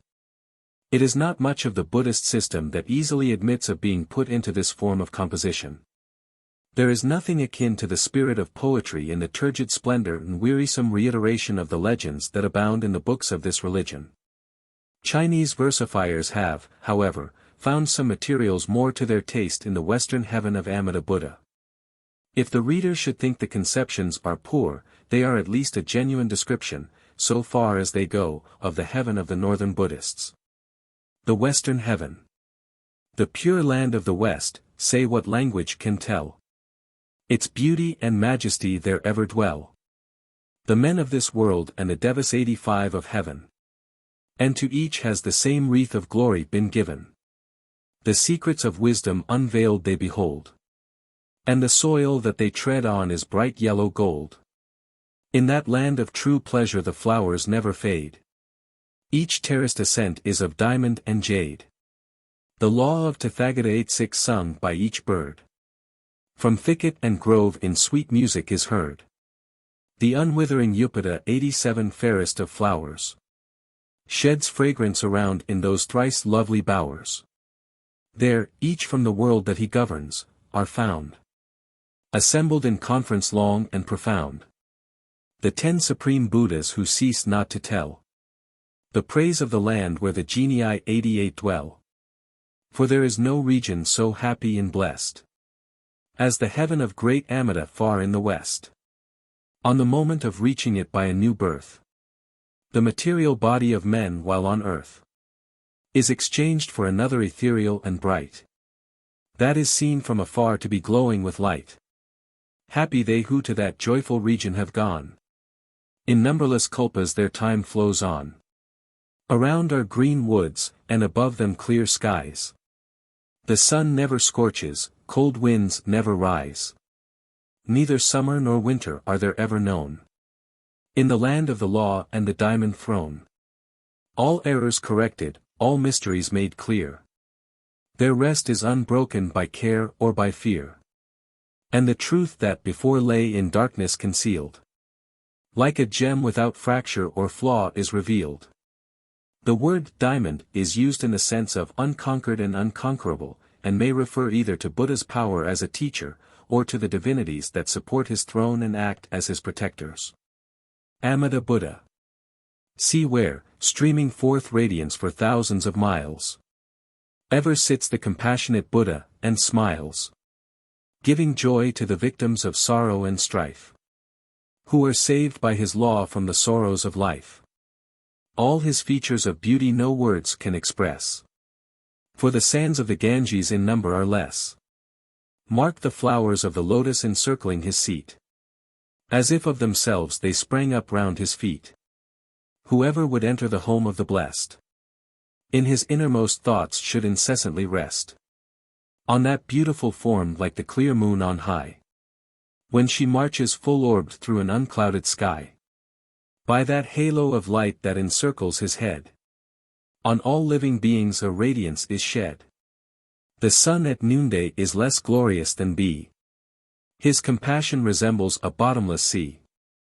Without ceasing his arms are outstretched to relieve the afflicted that weep, and the orphans that grieve. For his mercy is such as none else can display, and long ages of gratitude cannot repay. These descriptions are taken from a collection of poems called Tsingtushi. The measure in the original is the usual one of 7 words in a line. The Chinese words are monosyllables, and the diction consequently very terse. Our English tongue is different. A meter like that here adopted has more room in it than others for unaccented syllables. This circumstance renders it convenient. It has often been used by translators. In these descriptions there is a prominent materialism in the expressions. Buddha in the western heavens is thought of as like the monstrous gilt image seen by the worshippers as they go to a temple on a gala day. Idolatry loves to borrow from nature. Here there are flowers, and singing birds, and the favorite jade stone. Buddha is here made popular, there is no abstruse speculation. The boasted nirvana is abandoned, and a paradise gratifying to the senses takes its place. Many a simple-minded dreamer spends his days in meditating on this picture, and indulging his imagination with the hope that he will one day be born from a lotus flower, in the very joyful world of Amida, and live there forever gazing on his sacred form. 8. On Chi-Kai and the Tiantai school of Buddhism. There is no Buddhist establishment better known in China than Tiantai. It has much natural beauty, but its interest, so far as it is historical, centers chiefly round the ancient monk who is the subject of this notice. It had been visited before by Taoist recluses, but it was he that by selecting it for his abode gave it its high reputation as a spot consecrated to the meditative life. The cluster of hills that compose Tiantai terminate abruptly to the southwest. Chihching 89, an imposing hill crowned with a pagoda, is conspicuous from the time-worn walls of the city of Tiantai, 180 miles southeast of Hangzhou. This is the southern extremity of the hilly region known by the same name. From a valley on its left flows a mountain stream, which, increasing in width as it traverses the plain, is capable of bearing boats of considerable size when it reaches the busy little city just mentioned. Passing on it bends to the southeast, and arriving at Taichung, an important seaport, pours its waters, after a short course of 10 or 15 miles, into the ocean. It was up one of the feeders of this stream that, near the end of the 6th century, Chi-Kai wended his way in search of a lonely mountain residence suited to his meditative cast of mind. Leaving the beautiful site where afterward stood the Huayan Monastery, just below 4 hills now covered to their summits with rich foliage, he ascended a long and romantic valley. He was traveling in a region threaded by few paths, and in a direction that seemed to lead nowhere but farther away from the habitations of men. In this wilderness of hills and valleys, occupying many square miles, which he now entered, although unknown to the agriculturist, he yet found some few residing whose views of human life were congenial to his own. Local traditions point out where he lived and reflected. An antique mausoleum, with a long inscription of the Sui dynasty, marks the place where his ashes were deposited. At a little distance from it the Huayan Monastery comes into view. It is in a deep valley shut all round by wooded heights. The building has an old look, befitting the relics of our hero still preserved there. The visitor will have shown to him a large square silk garment. It is said to have been the cloak worn by Chi-Kai. It is handsomely embroidered after a pattern evidently very antique. A metal bowl, worn by long use, and capable of holding several meals of rice for an abstemious monk, is another curiosity. These memorials of this early Buddhist will appear, however, to one who is not a special admirer of the monastic life, secondary in interest to a Sanskrit manuscript which escaped a fire some centuries ago, and is one of the few remains of that literature still existing in China. The history of the manuscript, its name and contents, are unknown to the resident priests. This monastery is even now difficult of access. But the valley where it stands, in Chi-Kai's time had scarcely ever been visited. 90 It was filled with forest trees and thick brushwood, and formed a favorite cover for deer. The woodcutter and herdsman seldom wandered to this wild spot. An accident led our hero there. On the hill above, Fulung Feng, near where the stupa, tia, that contains his ashes is still standing. He was one day explaining to his disciples that Leng-Yen-King, Sutra of Pure Name, when a gust of wind blew away the leaves far into the deep hollow below. With his tin-headed staff in his hand to assist him in the search, he set out to recover the fugitive book. After a pursuit of 1.5 miles the wind ceased, and the book fell to the ground. He caused a building to be erected at the spot, in commemoration of the circumstance, which became one of the 12 establishments that owe their origin to him. It was not, however, till many years after that the present monastery was erected and its modern name assigned to it. When the Tsng monastery was destroyed by fire, the manuscript spoken of above was removed to Kaoming for greater safety. After penetrating several miles farther to the northwest in this hilly and desolate region, Chi arrived 91 at the remarkable rock bridge where the Fenghuang monastery now stands. The loud roar of the waterfall, and the close-set woods on the hills around, the two mountain brooks uniting before they reached the cataract, then passing beneath the natural bridge down the fall, and thence pursuing their way to the north. United to give this spot an air of grandeur in the hermit's mind. It seemed a home for supernatural beings. It is they that cause the unusual appearances of nature. The Lohans, those exalted disciples of Buddha whose power and knowledge are so great, might reside here.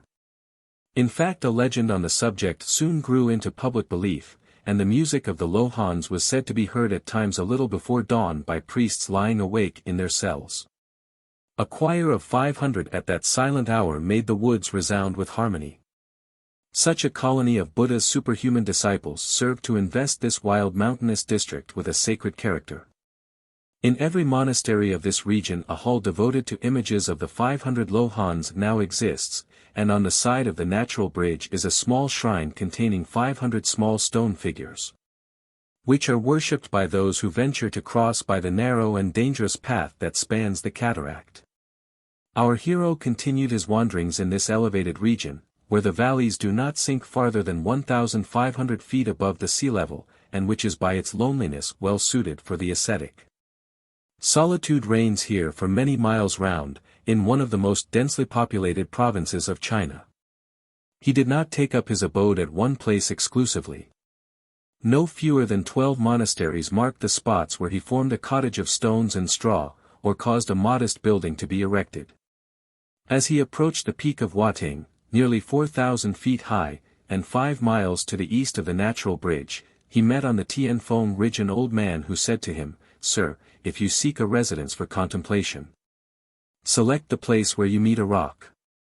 The monk soon after encountered a Buddhist from Korea named Panshur, Rock, who encouraged him to stay there, and give himself up to study. He accordingly constructed a hut there, in which he remained 16 years, and composed a commentary on the Book of the Nirvana. A little farther to the north is Huating, the highest ground in Zhejiang excepting Tianmushan. The monastery, bearing the same name as the mountain, had already been erected by Taishao, a celebrated Buddhist who lived a century anterior to Chi. Several hundred monks now belong to the society, a large part of them residing in hermitages on the hill. The monastery is an extensive thatched range of buildings, more comfortable than the bleak huts where, out of sight of any human being, the more self-denying spend their days and nights chanting in honor of Buddha. Certainly theirs is a gloomy home. A thick mist usually rests on the summit and spreads down the sides of the mountain, enveloping these rude cottages with their visionary inmates, and snow often remains unmelted for many months. It is hard to explain how a people so social as the Chinese, so fond of cities and crowds, and so averse to mountain traveling, can supply hermits to live in residences like these. That Chi, the founder of a flourishing sect, a man of deep reflection, and in love with solitude, should choose such an abode, is not so surprising as that common Chinese minds, without his profound thinking, or his love of wild nature, should still follow his example. Another spot where Chi once resided is Sitso, at some distance to the west of the rock bridge, and near the Huayan Monastery.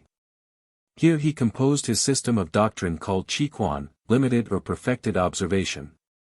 Chi had in early life followed the teaching of the school established by Bodhidharma, the Hindu patriarch who had died in northern China 30 years before. He afterwards became dissatisfied with the Chen contemplative school, as that sect is called, not agreeing with its principle that book learning should be discarded, even that which consisted of Buddha's own words. And the heart nurse itself into a state of perfection by rejecting everything external and giving itself up to an unconscious sleep-like existence. Chkai grew tired of this system, and formed the outlines of another, which he taught to multitudes of admiring disciples. He resided at Nanking, the capital of the kingdom, Chn Dynasty, and maintained a high reputation. When he determined on removing to Tiantai, the emperor forbade him, but allowed him to leave when he saw that his mind was made up. 3 times afterwards an imperial message required his attendance at court, but he pleaded indisposition and remained at Tiantai. He complied on one occasion only, and explained the sacred books of his religion to the emperor and his court. He also made one visit home to Hunan, but returned to die at the mountain residence to which he was so much attached. He expired while sitting cross-legged and giving instruction to his followers. He wrote commentaries on the Huayan, King, and King, with several original works. These books were in the year AD 1024, all included in the Buddhist Tripitaka, collection of sacred writings, of China. His school continued to flourish for a long period at the Quotiesng and Fulong monasteries. The Miao Fa Lin King, Lotus of the Good Law, was his favorite book. He thus explained its name: as the lotus grows out of the mire and yet preserves its freshness and purity, so the doctrines of this book, the Good Law, assist men to retain their original nature unsullied and undisturbed amidst the misery and corruption around them. In the course of the book, he added, truth is sometimes taught in abstract, at other times by illustration, sometimes it is explained and elsewhere defended, just as the lotus flower buds, blossoms, fades, and falls by a succession of changes, and at last produces fruit. Chkai divided the teaching of Shakyamuni into 5 periods, beginning with the Huayan, and ending with the Huayan and the Nirvana. After this classification of the sacred books, he introduced to his followers his own system.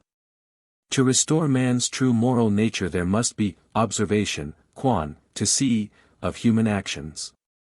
In regard to opinions, there are 3 kinds, the true, the common, and the mean.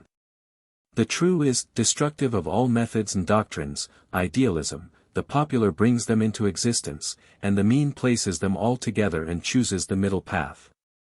The deceptions that prevent men from perceiving the truth are threefold: ignorance, the dust of the world, and the activity of the thoughts and senses.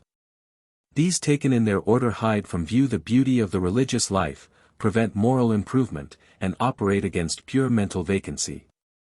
The feeling of Buddha, on observing the world in this state, was that men's own notions are false and not to be trusted. That in true knowledge there is no distinction of what is myself and what is not myself, and that the conception of a living personal Buddha should be abandoned. Otherwise men could not return to their true moral nature.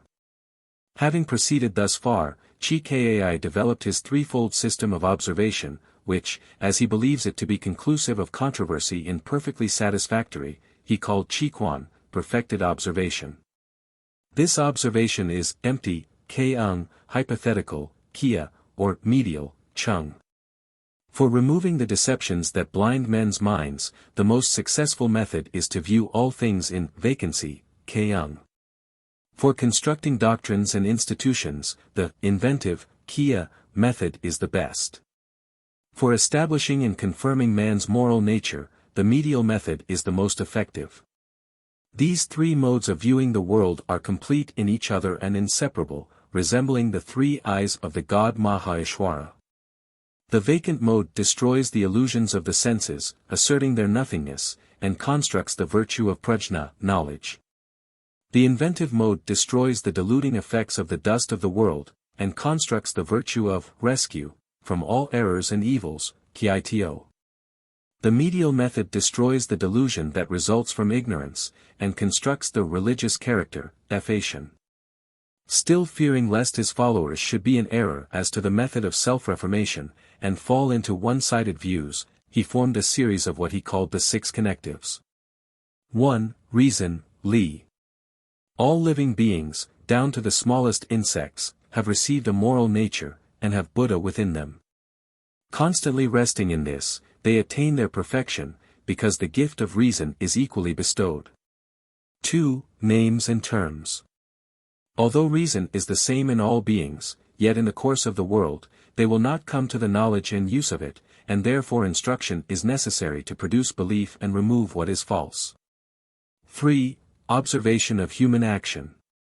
Instruction having been imparted and belief produced, the threefold mode of viewing the world, as already explained, must then be employed. 4. Likeness.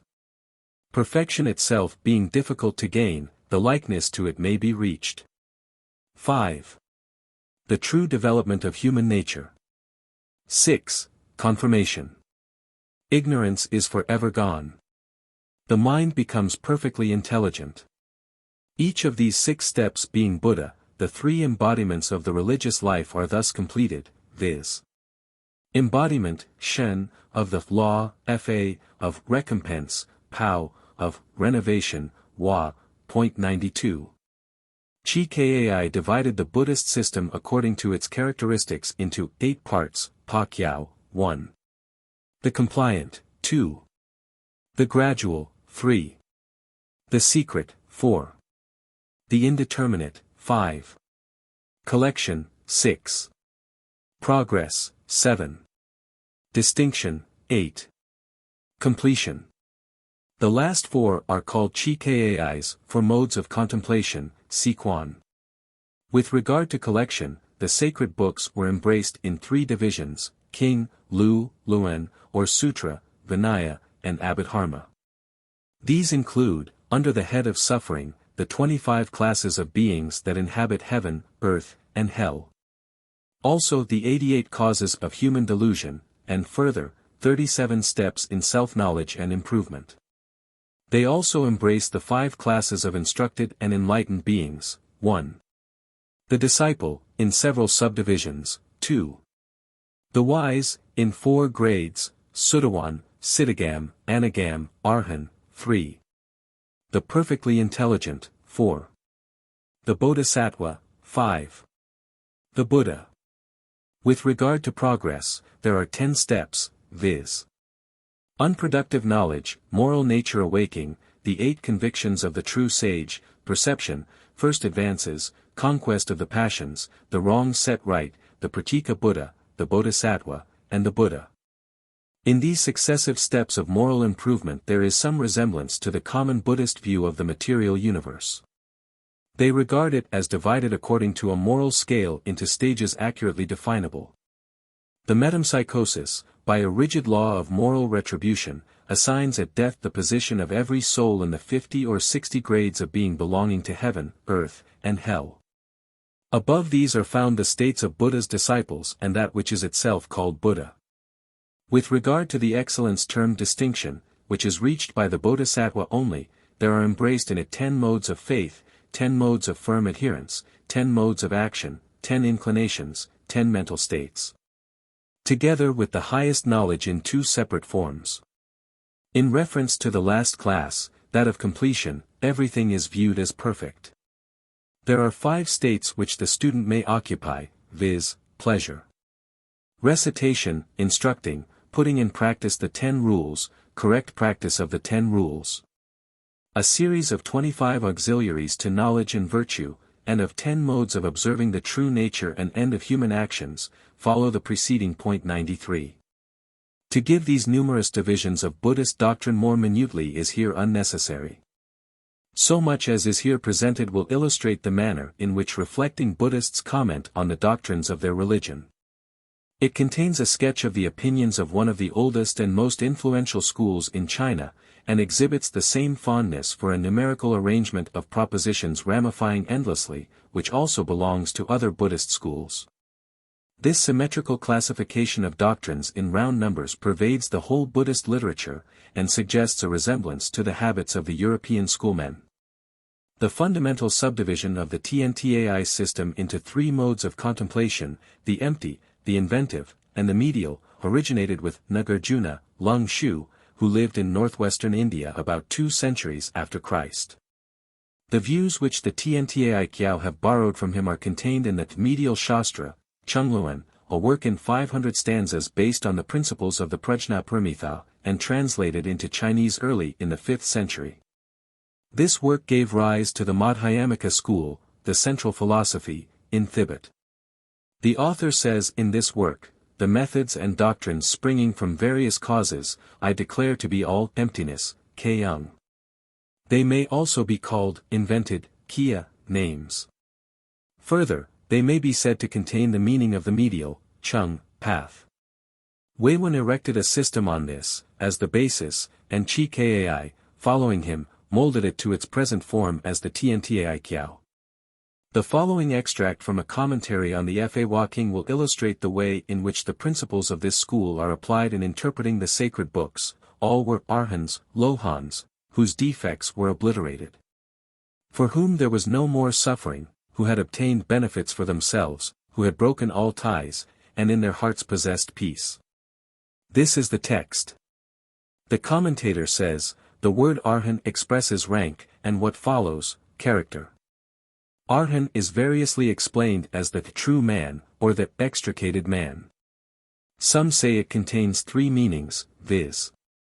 Freedom from birth, killer of robbers in the sense of being delivered from perceptions and sensations, the robbers of the mind, and deserving honor. This is the sense according to the principles of 1. Collection, and 2. Progress.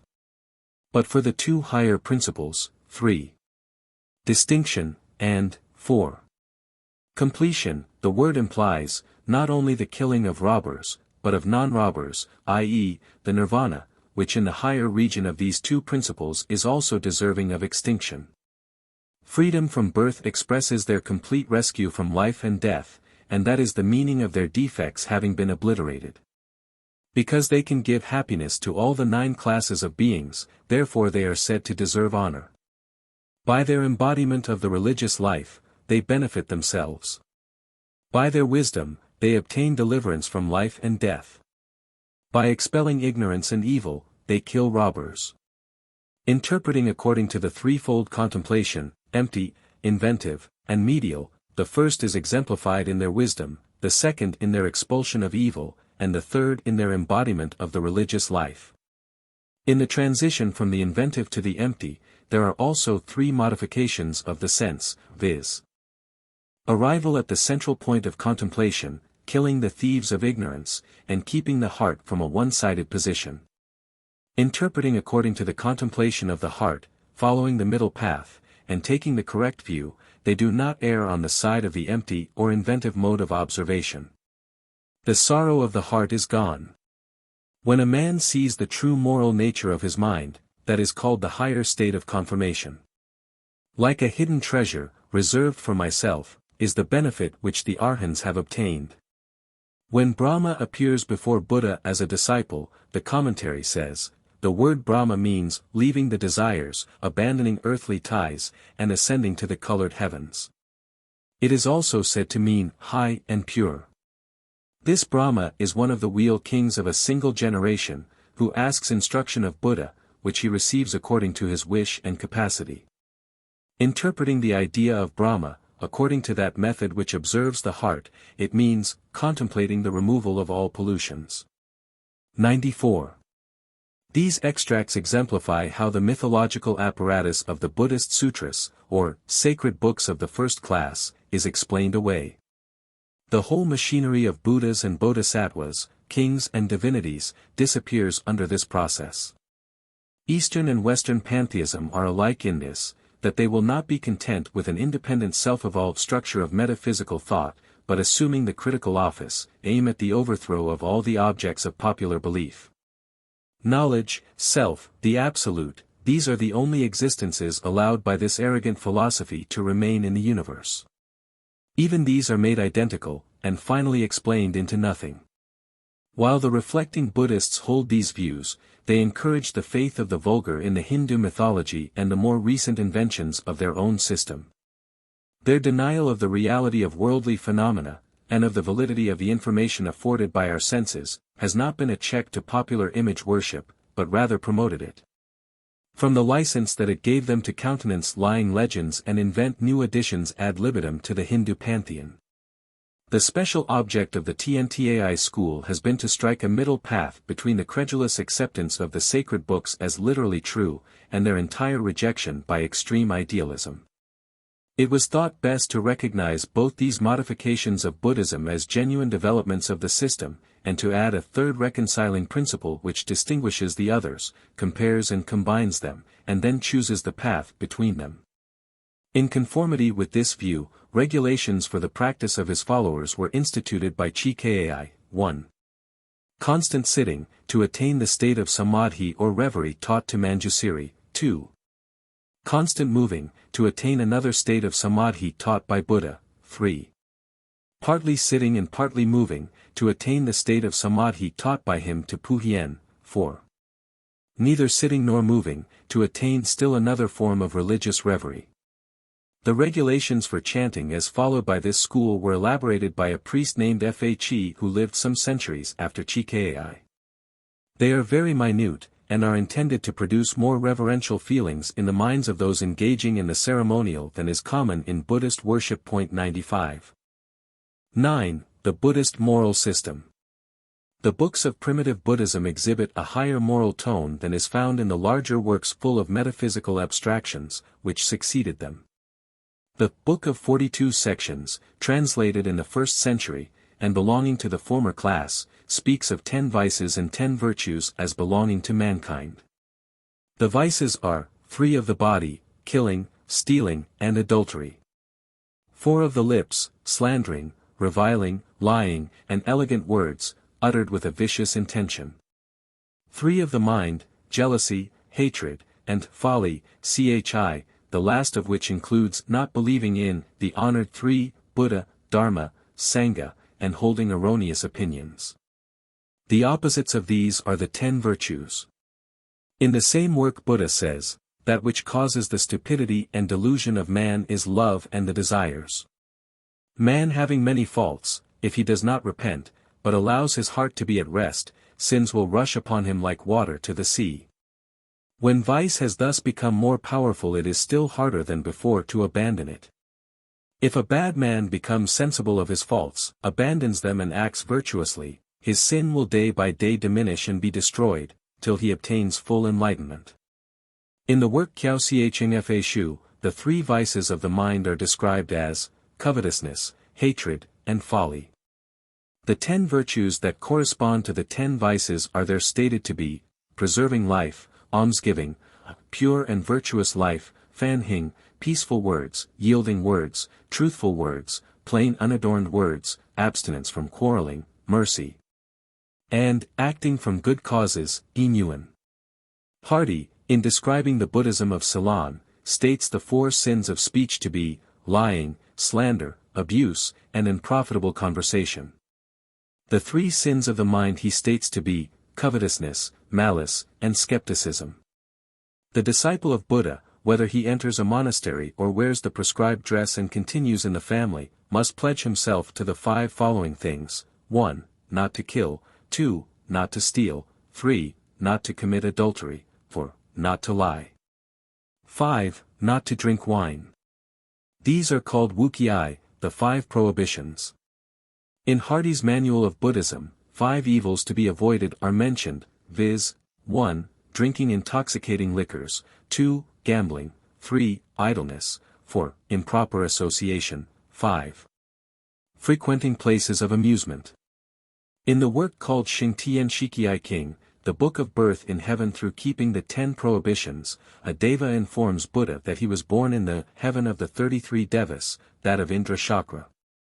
As a reward for reverencing the 3 precious ones, Buddha, the law, and the priesthood, for not inflicting death, or stealing, or committing adultery, or slandering, or deceiving, or lying, or drinking wine, or eating flesh, or coveting, or holding false opinions.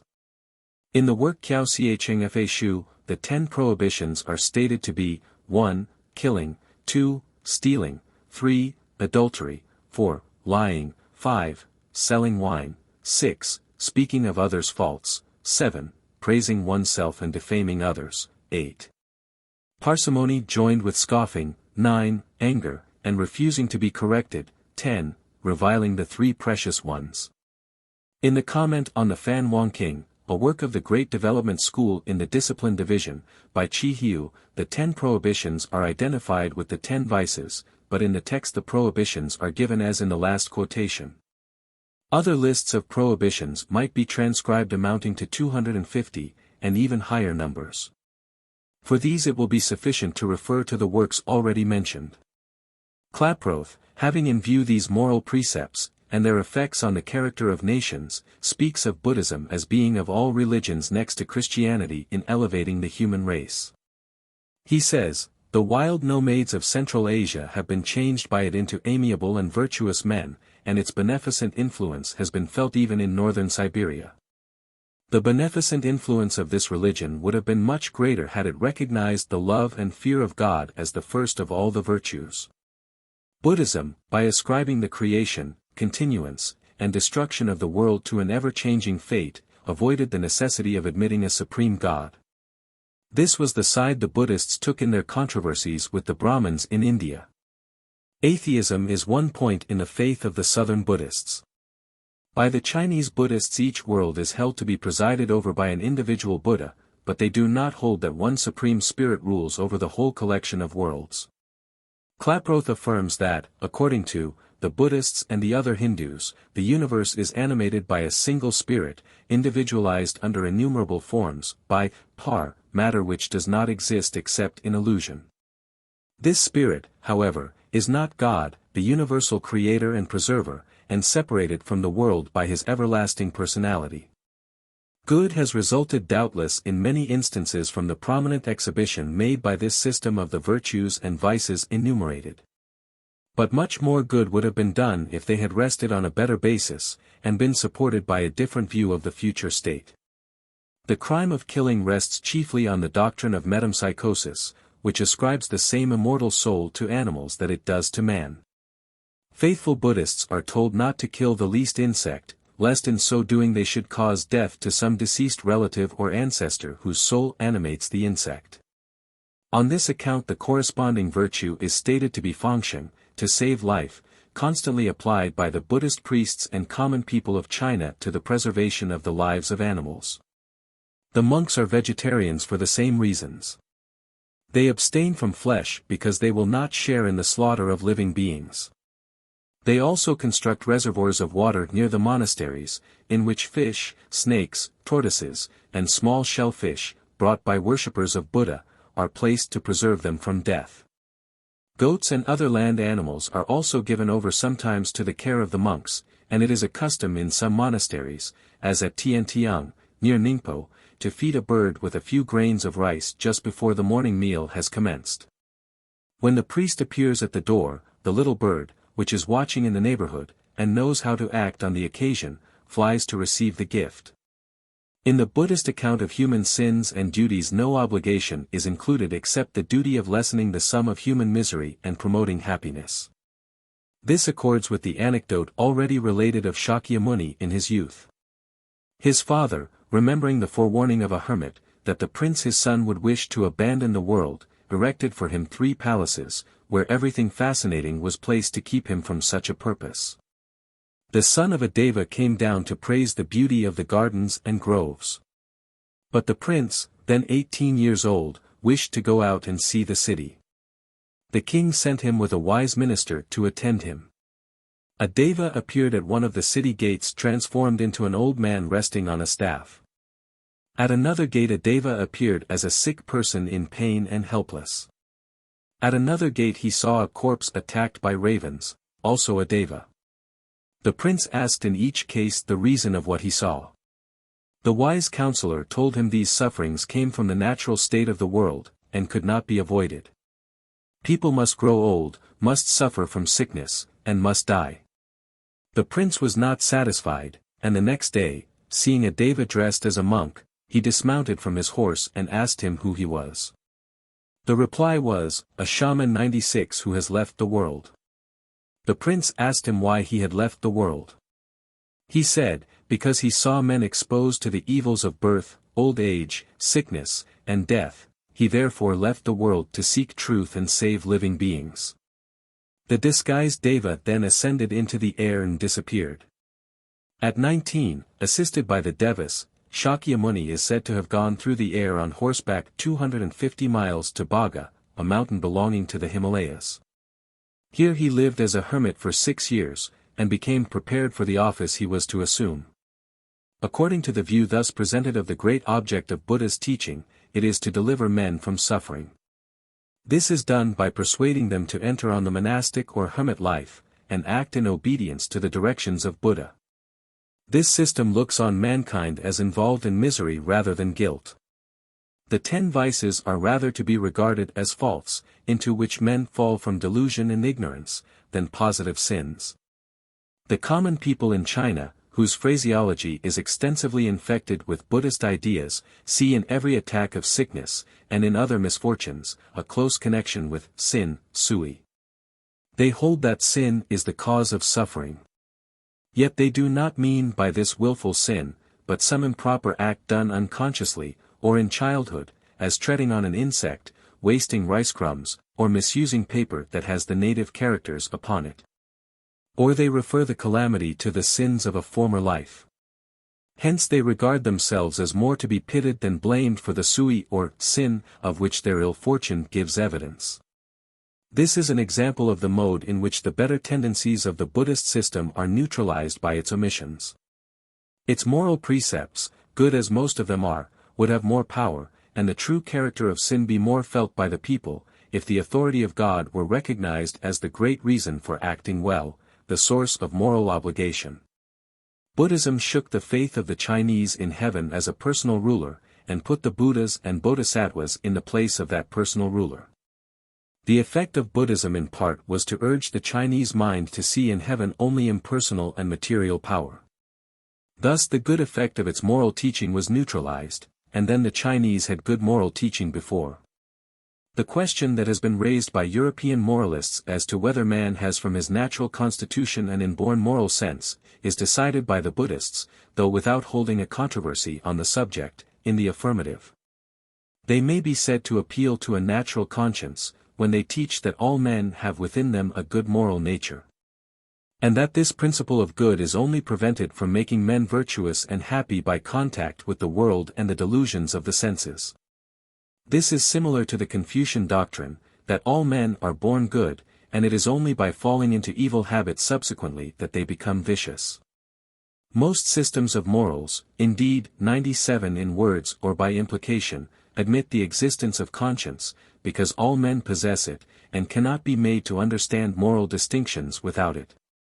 98 The existence of a system of virtues and vices shows the operation of conscience on the maker of it, as the use of that system in moral instruction involves an appeal to conscience in the disciple.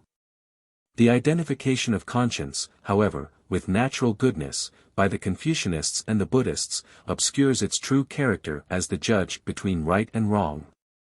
And to tell men that they are naturally good is not only assuming, in complement to human nature, a fact that should be proved. But it is also likely to induce those who are thus taught to look leniently on their own vices as originating solely in the influences of the outside world. The feebleness of the Buddhist appeal to conscience, as the source of moral obligation, is further increased by its assigning the same originally good nature to each member of the animal creation that it does to man. The motives to well-doing, drawn from a future state of retribution in this system, are derived from the Hindu popular account of heaven and hell. The 6 life paths into which living beings can be born are, 1. Devas, gods, 2. Men, 3. Asuras, monsters, 4. Hell, Naraka, 5. Hungry ghosts, 6. Animals. The first 3 are assigned to the good, the latter 3 to the wicked. The moral action is called in, cause, and its recompense quo, fruit. All beings, whether virtuous or vicious, continue to be reborn in one of these 6 states, until saved by the teaching of Buddha. Buddha said, to leave the 3 evil states is difficult. When the state of man has been attained, to leave the female sex and be born in the male, is difficult. To have the senses and mind and body all sound is hard. When this is attained, to be born in central India is hard. He continues to say, that to meet Buddha and be instructed, to be born in the time of a good king, to be born in the family of a bodhisattva, and to believe with the heart in the three honored ones, are all difficult. Buddha said, 99 in a discourse delivered in the heaven of Indra Chakra, that whatever good man or woman heard the name of Tsang Bodhisattva, and in consequence performed an act of praise or worship, or repeated that Bodhisattva's name, or made an offering to him, or drew a picture of him, such a person would certainly be born in the heaven of Indra Chakra.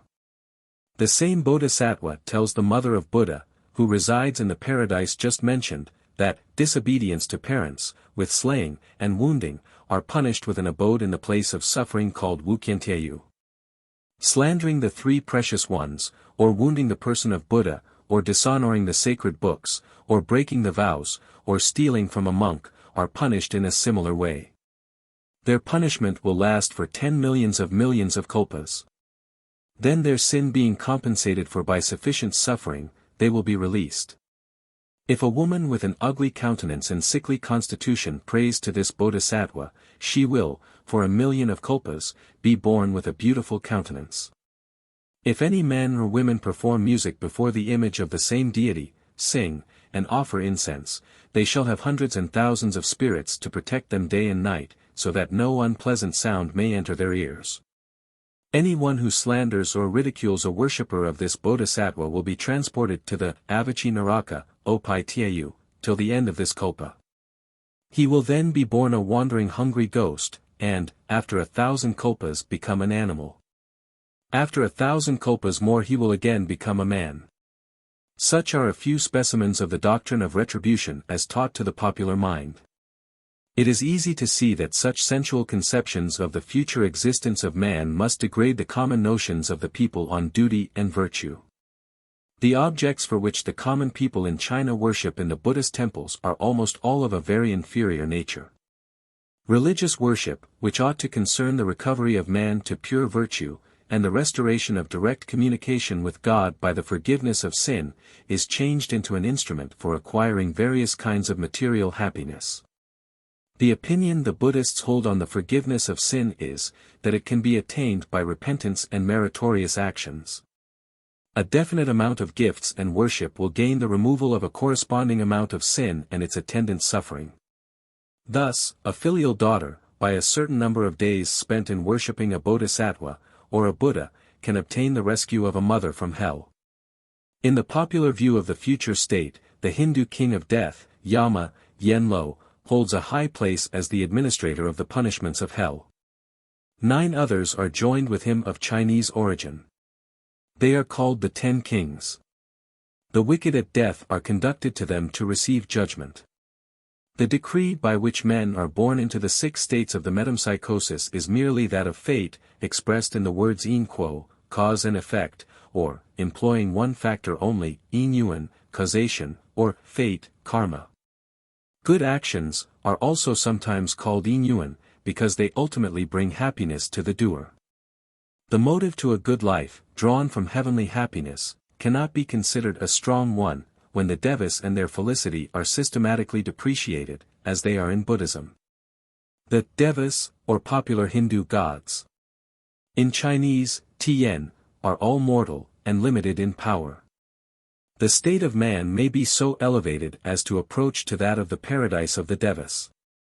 Some men attain to nearly the same power as the gods, e.g., Krishna. Southey, in the Curse of Kahama, has made that personage, although a man, a terror to the kings of the devas, and such a representation is in accordance with Hindu notions. So in Chinese Buddhist temples, the visitor sees the highest of celestial beings listening humbly to Buddha.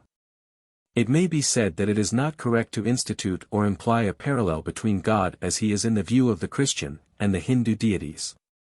It may be said that a parallel between God and Buddha would be more just. But Buddha is a world-born man, who washes away his sins like others, by penances, offerings, and the teaching of some enlightened instructor. He is not said to create the universe, nor to act as the judge of mankind. He is simply a teacher of the most exalted kind, who, by superior knowledge, passes out of the world of delusion, and gradually attains the Nirvana.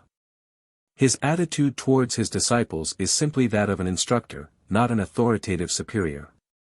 The tie by which the disciple is attached to him is that of voluntary, not compulsory obedience. In fact, the character ascribed to Buddha is rather that of a savior than that of God. The object of his life and teaching is to rescue living beings from their misery. While such is the character of Buddha as he is described in books, he is, as an object of popular worship, like the great Bodhisattvas, simply regarded as a powerful divinity. A brief notice will here be taken of the ethical views of some of the Chinese sections. The Tsing-Tu school substitutes a paradise of purely Buddhist invention for that of Hindu mythology. It makes birth in the Western heaven, the abode of Amitabha Buddha, the reward of virtue. The description of this paradise consists entirely of things pleasing to the senses. It is popularly regarded as real, but the founder of the Yun Tsi school in his commentary on the Amitabha Sutra, 100 explains it as figurative. According to this explanation, the Western heaven means the moral nature, confirmed, pure, and at rest. Amitabha means the mind, clear, and enlightened. The rows of trees mean the mind cultivating the virtues. The music means the harmony of virtues in the mind. The flowers, and particularly the lotus, mean the mind opening to consciousness and intelligence. The beautiful birds mean the mind becoming changed and renovated. It is evident that, on adopting this mode of commenting on the fable of the Western heaven, it cannot any longer be honestly held out as a future state of reward, to attract men to good actions. The object of this figurative interpretation of the Western paradise of Amitabha was, doubtless, to redeem the Tsing-Tu school from the discredit into which it had fallen, by abandoning the Nirvana in favor of a sensual heaven. The original inventors of the fiction must also have had such a notion of it as that here given, while they did not try to prevent its being accepted as real by the ignorant and uninquiring. In the contemplative school, founded by Bodhidharma, the distinction of vice and virtue is lost. To the mind that is given up to its own abstract meditations, the outer world becomes obliterated. A person who attends simply to his own heart may revile Buddha without sin, for nothing is sin to him. He does not make offerings or pray. All actions are the same to him. This system, however, is not in opposition to ethical distinctions. It only aims to enter a higher sphere. It seeks to attain a sort of nirvana even in the present life. In the books of this school, as in others where the unreality of all sensible phenomena is maintained, virtue and vice occupy an inferior position. These notions only come into existence through the imperfection of the present state. They disappear altogether when an escape from it is effected, by admission into the higher region of pure enlightenment. Virtue and vice, life and death, happiness and misery, the antithetical states originated in the world of delusions to which we belong, are all condemned together as constituting a lower state of existence. All beings should strive to be freed from them, and to rise by Buddha's teaching to that perfection where every such diversity, moral or physical, will be lost in unity. The Nirvana does not admit any such distinctions as those just mentioned. It is absolute and pure illumination, without anything definite attached to it, whether good or evil, pain or pleasure. Thus there is no place for ethics, except in the lower modes of life. It is common for intelligent priests in China of the contemplative school to defend their system of idolatry by saying that they do not worship images themselves.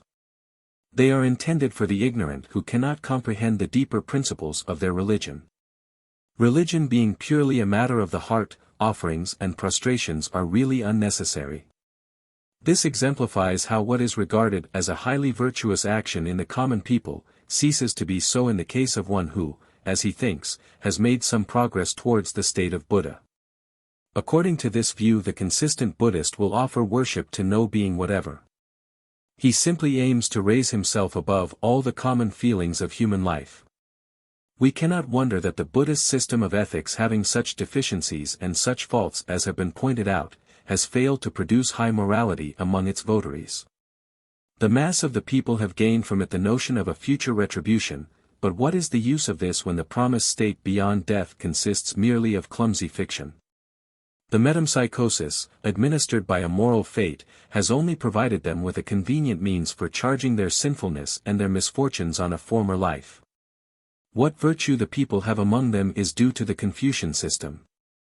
Buddhism has added to it only idolatry, and a false view of the future state, but has not contributed to make the people more virtuous. Klaproth complains of a worthy and learned English missionary, Dr. Marshman of Serampore, for saying, unhappily for mankind, Buddhism was now fitted to spread its baneful influence to any extent. These modes of expression are not, however, by any means too strong to describe the effects of this religion in China if we accept the Confucianist view of Buddhism. No thoroughgoing disciple of Confucius would think this language too strong if only Buddhism be judged from the standpoint of political and social morality. Surely if the Confucianist cannot see how the monk, who forsakes his family and his duties as a working citizen, is to be excused from heavy condemnation. The Christian also may be permitted to criticize with severity a system which denies the authority of God, identifies the moral nature of men and animals, teaches mankind to look to man instead of to God for redemption, and amuses the imagination with the most monstrous fictions of the unseen world and of the future state. The morality of Buddhism has received very high praise from more recent writers. Professor Max Muller says, the moral code of Buddhism is one of the most perfect the world has ever known. Mr. P. Horton, the director of public instruction in Burma, says, the poor heathen is guided in his daily life by precepts older and not less noble than the precepts of Christianity. Centuries before the birth of Christ, men were taught by the life and doctrine of one of the greatest men who ever lived lessons of the purest morality. The child was taught to obey his parents and to be tender of all animal life, the man to love his neighbor as himself, to be true and just in all his dealings, and to look beyond the vain shows of the world for true happiness. Every shade of vice was guarded by special precepts. Love in its widest sense of universal charity was declared to be the mother of all the virtues, and even the peculiarly Christian precepts of the forgiveness of injuries and the meek acceptance of insult were already taught in the farthest east. Throughout Burma it is a daily thing to see men, women, and children kneeling on the roadside, their hands clasped, and their faces turned devoutly to a distant pagoda. While at the weekly festivals, or the full moons, the devotions of the mass of the population is among the most interesting spectacles in the whole East. It is otherwise in China. Though the Buddhists have good precepts, they are very much neglected, even in the teaching. Books containing hard metaphysical dogma such as the non-existence of matter, form much more the subject of daily reading. The monks are subject constantly to the Confucianist criticism that they are not filial to parents nor useful working members of the Commonwealth. A widely extended monastic system does not approve itself to the Chinese political consciousness any more than it has done to European governments in times of revolution. The charge of laziness and neglect of social duties was made the ground of persecution in former days. At present, while Confucianism has ceased to persecute Buddhism, it has never withdrawn its indictment against it on the ground of morality. Indeed, all the force of the moral teaching of the Chinese is in Confucianism and not in Buddhism. It is the moral sense of the Chinese themselves that is energetic and influential so far as they are really a moral people. The Buddhist moral code is feebleness itself compared with the Confucianist. This is partly because it is entangled by the coexistence with it of monkery as a life, and of the metempsychosis and metaphysical nihilism as dogma. Then in regard to the power of Buddhism to elevate a people above the vain shows of the world and render them devotional, the conclusion to be drawn from the effect of this religion in the Chinese is very different from that adopted by Mr. Horton in regard to Burma. The Chinese intellect is strong and independent in its judgments, and it does not accept the fictions of Buddhism. The Hindu mind cannot dominate the Chinese mind, and the contemplative life has no attractions for the countrymen of Confucius. The foreign resident in China does not witness the appearance of devotion which has won the admiration of Mr. Horton in Burma. The power shown by Buddhism to win the faith of the Burmese I should rather trace to the superiority of the Hindu race over the mountain tribes of the Indo-Chinese peninsula. The Burmese belong, with the Thibetans, to the Bod race, which, having no intellectual development of its own, accepted the Hindu religion when brought them by the Buddhist teachers. The superiority of Hindu arts and civilization helped Buddhism to make this conquest. Bishop Bigondet 101 says, "The Burmese want the capability to understand the Buddhist metaphysics. If the Buddhist moral code in itself has the power to influence a people so far as to render them virtuous and devotional, independently of the element of intellectual superiority, we still lack the evidence of it." The success of Buddhism is in this respect the reverse of the success of Christianity, which, originating in Judea, subjugated both Greece and Rome without aid from intellectual superiority. I just add here that the Confucianists do not allow that kindness to animals was first taught them by Buddhism. They find it in their own ancient books. Thus Mencius made the compassion felt by a prince, Tsi Sun Wang, for a bullock about to be slaughtered, a ground for his exhibiting compassion still more for the people he governed. He had been distressed at the shuddering of the bullock chosen for sacrifice, and ordered it to be changed for a sheep, which was done. Confucianism assumes that pity for animals is natural for the human heart. The mother of Mencius moved her residence from the neighborhood of a butcher's shop because she would not have her boy, while of tender years, witness daily that which would make him cruel. Yet it cannot fairly be denied that beneficial effects must follow from the great prominence and publicity assigned to compassion as an attribute of Buddha to be imitated by every devout believer. The salvation of multitudes from suffering is held up as his great achievement, and to this he was prompted by disinterested pity. This the Confucianists would probably admit, while they would never allow that there is any ground to believe in the Buddhist metempsychosis, on which pity for animals is often made to rest for its basis.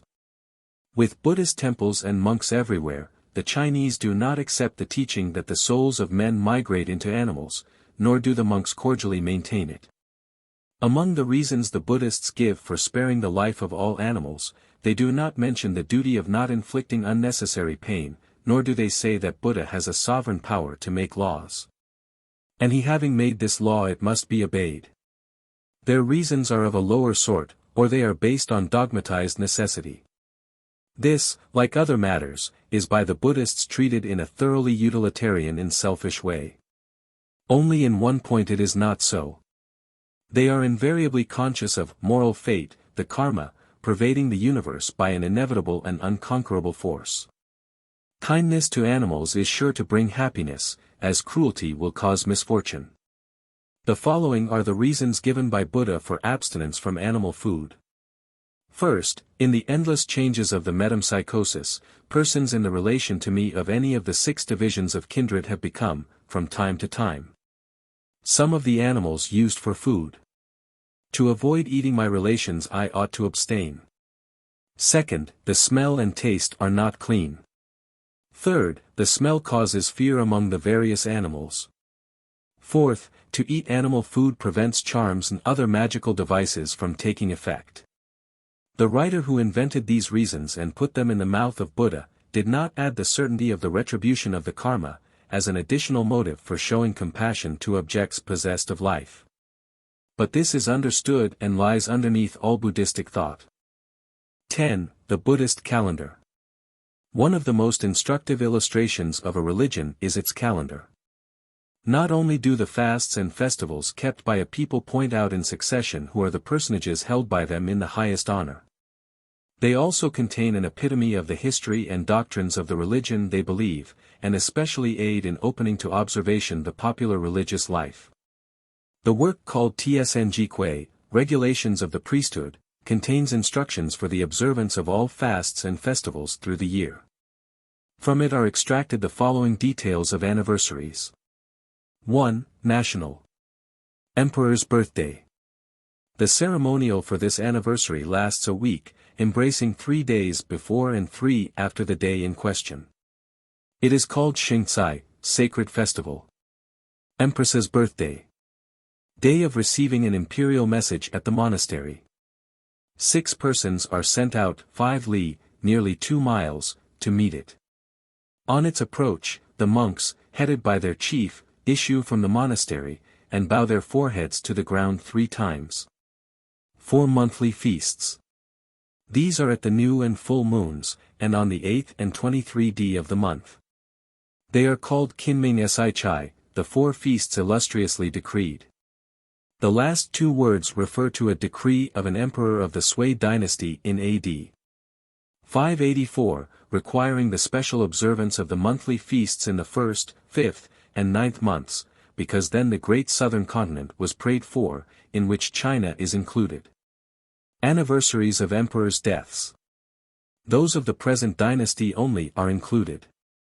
2. Celestial beings. Day of worshipping the Devas, Kung Tien. All the chief personages, whether Devas, spirits, demons, asuras, rakshas, and of the Hindu older mythology, are worshipped on this occasion. This observance rests for its authority on the Leng-Yen-King, the bright sutra of golden light. Eclipses of the sun and moon. In the services for these days, the sun and moon are addressed as bodhisattvas, Pu-sa, and the power of Buddha is invoked to deliver them. Hence the name of the service, Huji, Huyue, delivering the sun and moon.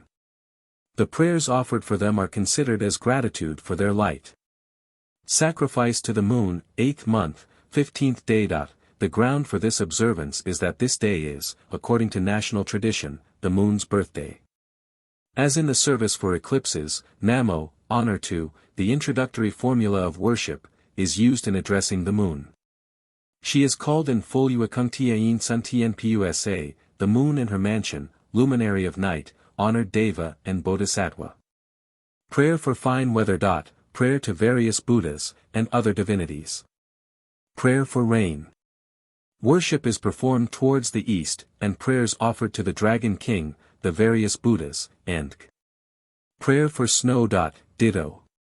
Prayer against locusts. To various devas and spirits. Prayer to Wedu, Veda. The Deva Wedu is the protector of the Buddhist religion. When the supplies of the monastery fail, he is prayed to replenish them. He is chief general of the army of the 4 Mahadevas. Birthday of Wedu, 6th month, 3D day. According to some the 13th day. Wedu is a deity of Hindu mythology, who protects 3 of the 4 continents into which the world is divided. See Remusit's notes to Fo Kuki. Birthdays of the divine protectors of the monasteries. They are 3, 1. Wakwang, 9th month, 28th day, 2. Lungwang, or Nagaraja, the Dragon King, 3. Quan Ti, the God of War, 5th month, 13th day, according to the common account. But according to his biography in the National Annals, 6th month, 24th day. These 3 personages take the place of 18 worshipped in India. One of them is the well-known hero of the 3 kingdoms. They receive the same honors that are awarded to Wedu. Birthday of the kitchen god, 6th month, 24th day, 8th month, 3D day, and 12th month, 24th day.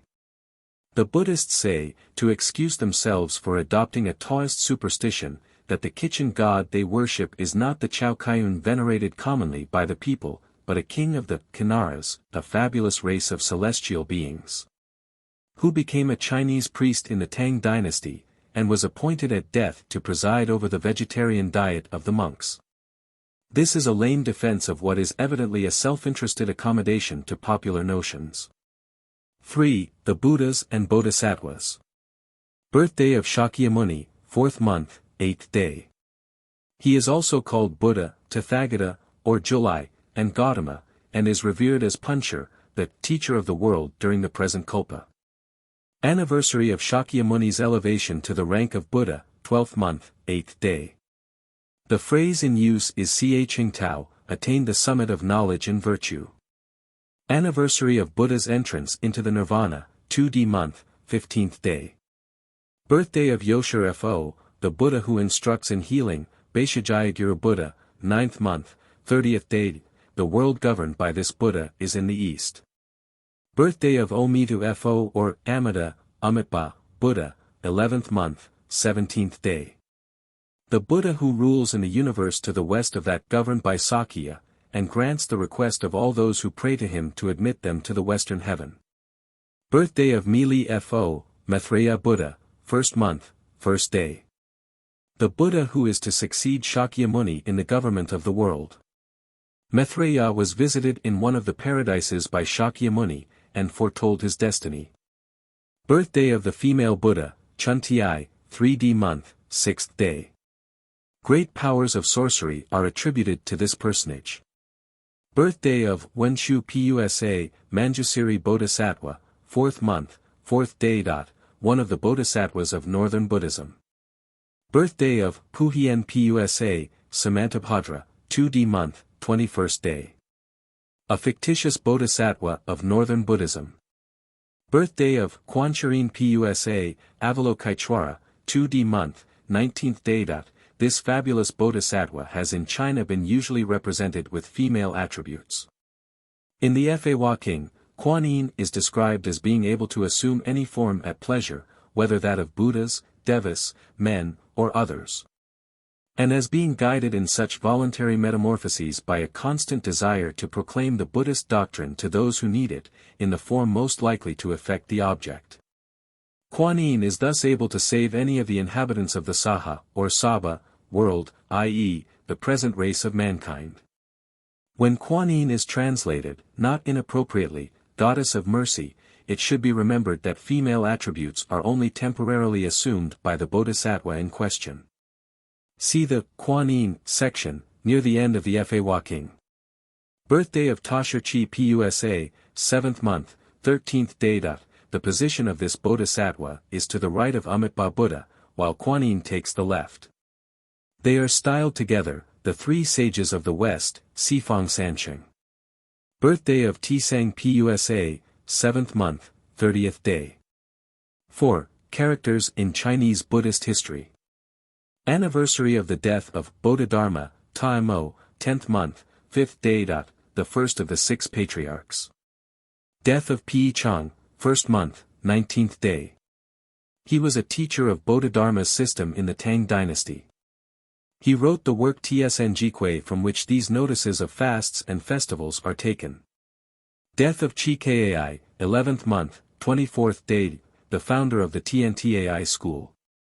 Death of Hien Shu, 11th month, 14th day, a founder of a school bearing his name, and advocating the Great Development system, Ta Siecheng.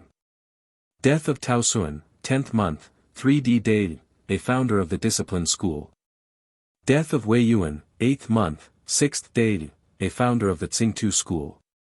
Death of the founder of the monastery, also of a priest's own religious instructor, of the priests who admitted him to the vows, and of his parents. 5. Supplementary anniversaries. Commencement of summer, Lihia, 4th month, 16th day. This anniversary is traced to the usage of the earliest Hindu Buddhists, who, when summer arrived, came together and remained associated under strict monastic rule during the hot months. This period over, they began their begging excursions afresh. Yulan Pian, Yulam, ceremony, for feeding hungry ghosts, 7th month, 15th day. The authority for this festival is the Yulan Pian Sutra, translated into Chinese about AD 270. It terminates the summer, as the preceding began it. End of summer, 7th month, 16th day. Commencement and end of winter, Li Tung, Kiaitung, 10th month, 15th day, and 1st month, 15th day. First day of the year. Special worship. Birthday of Chakra, 1st month, 9th day. Chakra, or Indra, god of the atmosphere, is, in the modern editions of Pi Chang Tsngkwe, Manual of Buddhist Regulations and Festivals, identified with the well-known Taoist divinity Uti. Oriental religions are so mutually complementary, that they sometimes adopt each other's divinities without scruple. The Sanskrit Indra Chakra is rendered in Chinese Tishur, formerly Shak. Birthday of Yowang Pusa, Baishajayaraja, medical king and Bodhisattva, 4th month, 15th day. Birthday of the Bodhisattva Lung-Shu, Nagarjuna, or Dragon Tree, 7th month, 25th day.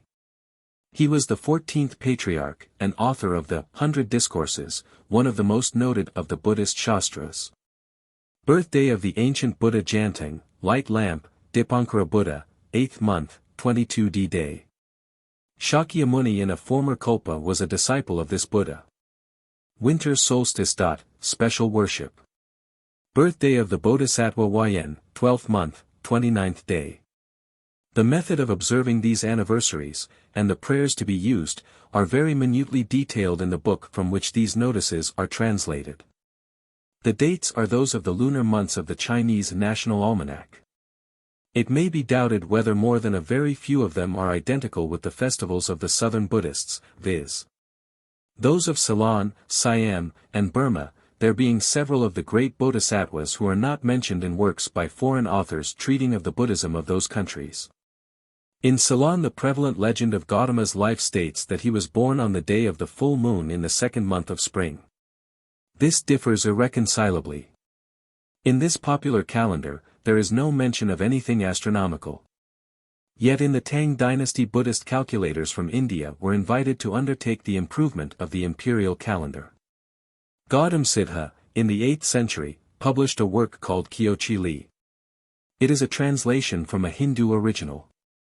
In it the days of the week are apportioned among the planets in the following order: Young Hwo, Mars, Chn Sing, Mercury, Sui Sing, Jupiter, Tai Pe, Venus, Chen Sing, Saturn.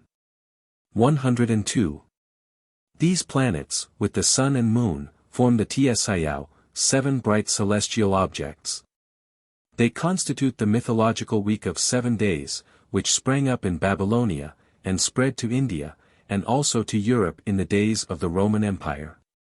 Some Chinese almanacs call Sunday the day of Mit, the Persian Mithras, a name for the sun. Mit is spoken of as a Weiwei word. This term Weiwei is one of the names for the Persian language among the Chinese. It is the word Uigaur. In the Kung Chio-King, Peacock Sutra, the days of the week are also given. This work is a translation by a Chinese priest named Yi Tsing. When Mr. Wiley was visiting Peking on one occasion, he went with me to a monastery to consult the Peacock Sutra in the library. We were courteously received, and allowed to take it home with us for a few days. Many superstitious beliefs and observances native to India were imported to China by the Hindu Buddhists. They taught much that was not at all purely Buddhist. The education they received embraced a wide range. Metaphysics, astronomy, medicine, and other subjects were taught in India in the old times of Buddhist prosperity, probably much as they are now in the lamaseries of Mongolia. Thus the ascending and descending nodes of the moon's orbit were known as 2 monsters, called Rahu and Ketu, in modern Chinese, Lohu and Ketu. At eclipses, the Chinese story of a wild dog eating the sun and moon is derived from this piece of Hindu mythology. In native almanacs these names are preserved in the nomenclature of astrology, and the conception is encouraged that the Earth's shadow crossing the moon is a dark heavenly body, and a sort of planet of a dark nature, becoming visible only at eclipses. The Indian year of 3 seasons is described, but no attempt has been made to interfere with the Chinese seasons of 3 months each. The Buddhists have arranged their calendar of festivals and fasts to suit the Chinese months. 11. Relation of Buddhism to the older Hindu mythology.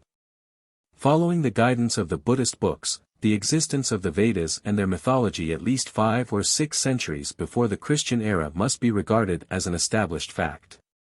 Religious divisions had then already arisen in the social life of the Hindus, and numerous adherents of all castes were joining the newly raised standard of Buddhism.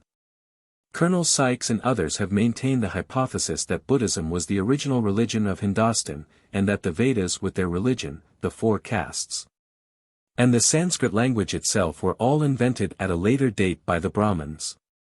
This conjecture has little to support it from any source of evidence, and is perfectly untenable when recourse is had for information to the Buddhist books.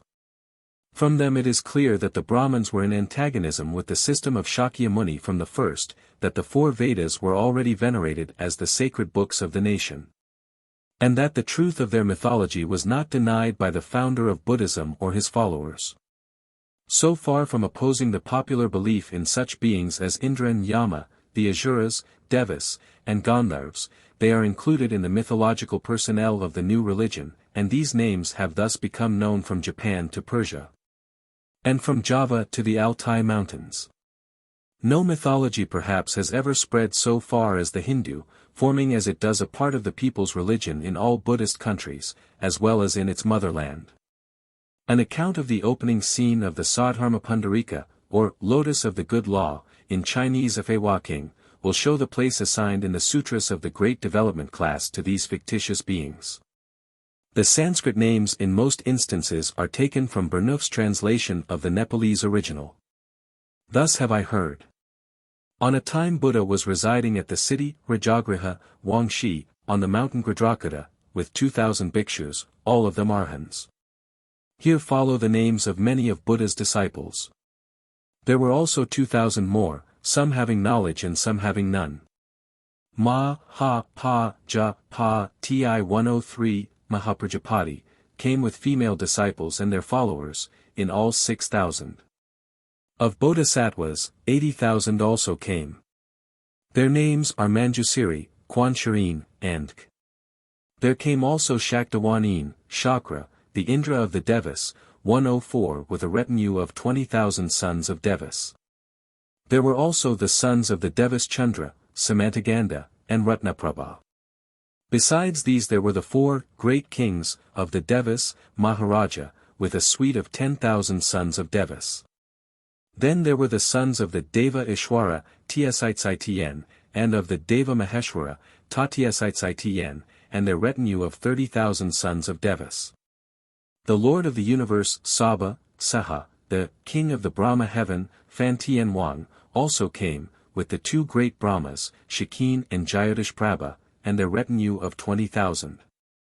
There were also 8 dragon kings, Nagaraja, with their retinues, 4 kings of the Kinnaras, 4 of the Gandharvas, 4 of the Asuras, and 4 of the Garudas.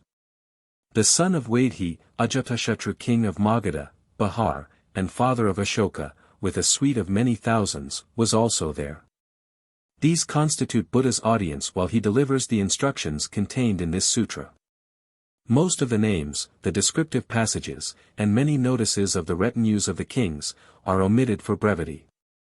The whole account, however, in the Chinese version is 1/3 shorter than in that of the French translator, who has followed the Sanskrit text. Komarajiva did not scruple to pair off the redundancies of this and other works that he translated, which is perhaps one reason of their permanent popularity. 2 of the principal Hindu divinities occur in this extract, Shakra and Brahma. The latter is the first in the well-known triumvirate of gods, Brahma, Vishnu, and Shiva, or the Creator, Preserver, and Destroyer. Here he occupies a humbler position, being merely the disciple of Buddha. Shakra or Indra is met with in Buddhist legends more frequently than Brahma. In some Chinese temples their images are said to form a pair among the auditors of Shakyamuni. The Buddhist compilation, Fa'u Chulin, contains an extract from the Central Agama Sutra, where several names by which Shakra is commonly known are explained. Indra, his most frequent appellation, is a term of office, lord or ruler, and as such is translated into Chinese by Ti or Chu. It is often applied to others of the chief devas or gods with distinctive names. 2 other Brahmas will be observed to accompany the chief Brahma. The word Ishwara, rendered by Tsai, self-existent, is the term used by missionaries in India for God, in the Christian sense. Mr. Wenger's letter, inserted in Dr. Legg's Notions of the Chinese Concerning God and Spirits, says that this term is applied to Shiva and Vishnu as a title of authority. But should any other of the innumerable devatas be called Ishwara, it would be an unusual thing, and call for something like an explanation. In the Buddhist passage cited above, the term is applied as a distinctive name to 2 of these devatas, indicating a difference in the Brahmanical and Buddhist use of the word. The commentator on the Fanwang Sutra identifies the great Ishwara with Brahma, but this is not authorized by the text and disagrees with common usage, which makes them different personages. He adds, in the whole universe there is but one king, and this is he. According to the Chinese rendering, self-existent, the term Ishwara strongly resembles the Hebrew name Jehovah. The 4 Maharajas, or great kings, of the Devas, preside each over one of the 4 continents into which the Hindus divide the world. Visitors in Chinese temples will have noticed two warlike images on each side, just within the entering door. They are the devas here alluded to. Each leads an army of spiritual beings to protect mankind and Buddhism. At the head of the Gandharvas and Vaishajas is Dhritarashtra, for the eastern continent. The inhabitants of the south, Jambudvipa, are protected by Virudika with an army of Kabandas. In the west, Virupaksh commands an army of dragons, Nagas, and Putanas. In the north, Vaishramana is at the head of the Yakshas and Rakshasas. The names of various classes of mythological beings are sometimes translated, and at other times transferred, in Chinese Buddhist works. The Nagas, from their form, are rendered by the word lung, dragon. The Apsaras are called Tiannu or female devas. The devas, including all the Hindu gods that are mentioned, whether great or small, are called Tien, heaven. The Kinnaras are celestial choristers looking like horses with horned heads. The Gandharvas are also musicians who play and sing for the amusement of the devas. The Asuras are beings of gigantic size, dwelling in solitary woods and mountain hollows. They make war with the devas, and are connected with eclipses, Vede Hardy's Manual of Buddhism. The Garudas are golden-winged birds who are large enough to devour the Nagas.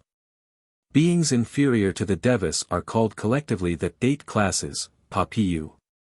They are called gnats by the Burmese. It will be observed that all these beings, including the most venerated and powerful of the gods, are introduced as disciples of Buddha. The combination of ascetic eminence and profound philosophy in Shakyamuni raise him to a position higher than any of them. Beings of every rank in earth or heaven confess their inferiority to the human Buddha by becoming his humble and attentive auditors. The Hindus, having become acute metaphysicians, thought themselves superior to every being in the universe. Further on in the same work other names occur. The Yakshas are a species of demons living in the earth and waters, often represented as malignant in their disposition towards man. The Maharagas are the genii of the large serpent called in Chinese the Mang. The Rakshasas resemble the Yakshas, but they have not the power like them to assume any shape at pleasure. When they appear to men it must be in their own form. They live in the forest of Himala, and feed on the flesh of the dead, Vede Hardy's Manual of Buddhism. The Brahmas, Fan. Formerly Bam, or Vam, are the inhabitants of the heaven called Brahmaloka, Fan Tien, over which Fan Tien Wang, Mahabrahma, or the chief Brahma presides. The Pretas, in Chinese, Kui, demon, are the inhabitants of the Narakas or subterranean and other prisons, called Tiayu, hell. Many of them formerly belonged to the world of men. Some are condemned by Yama to certain prisons. Others haunt the graves where their former bodies are interred. The Pretas hunger for food, and hence the custom so prevalent in China of feeding the hungry ghosts both of relatives and of others. The Maras are enemies of Buddha's doctrine. On this account they are considered as demons, although they inhabit one of the lokas or heavens of the Hindu cosmogony. The king of the Maras, Mo Kwe, is called Pasayan and Mo-Ma, Wang. The word Mara is explained, he who kills, also, the culprit. The Kwe are, in some instances, of a good disposition. Among such are reckoned, as a Buddhist work quoted in the Fau and Chulin informs us, the Shen or genii of mountains, seas, and other natural objects. The word Shen is also used generically for the 8 classes of beings before mentioned, from the dragons downwards, and is very frequently employed by the Buddhists for the soul of man, perhaps more than in any other sense. The early Buddhist apologists, in pleading for the immortality of the soul as a part of the doctrine of metempsychosis, constantly used Shen for soul. The king of the Kwe or demons is Yama, in Hindu mythology the ruler of the dead. From his office as judge of future punishments, his name constantly occurs in the conversation of the common people in China. He is called Yenmo Loshi, formerly Jam Malaja, which is abbreviated to Yenlo. The usual Hindu name may be recognized in Yenma and Yenma, which are other designations applied to him in Chinese books. Jan Maharaja means the royal pair, a brother and sister, who judge men and women respectively. Associated with Yenlo are 9 kings who preside together over the state of the dead. His image is placed with theirs in temples, accompanied with various representations suited to remind the spectator of the world of torment. In the Tisang Sutra, he is described as coming from the Iron Mountain wall where the Buddhist hell is situated, to the Taoli heaven, to hear Shakyamuni Buddha deliver a sutra there. He is classed among the sons of Devas, and is attended by many thousand kings of demons. He may be pointed to as the most remarkable example of the influence of Hindu mythology on the popular mind of China. The common people all expect to meet Yenlo Wang, Yama, after death, and be judged by him with the strictest impartiality. They believe that he fixes the hour of dissolution, and that the decision once made, nothing can alter or postpone it. These various beings, when in the sutras they appear before Buddha, perform to him an act of worship, and ask for instruction like any other of his auditors. Their power is great, but it is surpassed by that of Buddha, and it is all employed to extend his fame and doctrines. Their authority as rulers of the world is still recognized, but Buddhism by a simple stretch of the imagination makes a universe 1,000 times as large to form the kingdom of Buddha. They promote virtue and the Buddhist religion. For this they live and rule. The very highest acts of deity, such as the creation of all things, or in the language of idealism the causation of all sensational phenomena, are denied them. The central Shastra, Chungluan, sets out with proving that creation was not the act of the great, self-existent God, Ishwaradeva, nor of the God, Vishnu, Vishnu Deva, also written Vishnu. Nor did concourse and commixture, or time, or the nature of things, or change, or necessity, or minute atoms, cause the creation of the universe. In the Buddhist view, these deities are also subject to death, and men by certain virtuous acts which are specified, may be born at some future period to become their successors. Buddhism, while it thus aimed to find some intelligence and power higher than those of the popular divinities, failed to perceive that the creation and government of the universe are united in one all-wise eternal mind. It looked no further than the wisdom of a human sage, and the innate goodness and self-elevating power of the human mind. It gives to the wise man the honor that is due only to God. In forming an estimate of the extent to which the older Hindu mythology has been spread in China, it should be remembered that the Taoists have copied from the Buddhist books in the most slavish manner. Some names are new, but the majority are adopted without alteration. Brahmas, Devas, Asuras, and Maras figure in the writings of this native sect. The prayer books used in chanting by the Taoist priests are from beginning to end an imitation of the Buddhist sutras. By the combined influence of these two religions, the Hindu view of the universe, with its numerous classes of beings higher than and inferior to man, and its multiplicity of worlds, some for happiness, and others for torment, has become the common belief of the Chinese people. Other Hindu gods, such as the modern Shiva and Durga, Rama and Krishna, do not occur, unless concealed under names which closer examination may decipher. The rise of their worship in India was at too recent a date to allow of their being introduced into the early Buddhist literature. The unexampled viciousness of the recent Hindu worship would also be an insuperable bar to its adoption in China.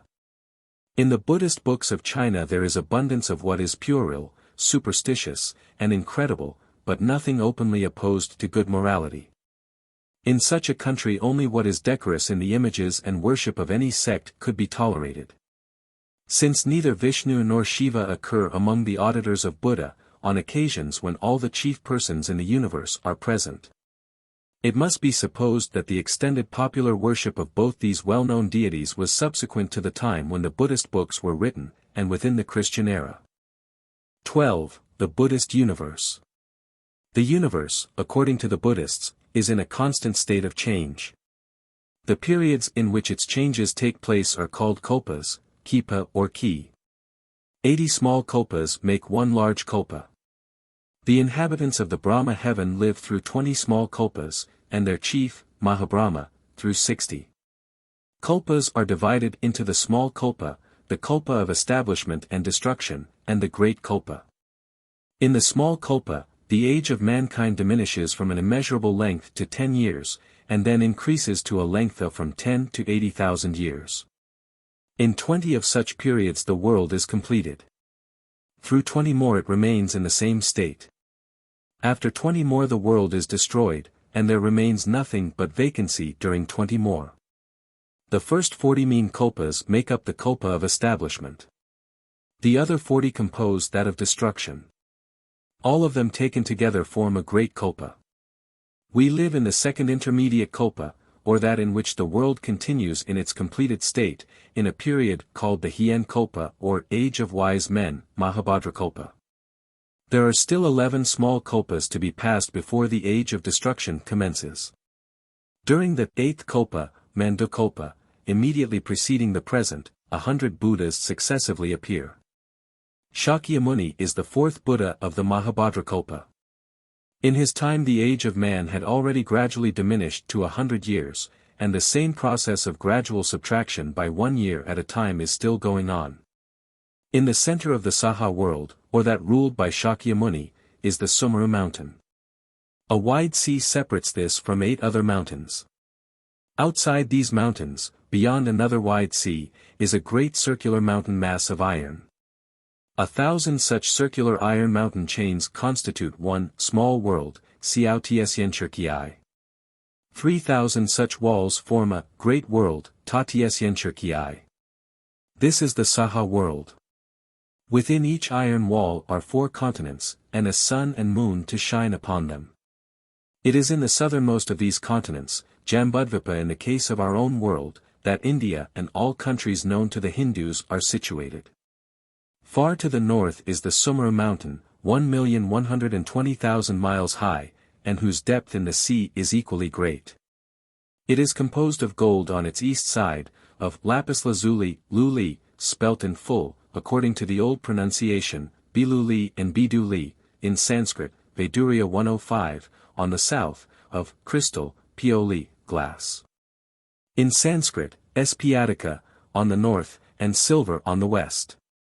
Traveling south from Jambudvipa across the Southern Ocean, there are 360,663 yojanas, 106, usayan, to the circular mountain mass of iron. This mountain's depth in the sea is 312 yojanas, and its height about the same. Its circumference is 3,610,350 yojanas.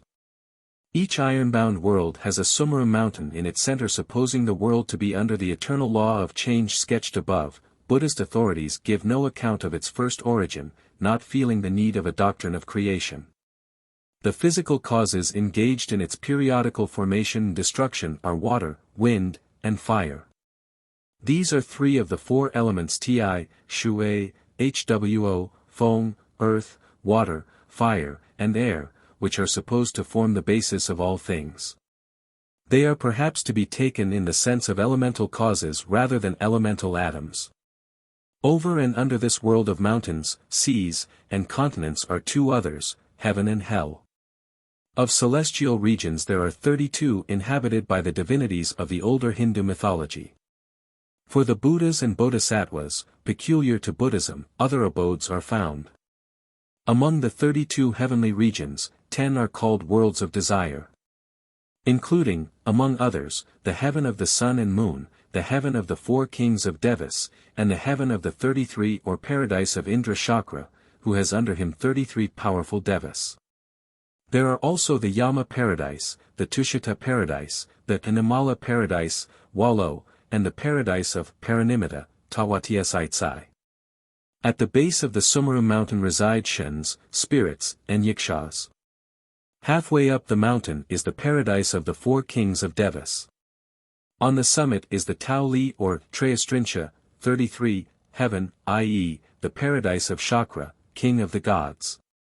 The rest of these celestial abodes are fixed in vacancy, each as high again as the one beneath it. The next tier of these paradisiacal regions consists of 18.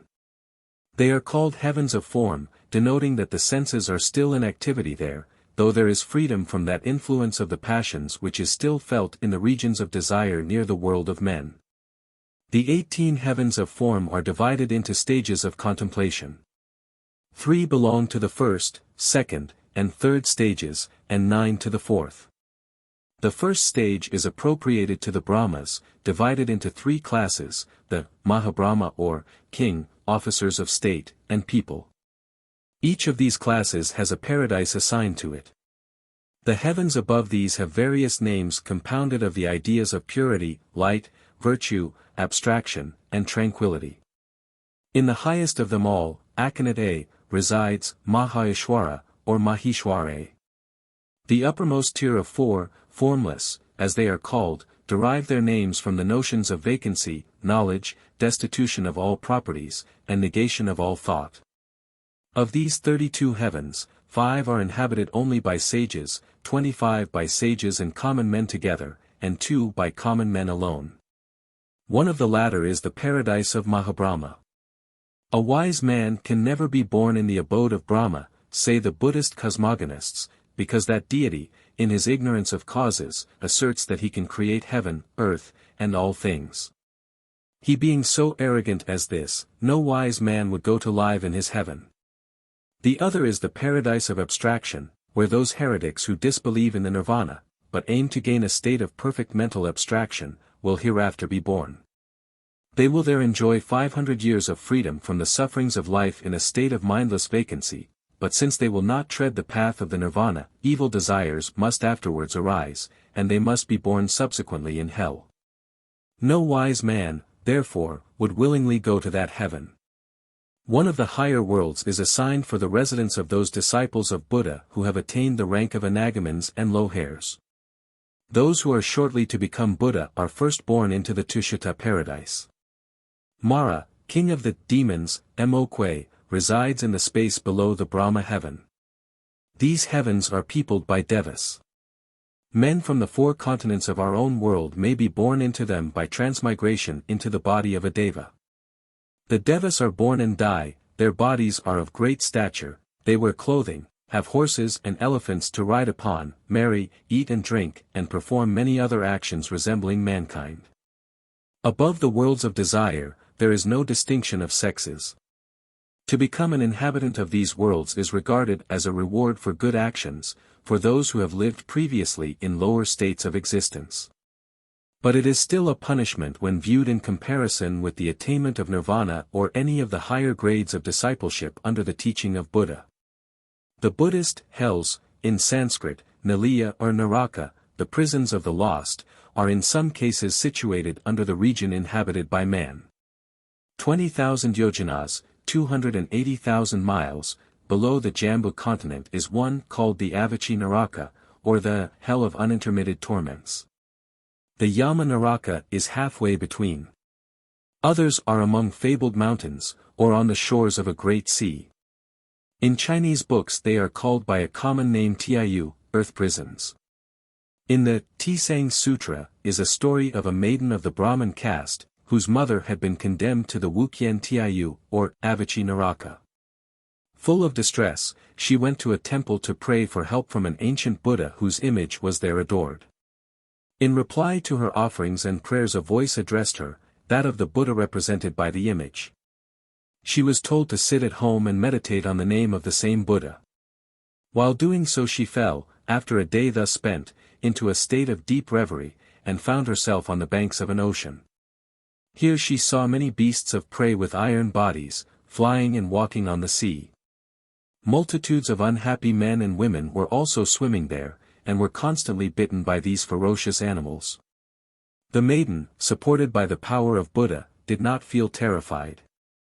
A demon king addressed her kindly, and informed her that she was come to the great iron mountain girdle that surrounds the world. "I have heard," said the maiden, "that hell is here. How can I reach it?" "Ans only by spiritual power, and of merit self-acquired." "Chu, and who are these unhappy criminals suffering in this sea?" "Ans. They are the wicked inhabitants of the Jambu continent who have recently died. After 45 days, if no one performs any meritorious act for their benefit, they must first be transported to this place. Eastward are 2 other seas of misery, Ku-Hai, where the punishment inflicted is still greater. Chu, but where is hell? Ans, within these 3 seas there are many thousand prisons, but of the larger kind only 18. Chu. My mother died not long since, where now is her soul? The good-hearted demon king answered this question by another. Chu, O Bodhisattva, what sort of life did your mother formerly lead? Ans, my mother held heretical opinions. She ridiculed and slandered the three treasures, Buddha, the law, and the priesthood. If she became a believer for a time, she soon ceased to honor them. Chu, what was her name? Ans, my father and mother were both of the Brahmin caste. Their names were Shira and Yedalai. The demon king, holding up his joined hands respectfully to the Bodhisattva, said, Holy maiden, return. Dismiss all sad thoughts. It is now 3 days since the sinful Yedalai was born an inhabitant of paradise. The filial love that prompted such acts to save a parent, and such piety towards an ancient Buddha, are sufficient not only to preserve a mother from hell, but also to raise innumerable other persons to heaven. The Brahmin maiden then returned to consciousness as from a dream. Reflecting on what had happened, she visited again the shrine of the ancient Buddha, and made a vow that through innumerable coming kalpas she would perform acts of merit for the deliverance from suffering of multitudes of living beings. Shakyamuni Buddha added, addressing Manjusiri, that demon king and Brahmin maiden have now become the Tsaishu Bodhisattva and the Tisang Bodhisattva. This story must serve instead of a detailed description of the Buddhist hells. It will be sufficient to say of them that they combine all that is horrible to each of the senses. Every form of torment, mental and physical, that can befall the unhappy violators of a good conscience and of the Buddhist law, are found there. The extremes of cold and heat, cutting, flaying, biting, insulting, and tantalizing, have to be endured by such persons according to their deserts. Demons of the most monstrous shapes and most cruel dispositions terrify them in every possible way.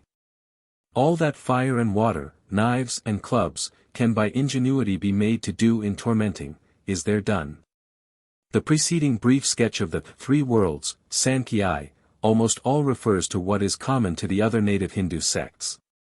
Buddhism adopted the national belief in regard to the form of the universe, including the worlds of reward and punishment. It belongs to all forms of Buddhism in China or elsewhere. The northern Buddhists have, however, gone further, and framed a much more extensive cosmogony, which deserves a separate consideration. 13. The extended universe of the northern Buddhists. About 4 centuries after the time of Shakyamuni, or Gautama as he is more commonly called in Burma and Ceylon, a great increase to the Sanskrit literature of the Buddhist religion began to be made. Very little had been added to the national mythology by the founder and first propagators of this system, except what respected Buddha himself. Their aim was to inculcate virtue, encourage the ascetic life, and urge persons of all castes and both sexes to aim at deliverance from the evils of existence and the attainment of the Nirvana. They based their teaching on the existing doctrine of metempsychosis, of the gods and other classes of beings, and of heaven and hell. These had been united from the earliest infancy of the Hindu nation in one system. By the transmigration of souls, all in heaven or earth, whether gods, men, demons, or inferior animals, are linked together into one chain of animated existence, and compose one world. It is the business of a Buddha and a Bodhisattva to instruct these beings in moral truths, and assist them to escape from all the 6 forms of life, into a state of perfect enlightenment and tranquility. The mythological element, as it existed in early Buddhism, was even then an old creation of the popular mind that had grown up with the first literary efforts of the nation. In this respect it agrees with most other mythologies, in the fact of its originating, not in philosophical schools, but among the people themselves. To this was added a legendary element. Long tales were invented to illustrate the great merits and powers of Buddha. Free use was made in these narratives of those vast periods of time into which the Hindus divide the past history of the world. The biography of the great sage was extended by attributing to him numberless previous lives. The manner in which, from small beginnings, he rose by self-sacrificing meritorious acts to be Lord of the world, and Teacher of gods and men, Tien Genshur, is minutely recorded. But the scene is not extended in any other way. New worlds are not invented in far distant space. The writers of these legends, while they represent their hero as visiting the celestial regions to instruct their inhabitants, or as becoming by transmigration an inhabitant of those paradisiacal residences for long terms of years, do not transgress the limits of the popular Hindu universe. The northern Buddhists, however, about the beginning of the Christian era, pushed the bounds of their system much further. Men appeared at that time in northern India devoted to metaphysical discussion, who aimed to develop to the utmost the principles of Buddhism. 107 In adding to the number of Buddhas and Bodhisattvas, they felt it necessary to frame new worlds to serve as suitable abodes for them. With their peculiar philosophy it was easy to do this. Not believing in the existence of the world of the senses, there was no more difficulty in admitting to their system an unlimited number of fictitious worlds and fictitious Buddhas than in continuing to recognize the universe of their predecessors. They named their system Mahayana, Taoiseaching, or Great Development. Among these teachers the leading mind was Leng-Shu, or Nagarjuna, as he is called by the Tibetans. Soma Korosi, cited in Hardy's Manual of Buddhism, says, with Nagarjuna originated what is known in Tibet as the Madhyamaka system in philosophy. The philosophers in India had taught either a perpetual duration or a total annihilation with respect to the soul. He chose a middle way, hence the name of this sect. The Chinese Central Shastra, Chunluan, which bears his name as the author, contains this system, and his opinions may therefore be regarded as nearly those of the Tiantai school, whose doctrine is based on that work, and of which Leng-Shu is consequently regarded as the first founder. This circumstance throws light on the objects of Leng-Shu in composing the sutras of which he was the author. For this school gives a symbolical interpretation to the mythology of the Buddhist books. The very popular and influential sutra called Huayan-King came from the pen of Leng-Shu. The Chinese preface to that work says that Leng-Shu Pusa, having exhausted the study of all human literature, entered the Dragon Palace to examine the Buddhist Pitaka, Sansang. He there found 3 forms of the Huayan-King. The largest was divided into sections whose number is expressed by the particles contained in a world of dust. The next consisted of 1200 sections, and the smallest of 48 sections. The last and least he gave to the world with its present title, and he must therefore be regarded as its author. This and other works of the Great Development class contain a great extension of the mythological element of Buddhism. Many new Buddhas and Bodhisattvas here appear, distinguished by various high attributes of goodness, knowledge, and magical power. To afford room for the display of these attributes, new worlds are located at pleasure in the boundless regions of space. But the whole of this imaginative creation was probably intended by the authors to be symbolical.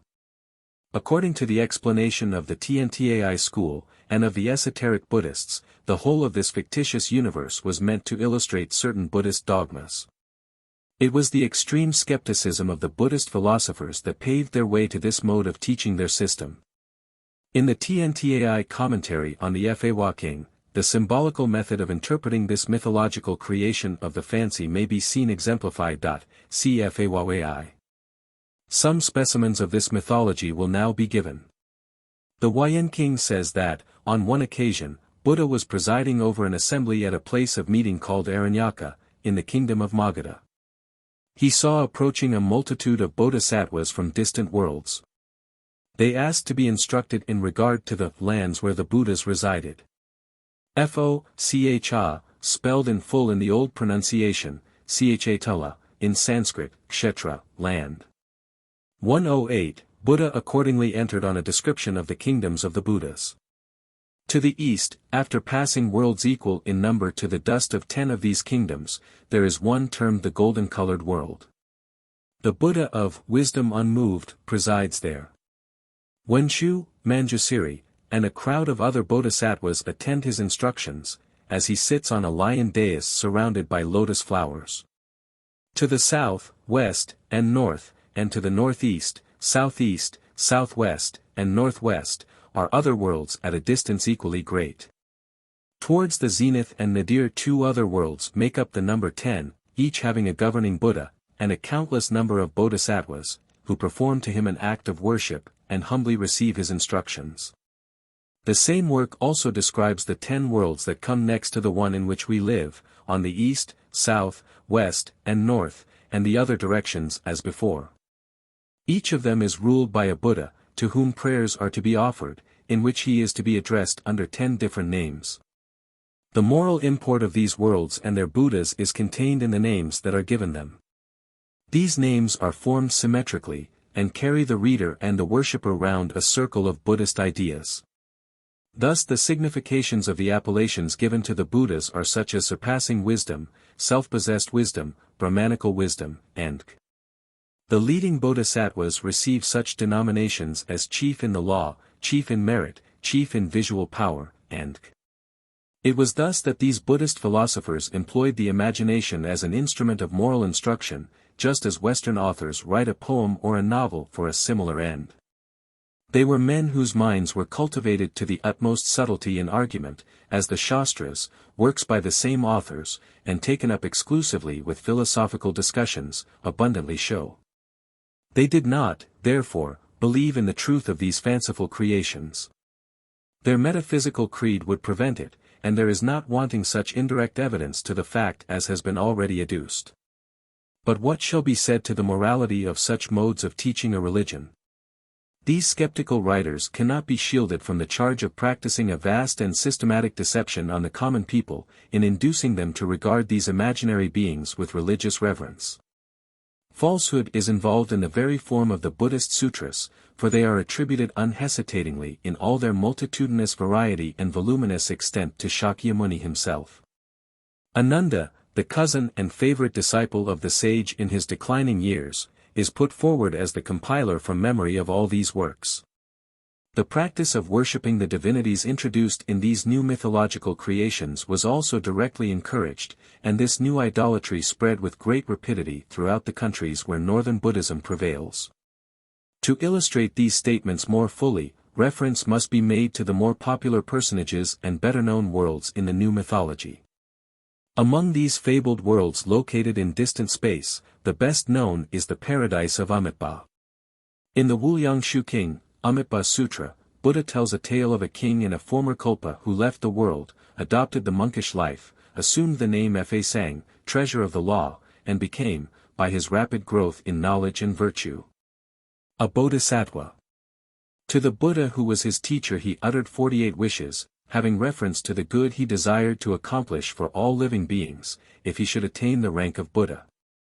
10 kalpas since, he received that title with the name Amitabha, Omitu-Fo, and now resides in a world far in the west, to fulfill his 48 wishes for the benefit of mankind. 10 million kingdoms of Buddhas separate his world from our own. It is composed of gold, silver, lapis lazuli, coral, amber, a stone called Chaku, and cornelian. There is there no Sumeru mountain, nor iron mountain girdle, nor are there any prisons for punishment. There is no fear of becoming a hungry ghost, or an animal by transmigration, for such modes of life are unknown there. There are all kinds of beautiful flowers, which the inhabitants pluck to present as offerings to the thousands and millions of Buddhas that reside in other parts of space. Birds of the most beautiful plumage sing day and night of the 5 principles of virtue, the 5 sources of moral power, and the 7 steps in knowledge. The listener is so affected by their music, that he can think only of Buddha, the law, and the priesthood. The lifetime of this Buddha is without limit, lasting through countless kalpas, and therefore he is called Amitabha, Wulyangshu, boundless age. 2 bodhisattvas reside there, anxious to save a multitude of living beings, who, with Amitabha, are worshipped assiduously by the northern Buddhists. They are, says the Huayan King, Quancharin and Tasherchi. They radiate light over 3,000 great worlds. They attained their rank by good deeds performed in our own world, and were rewarded by birth into the western paradise of Amitabha. The Amitabha Sutra, after minutely dilating on this paradise, describes 9 other worlds at a corresponding distance from our own, and occupying, as in the former case, the cardinal points and intermediate positions, with the zenith and nadir. Achabya and other Buddhas rule in the east, numerous as the sands of the Ganges, each proclaiming the doctrine that instructs and saves to the inhabitants of his own kingdom. A similar account is given of the other worlds and their Buddhas. The two sutras already cited, together with one called Quan Wu Yang Shu King, are entirely occupied with Amitabha and his paradise. These three works form the textbooks of the Tsingtu school, whose very numerous publications, suited to the popular taste, and based on the doctrine of these sutras, are very widely disseminated among the Chinese people at the present day. In the last mentioned work, Buddha, when seated in the midst of his disciples, is said to have poured forth from his eyebrows a flood of golden light which shone to all the surrounding worlds. This light returning was seen by the assembly to form itself into a golden tower on Buddha's head. It was like the Sumera mountain, and by its splendor many kingdoms of Buddhas were revealed to view. One was constructed of the 7 precious stones and metals, another of lotus flowers, another was like the palace of Ishwara, another like a crystal mirror. A disciple, struck by this magnificent display, expressed a desire to be born in the western heaven, and Buddha told him how he might have his desire gratified. This is an example of the manner in which the inventors of this mythology intended, by scenes of vastness and splendor, to affect the reader's or listener's mind. Feelings favorable to the influence of Buddhist ideas were thus to be called into action. Another of these creations which has gained considerable notoriety is a world in the East ruled by Yosher-Fo, Baishijayaguru Buddha. There intervened between that world and ours, kingdoms of Buddhas to the number of 10 times the sands of the Ganges. This personage, when he was a bodhisattva, uttered 12 great wishes for the benefit of living beings, including the removal of various bodily and mental calamities from those who are afflicted with them, and the lengthening of their life. Hence his name, the Healing Teacher. In attendance on him are 2 leading bodhisattvas, whose names, Jiquangpian Chao, and Yuequangpian Chao, signify the far-shining light of the sun, and, of the moon. The world in which he resides is composed of lapis lazuli, its walls and palaces of the 7 precious stones and metals, its streets of gold, thus resembling, as is observed by the author of the Yosher King, the Kitashirkiai, or Paradise of Amitabha. He is worshipped as a deity who removes sufferings and lengthens life, and is in fact the symbol of these ideas. While many of the fabulous beings introduced in the literature of Northern Buddhism have no image or shrine in the temples of the present day, Yosher-Fo is one of those who are very seldom omitted in the arrangement of these edifices. The freedom of imagination in creating new worlds and new deities, in which the authors of this literature indulged, would naturally lead to incongruities. Newly invented worlds would be located in regions already appropriated by previous writers. In the Fa King, a circle of 8 worlds, with 2 Buddhas to each, is described. Amitabha and Achabhya occur in the west and east respectively, the account agreeing in this respect with that in the Amitabha Sutra, but the other names do not harmonize. So that in several cases new Buddhas are imagined in regions preoccupied by those created at an earlier date. Accounts of many more of these fancied worlds might be collected from other works. For example, in the Peiwa King, one in the southeast with its Buddha, is described with minuteness.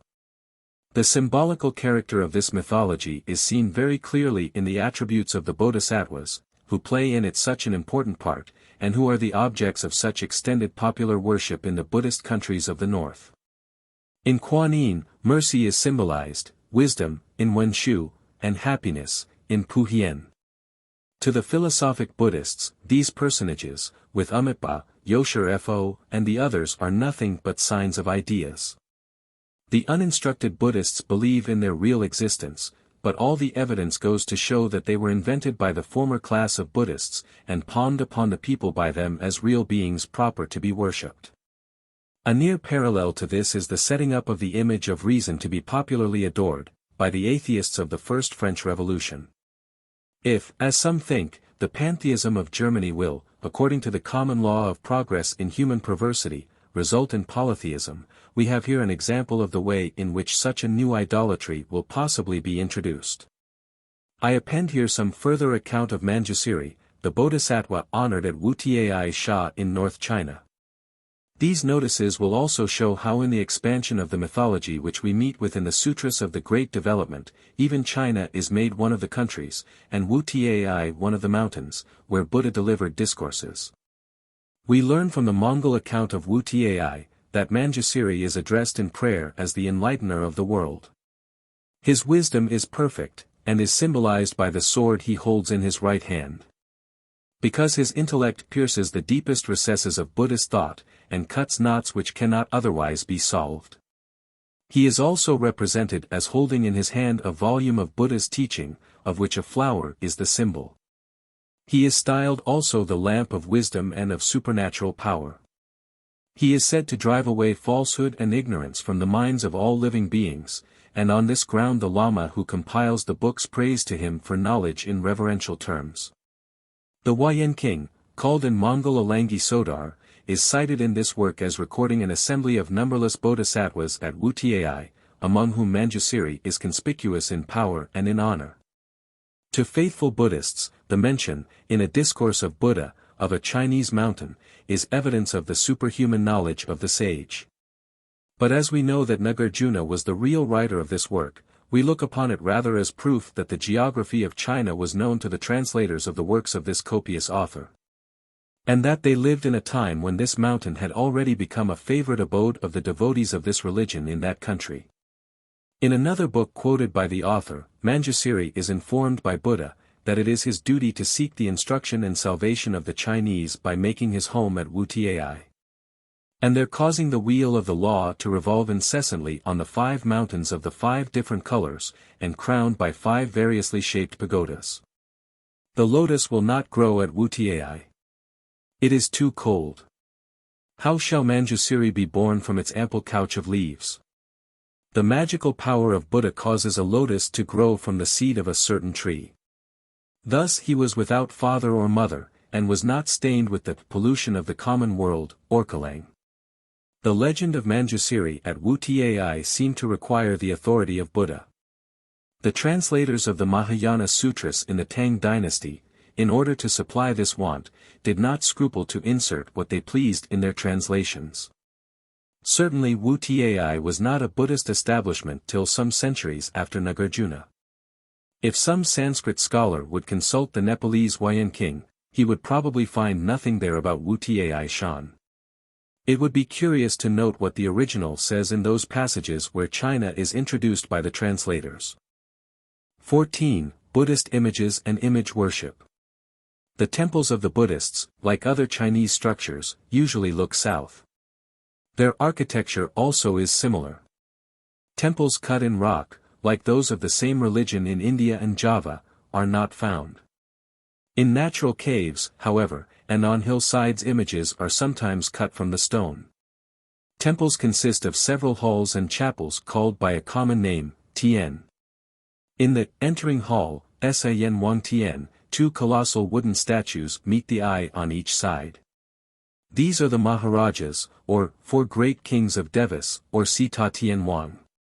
The Sanskrit names are explained: Vaishramana, Paishamen, he who has heard much; Dhritarashtra, Titalotu, protector of kingdoms; Virudika, Pailulacha, increased grandeur; and Virupaksh, Pailupacha, large eyes. They are called in Chinese Tuwen, Chiquo, Sangchang, and Quangmu. They govern the continents lying in the direction of the 4 cardinal points from Mount Sumeru, the supposed center of the world. In the Qin Kuangming King, they are described as actively interfering in the affairs of the world. When kings and nations neglect the law of Buddha, they withdraw their protection. They bestow all kinds of happiness on those that honor the Sanpao, 3 treasures, viz., Buddha, the law, and the priesthood. Properly they are all warlike, but as seen in temples they are dressed in different modes. He of the south holds a sword. He has a black countenance and ferocious expression. The others have blue, red, and white faces. One holds in his hands a guitar, pipa, at the sound of which all the world begins to listen, or, as some say, the camps of his enemies take fire. Another has an umbrella in his hand, at the elevation of which a violent storm of thunder and rain commences, or, according to others, universal darkness ensues. Another holds in his hand a snake, or some other animal hostile to man, but by his power made submissive and instrumental to the wishes of its conqueror. Between them and the south wall are sometimes placed two figures in military attire and with fierce countenances, called Heng Hoertsiang, the two generals Heng and Ho. In the same building, opposite the door, is usually an image of Maitreya Buddha, Mili Fo, or the Buddha to come. The Sanskrit name, Maitreya, means the merciful one. He is always represented as very stout, with the breast and upper abdomen exposed to view. His face has a laughing expression. After 3,000 years he will appear in the world and open a new era. An image of Quanfu Tsi, the Chinese deified hero, in his capacity as protector of the Buddhist religion, is also sometimes placed in this hall on one side of the north door. Behind Maitreya is the image of Wedu, a deva who is styled Huafe Wedu, or the deva who protects the Buddhist religion. He is represented clad in complete armor and holds a scepter-shaped weapon of assault usually resting on the ground. He is general under the four kings. The shrine in which these two idols are placed forms a screen to a door behind, which opens into the court of the Great Hall, called Tahayang Pao Tien. This is appropriated to the images of Shakyamuni Buddha and a select number of his disciples.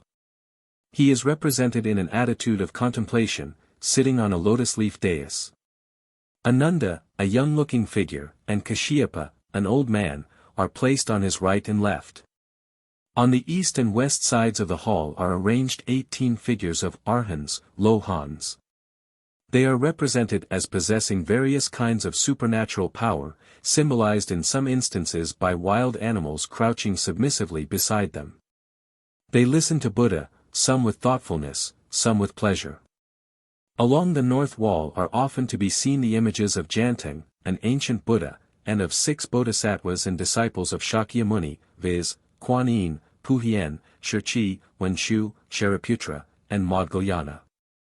This is the arrangement at the Quanfu Si, the principal monastery in Shanghai. Wenshu and Puhien often take the right and left of the central Buddha. Behind the 3 central images, and looking northwards, is usually placed an image of Kuan Yin with rock, cloud, and ocean scenery rudely carved in wood and gaudily painted. This bodhisattva, with Wenshu and Puhien, is sometimes placed in front, as at Lenghua, near Shanghai, Kuan Yin occupying the center, immediately behind Shakyamuni, who then sits alone on his dais in the midst of the hall. This hall, the highest and largest building in the whole monastery, takes its name from one of Buddha's titles, Tahayang, or Great Hero, in Sanskrit, Vaira, with the addition of the word Pao, precious. The image of Kuan Yin has several forms corresponding to the various metamorphoses which he or she assumes. 2 of the commonest are those of the northern and southern sea. In the large cloud and water picture in alto relievo, of which he so often forms the principal figure, several smaller personages are added to lend variety to the scene. The 4 kings of Devas are occasionally employed for this purpose, and still more frequently a female figure, Lungnu, daughter of the Dragon King, and a youth called Shanti Sai, who form interlocutors in some of the sutras. Another metamorphosis of Kuan Yin is represented in a female figure, holding in her arms a child. It is in reference to this image that a parallel has often been instituted between Kuan Yin and the Virgin Mary. A stranger who did not take notice of minute peculiarities in dress, would very naturally have the idea of similarity presented to him, and mistake the child which the goddess presents to mothers praying for posterity, for the infant Savior. It is in part from such resemblances that Hugh has adopted the hypothesis that the modern form of Buddhism in Tibet arose from a mixture of Christianity with that religion. Sometimes Kuan Yin appears with 1,000 hands, symbolizing his desire to save all mankind. The interval between the hall of the 4 great kings of the Devas, and that of Shakyamuni, is occasionally occupied by another hall. Kuan Yin of the southern sea may be seen here pictured with his usual attendants. Behind, looking northwards, is often found a scene in honor of Tsang Bodhisattva. He is surrounded with cloud and rock carving, on the abutments of which are seen the 10 kings of hell. They all listen to the instructions of this Bodhisattva, who seeks to save mankind from the punishments over the infliction of which they preside. The Hindu god, Yama, Yentawang, is the fifth of them. Sometimes in this intermediate space there is a structure called the Hall of the Lohans, where are found on the east and west walls, small carved figures of the 500 arhans of Buddhist legends. They are placed on the protuberances of a rough alto relievo scene such as those above described. In other instances this representation of the 500 arhans is placed over the more powerful and better known 18 arhans in the hall of Shakyamuni. In the central hall, representatives of all the four ranks above the range of the metempsychosis are found, as will be seen from the preceding details. Disciples of the lower ranks, who are, however, delivered from the world of life and death, and are called Shengwen, listeners, are represented in Ananda and Kashyapa. The one holding a written scroll emblematic of his great work, the compilation of the sutras, the other resting on a staff, the symbol of his office, as successor of Buddha in the Patriarchate. They are bareheaded and close-shaved. The Arhans, Alohan, 18 in number, speak for themselves as to the extraordinary power, knowledge, and gratification which they have gained through listening to the teaching of Buddha, by their attitudes as conquerors of evil and defenders of good, and by the expression of intelligence and pleasure which the artist has attempted to depict on their countenances.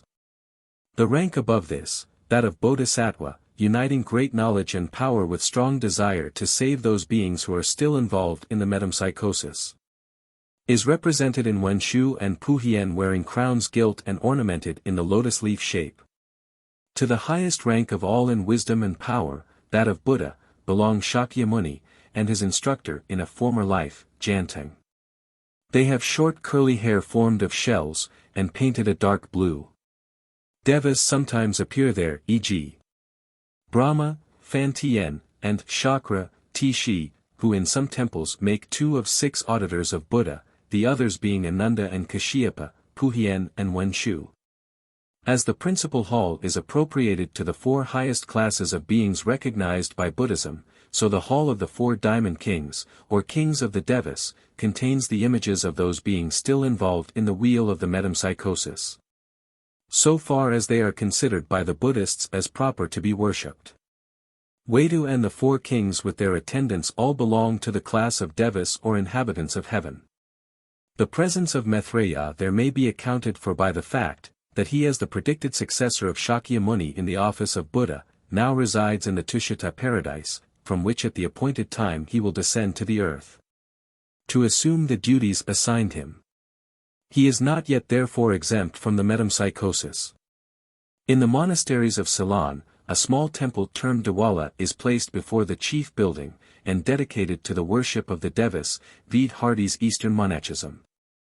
Thus in both cases, the visitor arrives first at the hall where the metempsychosis still prevails, and afterwards passes on to the abode of the Buddhas and Bodhisattvas.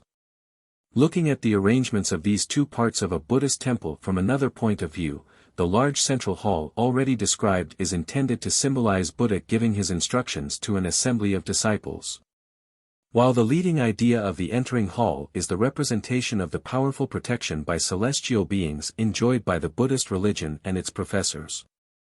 In some large temples, Wedu, and a king of the Devas, holding a pagoda in his hand, stand with the usual figures on the right and left of Shakyamuni.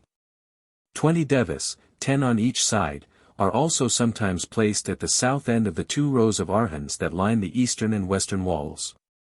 This accords with the descriptions given in the sutras of the audience gathered round Buddha on remarkable occasions, when the inhabitants of the various celestial mansions hold a conspicuous position among the crowd of his disciples.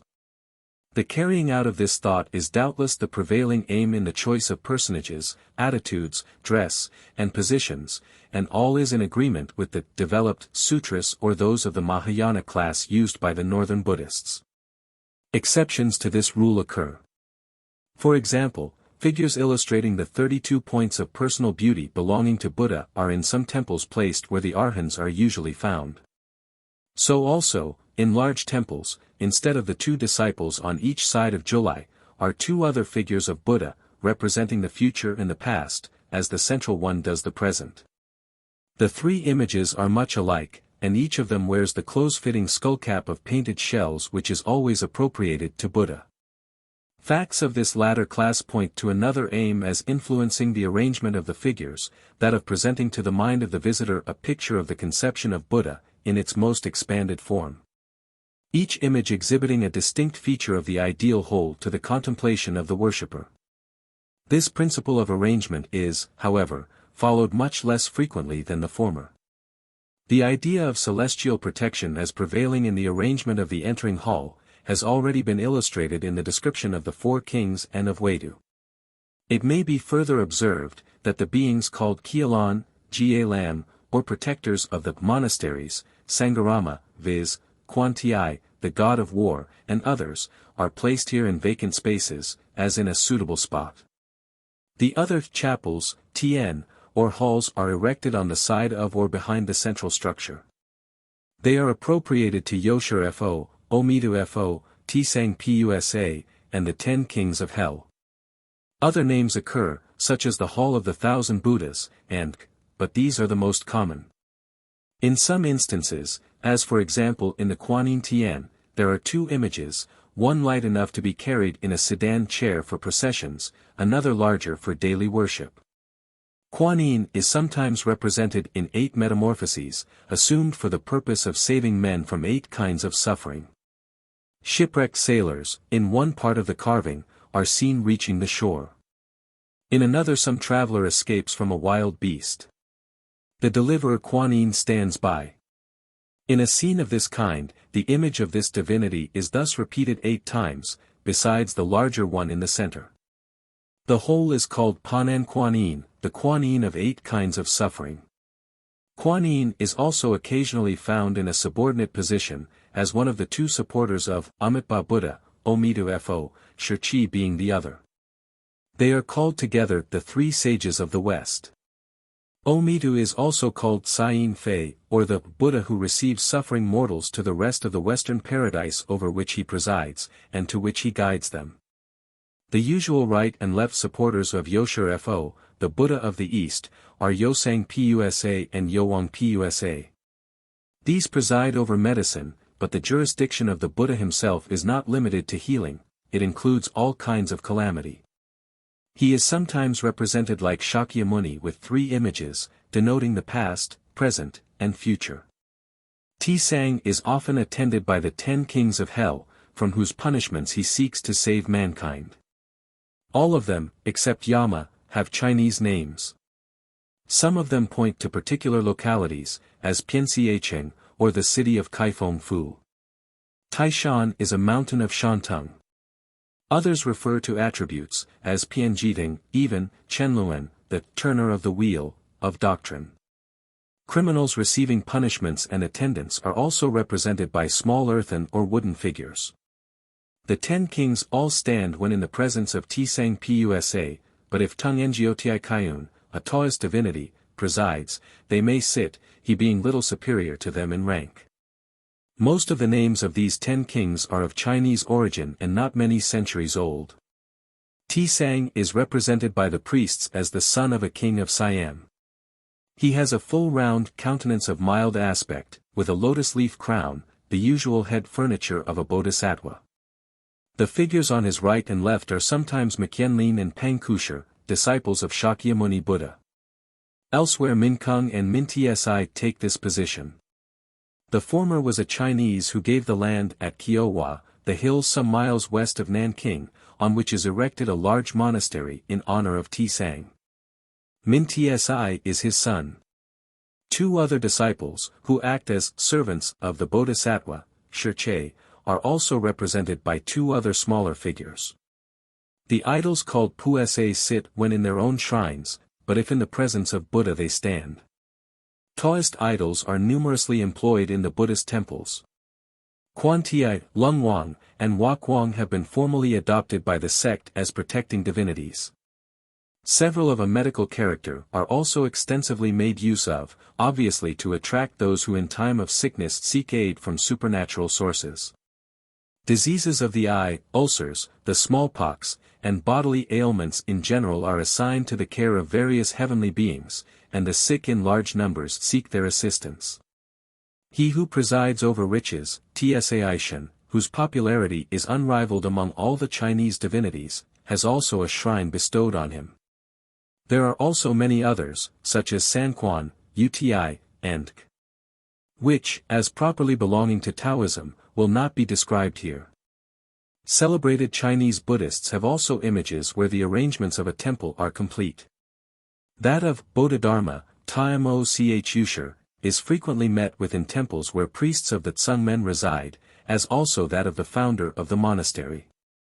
According to the explanations of the philosophic Buddhists, the principle of arrangement and the use of idols tit all must be viewed as symbolical, as already remarked. When the worshipper enters he is met with the idea of protection from celestial beings. As he advances into the presence of Buddha, he sees in his image intelligence, the fruit of long and thoughtful contemplation. In the Bodhisattvas are exhibited knowledge and mercy combined. In the Arhans he sees those who have become venerable by years, wisdom, and a long course of asceticism. In the Shengwen, the bareheaded disciple, he sees the first step in progress towards the Nirvana, the introduction to the other three. When he bows before these images, and makes his offering of incense, candles, and gilt paper, this also is a symbol. It only means the reverence with which he receives the instructions of Buddhism. The common people, however, as happens in Christian countries where the worship of images prevails, see in each idol a powerful divinity, and losing sight of the moral and intellectual objects of the system, pray to be freed from sickness, poverty, childlessness, an early death, and other dreaded evils. Such a faith in the objects of their idolatry is of course encouraged to the utmost by the priests, whose prosperity depends upon the number of the worshippers. In April 1858, I visited at Gao, in Ceylon, 2 Buddhist temples. The image of Buddha is remarkably like what it is in China. The skull cap, the posture, and the form of the body are the same. It is made of mud and gilt in the same manner. 3 Buddhas were represented, and they were all called Gautam and Shakyamuni. The disciples were Moggallana, Shariputra, Rahula, Ananda, and Kashyapa. The last 2 of these do not, as in China, occupy the nearest place to Buddha. Brahma and Vishnu were the kings of the Devas represented. I noticed a pictorial representation of heaven and hell, and I know not what more, upon the 4 faces of a square screen that completely surrounded Buddha's image. On the inside face of the screen were images of Vishnu and Brahma, with other Devas. A Garuda attended Vishnu. Beside the smaller temple was a stupa or tomb of Buddha. It was a handsome circular mausoleum, apparently of stone, 12 or 14 feet in height. In China this would be a pagoda. In the series of painted tableaus, hell was on the left, and heaven on the right. Heaven was also on the back of the screen. Beside each temple lives a priest in a yellow kasha, with his pupils, whom he teaches to read. Fresh flowers of the strongest odors are constantly placed in abundance on the altar before Buddha. There were also oil lamps, which were not lit. Both temples were on an eminence in secluded spots and encircled by trees. A few cottages of the Sinhalese were near. They looked wretchedly poor. A friend with me from Siam, Mr. Alabaster, informed me that the temples in Ceylon are entirely different in appearance from what they are in Siam. The following is the arrangement of the images in a temple at the western hills near Peking. In the center, Shakyamuni. On his right, Kuan Yin, on his left, Shirchi. In front there are 3 large fans, a cylindrical cloth is so called, embroidered with inscriptions, hanging from the roof beams. The dais on which are the 3 images is supported by lions, elephants, and griffins. The horseshoe-shaped aureole which encircles Buddha's head is carved with winged monsters and warriors. Paper rubbings of the 16 lohans from Hangzhou hang on the side walls. These are celebrated as having been carved in the Tang Dynasty. They were made 18 at a later period. The 16 were Hindu, and there are Sanskrit characters on the 5th in order. The addition of 2 is due to Chinese love of change, originating with we do not know whom. If the observer is reminded in the carved entablatures of stone pagodas of old date, that there is a resemblance to Greek and Roman sculpture, let him meditate on the idea that Alexander's conquest of Persia and invasion of India was a signal for a host of new thoughts to originate in the countries conquered. Stone sculpture may have come in this way into India, and elevated the ruder art there prevailing. In Peking and its neighborhood metal images are not uncommon. Shakyamuni and the two favorite disciples who usually accompany him are sometimes seen made of copper or white copper, about 6 feet high, with hanging bands of yellow cloth suspended in front of them. To these bands small bells are attached, which ring when shaken with the wind, or when touched by the priests or by visitors coming forward to burn incense. In North China it is also common to see pictures of Buddhist subjects painted more or less rudely on the walls of the halls where the images are seen. One of the forms, as said already, in which the goddess of mercy is adored is as the Kuan Yin of the 8 misfortunes which attend unprotected travelers. In painting them on walls travelers are seen, for example, on a mountain attacked by robbers, who draw their bows at their intended victims. Just at this moment the goddess and her attendant appear in the air, and save the travelers by rendering them invisible. This is accomplished by pouring a fluid from a bottle which becomes a cloud in its descent, and intervenes between the travelers and the banditti. In the monasteries in North China are sometimes found a tooth of Buddha, or some other relic. One tooth I saw at the temple called Tushui Si was 2.5 inches thick and 10 by 13 in width. Relics are kept in bottles and shown to visitors. In the Tang Dynasty a vast number of temples and pagodas were erected. It became the fashion then, under the influence of the superstition of Feng-Shui, which came into vogue in the time of that dynasty, to build pagodas for luck as well as to contain relics. The pagoda of Tianning Si, near Peking, on the southwest, and dating from the Sui dynasty, must have been then in the old city. The Palichuang pagoda would be a Feng-Shui protector on the north of the ancient city. On both these pagodas, which are strongly built of stone, there are carved Buddhas and Deva kings on large entablatures. The former and older of these pagodas grows narrower as it rises. The other is almost as wide above as below. The Peking custom in making large images, whether they are of brass, iron, wood, or clay, is to construct them with the internal organs as complete as possible. While the smaller images are filled with Tibetan incense or cotton wool, the larger have the interior arranged according to Chinese notions of anatomy. The heads are always empty. The chief viscera of the chest and abdomen are always represented. They are of silk or satin, and their shape is that found in drawings of the organs in native medical works. A round red piece of silk represents the heart, whose element is fire. It is the size of $1. It and the lungs, which are white and divided into 3 lobes, are attached to a piece of wood, round which is wound a piece of yellow paper, having on it a Tibetan prayer. To the wood is attached, by silk threads of 5 colors, a metallic mirror called Leng-Yen-King. This represents intelligence, the heart being regarded as the seat of mind. The lungs cover the heart as an umbrella or lid, as if to preserve it from injury. In the abdomen the intestines are made of long narrow pieces of silk with cotton wool stitched along the concave border. This may represent fat or the mesentery. Embracing all, like the peritoneum, is a large piece of silk covered with prayers or charms. Inside are also to be found little bags containing the 5 kinds of grain, with pearls, jade, small ingots of silver, and gold of 5 kandareens weight, and bits of solder of various shapes to represent silver. The larger and older idols have, in very many cases, been rifled of these little valuables, no one knows when. Poor priests in want of money, if the fear of sacrilege is not strong in their minds, know where to get help, so that idols, in the interior of which gold and silver were once deposited, have now none. In the metallic images, the way to get to the inside is from the bottom. As they are very heavy, they have usually escaped being robbed.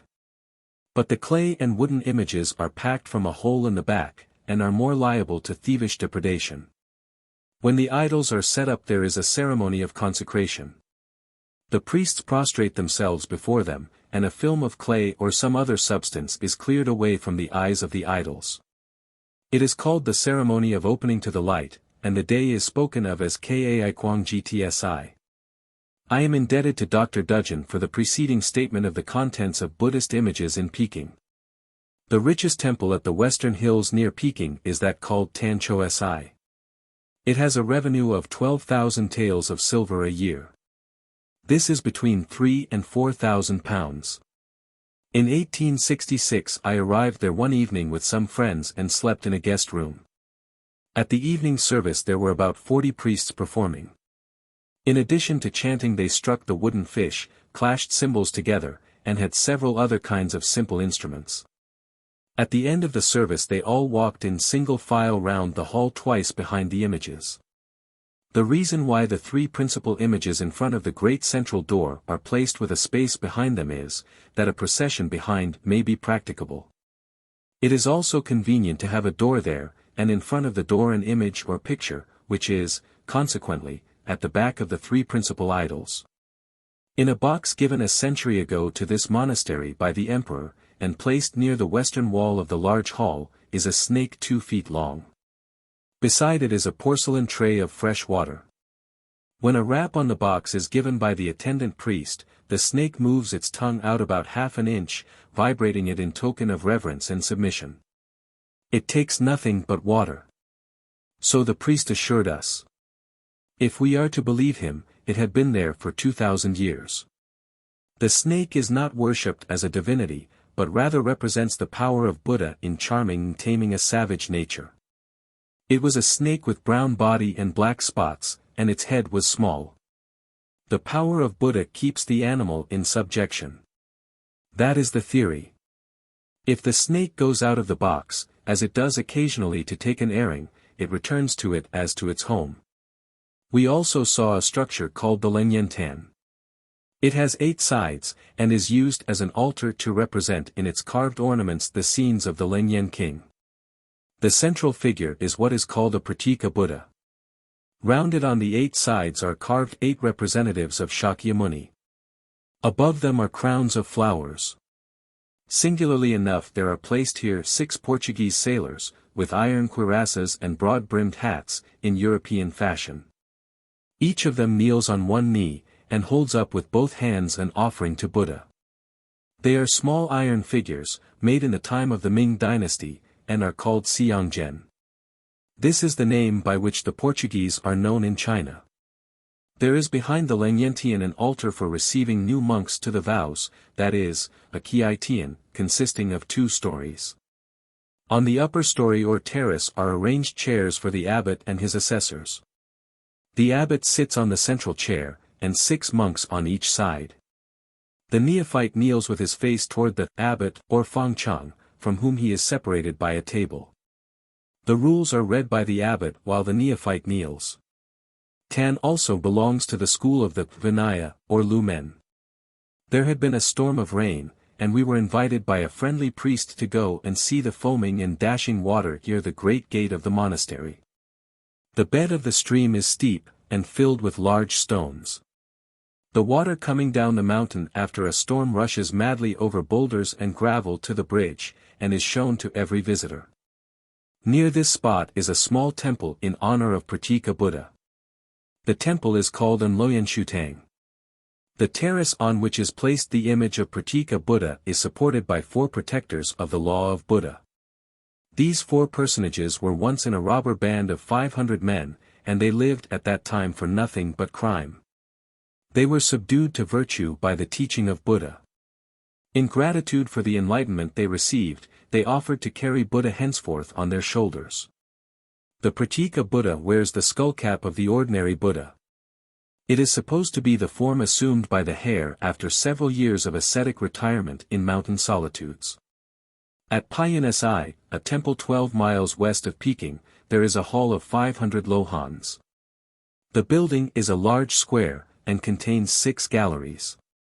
It is entered from the north. The first figure met by the visitor is Maitreya. He faces the door. Beyond and behind him is the central north and south gallery. On each side of it, as of the other 5 galleries, are seated full-sized figures of Lohans.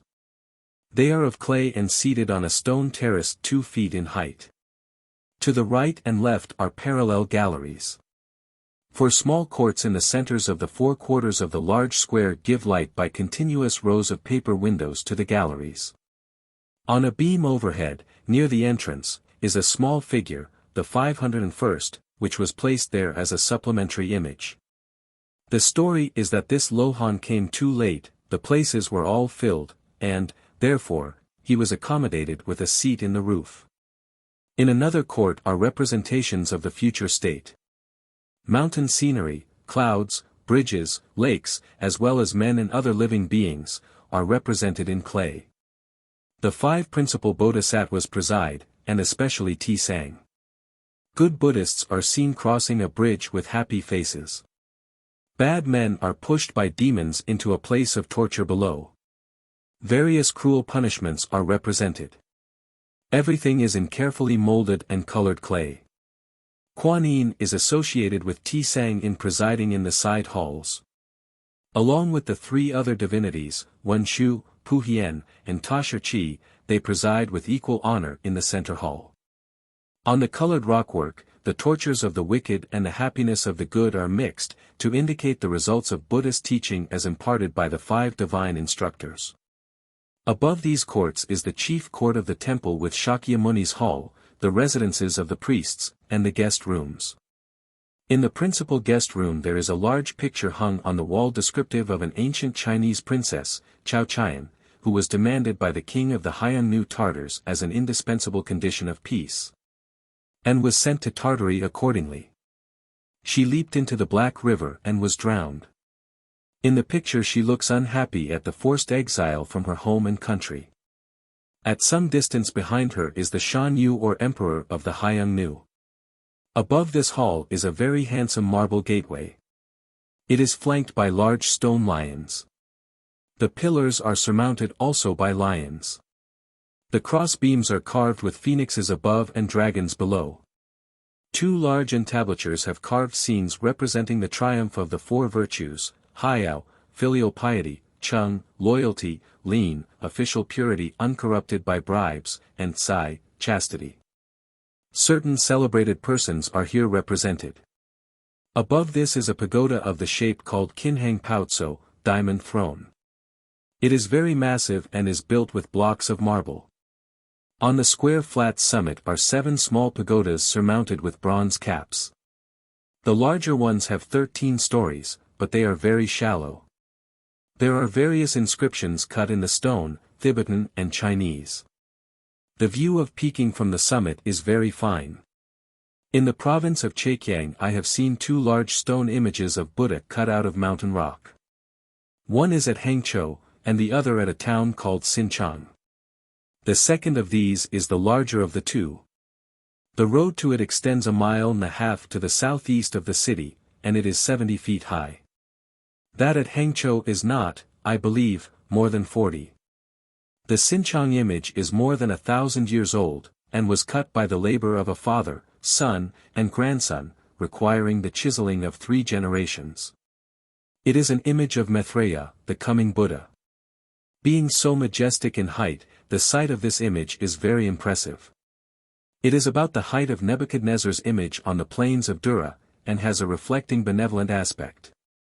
The wooden image of Maitreya in Peking, at the large lamasery, Yunho Kung, is still higher.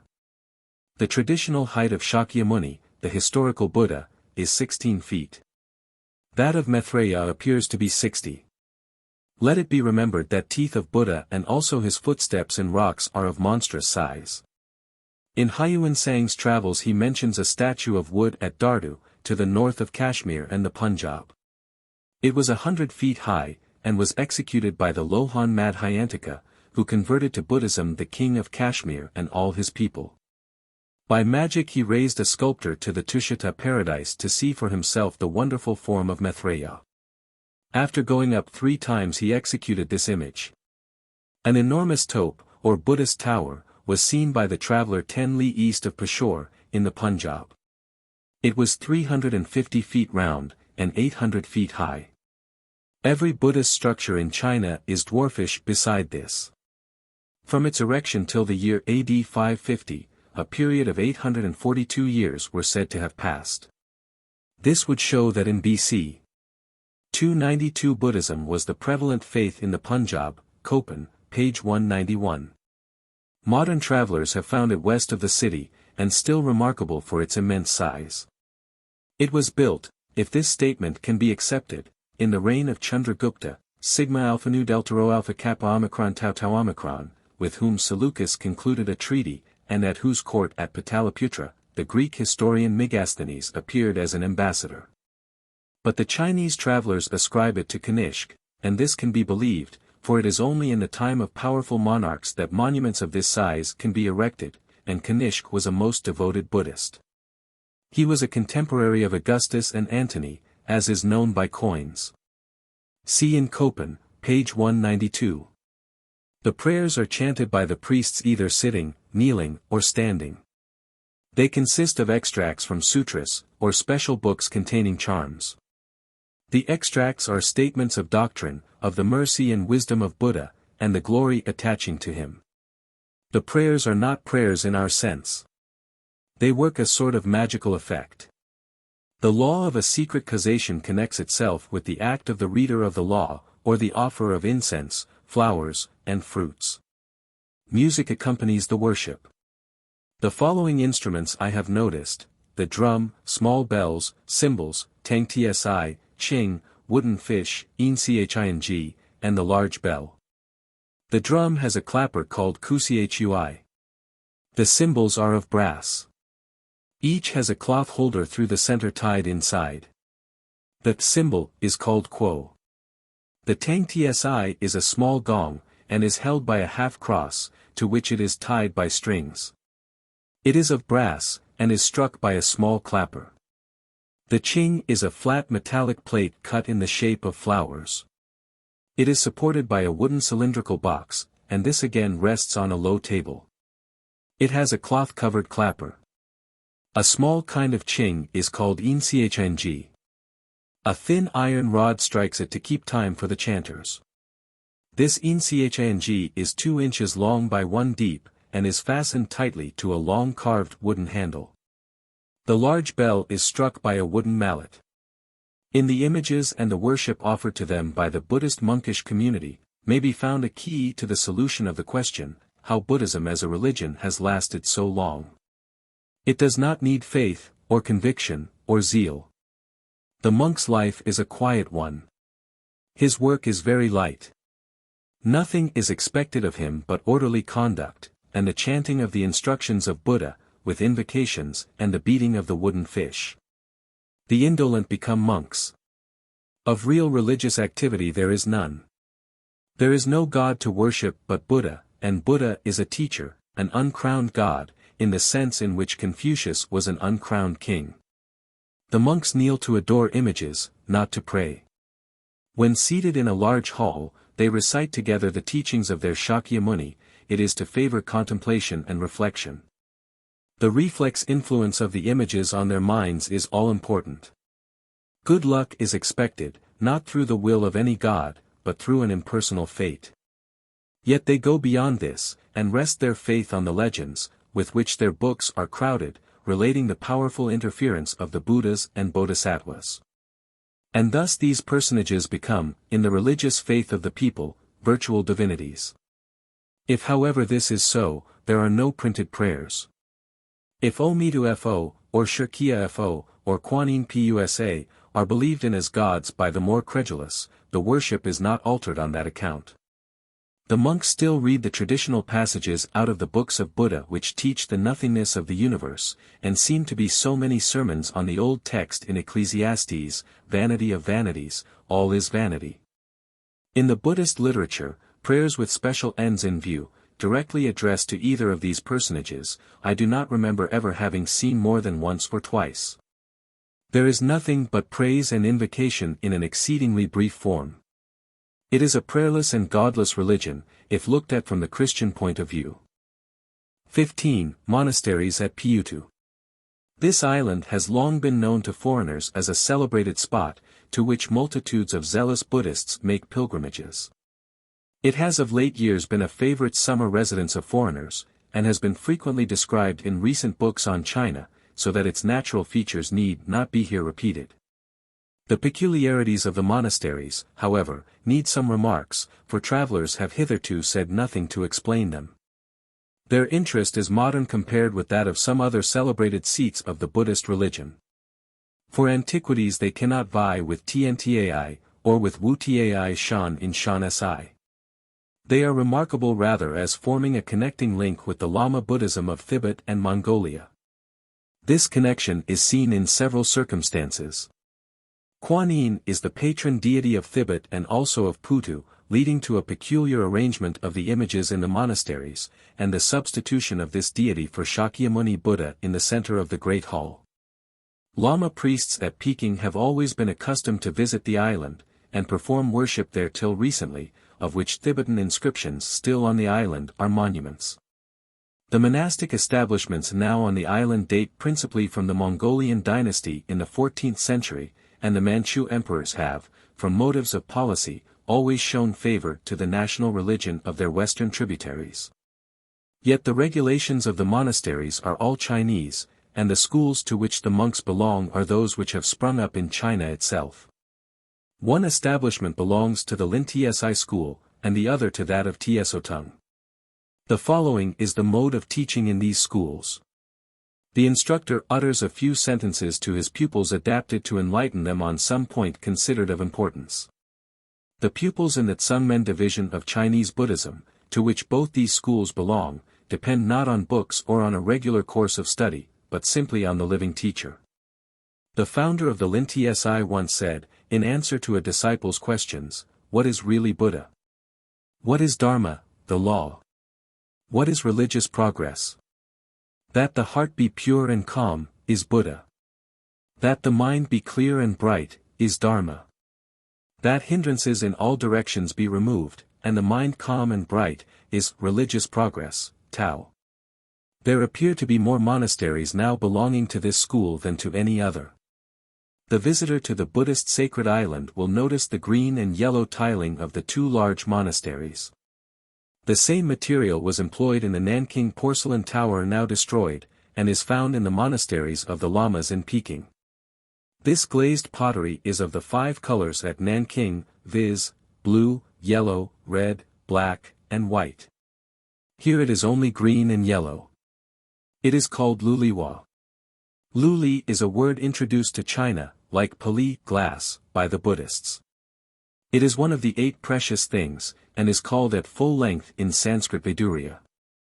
This name appears to be given by the Hindus to a natural and an artificial substance, as in the case also of Espiatica or pali, glass. The buildings are on a large scale. Thus the Great Hall of Kuan Yin, in the first monastery, is 50 yards long and 30 wide. Both the large monasteries are dedicated to Kuan Yin Pusa, instead of to Shakyamuni Buddha. In other monasteries the central position and the most monstrous image are always assigned to Sakya, the Buddha reigning in the present Kalpa, and the teacher to whom every monk unites himself when he takes the vows. Here, however, Kuan Yin presides, and is therefore called Chu-Fo, the ruling Buddha, of the monasteries and of the island. Instead of the usual name Tahyang Pao Tian, the precious hall of the great hero, alluding to Shakyamuni, we have the Taiyuan Tiang Tian, the hall of the complete and correct doctrine, referring to Kuan Yin. In this hall is a large image of earthenware with pedestal and canopy, all brought from Tibet, by order of the Emperor Konghai, and presented to each of the monasteries. The figure is gilt, and is that of a female sitting cross-legged in the Buddhist manner. There is no dress on it except rings on the arms, a few lotus leaves, and the usual crown of the bodhisattvas. In one of the monasteries, a yellow silk cloak is thrown over the image. Round the canopy, which is of wood, are figures of bodhisattvas, and on the pedestal several white elephants and lions carved in wood, which are also foreign. Behind the Tibetan image is a monstrous male Kuan Yin, with the Pailu crown, representing the ruler of the monastery. Over his head is a large circle, on which 9 dragons twine themselves. From them the hall is also sometimes called Qiolong Tien. Above, on a tablet, is a sentence given by Konghai, Pu Tsikianling, the universal savior of all living beings. This is said in praise of Kuan Yin. On the left of this image is a figure of wood, representing Amitabha, the fictitious Buddha of the Western Heaven, whose name is constantly on the lips of the Chinese and Tibetan priests, and is seen everywhere painted on walls and carved on stone. Kuan Yin plays a principal part in the legend of the peaceful land, or Tsing-Tu, the Western Heaven, and is one of the 3 sages, Sansheng, supposed to reside there, the other 2 being Tashachi Pusa and Amitabha. On the right is another Kuan Yin, called Kuohai Kuan Yin, alluding to a passage across the sea of this deity to the island P'U-To, the Indian archetype of P'U-To itself. Along the east and west walls of the hall are ranged 32 images, representing the metamorphoses of Kuan Yin. They are called Kuan Yin Sanchu Rishang. They are all male, and are individualized by varieties in posture, dress, and head coverings. The name Kuan Tsai is used in some of the inscriptions for Kuan Shirin. This is a new name introduced by Huayan Sang the Traveler, from the Sanskrit Avalokiteshvara, in place of the older one translated by Kumarajiva from the shorter Hindu name Avalokite. There are other representations of this deity. The 8-faced Kuan Yin, the 1,000-handed Kuan Yin, and the Giver of Sons, are found here, and commonly in Buddhist temples. The last of these, Sung Tsi Kuan Yin, is a female figure. Before the principal idol is a stand for an incense urn, and it is called Wushi Hiang Pao, the 5-vessel incense stand. The 5 vessels are, an incense urn in the middle, 2 candle supporters, and 2 urns for flowers. The same 5 vessels are also placed on the pavement in front of the hall. Artificial flowers only are used. There is much similarity in the arrangements of the 2 monasteries. Both have 2 imperial tablets with halls specially erected for their reception. When these buildings are injured by time, it is not permitted to repair them without an order from the emperor. Hence some of them have become much dilapidated. Lamas used to be sent every year from Peking to the island, to worship Kuan Yin in the emperor's name, and investigate the condition of the monasteries. None, however, have gone there during the last 40 years. The 2 Tibetan inscriptions on the road side leading to the first monastery were made by these lamas. The older one dates from the time of Kyaking, AD 1796 to 1819. The other is no earlier than the reign of Tao Kuang. In both monasteries the 18 lohans, arhans, usually placed in the central hall of temples, are found in side chapels, their place being occupied by the 32 figures of Kuan Yin. These supposed beings are a step inferior to the rank of Bodhisattva, both are inferior to Buddha. The reverence paid to Kuan Yin is not, however, less on this account. Like other deities of the same rank, Kuan Yin has refused for a time to become Buddha, preferring to save mankind by discoursing to them on the doctrines of this religion, and inducing them to enter on the path to the Nirvana. In a small temple called Hung Fa Tiang, just beyond the first monastery, is an interesting representation of the 18 arhans crossing the sea. They are seated on various sea animals. The proper names of these personages are all Hindu, and unfamiliar in their sound, from the circumstance that they do not occur in current legends, but only in more recondite ones. Contained in some among the great collection of works termed Sangking. The names of well-known deities are therefore frequently substituted for them, such as Kuan Yin, Maitreya, and Tsangwang.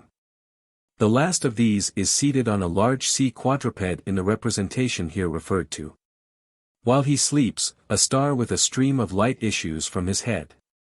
Beside him, sitting on a dragon, are 2 youths called Joy, King, and Rest, Bingen. The one, in a playful humor, wishes to wake his sleeping neighbor, but he is checked by his companion. Bodhidharma, the founder of the contemplative school in China, is introduced seated on what is termed a one-horned immortal bull. He carries a pole on his shoulder with one shoe suspended on it. The story is that, on crossing the Yangtze King, he dropped the other, which was picked up by a countryman, and was found to possess wonderful powers. Manjusri is seated on a sea demon. A tiger is whispering at his ear. He thus learns what people at a distance are doing. It should be remembered that the attribute of this great bodhisattva is wisdom.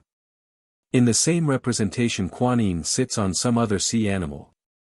He is pouring the elixir of life from a gourd. As it flows out it becomes the genius of a star. There is no difficulty felt by the arrangers of temples in placing the bodhisattvas among the arhans, because they have all necessarily passed through that state before arriving at their present position. So the arhan is only such after passing through 3 grades of discipleship, which are the first steps on the road to the nirvana. The Buddha himself must go through all these stages from the first introduction to the sacred life up to the state of bodhisattva. They form the ladder from the actual world of human life to that cloudland of abstractions which the contemplative Buddhist hopes to reach at last. In accordance with this, the hermit life of Shakyamuni Buddha is depicted on the walls of the same temple. Above the 18 arhans just described, is a representation, in painted clay, of the Himalayas. Here is seen a hut of rushes inhabited by the future Buddha. Monkeys and sacred geese bring him food, and dragons, tigers, and white rabbits are his near neighbors. In the third monastery, high on the hill called Foting Shan, is a somewhat remarkable representation of the Hindu gods. They are presided over by Yu Huang of the Brahma heaven. I could not, however, obtain an intelligent account of them from the illiterate priest who was residing there. He was an artisan from Leng-Yen-King Si, who had left his wife and family in charge of his eldest son, and become a monk. At another smaller temple, where there are several caves, each with 1 or more small stone Buddhas seated inside, shown to visitors as emblematic of the hermit life, I found a young priest very ready to defend his system. When the worship of Buddha was objected to, on the ground that it substituted the creature for the creator, he replied that Shakyamuni Buddha, being at the head of the Huayan Universe, was far higher in dignity than he who ruled this lesser universe. He was reminded in reply that the vast Huayan, a congeries of an immense number of lesser worlds, was nothing but an invention of the author of the Leng-Yen-King. And that in reality there was no existence or world not included within the dominions of God. He did not attempt to continue the argument. Facing the first monastery is a small pagoda, dedicated to the Ming Emperor, known as Wan Li Huang Ti. This prince before ascending the throne had conferred benefits on the institutions of the island, and this pagoda was named after him Tai Tsita, Pagoda of the Crown Prince. On its 4 sides are placed stone images of the 4 great bodhisattvas, to each of whom one of the 4 elements is assigned. Tsang, under whose jurisdiction hell is supposed to be, presides over earth. He is said to have become incarnate in a former Siamese prince. He is worshipped specially in the south at Kiowa, near Nanking. Kuan Yin presides over water. His attribute is mercy, and he is worshipped in the east at P'U-To. Puhien presides over fire. His attribute is happiness, and he is worshipped in the west at the Wu-Wei mountain in Cchun. Manjusri presides over air, wind, and is worshipped in Shan Si. His attribute is wisdom. Inscriptions on rocks lining the paths are very numerous at P'U-To. Most of them are Buddhistic. Some specimens of them will be now given. Wei Tiushuren, you have but to turn back and you will have reached the shore. Tingpayan, go up on that shore. The Buddhists say that salvation is in knowledge. The disciple is led by the teaching of Buddha, from the sea of ignorance to the shore of true wisdom, Prajna Paramitha, Pajayi Palomidu, Kinshin Kyolu, the golden thread that guides into the path of intelligence. Wei Jitungsheng, the sun of wisdom rises in the east. Ting Taiyuan Cho, ascend the ship of great wishes. The great wish of a Buddha or a Pu-Sa is to save mankind and all living beings. They rescue those who are struggling in the sea of life and death, and vice and virtue, and convey them to the shore of true knowledge. Hence Kuan Yin is called Tsiheng, vessel of mercy. Faluan Sechong Chuen, the wheel of the law constantly revolves. This refers to the unceasing proclamation by books and monks of the doctrines of Shakyamuni. The metaphor by which Buddhist preaching is called the revolving of the wheel, is seen practically exemplified in the praying wheels of Mongolia, by the turning of which an accumulation of merit is obtained. So in China, the whole Buddhist library of several thousand volumes is placed in a large octagonal revolving bookcase, which is pushed round at the instance of the visitor. At Jihol, about 120 miles northeast of Peking, there is a nest of Lama monasteries, in a valley close to the emperor's hunting lodge and summer palace. Among these monasteries are some of Tibetan architecture, the chief of which is Potala. It is modeled after the Potala in which the Dalai Lama lives at Lhasa in Tibet. The Dalai Lama is a living incarnation of Kuan Yin, and therefore his palace temple was called Potala. This name is applied variously to a seaport at the mouth of the Indus, the seat of Shakyamuni's ancestors, and to a mountain range near or part of the Nilgiris where Avalokiteshvara was fond of going. In addition to the island in the Indian Ocean, the palace at Lhasa, and the Chinese P'U-To. For particulars, see in ITEL, page 93. Perhaps the island may have been at the mouth of the Indus, and left its name in the present Tata, the Patala of the Greeks. The setting apart of the island P'U-To, in the Chusan archipelago, is proof that the Buddhist imagination, in selecting a place for the special worship of Kuan Yin in China, preferred an island. This agreed best with the legends. Here Kuan Yin would, in expounding the Dharma that is to save living beings, seem more in her place than on a mountain of the mainland. This is an appropriate Tao, see Hang 109 for her, where she can be at hand to rescue sailors from the dangers of the sea, and where crowds of pilgrims will in fair weather not be wanting to receive the benefit of her instructions. 16. Buddhist processions, associations, pilgrimages, and ceremonies for the dead. A striking example of the popular influence of Buddhism is found in the associations called Yulanwei. The day for feeding hungry ghosts, the professed object of this association, is the 15th of the 7th month. The original hungry ghosts were the Hindu pretas. In China the hungry ghosts are the spirits of the dead, especially of ancestors. Buddhists are appealed to on behalf of the dead who have no descendants to worship them, and feed them by sacrifices. Thus the sentiment of compassion for the neglected dead and of ancestors is ingeniously made by Buddhism into an instrument for promoting its own influence among the people. The belief in the metempsychosis among the Hindus connected itself with the Chinese sacrifices to ancestors. The two things combined formed an engine of great power for affecting the public mind. When the rich die in Peking, priests are invited to read liturgies for 3 days in their houses. 8 men are sent. A priest told me that they read 5 books in particular on one occasion recently, when I made inquiry. They were the Leng-Yen-King, the Kegon King, the Fa King, Lotus of the Good Law, the Tsang King, and the Ta Pe Chien, a Tantra of the Tang Dynasty. They read for about 6 hours each day, with a particular intonation, which is determined by a certain musical notation and is learned specially. They took with them candlesticks, a picture of Buddha, and the wooden fish, and had no musical instruments. Their object was by prayers to liberate as early as possible the soul of the dead from misery. Buddhism found village processions of a religious character already existing in the country, and accepted them so far as seemed fitting. When it is considered that in the old religion of Greece and Rome, rural processions were in those countries a favorite amusement mixed with religious ideas, the examination of similar customs in China is of special interest.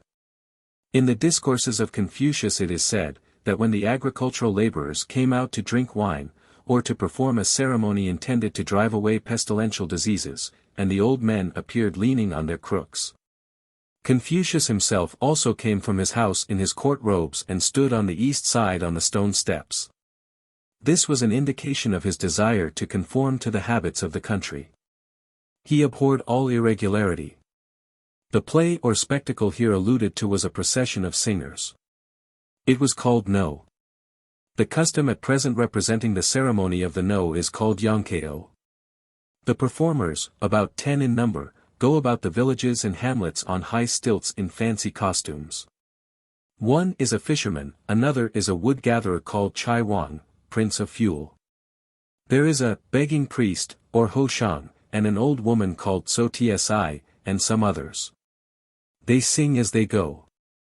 The word ko is song, and yang is to raise. The stilts are called kaukeayu. These processions are seen in the country at the end of February. The old custom of Confucius' age has died out, to be revived afresh in this modern form with a Buddhist priest as one of the performers. It is regarded by the literati as a mere theatrical performance and an amusement of the rural population. Some trace it to the son of Liu Pei, who reigned in Cchun, AD 280. But then there were few priests, which is an objection to this view. In the Choli, the ancient sovereigns of China or their deputies are represented as performing certain ceremonies for the removal of pestilential diseases 4 times in the year, once for each season. The view then held was that the weni or sickness, prevailing at certain times of the year, is caused by demons called li or dit.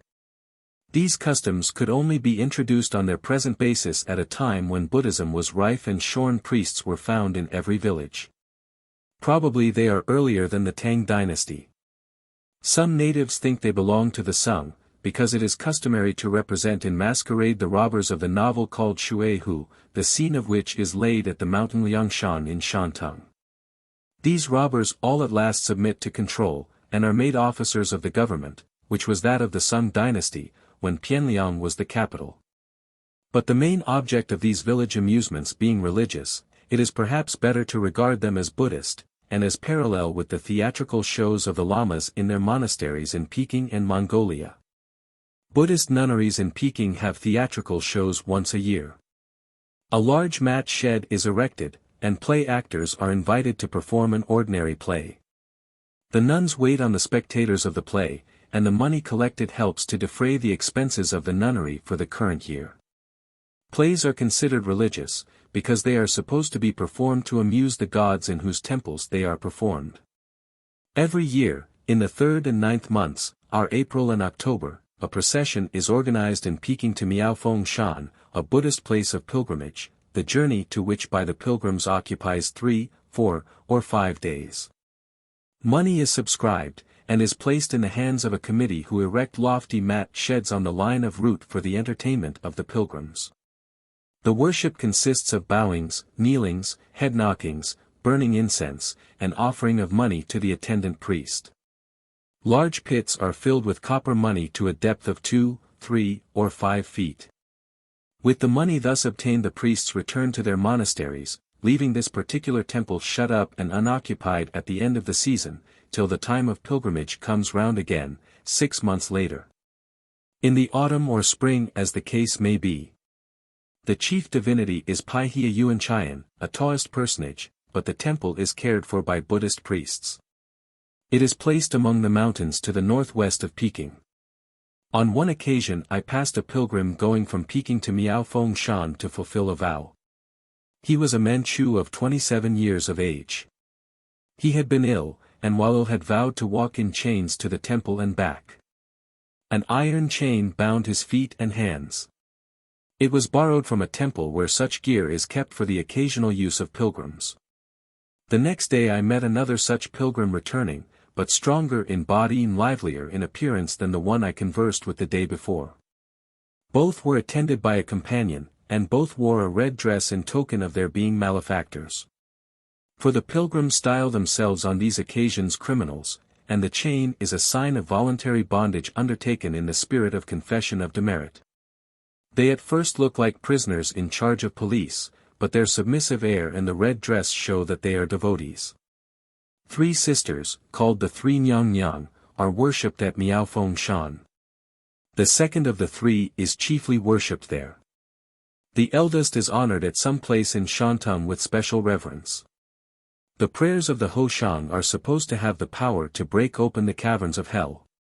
They chant together in the houses of the rich to which they are invited, proceeding through a selection of favorite liturgical books.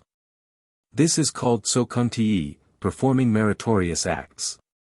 Every act of merit is a fuyuan, cause of happiness. There never yet was a good man whose goodness was left without reward. The prayers of the priest must have their effect. The chanting of the books cannot fail to bring happiness. Such is the operation of the karma, or moral necessity. I conversed, in the spring of 1879, with a woman who brought a sick member of her family to Peking to be under the care of Dr. Dudgeon, at the London Mission Hospital. They stayed for some days, and learned Christian doctrine from a Bible woman. The woman had been an organizer of Buddhist pilgrimages to a monastery called Cusi in the mountains west of Peking. She lives at a small town in the country 2 days traveling from the monastery. Every spring she has exerted her influence for many years past to persuade her neighbors to go together to this monastery to worship. She headed the arrangements. The procession usually consisted of mule carts to the number of about 15. She expressed her determination to give this up and become a Christian. Lay Buddhists appear to be far more active in stirring up the people to go on pilgrimage to mountain temples than the priests themselves. When money is to be collected for the repair of temples, the priests take the lead, but in voluntary associations for a religious jaunt in spring or autumn weather, the zeal of the laity is much more conspicuous. 17. Buddhist Literature.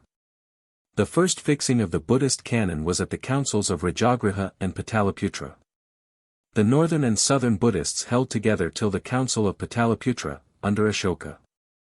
When an immense missionary development followed on the meeting of this council, the separation was a natural result, because of the vast extent of country over which Buddhism shortly became the prevalent religion. The origin of the primitive Buddhist books which are common to the northern and southern Buddhists is, then, anterior to BC 246. And the addition to the canon of the Mahayana books containing the legends of Kuan Yin and of the Western Heaven with its Buddha, Amitabha, was also previous to the Council of Kashmir, a little before the beginning of our era. When the first books were translated into Chinese from Sanskrit, it was before the time of the introduction of paper.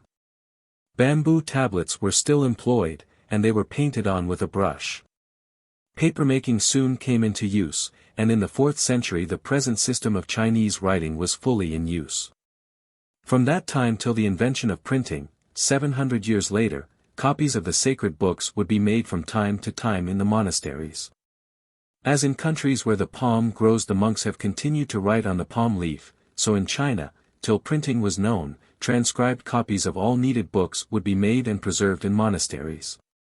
The library of the larger Buddhist monasteries consists of a complete collection, presented by some former emperor, of the books of the religion, Sanking. The visitor will see them in 8 or 10 large bookcases. In many instances they are preserved with great care and are highly valued. Even if worm-eaten and injured by damp, the priests always express unwillingness to part with any portions of them. Though they seldom make use of this library themselves, they consider that it would be an offense against the emperor to allow any of the books it contains to be removed. The preface to one of the last imperial editions is dated AD 1410, in the Yongle period of the 3rd emperor of the Ming dynasty. In addition to the erection of the porcelain tower at Nanking, previous to the removal of his residence from that place to Peking, he further signalized his zeal for Buddhism by causing blocks to be cut for the first time for the entire series of Buddhist books. They reached the number of 6,771 kyuan, or sections. A little more than 3/4 of this extensive literature consists of translations from Sanskrit. According to a rough calculation, the whole work of the Hindu translators in China, together with that of Huayan Sang the Traveler, amounts to about 700 times the size of the New Testament in Chinese form. In this estimate lost translations, which are numerous, are not included. One of these works, the Mahaprajna Pramitha, Leng-Yen-King, consists of 120 volumes. It is perhaps the most extensive single book ever translated in any age or country, being about 80 times as large as the New Testament. The celebrated Chinese translator, Huayan Sang, was engaged on it 4 years. The edition of Buddhist books printed in the period Yongle is called Nan Sang, the Southern Collection. There was another made in the time of Wanli in the closing part of the 16th century.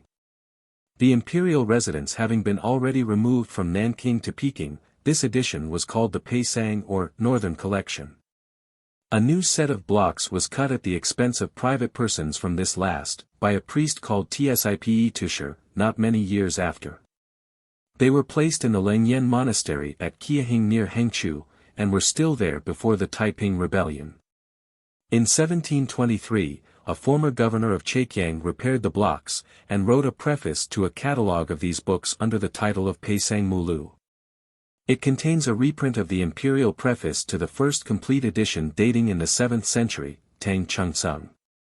This document alludes to the labors of the successive translators, and dwells especially on the adventures of Huayan Sang, who had recently returned from his 20 years' travels in India, and had come to be regarded, on account of his successful journey in literary labors, as the most remarkable of all the Chinese Buddhists. The primary division of the Buddhist books is into 3 parts: King, Lu, Luan, or Sutra, Vinaya, and Abhidharma. The first contains the immediate instructions of Buddha on dogma. It details those present as listeners, any remarkable circumstances that occurred, the conversations that took place between Buddha and any of his audience, and the direct instructions that he communicated to them. The Vinaya relates the discipline appointed by Buddha for his followers, and the circumstances that led to the establishment of particular rules and observances. The scene, audience, and conversations are detailed much in the manner of the sutras or works of the first class. The word king is indeed often applied to works that are placed in the Vinaya division. The third part, Abhidharma, consists of discussions, in many instances by known authors, on the Buddhist creed and on heresies. They are not then like the works found in the first and second classes, necessarily spoken, according to Buddhist faith, by Shakyamuni, but include many that were written, in the first centuries after his death, by the more distinguished of his followers. After Buddha's entrance into the Nirvana, we are told his disciples met to agree on the books that should be regarded as the true traditions of their master's instructions. Kashyapa assembled them at the mountain Jaijakuta, Gridrakata. They came there by the exercise of miraculous power. Ananda, who was young, had not yet attained to the rank of Arhan when the meeting began, but just at this time he was raised to the necessary elevation and took his seat with the rest. Kashyapa then said, "The Bhikshu Ananda, Onan Painu, has great wisdom. Like a vessel receiving water, he imbibed the doctrine of Buddha, retaining no more and no less than what the teacher uttered. Let him be invited to compile the Sutra Pitaka, collection of the king or discourses of Shakyamuni." The assembly remained silent. Kashyapa then addressed Ananda, "It is for you now to promulgate the eye of the doctrine, Fan." Ananda assented, and after observing the countenances of the audience, said, "Bhikshus and all here present. Without Buddha nothing is noble or beautiful, as in the expanse above, the stars cannot spare the moon." He then bowed to the assembly, and ascended the rostrum. He began, "Thus have I heard, at a certain time, when Buddha was a certain place, he delivered such instructions." In each instance Kashyapa asked the bhikshus if such were really the words of Buddha, and they all replied, they were just these words. 110. A similar account is retained by the Sinhalese of the origin of the sutras. 111. The Vinaya division of the books was, according to their traditions, prepared by Upali, and the Shastras or Abhidharma by Kashyapa. So far as this threefold arrangement of the books, the northern and southern Buddhists are at one. But for the literature of the north a further division must now be noticed.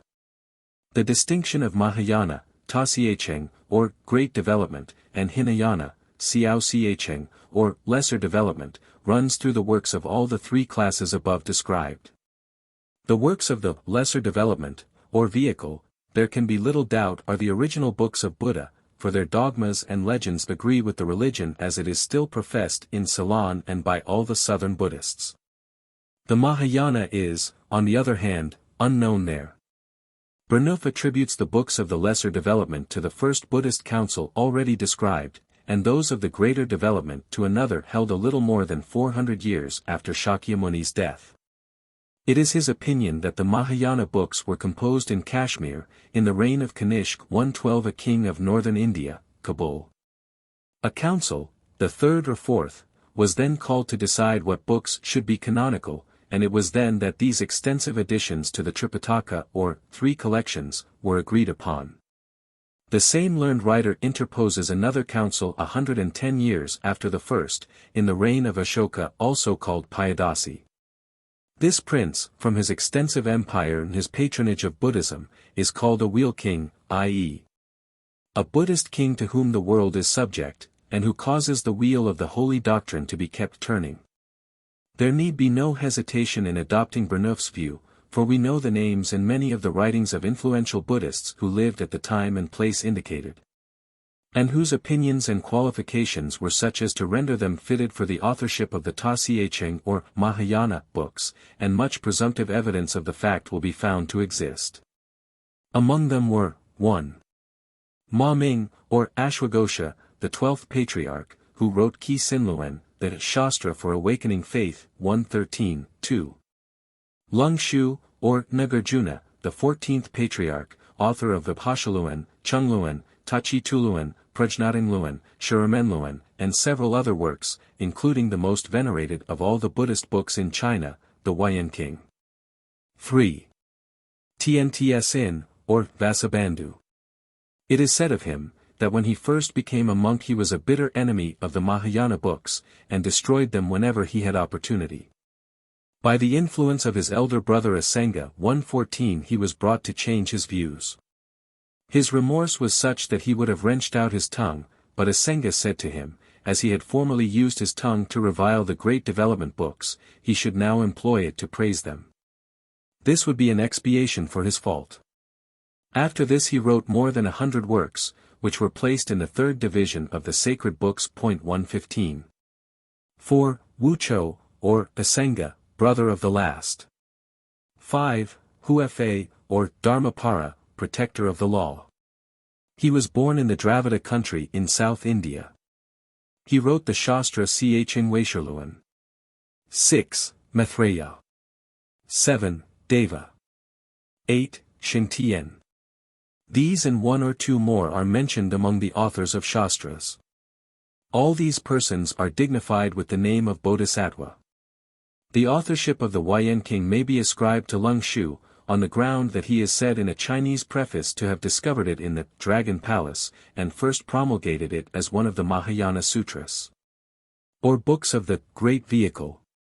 He could not prefix his name to it as to works of the third division, because it is essential to a sutra that it be a discourse of Buddha.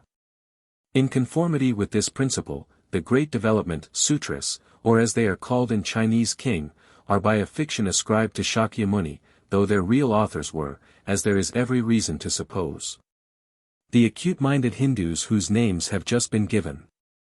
Two principal divisions of the Buddhist books, in reference to the time of their composition, are thus obtained. The former belonging to the 5th century BC. Contain, among other things, the monastic institutions, the moral code, the ascetic life, the metempsychosis, and the Nirvana, of which the first two are Buddhist, and the latter three common to the native religions of India. The whole is interwoven with the fantastic notions of the Hindus on geography, astronomy, and supernatural beings. The second division embraces later developments in metaphysics and cosmogony. In the Prajnaparamita, through 120 volumes, the favorite dogma of extreme idealism, the non-existence of mind and matter in all their forms, is reiterated to satiety.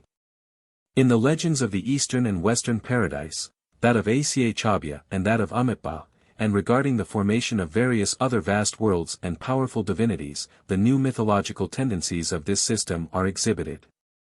These books must be assigned to about the 1st century BC.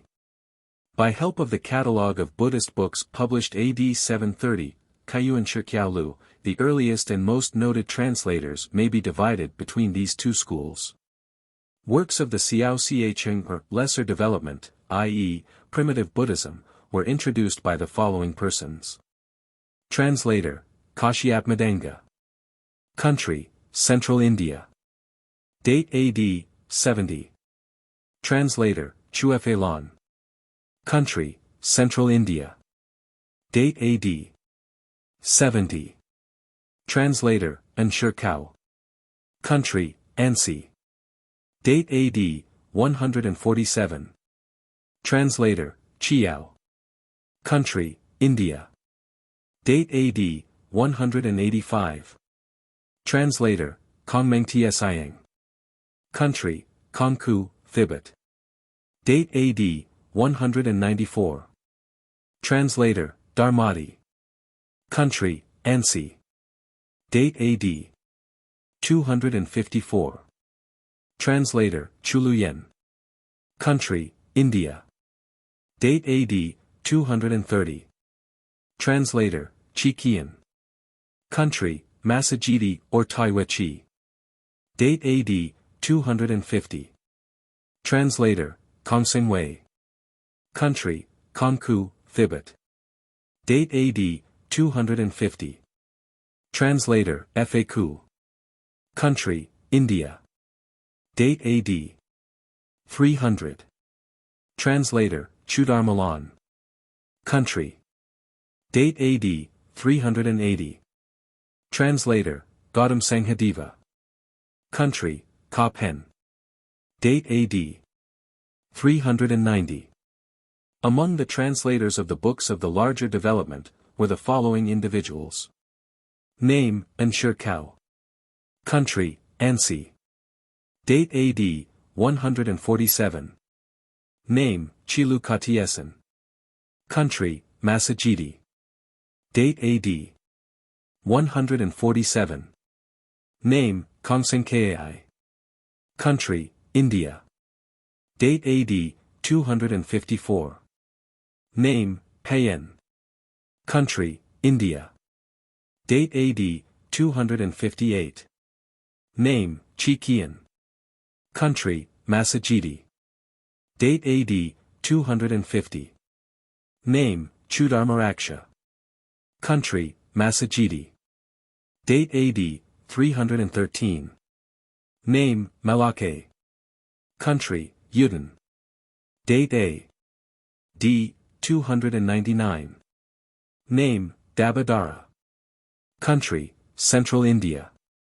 Date AD, 400. Name, Kumarajiva. Country, India. Date AD, 401. Name, Fahien. Country, China. Date AD, 414. Name, Dharmaraksha. Country, Central India. Date AD. 433. Name, Ganabadara. Country, Central India. Date AD, 435. Name, Paramoda. Country, Western India, Ujjain. Date AD, 540. Name, Huayan Sang. Country, China. Date AD, 650. Name, Bodhiruchi. Country, Southern India. Date AD. 705. To assist in numbering and distinguishing the books belonging to the Great Threefold Collection, the characters contained in the Book of 1,000 Characters, Chintiasiwen, are made use of. The first subdivision of the Sutras or King under the heading, Tasiacheng, Great Development, is that of Prajna, Pajayi. It contains the work Mahaprajnapramitha in 600 chapters, to mark which, 60 characters from the 1,000-character classic are employed. 18 other works are placed in the same subdivision. These are followed by books containing the legends of Amitabha and Achabhya, the Western and Eastern Buddhas. These, with others, compose the Pao Tsi subdivision. After this comes that called Ta Tsi, or Great Collection. Then succeed those called Huayan, so named from the common book of that title in 80 chapters. The fifth comprises books on the Nirvana. After these 5 chief subdivisions are arranged the names of many others, whether translated once or oftener. With the preceding they make in all 536 sutras of the Great Development class. Of the smaller development school 228 works are contained in the collection, the chief of them belonging to the Agama subdivision. There were added in the Sung and Yuan dynasties 300 altogether. Their names follow in the catalogue. Many of these works are very small, 10 or more being often placed together under one letter. Under the denomination Vinaya or Lu, discipline, 25 works belong to the Great Development School, while 59 are assigned to the Xiao-Xiaching department. Among the works belonging to the third class, Abhidharma, or Luan, are 93 of the Great Development School, and 37 of the Lesser. To these 23 were added in the Sung and Yuan dynasties. After this occur works by various Western authors, in number 97, which do not admit of being classed with those that precede. Many of these consist of liturgical regulations and biographies of Hindu Buddhists. At the end of the collection are placed works by Chinese authors, in all 196. These consist of commentaries, biographical works, cyclopedias, travels in Buddhist countries, apologetic treatises, liturgical works, and the original works of authors belonging to the various native schools of Buddhism. Of these 40 were appended in the Ming dynasty, as in all such cases, by imperial order. These numbers give a total of about 1,600 separate works, of which 1,400 are translations from Sanskrit. Several hundred others are lost.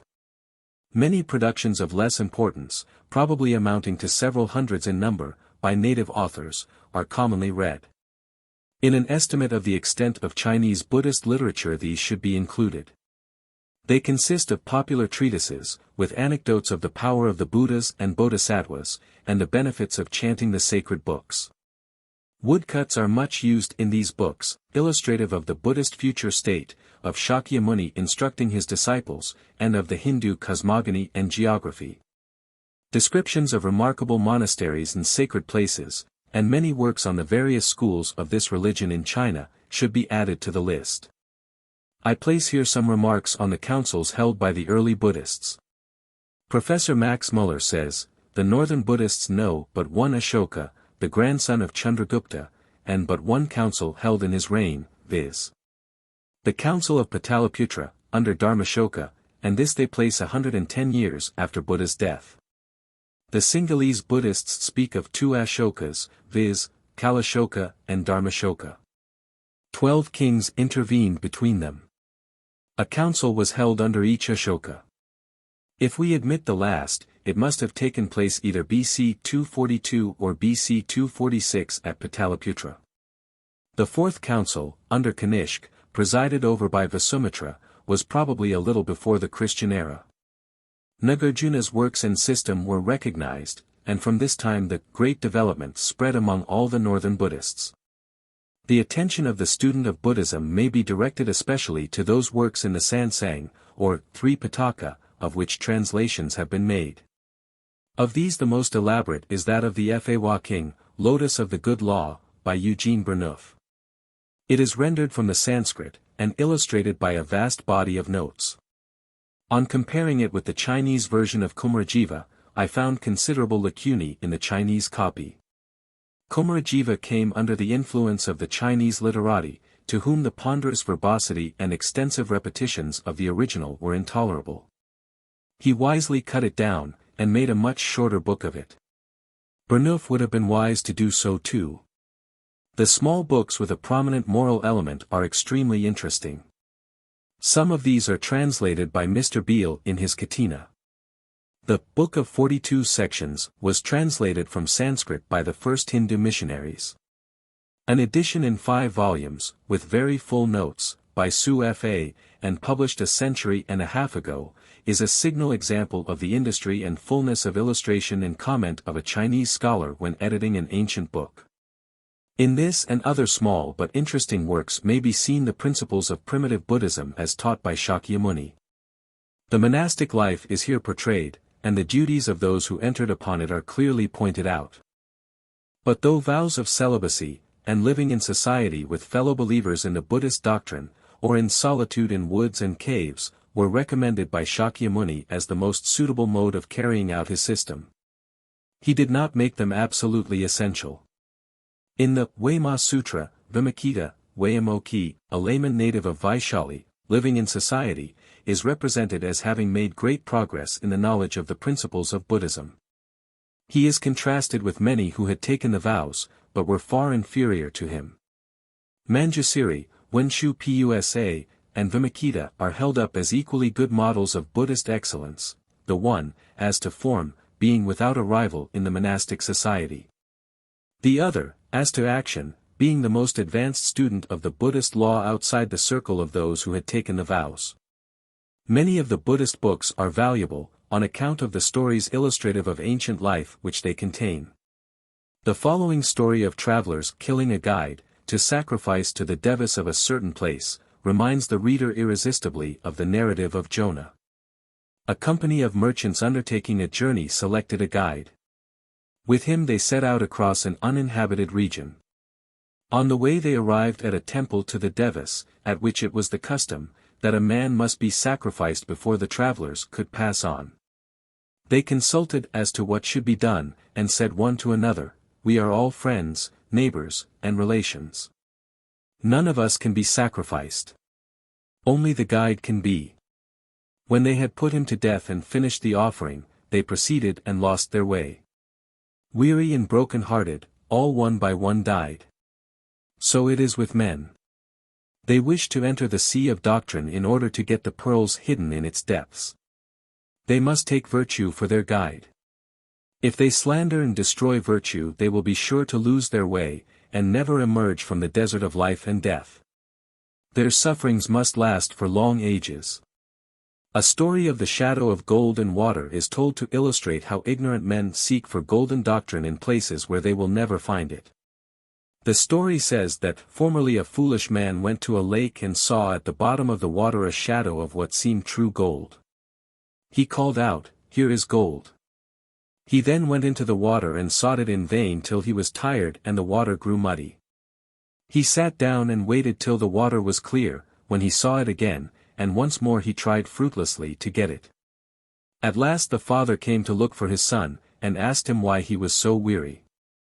On learning, he said, after seeing the shadow, "This gold is on the tree above. A bird must have taken it in his beak and placed it there." The son climbed the tree and found it. To illustrate the difficulty of creating, a story is told against the Brahmins, who ascribe creation to Brahma. They call him Maha Brahma Deva, and say that he is the father of the world, and can create all things. The story states that this so-called creator had a disciple who said he could create all things. He was foolish, but thought himself wise. He said one day to Brahma, "I desire to create all things." Brahma replied, "Do not think of it. You cannot create. Without being able to use the language of the devas, you have the desire to create things." Brahma saw what his disciple had made, and noticed that the head was too large and the crown too small, or the hand too large and the arm too small, or the foot too large and the leg too small. In fact, it was like the Pishacha demons. 116. We thus learn, continues the narrator, that what everyone brings into existence is not the creation of Brahma. The story of the Brahmin who killed his son. Once there was a Brahmin, who, according to his own statement, was extremely wise, and knew all the arts of astrologers and jugglers. Wishing to show his powers, he went to another country, carrying his son in his arms, and weeping. When asked, "Why do you weep?" he replied, "This young child is to die in 7 days. I mourn over his short life." The people of the country remarked, "It is hard to know when men will die. It is easy to err in such calculations. Wait till the 7 days are past, and perhaps he will not die. Why weep now?" The Brahmin answered, "The sun and moon may be darkened, the stars may fall, but what I have said cannot fail of fulfillment." On the 7th day, for the sake of fame and profit, the Brahmin killed his son to confirm the truth of his own words. When men heard that the Brahmin's son was dead precisely 7 days after the time of the prediction, they all admired the wisdom of the Brahmin, whose words proved true, and came to listen to his instructions. It is so among the 4 classes of Buddha's disciples, with those who for gain say they have attained eminent enlightenment. By their foolish doctrine they destroy the Son of the Good, falsely assume a benevolent character, and must in consequence endure much suffering. They resemble the Brahmin who killed his son. The book proceeds to speak of the Buddhas and their teaching. They are not liable to the errors of such men. The Buddhas in giving instruction keep a middle path, without encroachment on either side. They are neither too constant on the one hand, nor are they too interrupted and inconstant on the other. There is in their actions and teaching no disproportion. Various pretenders, however, try to imitate them, and fall into the errors of boasting, lying, and extravagance. Men, in exhibiting the form of the law, fail to present to view the true law. These extracts are taken from the Book of 100 Parables, P'U-King, Chapter 2, translated by Gunabedi. There is a book of moral instructions, arranged in the form of the Gatha, with headings, such as teaching, conversation, mercy, and It is called Faq King, Book of the Dharma in sentences. There are 500 of these sentences. In India every student read this book at the beginning of his course. If he did not read this among the many books of his religion, he omitted the preface. The sentences are of the following nature: when rising in the morning you should think, my life will not last long. It is like the vessel of the potter, easily broken. He who dies does not return. On this is grounded an appeal to men to learn Buddha's law. It was translated from the work of Tao Leo by Kumarajiva. There are some other works specially devoted to fables and parables, such as Tsu King, Book of Miscellaneous Parables. Among works specially deserving attention is Fan King. This book on the discipline or Vinaya is the Brahmajala, net of Brahma. Mr. Goggerly, in the Ceylon Friend, published a brief translation of the work. C. Beale in Second Congress of Orientalists, page 134. It states the rules which guide the Bodhisattva. The Chinese Fo Penhing Tsi King is in Sanskrit, Abhinishkramana Sutra. It has been translated by Beale, who thinks the narratives it contains will explain the Sanchi Topes, the inscriptions on which are hard to identify in any books.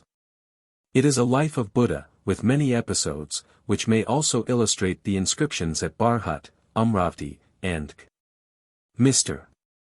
Beale finds in the Chan Tsi King the Sama Jataka, which contains part of the story of Dasaratha and Rama, and refers to an allusion in the Travels of Fa Hien, to a festival in Ceylon, which may have light thrown on it by this book. Sama was Shakyamuni Buddha in a former life, living in a forest with his father and mother, who were blind. He fed them with fruits, fetched water for them, and was beloved by the deer and other wild animals of the woods. At last the king came on a hunting expedition, shot an arrow into a large herd of leer by the water side, and killed Sama with it, who happened to be in the middle of the herd. Sama died, and the king was most penitent, while the parents wept over their son. The god seeing this sad spectacle, the parents lamenting over their son, and the sympathizing Raja, came and restored him to life. The work Pratimoksha is mentioned in the last instructions of Buddha. It contains the rules of discipline for the disciples of Buddha. He left this, when dying, in the hands of his followers, as their guide for holy conduct. A translation of the first chapter of the Leng-Yen-King and of a short Shastra here follow. The Leng-Yen-King is praised by Chu Hai and other Confucianists as the best worth reading of the Buddhist sacred books. 18. The Leng-Yen-King, First Chapter. It is called also Chungyin Tu Nalanta Tao Sia Chang King. The Sutra of Nalanda, the great seat of worship, in central India. The monastery of Nalanda, in the kingdom of Magadha, the present Bihar, was of great size, and lasted through more than 7 centuries. The Chinese traveler Huayan Sang visited it. He found there 10,000 monks living in 6 buildings erected by as many monarchs, forming together one great ascetic establishment, the most splendid in India. It was celebrated as a place of study both for the Brahmanical books and those of Buddhism, and was devoted to the study of that branch of Buddhist doctrine called the Greater Development. For legends connected with this flourishing seat of Buddhism, the translation by M. Julian of Huayan Sang's Travels, from which I have derived these facts, may be consulted. It lay about 30 miles southeast of the modern Patna. The Chinese translation of the Leng-Yen-King was made in the year 705 AD, by Paramiti, a Hindu Buddhist monk at Canton. He was assisted by Yung Pai, a Chinese, and Migashakya, a native of Udayana, a country lying northwest of Kashmir. Translation. Thus have I heard, on a time, Buddha was at the city Shrivasti, in the chapel in the grove of Jita. He was there with 1250 bhikshus, his disciples, who had all attained the rank of Arhan. These children of Buddha were at rest in their minds, grasping firmly the doctrine of their master, and excelling in goodness.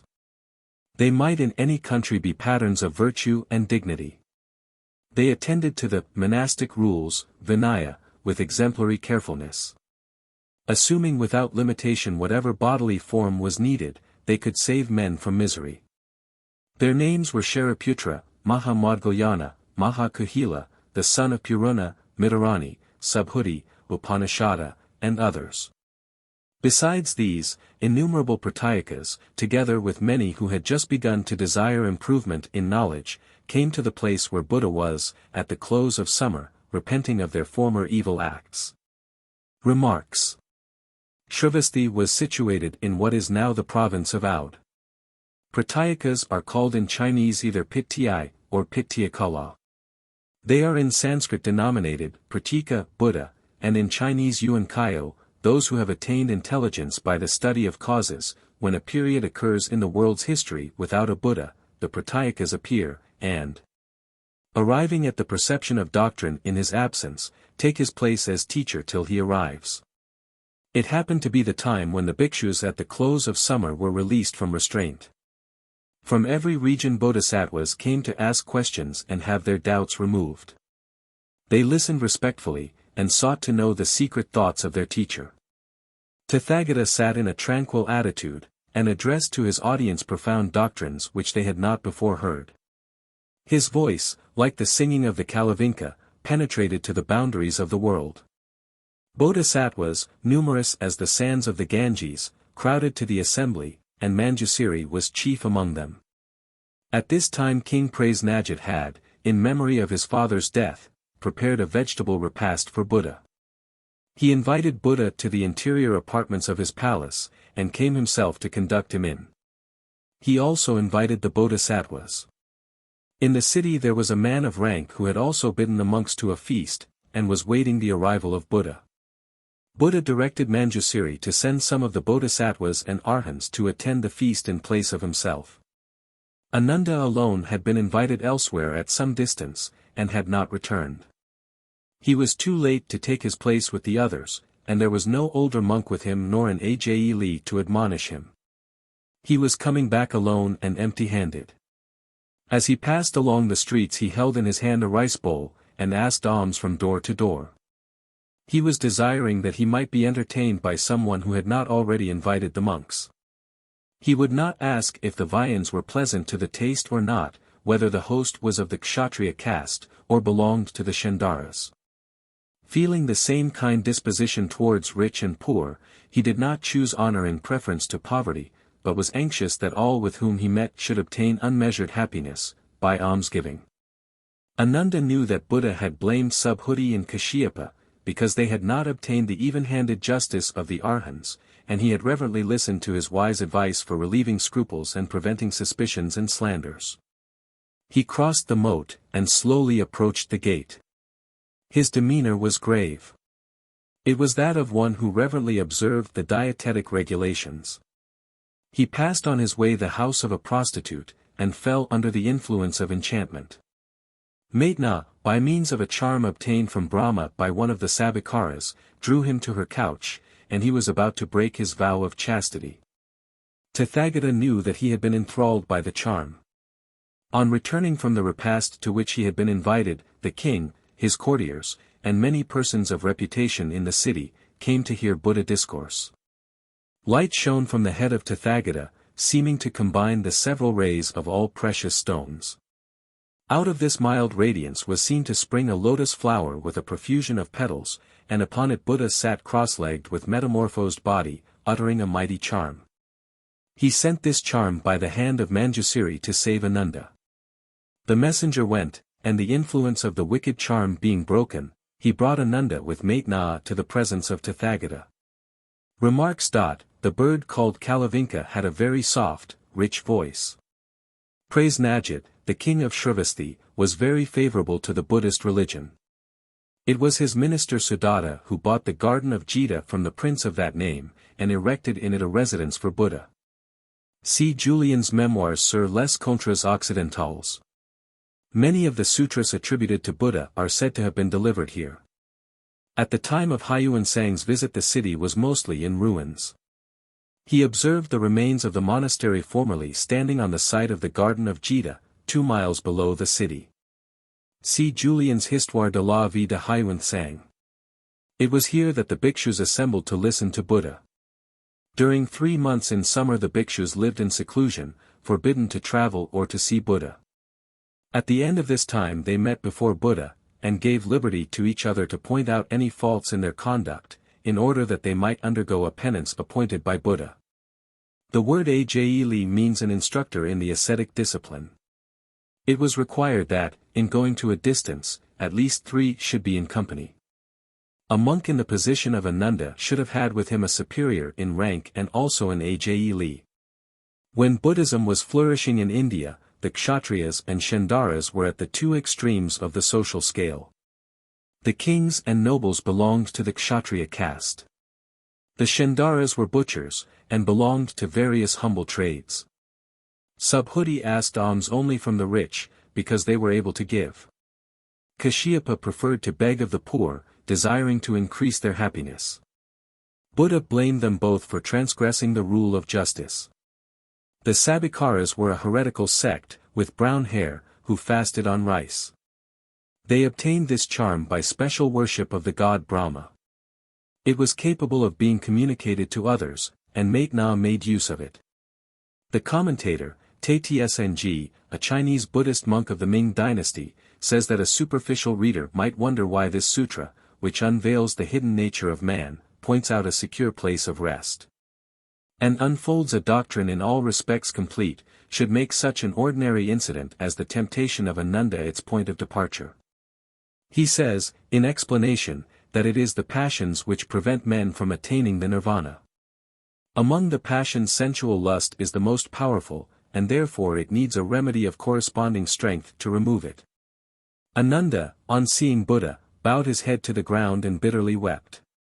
He grieved that he had not yet made a successful beginning, and that, after all the instruction he had received, he should still be deficient in moral strength.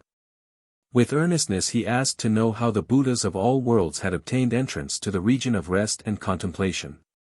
The auditors, numerous as the sands of the Ganges, sat silent, waiting for Buddha to address them. He then said to Ananda, "You and I are akin by birth. We are thus caused by heaven to love each other. You formerly felt a desire to follow my teaching. What beautiful appearance was it which led you to forsake the world's deep love?" Ananda replied, "I saw the 32 beauties of Tathagata. 117 They are inexpressibly lovely, and the bodily form to which they belong is transparent as crystal. I reflected that such a form cannot be produced by earthly love. Because the bodily desires are coarse and ill-smelling lusts, and they cannot give origin to a pure bright form radiating a purple golden light like that of Tathagata. Therefore I thirsted to follow Buddha and be shorn of my hair, in token of my abandonment of a worldly life." Buddha replied, "You speak well, Ananda. All men continue to live and die again, because they do not know that the mind should rest in a state of constant purity, and their nature be kept clear and true to itself. Ideas arise in their minds which are not true, and perforce they enter the wheel of ceaseless revolution. If you would attain the highest knowledge and develop your true nature in its clearness, answer honestly my inquiries. The Buddhas have trodden one path to escape from life and death. They have kept their hearts right. Their hearts and words were right, and they have therefore begun well and ended well. Thus they have no wrong thoughts or pernicious changes. I now ask you, Ananda, when your heart was attracted towards the 32 beauties of Tathagata, what was it that saw, and what was it that loved?" Ananda replied, "This love came from the use of my heart and my eye. My eye saw the transcendent beauty of Buddha, and my heart felt love. Therefore it was that I desired to become freed from life and death." Buddha answered, "Since this love came from the heart and the eye, you must know where these organs reside. Otherwise you cannot overcome the evils caused by the objects of sense, Chn. When a country is ravaged, the troops sent to chastise the marauders must know where they are to be found. I ask, then, where the heart and eye, the enemies who have done you harm, reside? Remarks. The passions are the cause of men being subject to life and death. To set them at rest is the means of attaining to the state of Buddha. Ananda had been led away by passion, and he asks to be reinstructed in the mode of escape. He felt the evil to be great, and that some very powerful agency was needed to destroy it. He desired to commence self-reformation afresh, but not knowing where to begin, he asks for information. The first step is to observe, contemplate, and loosen the heart from its attachments. Buddha does not proceed at once to describe the three modes of contemplation, but first inquires of him why, in the first instance, he had commenced the ascetic life. The answer of Ananda revealed the cause of his want of success. Love had been awakened in his mind by the sight of beautiful forms. This was because his mode of thinking was wrong. He had only exchanged one love for another. His heart had been attracted by a beautiful vision. But he had not seen Buddha in his higher character. If he was right in loving Buddha, might he not also love Maitna? Not only is Ananda the victim of wrong thoughts. All men are so. And therefore it is that they do not emerge from the region of life and death. But man's true nature cannot be developed where wrong thoughts prevail. The exciting causes of this wrong state of things must be examined into. It is the work of the senses. The senses are the six enemies that disturb the original tranquility of man's nature. These six thieves, as they are called, are ruled by the heart and the eye. The place where they reside must be discovered. The answer of Ananda was that living beings, of all the 10 different kinds, without exception regard the perceiving faculty and the heart or mind as being within the body. They also see that Buddha's eye forms a part of Buddha's countenance. This eye of mine and 3 other organs of sense are a part of my face. My heart, mind, then the perceiving organ, is certainly within my body. Buddha replied to him, "You are sitting in this house. You see the grove of Jita. I ask you where it is." "It is," answered Ananda, "outside of this hall. This house is in the garden of Anathapindika. And assuredly the grove is outside of the house." Buddha again inquired, "In this house what do you first see?" Ananda replied, "I first see Tathagata, then the audience, and farther off the trees and the garden." Buddha continued, "In looking towards the trees and the garden, how do you perceive them?" Ananda replied, "By the door and other openings." Buddha then stretched out his golden arm, and touching the head of Ananda, said, "There is a samadhi called that of the Shulanyen Raja, who is Buddha-like in size and stature. It embraces all good actions, and describes how all the Buddhas were rescued from the world of sense and entered the glorious path that leads to confirmed rest. Listen." Ananda made a prostration, and waited to hear. Remarks. Huayan Sang relates that the grove of Jita is 6 li, 2 miles, south of the city Shrivasti. In this grove was the garden of Anathapindika or Anathapindata. At the time when the Chinese traveler visited it, the convent which was formerly there was in ruins. Jita sold the land to Siddhartha, and himself gave the grove. Anathapindika means, he who gives to orphans. Siddhartha was so named on account of his charities. Samadhi is a sort of waking dream or reverie, occurring to Buddha or his disciples when engaged in deep contemplation, and in which an impression or vision teaching certain religious dogmas seems present to the mind's eye. The commentator Tsng remarks that men generally fall into the error of Ananda. They think that the mind is enclosed in the visible body. Continuance in the sphere of the metempsychosis arises from men's mistaken opinion that the body, the mind, and their actions, Wu-Yun, constitute myself. This false view must be first combated. Buddha, being about to subvert the cherished opinions of Ananda, kindly placed his hand upon his head to inspire him with confidence, lest he should feel pained. "Buddha, according to what you say you are in this hall, and through the open doors you see the garden and the grove. If you could not see Tathagata, would you be able to see what is outside of the hall? Ananda, that could not be. Buddha, this to your mind is perfectly clear. Now, if that mind which perceives it be within the body, men ought first to see what is within the body and afterwards what is outside. Since we do not see the heart, liver, and other viscera, while we can perceive the growth of nails and hair, and the movements of muscles and pulses, the heart cannot reside within the body. Ananda, bowing, as I hear the instructions of Tathagata, I am made to perceive the truth, that my mind resides outside of my body. For it is like a lamp lighted in a house. It first shines on what is within the house, and then through the door upon the portico. Since men see only what is outside the body, the perceiving mind cannot reside within them. This statement is incontrovertibly right. Buddha, when these bhikshus come to seek me in this city of Shravasti, and assemble at the grove of Jita, should you see one of them eating, would all of them be thereby relieved from hunger? Ananda, no. For although they were arhans and share in a different kind of existence, how could one man's taking food remove hunger from the rest? Buddha, the mind and body being entirely separate from each other, neither of them can know what is known to the other. I now show you my hand. Your eye sees it, but does your mind distinguish it? Ananda, yes, honored chief of the world. Buddha, if both perceive it, then it is wrong to say that they are separate from each other, and that the mind dwells outside of the body. Ananda, Buddha has said that the mind, not seeing what is within the body, cannot reside there. Further, he has said that when the mind and body both know what is known to the other, they cannot be outside of each other, but must be in one place. Buddha, where, then, is the mind placed? Ananda, I think it must be hidden in the organs of sense. The eye is to the mind like a piece of glass which does not interfere with vision. Whenever the eye sees, the mind at once distinguishes. The reason why the mind does not see the interior of the body is because it resides in the sensorial organs, and its position there enables it to notice objects outside of the body. Buddha, supposing that it is so, I ask what a man will see when a glass is placed before his eyes. When he sees the hills and mountains beyond, will he see the glass also? Ananda, he will see the glass.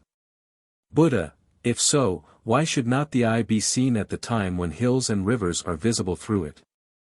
But if the eye be seen, it is a part of the scenery observed by the mind, and there is no interdependence between the two, so that the mind should at once perceive what is an object of vision to the eye. But if the mind does not see the eye, then it cannot be said that the mind resides in the organs of sense. Ananda, I have now thought upon another thing. The viscera are in the interior of the body, while the various apertures are outside. There is darkness in the one and light in the other. While I look at Buddha, my eye is open and sees light. In this case I see what is external. When I close my eyes I see darkness. In this case I see what is internal. Is this a correct distinction? Buddha, when you close your eyes and look on darkness, is the darkness which you see, objective to the eye, Wei-Yen-Toe, or not? If the darkness be objective, it is something before the eye, and it is therefore wrong to say that it is internal. If, on the other hand, the darkness be internal, then the darkness you see in a room where no light can enter is nothing but the interior of your body. If, however, the darkness be not objective, toe, to the eye, it cannot be said to be seen. If the darkness be internal, and is yet seen objectively by the eye, why do you not see your face when with open eyes you look on brightness? If you see your face, the perceiving mind with the organ of vision must be in vacancy. They cannot then be within the body, nor can they be a part of it. For if they were a part of your body, then I who now see your face should be part of your body. By means of your eye which is in vacancy, you know that your body does not perceive objects. You must therefore hold that there are two acts of perceiving and two perceiving agents. You would thus become two persons. It cannot therefore be said, that in closing the eye and looking on darkness you see what is within. Ananda, I have heard Buddha say that actions spring from the mind, and the mind from action, i.e. mind and action are necessary to each other, and equally unreal. It appears to me that my thoughts are my mind, and that wherever my thought is, there is my mind. Thus the seat of the mind need not be within or without, or in an intermediate position. Buddha, the mind, Ananda, cannot be where the thought is, for it is without substance, and cannot be at any place. For if an unsubstantial thing could be said to be at a place, the 18 limiting points which excite sensations would become 19, and the 6 objects of sense would become 7. But that the mind is unsubstantial can easily be shown. When I touch myself with my hand, the knowing mind, the resulting act of knowledge, must come from within outwards, or from without inwards. If the former, the interior of the body would be visible; if the latter, I should first see my face. Since I see neither, my mind must be unsubstantial. Ananda, it is the eye that sees, though it is not the eye that knows. To say that the mind sees is incorrect. Buddha, if the eye could see, the door of the house in which you are might also be able to see. The eye of the dead sees nothing. Further, Ananda, the mind, if it has substance, must be one substance or many. Your mind must pervade your entire body or not. If your mind be a single substance, when you touch one limb all the limbs should feel the pressure. If it were felt everywhere, the sensation would not be referred to any particular spot. If the sensation belongs to one part, you who are the subject of it cannot form a single substance. But neither can you be many substances, for then you would be many men. If the substance of your mind pervade your entire body, a sensation of pressure would be felt in every part. If it pervaded the body partially, a portion of it would be susceptible to touch, while the remaining parts were not so. Since this is not the case, your supposition, that the mind is wherever thought is, falls to the ground. Ananda, formerly I heard Buddha discoursing with Manjusri and others on the true nature of things which appear. You then said the mind is neither within nor without the body. It seems to me that without interior perception there can be no external knowledge. What is in the body must be perceived, if we are to know what is outside of the body. Else the mind cannot be within the body at all. As it is, we only perceive what is outside, and not what is within. The mind, therefore, must be neither within nor without, but between the two. Buddha, in his reply, argues that Ananda is wrong, and that the place of the mind is not between the inside and the outside, any more than it is within the body or without in the material things which are the objects of sensations. So ends the first chapter of this book. Remarks. The 18 limiting boundaries, ki, of the sensations are eyes, ears, nose, tongue, body, mind, color, sound, smell, taste, contact, chew, law, seeing, hearing, smelling, tasting, feeling, and thinking.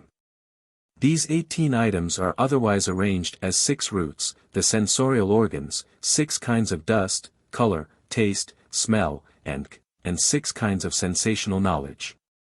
The second group of 6 are also called the 6 thieves, as being the causes of delusion to all mankind who believe in matter. The first 6 are also called the 6 subjects that love, ai, and the 6 things that feel, tsng. 19. The Ekashloka Shastra. The Ekashloka Shastra, translated from the Chinese, with an analysis and notes. 118. The author of the original work, of which a translation is here given from the Chinese version, was the Patriarch Nagarjuna, or Leng-Shu, of whom much has been said in the preceding part of this book. Beside being the writer of many of the more important Shastras, he also composed several of the sutras, though these works are generally attributed to Shakyamuni Buddha. A keen reasoner, acute thinker, and voluminous author, such as Nagarjuna, deserves to be better known, and it is hoped that the following translation of one of his lesser works will prove not altogether useless in the elucidation of Buddhism. It is called Yeshulukya, the Shastra of one shloka. The 3 characters Shulukya are in Old Chinese pronunciation Sholoka. When a double consonant begins a syllable, it is usual to employ the same vowel after each consonant in transcribing them in Chinese characters. Shloka is a Sanskrit term for verse, and particularly for a couplet of a certain kind. I take the following account of it from William's Sanskrit grammar: the institutes of Manu are written in the sloka, or anushtubh meter. This is the commonest of all the infinite variety of Sanskrit meters, and is that which chiefly prevails in the great epic poems of the East. It consists of 2 lines of 16 syllables each, but the rules which regulate one line apply equally to the other. The first, 2d, 3d, 4th, 9th, 10th, 11th, and 12th syllables may be either long or short. The 16th, as ending the line, is also common, so too the 8th. The 5th syllable ought always to be short. The may 6th be either long or short, but if long, then the 7th ought to be long also, and if short, then the 7th ought to be short also. The last 4 syllables form 2 iambics. The Hindu author has in the present instance taken a single couplet as his theme, and hence the name of his short treatise. This couplet, consisting in its Chinese form of 4 short sentences, appears at the commencement. We are also informed by an introductory note that the treatise was translated into Chinese, from the original of Leng-Shu P'U-To, by the Brahmin Gautama Prajnaluti, at the city of Luoyang, in the reign of the Yuan Dynasty. This city is that now called Honan Fu, on the south bank of the Yellow River, in Honan province.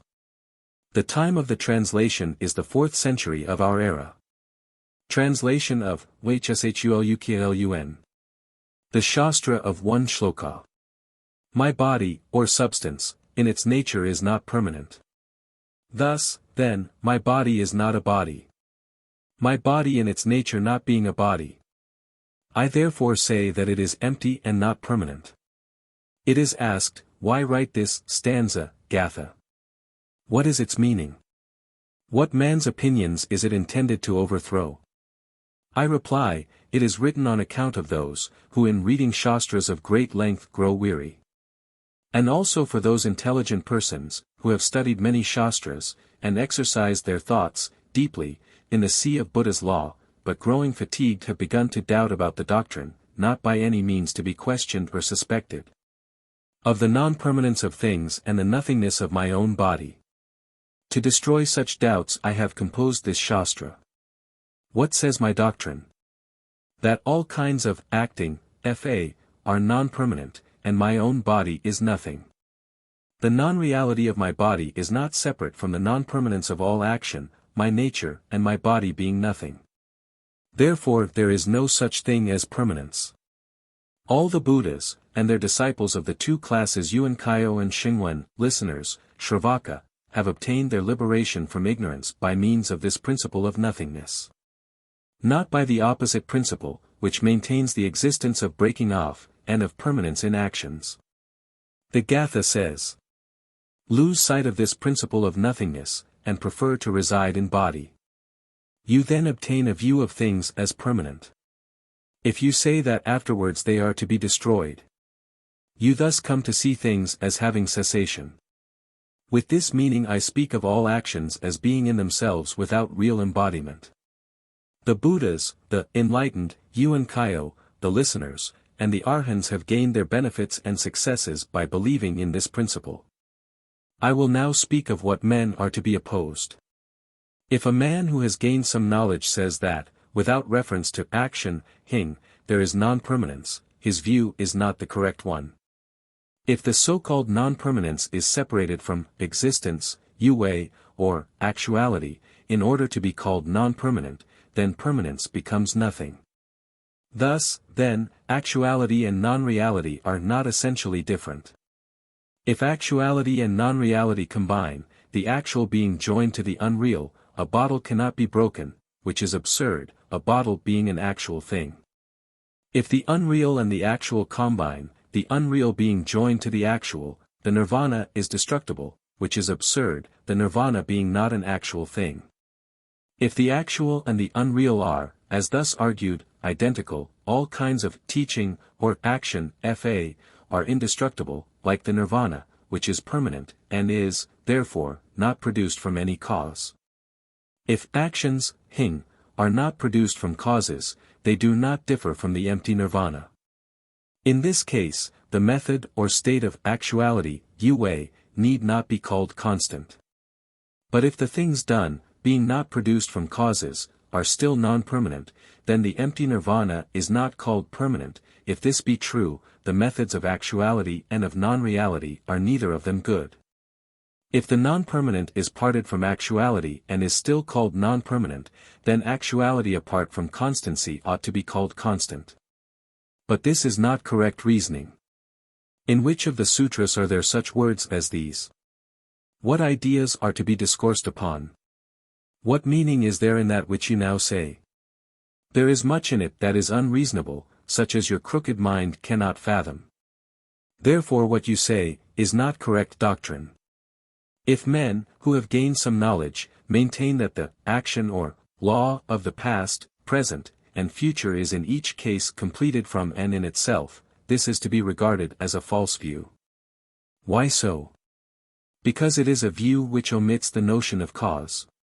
If we speak of the future as not being produced from causes, but as formed from and in itself, then the present is also not produced from causes, but is formed from its own nature. For the future and the present are, in their own nature, even and equal, without any difference. If so, and the law of the present comes from causes, why, in this case, should not the law of the future come from causes also? You ground this view either on the sutras, or upon your own judgment. But the statement is incorrect and unreasonable. Being unreasonable, it is not to be believed. If the law that regards the future is not produced from causes, but comes from its own nature, it must be an empty thing. Being cut off from any connection with causes, it cannot be produced from any cause. It is, therefore, not truly future in itself. But if the future is non-existent, then the present and past are also non-existent. The present and the past being non-existent, then time in its threefold aspect is really nothing in itself. If it be said that it has a real existence, this is to say that it is permanent, and is produced without a cause. If the disciple of Buddha thinks so, who has reached some depth in perception, he does not differ from the heretical teachers, Kapila and others. This Shastra, however, is not made for such as Kapila and Uluka, but for you who hold the same views with me. What I have thus far said, in opposition to the opinions of certain persons, is for the sake of you who have made some advancement, that you may reject incorrect views. It is on this account that I have compiled this Shastra and the Gatha of one Shloka Isho Lokaluan, which commences my book. I shall now explain the meaning of this Gatha. When it is said, my body, in its nature, is not permanent, my body refers to that which is born and acts, and which is, therefore, called my body. He who has made advancement in right perception, being in the midst of this acting, thinks out for himself that this is the body, or takes it to be the body. This acting commences in the region of the physical and mental operations. 119 in it are involved also the Shengwen and Yuan Kaio, who wander circuitously, in this lower region. Thus, when we speak of bodies, as one, two, or several, or of men, as one, two, or several, each is considered as having a body independent of the rest, and they are commonly spoken of as such. As earth, water, fire, and wind are respectively hard, moist, hot, and movable, each according to its nature. So every man, and thing, has his own form and substance. Hence the expression, my body. If he who has made some advancement in knowledge says that man in his birth, in his continued life, and in his death, is the same in form, he speaks erroneously. The body of man is, in its nature, not permanent, and, therefore, its being called body has arisen from the circumstance that men who have advanced somewhat in true knowledge have made this distinction. Therefore apart from the various modes of action, there is no non-permanent body, because man is, in his form, not permanent. Therefore Buddha, in instructing the bhikshus respecting various acts, represents them all as not constant. This is on account of what has been already said. If it be maintained that, apart from acting, men and things are non-permanent, retaining their own form, such an opinion is wrong. Should you not understand why the phrase non-permanent is used, I will now explain it.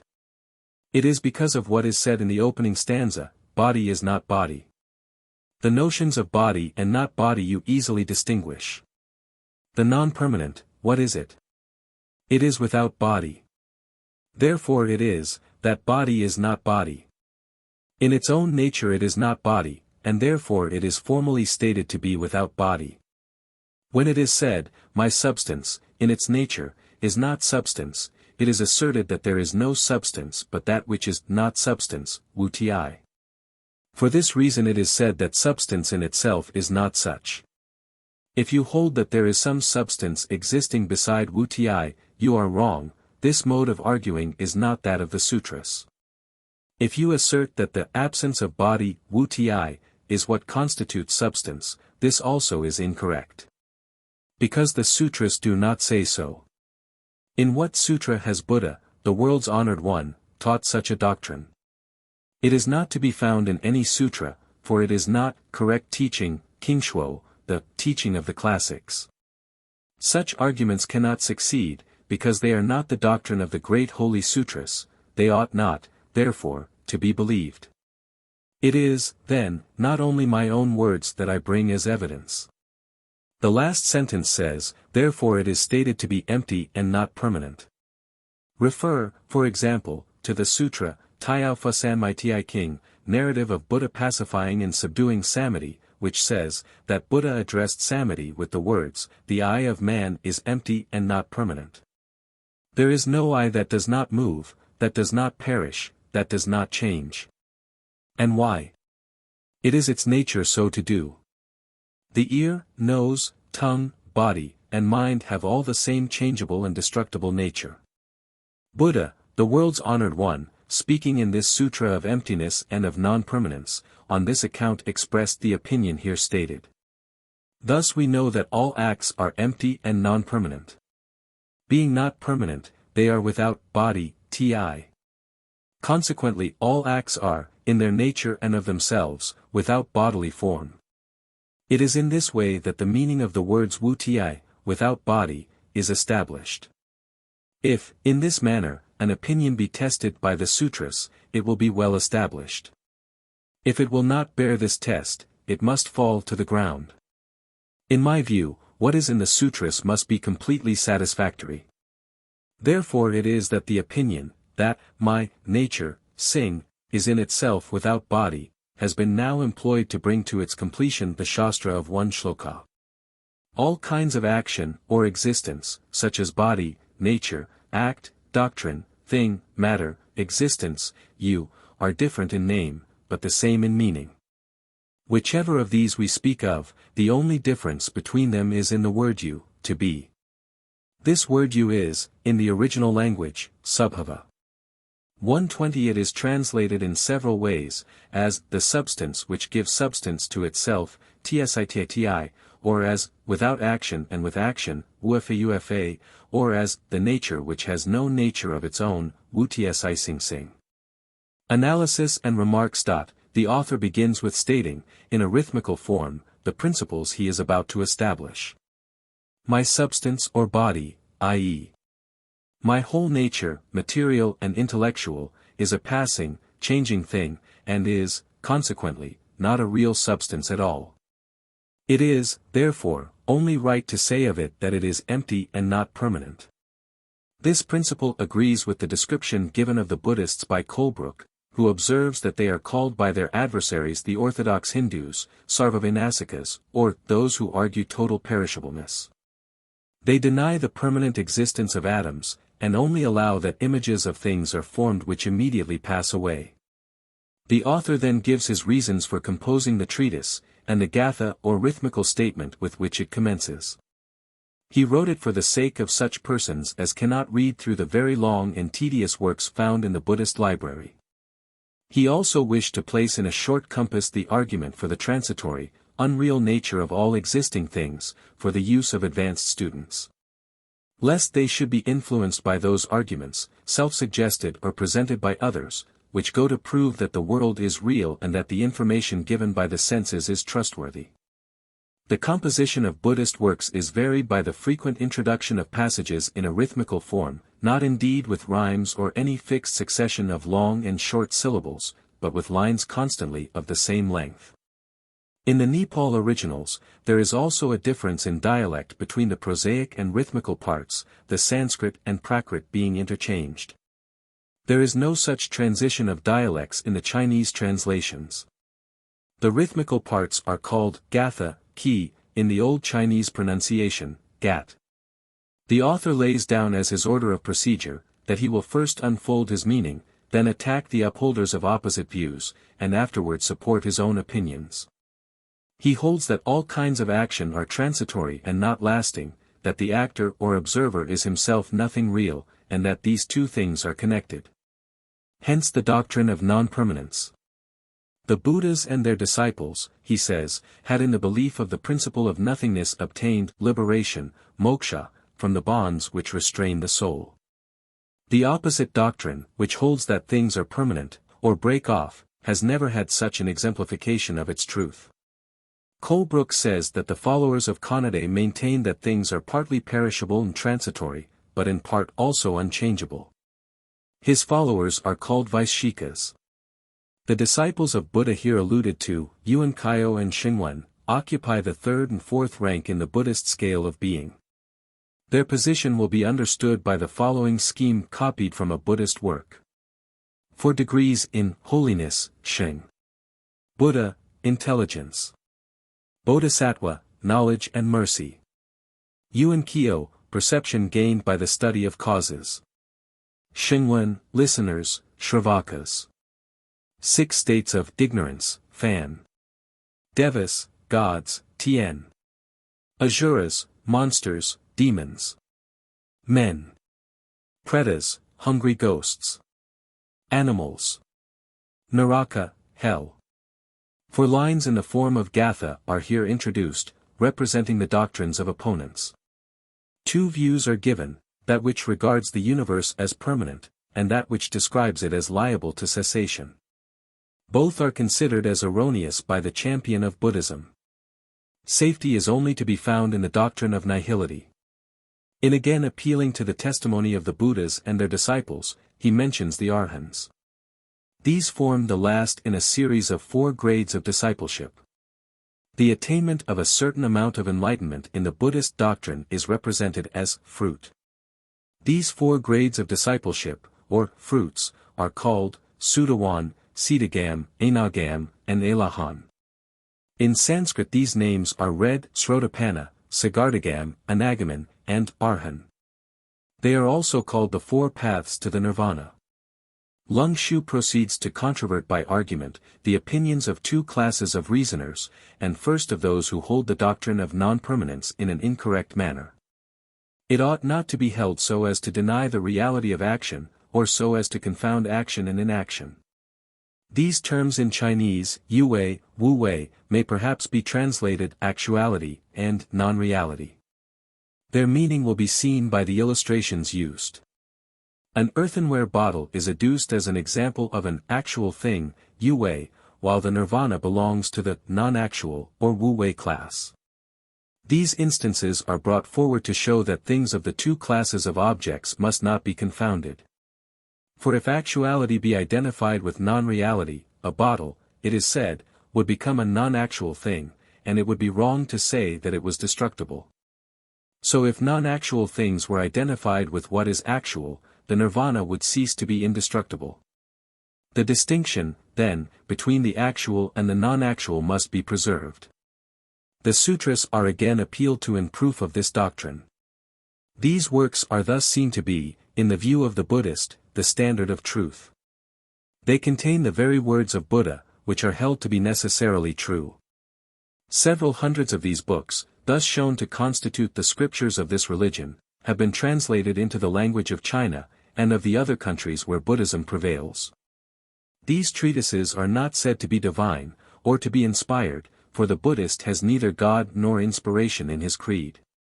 He only knows Buddha, the self-elevated human intellect, as the most exalted being.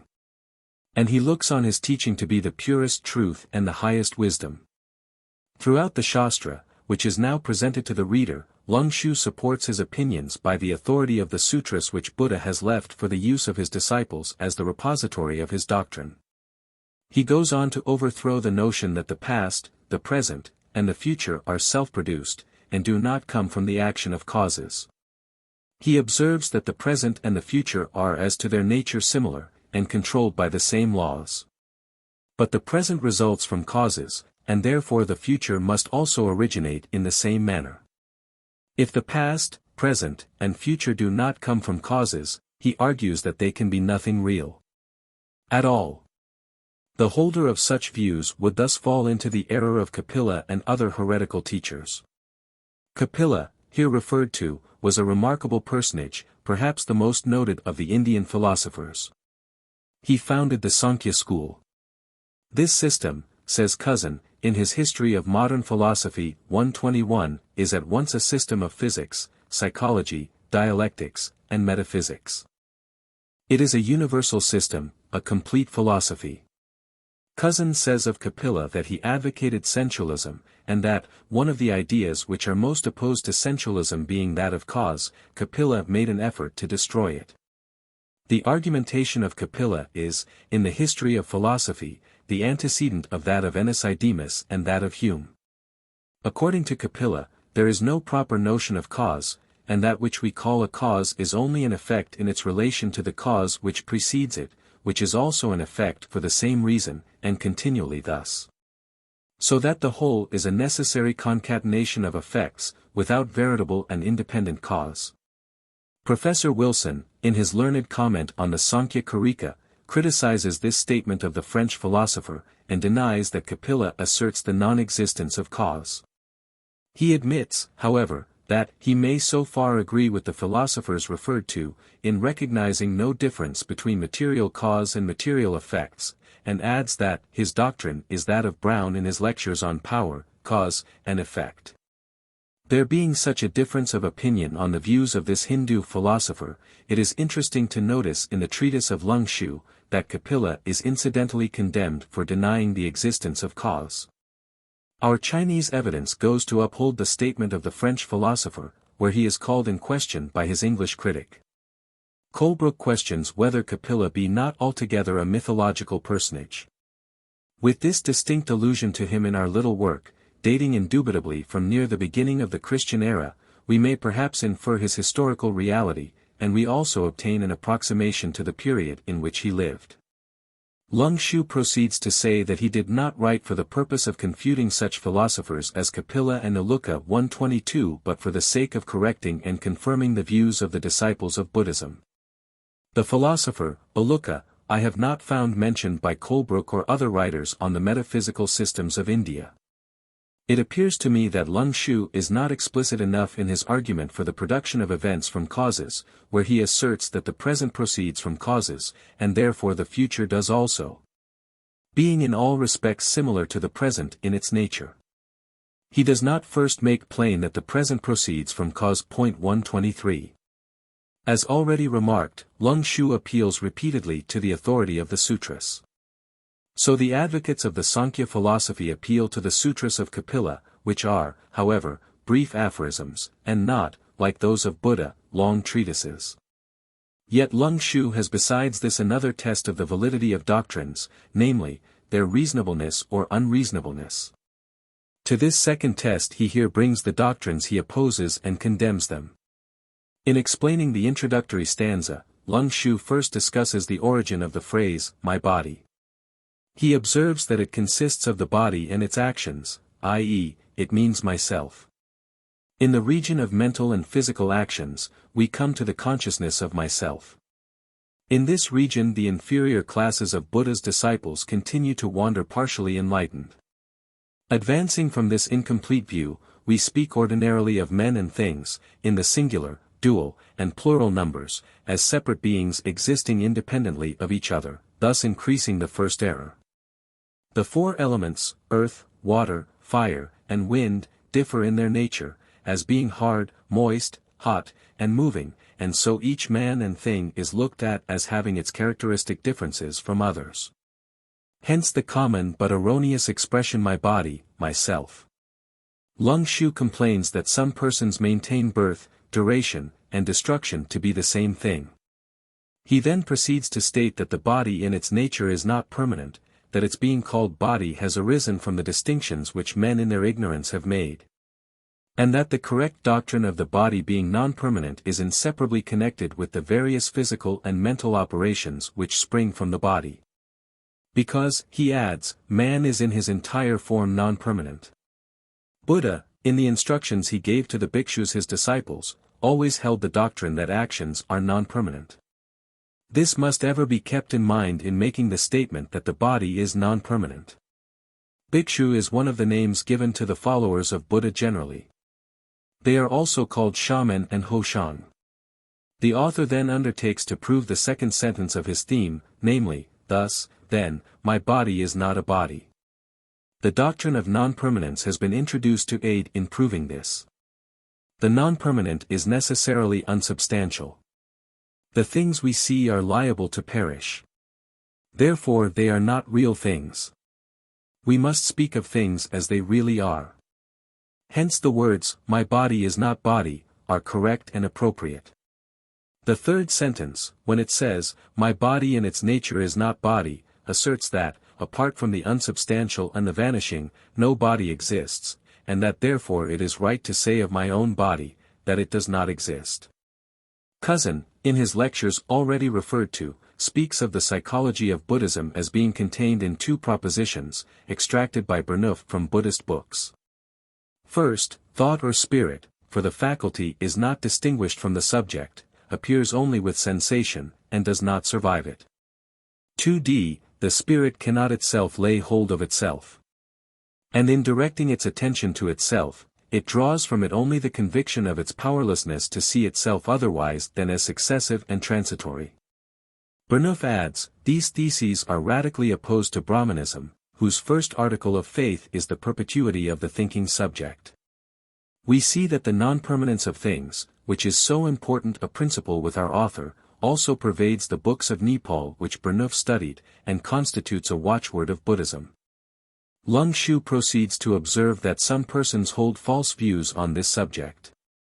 One opinion is that independently of the unsubstantial there is substance, but this is contrary to the sutras. Others say the unsubstantial is my body, but this is wrong, although it is correct to say that my body is unsubstantial, because it is not found in the sutras. Such are not the words of Buddha, nor are they met with in the great holy sutras, and they must not be believed. The last sentence, I therefore say that it is empty and not permanent, is illustrated by appealing to the teaching of Buddha in one of the sutras. He takes the eye as an example. There is no eye that does not move, that is not destroyed, that does not change. It is therefore empty and non-permanent. So it is with the other sensorial organs. The nature of them all is to change and decay. The Buddhists in enumerating the organs of sense, after mentioning the eye, ear, nose, tongue, and body, add the mind. Leng-Shu does so in this passage. The mind, as the organ of consciousness, is viewed as a sense. We limit the term sensorial organs to those which are material, but the Buddhist, not believing in the reality of material things, calls every organ by which impressions are communicated a sense. Buddha having thus expressed his opinion in the sutras, it is added, we know that all acts are empty, non-permanent, and therefore without body. Thus we arrive at the doctrine that body does not exist. It should be remembered that the Buddhists regard the acts of the thinking being as one with his substance. They do not distinguish between the agent and the act, but deny the reality and permanence of both in their unity. Thus they will say, as in this case, all acts, ytsfa, are without body, instead of predicating this of the actor. Hence also he proceeds to say, that human nature is without body, resting his doctrine on the authority of the sutras, and adding that it is the object of this entire treatise, the Shastra of one shloka, to illustrate it.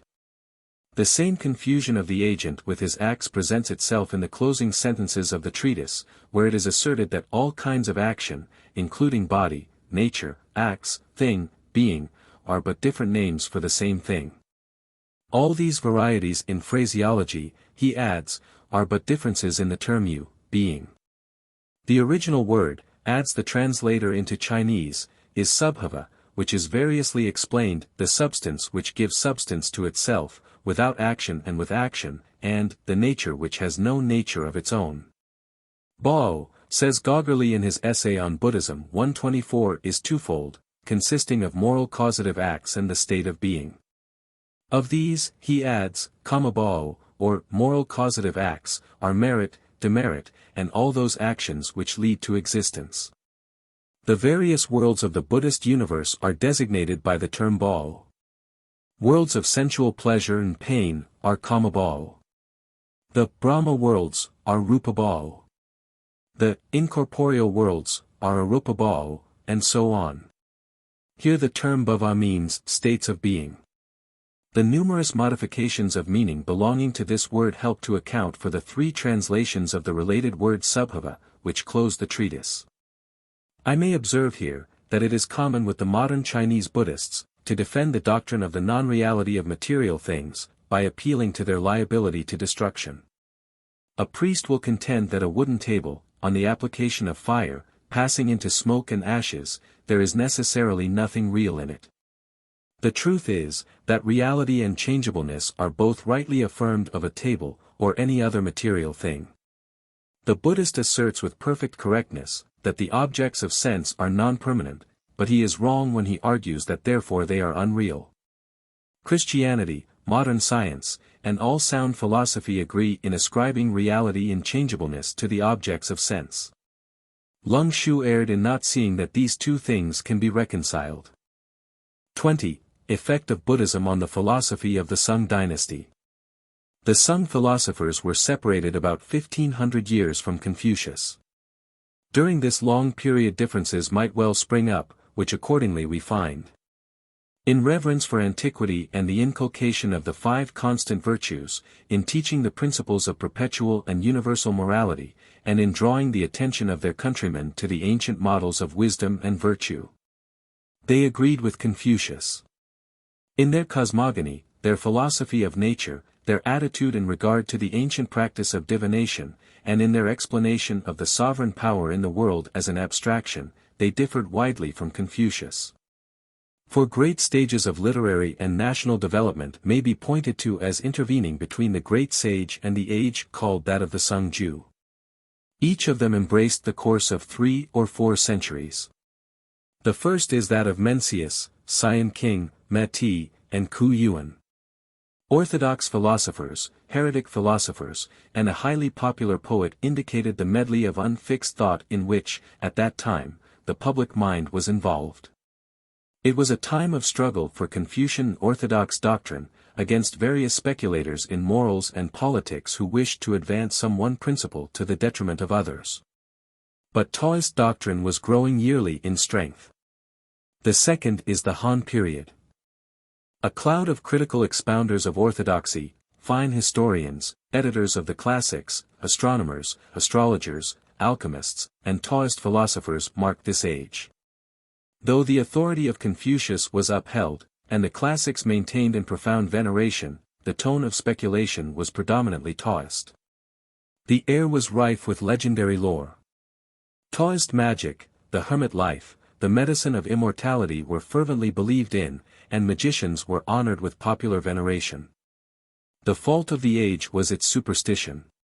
Its redeeming feature was its ardent and successful efforts for promoting the restoration of the ancient books and their use in the education of youth. The third age was Buddhist. It was that of the 6 dynasties. The riches of the country were lavished on Buddhist structures. In all parts of the empire the people adopted this Indian religion. Hindu astronomy and mythology, the knowledge of the alphabet and of tones, and the introduction of Buddhist metaphysics date from this time. The Buddhists became a power in literature, and founded a native school of Indian philosophy. The fourth age was that of the Tang dynasty. It was a time of luxury and poetry. Han Wen-Kung and the poets divided the admiration of the literati of the time between them.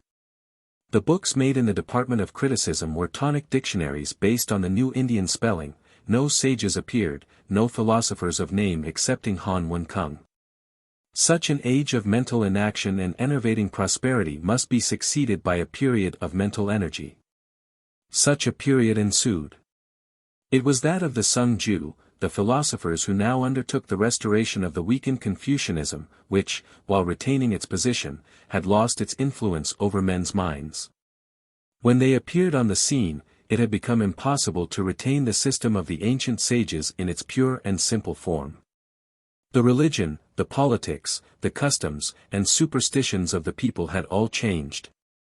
But much might, thought they, be done, and the review of their efforts and achievements is a most curious section in the history of humanity, and fraught with salutary warning.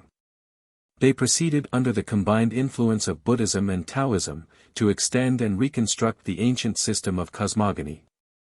As we read the I Ching, the very essence of ancient thought, and the combined work of the most venerated sages, we fail to recognize a distinct cosmogony. Confucius speaks of the great extreme as the commencement of changes. It produced the two figures. These produced the four images, and these again the 8 divining symbols. This statement looks ambiguous and uncertain in its meaning. The 8 symbols are 8 arrangements of strokes. We think, then, of primary arithmetic. Is there much in it besides twice 1 is 2, twice 2 is 4, twice 4 is 8? Confucius, before and after this passage, is talking of divination. He continues to say, the 8 symbols determine good and ill fortune, and these lead to great deeds. There are no imitable images greater than heaven and earth. There are no changes greater than the 4 seasons. There are no suspended images brighter than the sun and moon.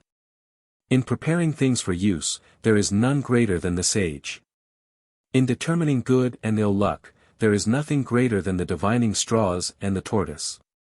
Evidently the chief thought of Confucius is upon divination, which was the imitation of natural phenomena succeeding each other in a certain order. If we understand the 8 divining symbols to be 8 departments of nature, as heaven, earth, fire, water, and then we may construct a cosmogony out of the formula above cited. But the aim of the writer was rather to describe the world as the object of the wise man's inquiries, and to point out that he must imitate the laws of phenomenal change which he observes in heaven and earth. And that he may obtain the most valuable results by divination. While the sage looks at his straws, 1 becomes 2, 2 become 4, and 4 become 8, as the effect of certain transformations. One of the qua, or symbolic sets of lines, is made up of 3 or 6. Take the former. We find there, say the Chinese, heaven, earth, and man in miniature. So, say I, we may find there anything we like. When the cosmogonical idea enters then, it is indirectly, and it was not the primary sense. In the Shuking there is a passage which speaks of the Huangqi, the emperor's extreme of perfection. The sense in which qi was here used was of course moral. In Chuang Tsi we meet with the words, to be earlier than the great extreme, and yet not to be high. The commentator says that the phrase, great extreme, here means heaven, earth, and man, included but not yet separated. Huayan Tsi, a Taoist of the Han, says, to lead out his class to a position higher than the great extreme. Here is the budding of that cosmogony which fructified in the Sung philosophers. The Taoists did what the early Confucianists failed to do. They commenced a cosmogony. We find it still more developed in the Ts and Tianqi, a work written by the noted Wei Piang of the Han. Here appears the first map of the Chinese cosmogony, and it wants the great extreme. Bent into 3 concentric circles are seen the Li Qua, representing fire, and the Kayan Qua, representing water. In the Li Qua, the middle is black and the sides are white. In the Kayan Qua the middle is white and the sides are black. They rudely picture a fire giving out flames, and a shining river flowing between 2 banks. Below this are 5 small circles, representing the 5 elements, wood and fire being on the left, metal and water on the right. This diagram was put to a fertile use by the Sung philosophers. They added to it a hollow circle, to represent the great extreme above, and 2 hollow circles to represent heaven and earth below. Afterwards Chu Fu Tsi made a change. He thought he would improve the diagram by throwing out the elements and introducing in their place the great and little yin, and the great and little yang. He changed heaven and earth, the two figures, into yin and yang. The Sung philosophers, while they extended the cosmogony by adding the map of the great extreme, added also all the maps printed in the ordinary editions of the I King. These maps are not found in any text, nor as prefatory matter are they earlier than the Sung. The Buddhists brought the notion of pictorial illustrations with them from India. Before their time the Chinese made very limited use of illustrated diagrams. Probably the Buddhists took the notion from the Greeks, subsequently to the age of Alexander, when Greeks were in juxtaposition with Hindus and other Buddhist peoples in Bukharia, Kabul, Afghanistan, and the Punjab. There were, however, sketches of star groups to the Sinking, Star Classic, by Kan and Shi, of the Han Dynasty, and the strokes of the 8 and 64 Kwa in the I King, Ts and Tianqi, and other works. The arithmetical combinations called Ho Tiu and Lo Shu were also probably represented by dots or stars. Geometrical diagrams were not known. Though Chen Kung was aware of the property of the right-angled triangle arithmetically, i.e., that the squares of 3 and 4 are together equal to the square of 5, he never thought of expressing it by a diagram. It needed the Greek genius to initiate the conceptions of geometry. The later Chinese writers were unconsciously influenced much more by Buddhism, a product of the Indo-European mind, than they ever acknowledged. And they would, under the impressions made on them, imitate the greater effort of the imagination which they there encountered. Thus they tried to complete the thought of the old sages of China, to fill up their outline, and to form into distinctness the shadowy shapes of more ancient ideas. The round line to represent the Tai Chi, the circle half white and half black with the curved diameter which marks light and darkness, or yin and yang, are new. And the old notion of the 4 seasons, which was popular in the Han Dynasty as explaining the 4 shang or images, was given up for the great yin and the little yin and the great yang and the little yang, phrases new to the Confucian doctrine. We cannot wonder that they gave up the 4 seasons, for how could the 8 Kwa come out of the seasons? Others said that the 4 shang, or images, were the animals that passed through metamorphoses, such as the tortoise, the dragon, and the dragon horse that bore on his back the arithmetical scheme or magic square offered to you the Great. But why follow out these ideas? They were unknown to Confucius. They extended the cosmogony without introducing the idea of a personal creator. This was due to the influence of Buddhism, and the fact that the ancient books had not the doctrine. The peculiar form of their cosmogony was due to Buddhist influence, which inculcates faith in a creating and destroying fate, blindly impartial, entirely impersonal, and incessantly efficient. If Buddhism had been truly a religion adapted to draw man back to God, his sovereign and judge, the true doctrine of creation would have been taught in the Indian Shastras. And the Chinese writers of the Sung dynasty would probably have adopted the idea. But the perversity of Hindu philosophy was better pleased with irresistible fate as a substitute for the divine ruler. In taking example from the Buddhists in this particular, the Sung philosophers were the more willing, inasmuch as the teachers of Taoism had preferred the doctrine of spontaneous growth, to represent the origin of the world. The tendency of their speculations was to shut out God from the world, so far as his being in any sense an active creator.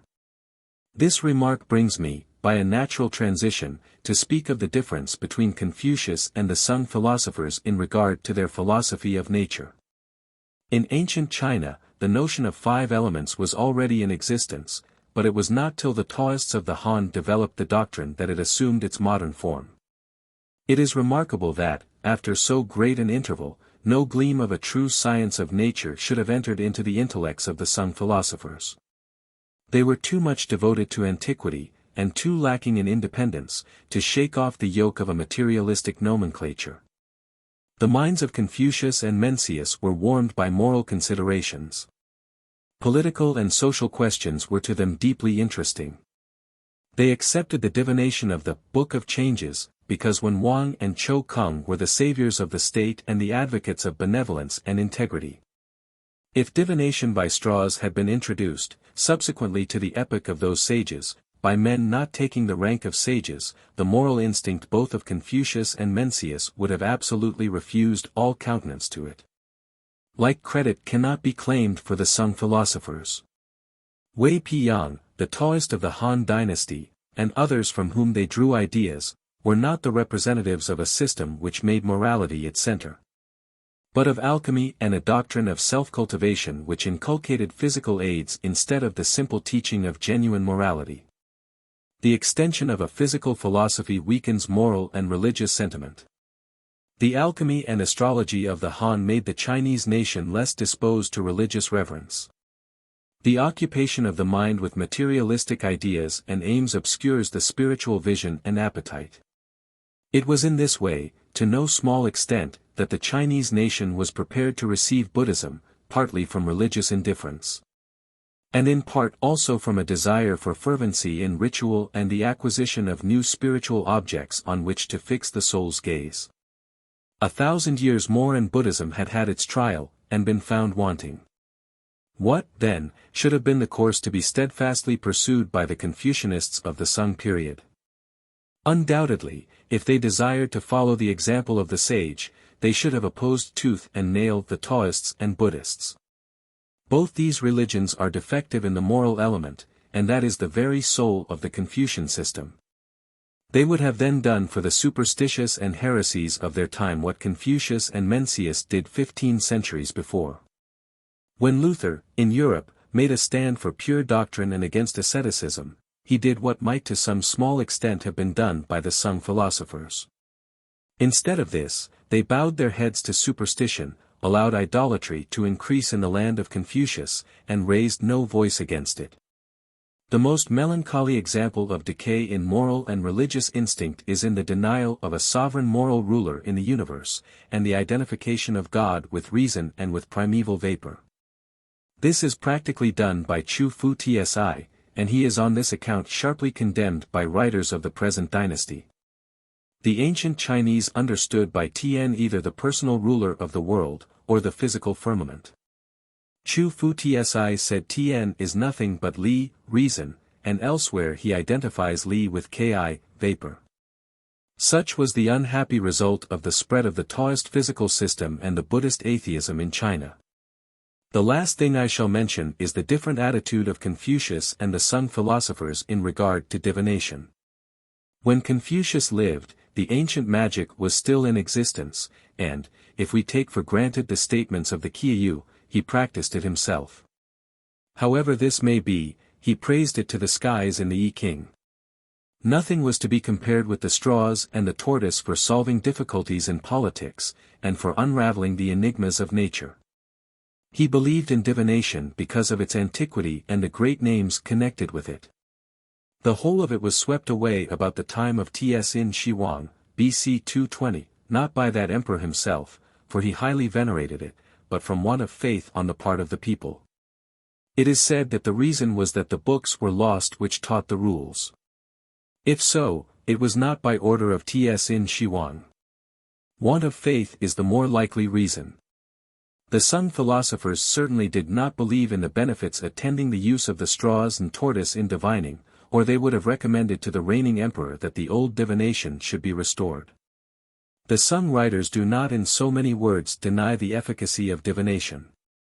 Their object is plain.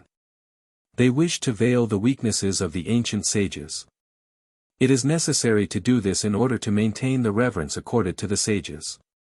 They would not like to acknowledge the superstition of these much admired men. But if driven closely in argument, the modern Confucianist admits the uselessness of divination, and that he himself is without faith in it. If we are to believe the modern literati, the faults of the Sung Jew are numberless. I have chosen a few of their novelties and heresies for the consideration of the student of Buddhism and the other religions of China. 21. Feng-Shui, or the wind and water superstition of the Chinese. Everything can be made plainer by investigation. Everything can be understood better by the bringing together of facts. The Feng-Shui of the Chinese deserves to be examined, for it is one of the great obstacles to the progress of civilization. It interferes with commercial enterprise. It checks the efforts of missionary zeal. It interrupts the free thought of the people, and keeps them wrapped in the mummy folds of ancient prejudices. Within the last 30 years this peculiar system of native geomancy 125 has been made the ground for refusing the establishment of the electric telegraph at Shanghai, of railways, of a road from Tientsin to the Chaitang coal mines. And of I do not know how many more manifest and desirable improvements, all which would be of the greatest advantage to the people of the district. I begin with the explanation of terms. Feng, wind, is the first which occurs. It may be illustrated in this way. A grave should not have a hollow near it. The wind will blow into the grave from that hollow and gradually disturb the bones and the coffin. In 10 years they will be half turned over. In 20 years or so they may be entirely turned over. In that case the posterity of the dead will suffer by a kind of material necessity. Such a wind is called a hua feng, from hua, hollow. An outer wind must not be allowed to invade the chamber of the dead, for fear the family fortunes should be disturbed. Thus the filial piety which takes care of the tombs of parents has a material reward, and may be nothing beyond a coarse selfishness. On the other hand, the want of it is visited by a natural retribution, involving sickness, poverty, loss of descendants, and degradation in the social scale. The aim of the geomancer is to find a spot where the feng, cold air which issues from the earth, is hidden. This they call tiesong feng. Where there are no hollows it is safe to dig the grave, for here there is no outlet by which this pernicious wind may disturb the dead. The second term to be explained is shui, water. The grave must be carefully chosen. The configuration of the earth is caused by the dragon, whose shape is seen in the mountain boundary cast upon the evening sky. The dragon may be traced to its source. It is observable in the flow of the mountain stream, or in the contour of the earth. The hollow river bed and the variety of hill and valley are caused by the dragon. Trace the water of a valley to its source. That is the point from which commences the influence that controls human destiny. Water is the element in which the dragon delights. Its winding shape as it meanders through a plain gives evidence of this, for the dragon prefers crooked paths. Since then the dragon gives prosperity, elevates the king and the sage, and is the symbol of all exaltation, social, political, or moral, it is all important to consider the position of water when selecting the site of the grave. In the valley of the Ming tombs the water flows from the northwest, passes under a bridge in front of the grave of the Emperor Yongle, and then pursues its way down towards the plain of Peking on the southeast. Hills in horseshoe form embrace the valley. The feng shui is good. If the water flows past a certain point of the geomancer's compass, it causes prosperity, at another, it brings misfortune.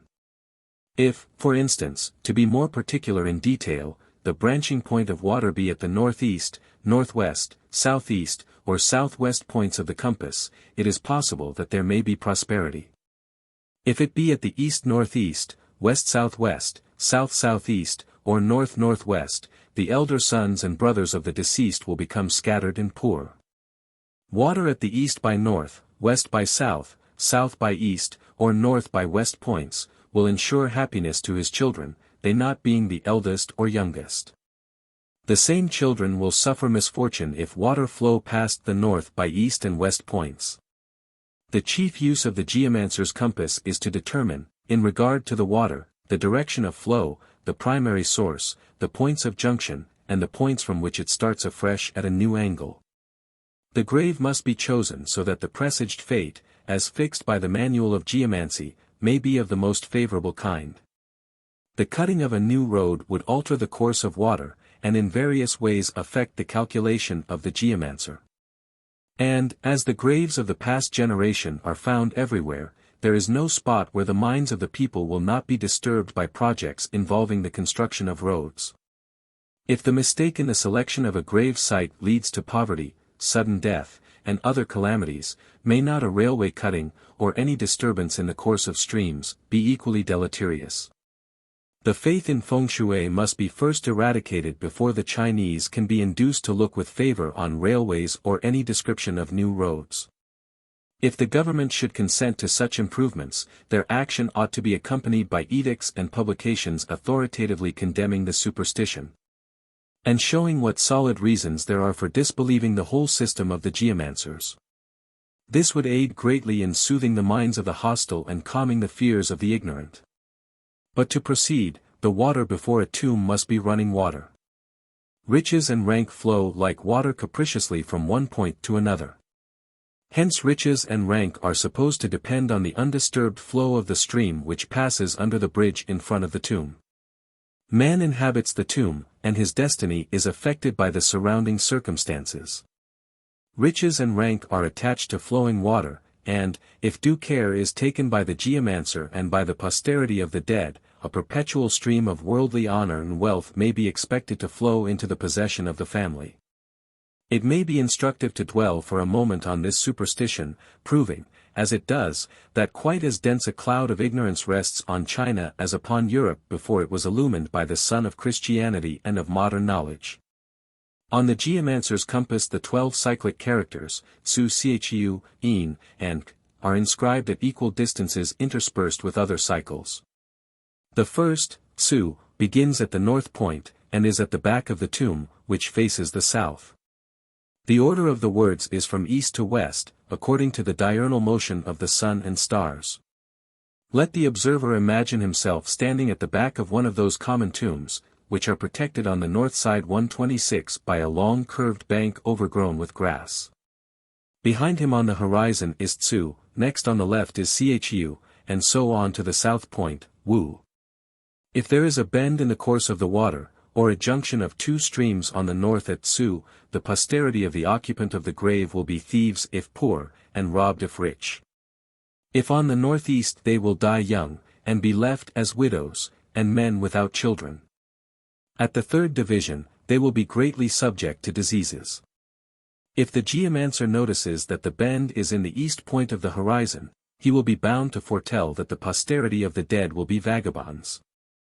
At the next two stations the special evils indicated are disobedience and rebellion at the one, and at the other the consequence will be that a snake will grow of itself in the tomb.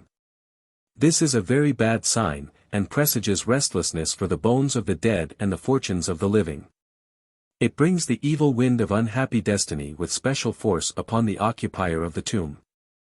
The south indicates that the descendants of the dead will lead licentious lives. Here I stop. But the geomancer does not rest till he has boxed the compass with a variety of evils supposed to befall the possessor of an ill-chosen site for his grave. Such a system is well adapted to increase the authority of the Feng-Shui Xinsheng, or geomancer. He must be well skilled in all the indications which the traditions and books of his profession single out as of importance. These deceivers of their fellow men who make their living by practicing on the superstitious tendencies of their patrons, are sometimes wanting in care for their reputation. They often carry the thing too far. They are held up to ridicule not uncommonly by the people, and especially because the word feng, wind, is also identical in sound with feng, lunatic.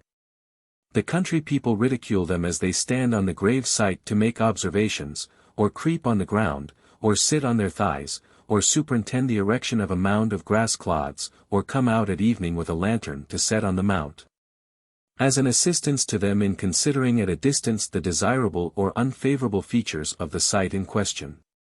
Very like is all this to the astrology of the Chaldeans, that system of magic and fortune-telling against which Christianity had to fight in the days of Hippolytus and Origen.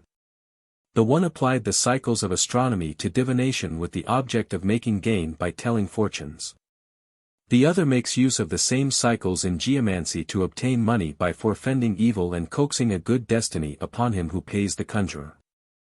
He will become the most popular and best esteemed geomancer who makes the most cunning observations on the contour of the country and the arrangement of the streams of water at the spot where the grave is, or where it is intended to be made. It is often the case that the care bestowed by the Chinese on the graves of their ancestors may be less from respect for the deceased than from fear of ill consequences to themselves and their descendants. Large sums are spent by the rich in the hope of obtaining the best possible feng shui for their ancestral tombs. Thus the stream of prosperity will always flow continuously onwards in the history of their families, securing them freedom from poverty, misery, sickness, and obscurity. The filial piety of China is less sincere than is by many supposed. It is more selfish than generous, more calculating than spontaneous. The moral sense is deadened in this country by the prevailing desire for riches and rank. And the moral retribution which attends the acts of individuals and nations, is too much hidden from view by a superstitious belief in an unintelligent physical retribution 127 such as is taught by the Buddhists. When God as governor is banished from the world, atheistic philosophers substitute an impersonal fate, whose decrees sometimes are in harmony with the moral sense in man, but are perhaps much oftener influenced by low motives, such as are believed by the superstitious to control the acts of the fetish. In this sense it may be said that the Chinese have retrograded in proportion as the Feng-Shui and similar superstitions have extended among them. In the days of Confucius the moral sense was probably brighter than it is now, and there was less of superstition. He lived nearer to the early times of the Old Testament monotheism. Even in his age, if we compare the knowledge of God then possessed by the Chinese with that found in the older classics, we are compelled to admit that there was deterioration. He felt less than the emperors Tang and Wenhuang, the influence of the personal idea of God as the actual moral governor of the world. As the faith in a personal God grew dim, the moral sense also lost its keenness, and the physical heaven came to be regarded as an object of worship. The third word I shall explain is Leng, dragon. The word means that which rises and is lofty in location. It is used of mountains and of national or individual prosperity. The fabulous dragon of China is a monster with scales like a crocodile, and having 5 clawed feet. He has no wings, and when he rises in the air, it is by a power he is supposed to possess of transforming himself at pleasure. He can make himself large or little, and rise or fall, just as he chooses. The Chinese dragon, which is a flying saurian, is not like the Greek dragon, which belonged to the serpent family, but seems to be an original Chinese creation, or is connected in some ancient and unknown way with the West. For our present purpose it is sufficient to regard it as purely native, and the most probable cause I can name of the attributes of the dragon is similarity of sound with words meaning high and ascend. Among the words with which it may be identified by etymology, through the mutations of letters, are shang, to ascend, cheng, the upward motion of steam, teng, to go up, sheng, also, to go up, lung, high, and lung, hill. The geomancer calls all high land lung, and all low land shui. The dragon rules the high land, and water the low land. The chains of hills which almost encircle Peking are the protecting dragon, which is believed to ensure its prosperity. The hills which surround in a similar way the Ming tombs are the dragon, which for 3 centuries protected that dynasty.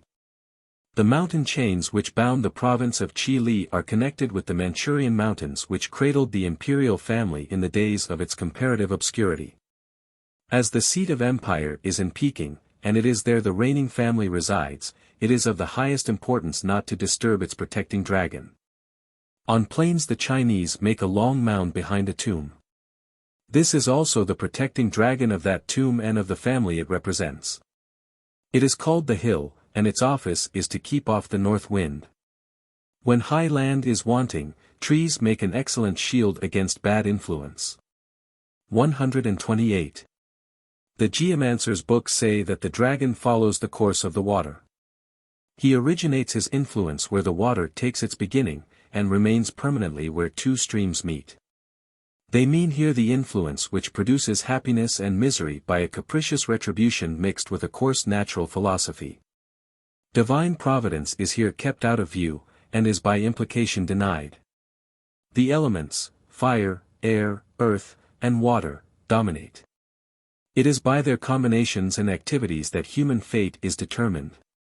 The geomancer's dragon causes men's elevation, longevity, and riches. And his influence varies according as he has more of water, or of earth, or of any other element. The course of the dragon must be in each instance examined, and it is decided by the direction of the water. But the contour of the ground, whether rising or falling, high or low, must also be considered.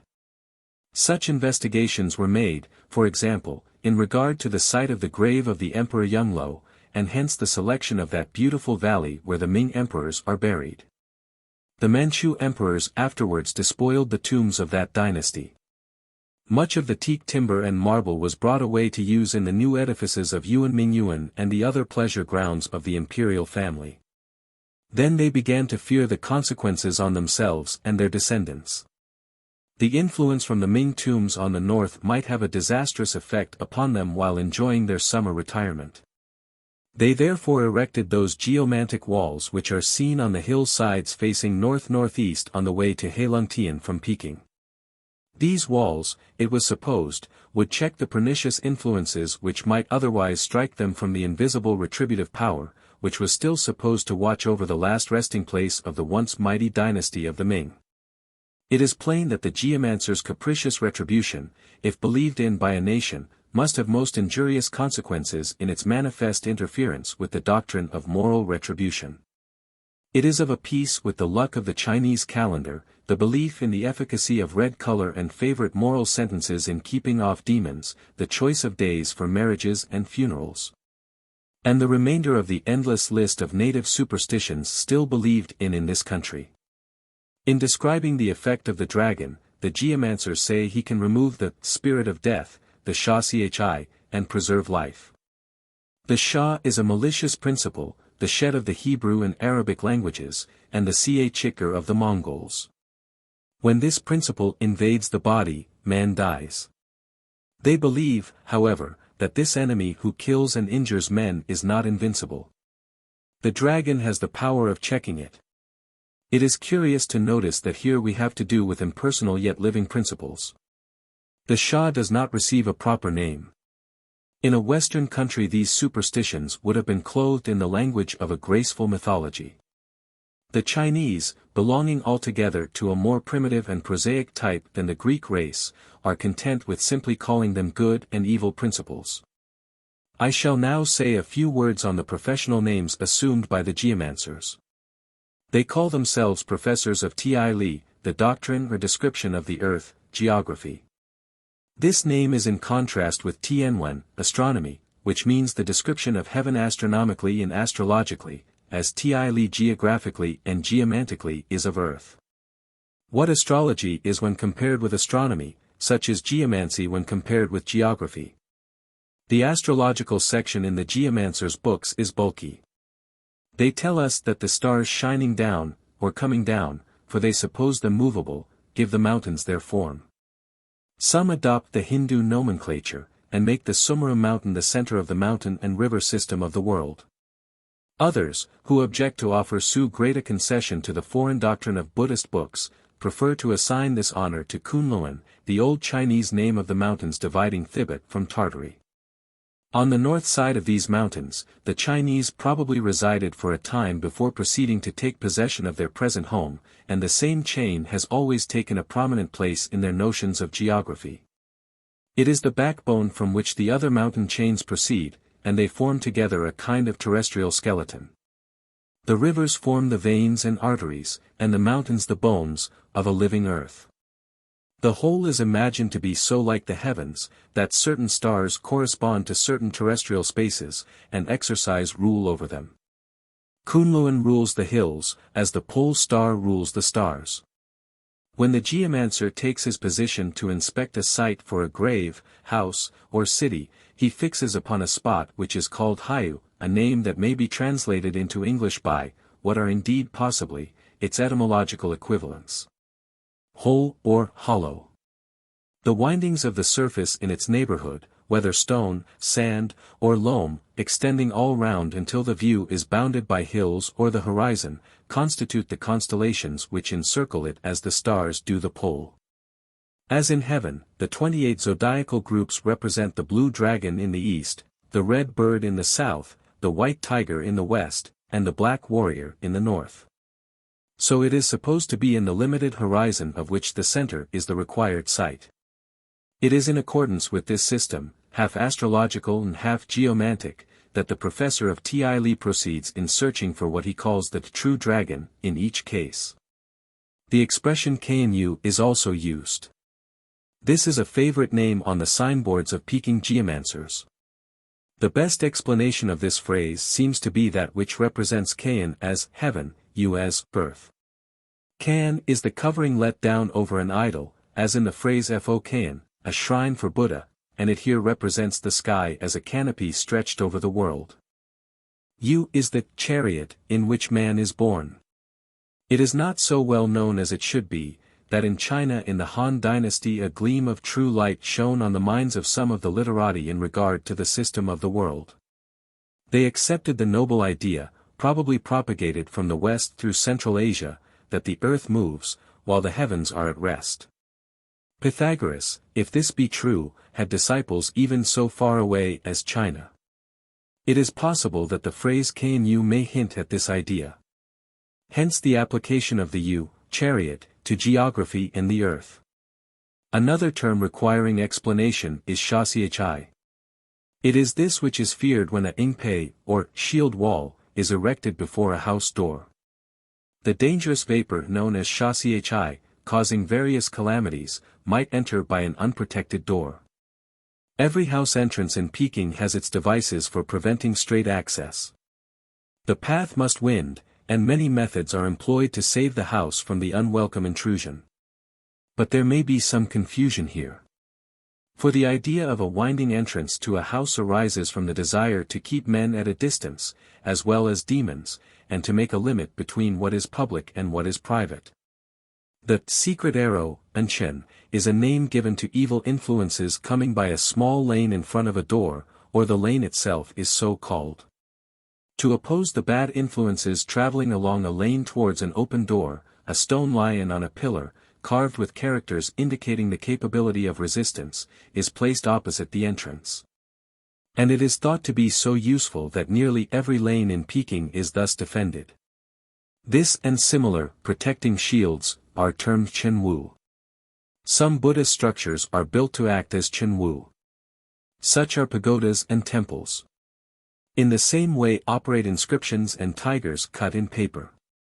It is usual to carve stone pillars employed as chenwu with the words Taishashir Kantang, because Taishan is the most honorable of mountains, and mountains are a protecting shield to buildings and graves.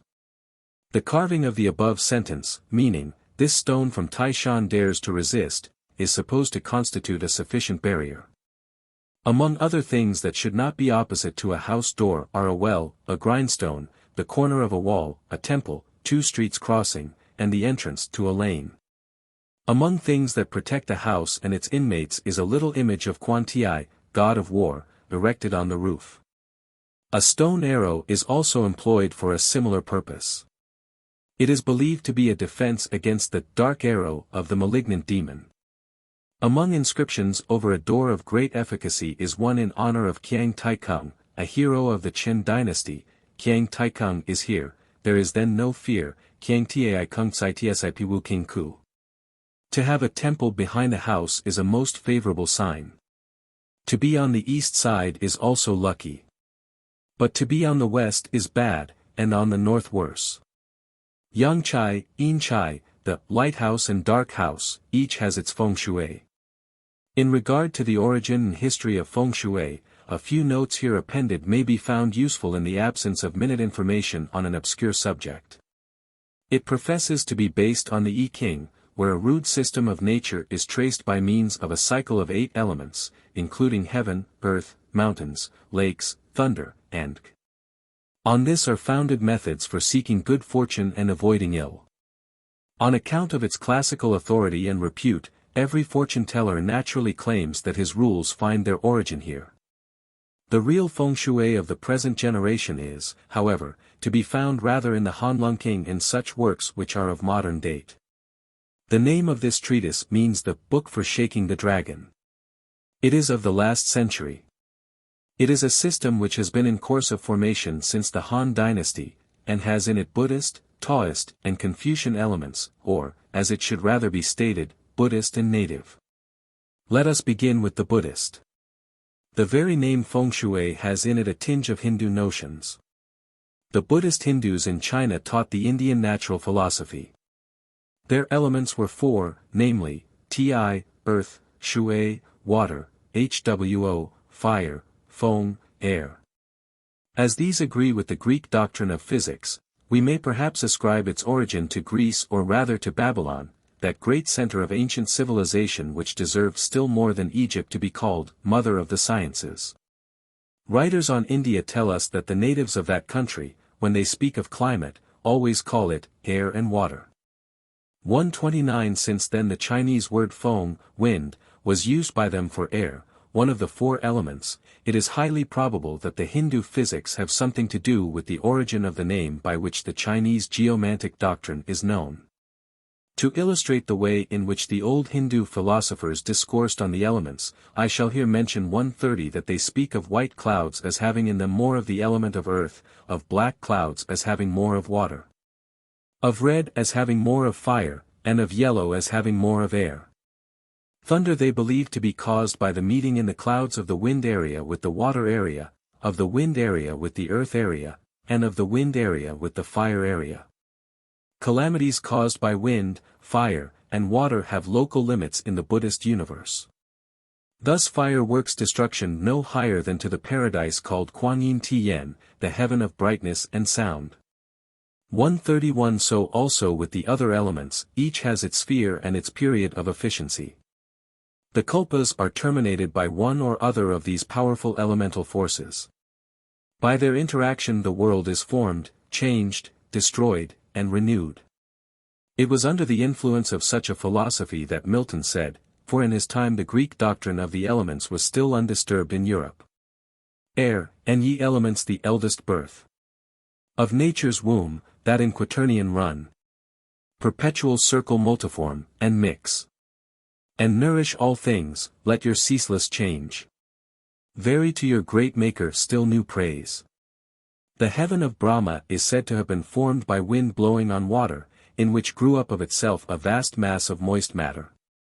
On this again the wind blew, and out of it formed the palace of Brahma, which exhibited in abundance the most beautiful combinations of the precious metals and stones of every kind known to man. The sea is said to have been formed by the mighty winds of heaven blowing upon the earth till they dug in it a vast hollow. In this was placed an immense collection of water, which settled itself in its bed and became the ocean. Here the wind is seen as a great creating agency. An impersonal actor is the aspect in which each of the four elements is regarded by the Hindu philosophy of nature. This accords well with the superficial view of natural phenomena taken by the Eastern Asiatic mind.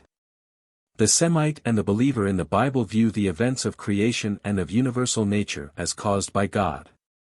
Science comes into the field of nature, and finds out what are the second causes operating to produce observed phenomena. The Christian believer, when convinced of their truth, accepts the results of science as safe and genuine additions to our knowledge, and as harmonizing with the teachings of religion. With the Eastern Asiatics it is different. The elemental philosophy of the ancient Hindus could not be scientific, nor could it base its system of nature on a series of patient observations.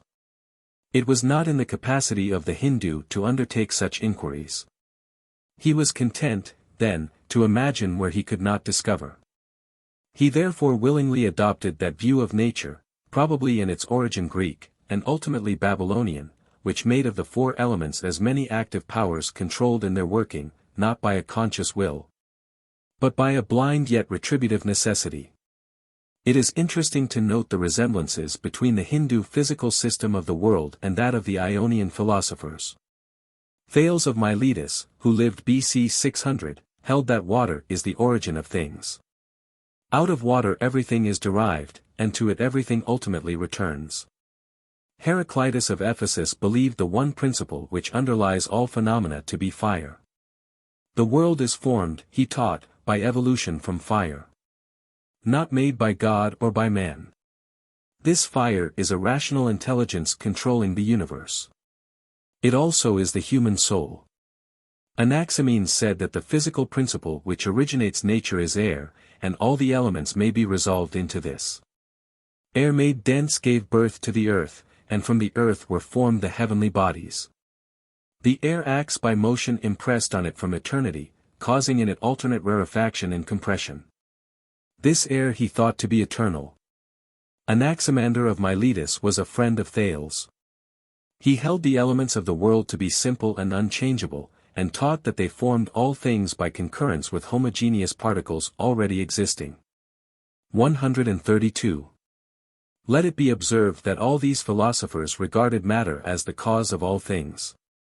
They lived 2 centuries before Anaxagoras, Socrates, Plato, and Aristotle, who extended their inquiries into the world of mind, and taught a system in which either mind in the abstract, or God, was regarded as the source of the world.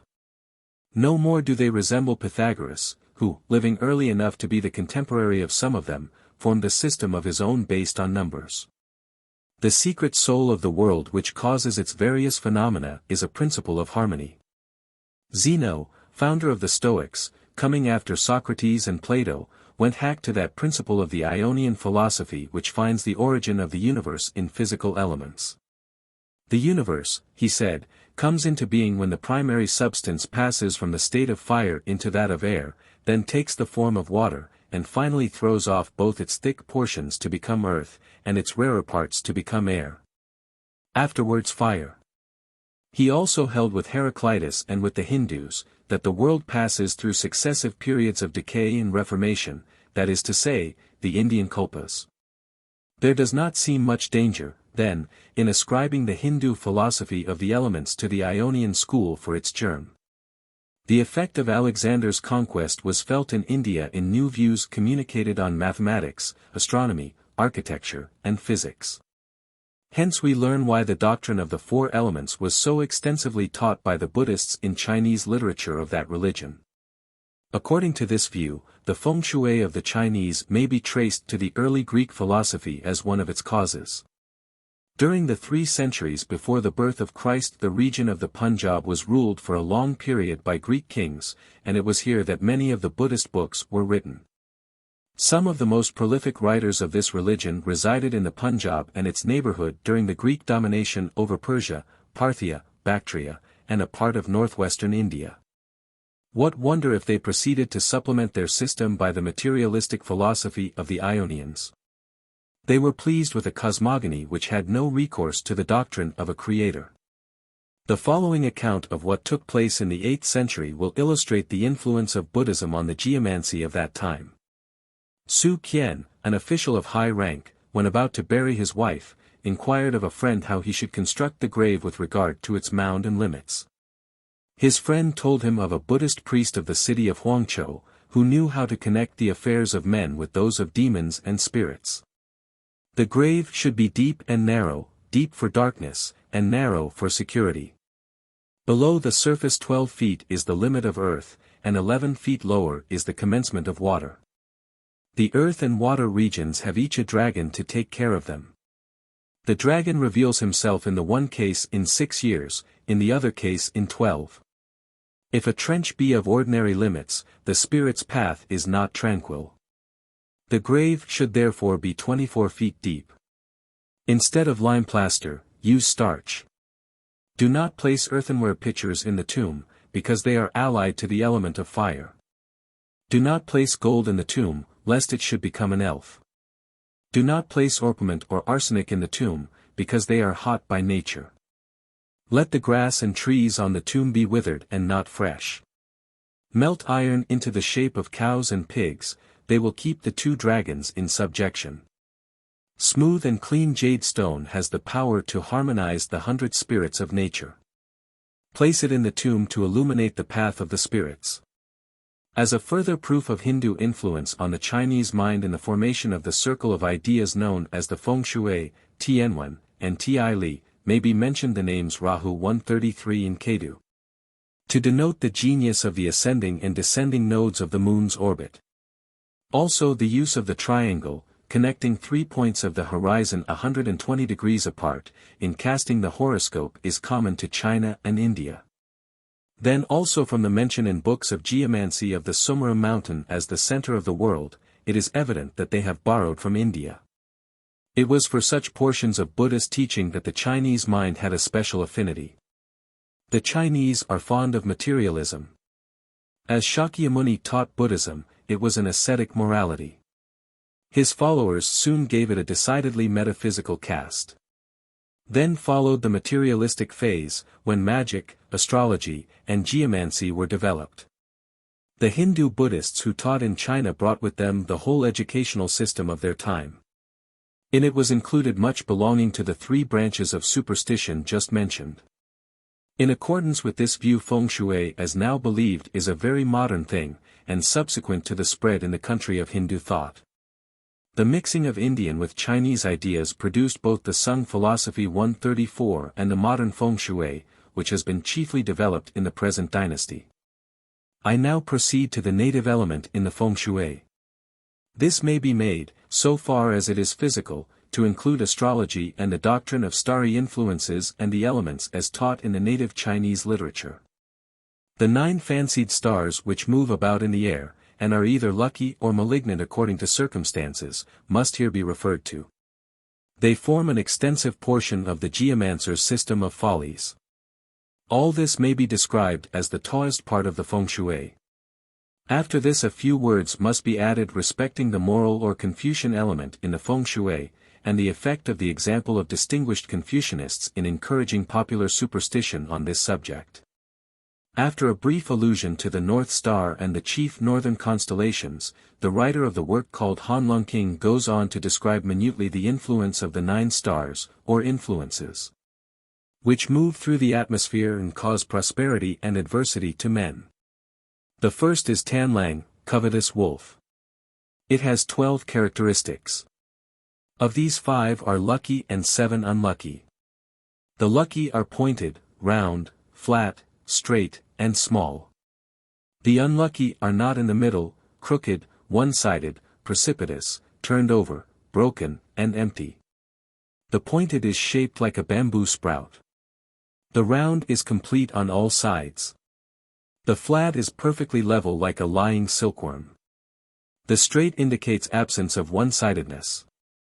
The other characteristics are the appearance of being ready to fall over, the presentation of a precipitous cliff, of the breaking off of a watercourse, hollowing into caves, and so on.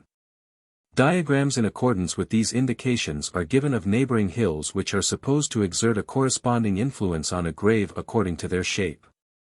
The writer adds in the rough poetry of books such as this, men say the covetous wolf is good, not knowing that pure and chaste desires are still more important.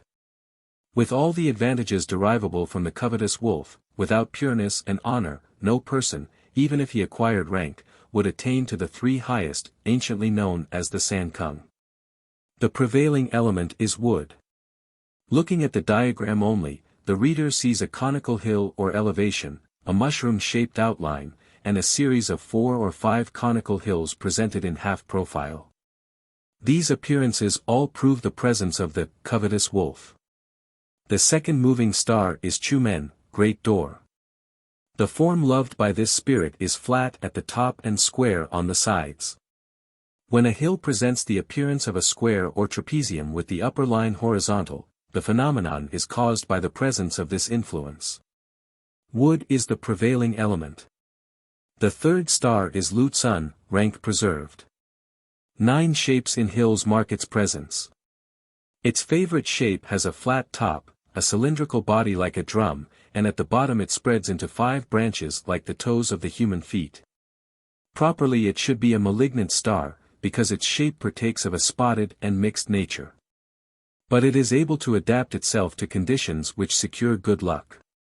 It causes men to attain the lower ranks of promotion, such as the chief magistracy of cities of the 2nd and 3rd ranks, and, in certain circumstances, gives the control of troops or of literary examinations. The 5-toed appearance is represented in the map as sometimes 3 or 4-toed. There are also other modifications. Earth is the ruling element. The 4th star, Wenchu, literary windings, belongs to the element of water. It loves the shape of the snake when seen moving with 3 or 4 bends of the body. The men of the dragon, Lungkia, as the geomancers call themselves, can detect the presence of this influence in the contour of hills. It has, like the other stars, a normal and several occasional shapes. When thin, it is the snake proper; if thicker, it is a caterpillar; if still wider, it becomes a cast net. The geomancers profess to attend to the points of bending in the snake, because these indicate the line of water flow and of the dragon's influence. The fifth star is Leng-Yen-King, purity and uprightness. Its element is fire. The ancients highly valued it, says the manual, and called it red flag and brilliant vapor, Yao Ki. It likes a lofty position, rugged heights, umbrella folds, and the shape of a flattened ball. One form it assumes is that of the Dragon Tower, Lung Lu, which is a conical elevation, overtopping all beside it. Another is that of the Palace of Precious Things, Pao Tian, in forming which several cones of equal height are seen in parallel rows. The imaginations of the geomancers lead them also to fancy the appearance in rocky outline of the tortoise and the serpent guarding some little mountain gorge. This is considered to be an indication of the best kind of dragon influence, for here passes some water channel. The sixth star is Wu Chu, military windings. Its element is metal. It is round at the top and broad at the bottom, like a bell or an inverted cooking pan. In judging of the hill shapes that belong to this star, it is easy to mistake the demon for the dragon. This is specially the case when the shape observed is that of an inverted spoon, the spoon being like the tail of the Great Bear, or rather the 7 stars, usually called P'U-To, in their entireness.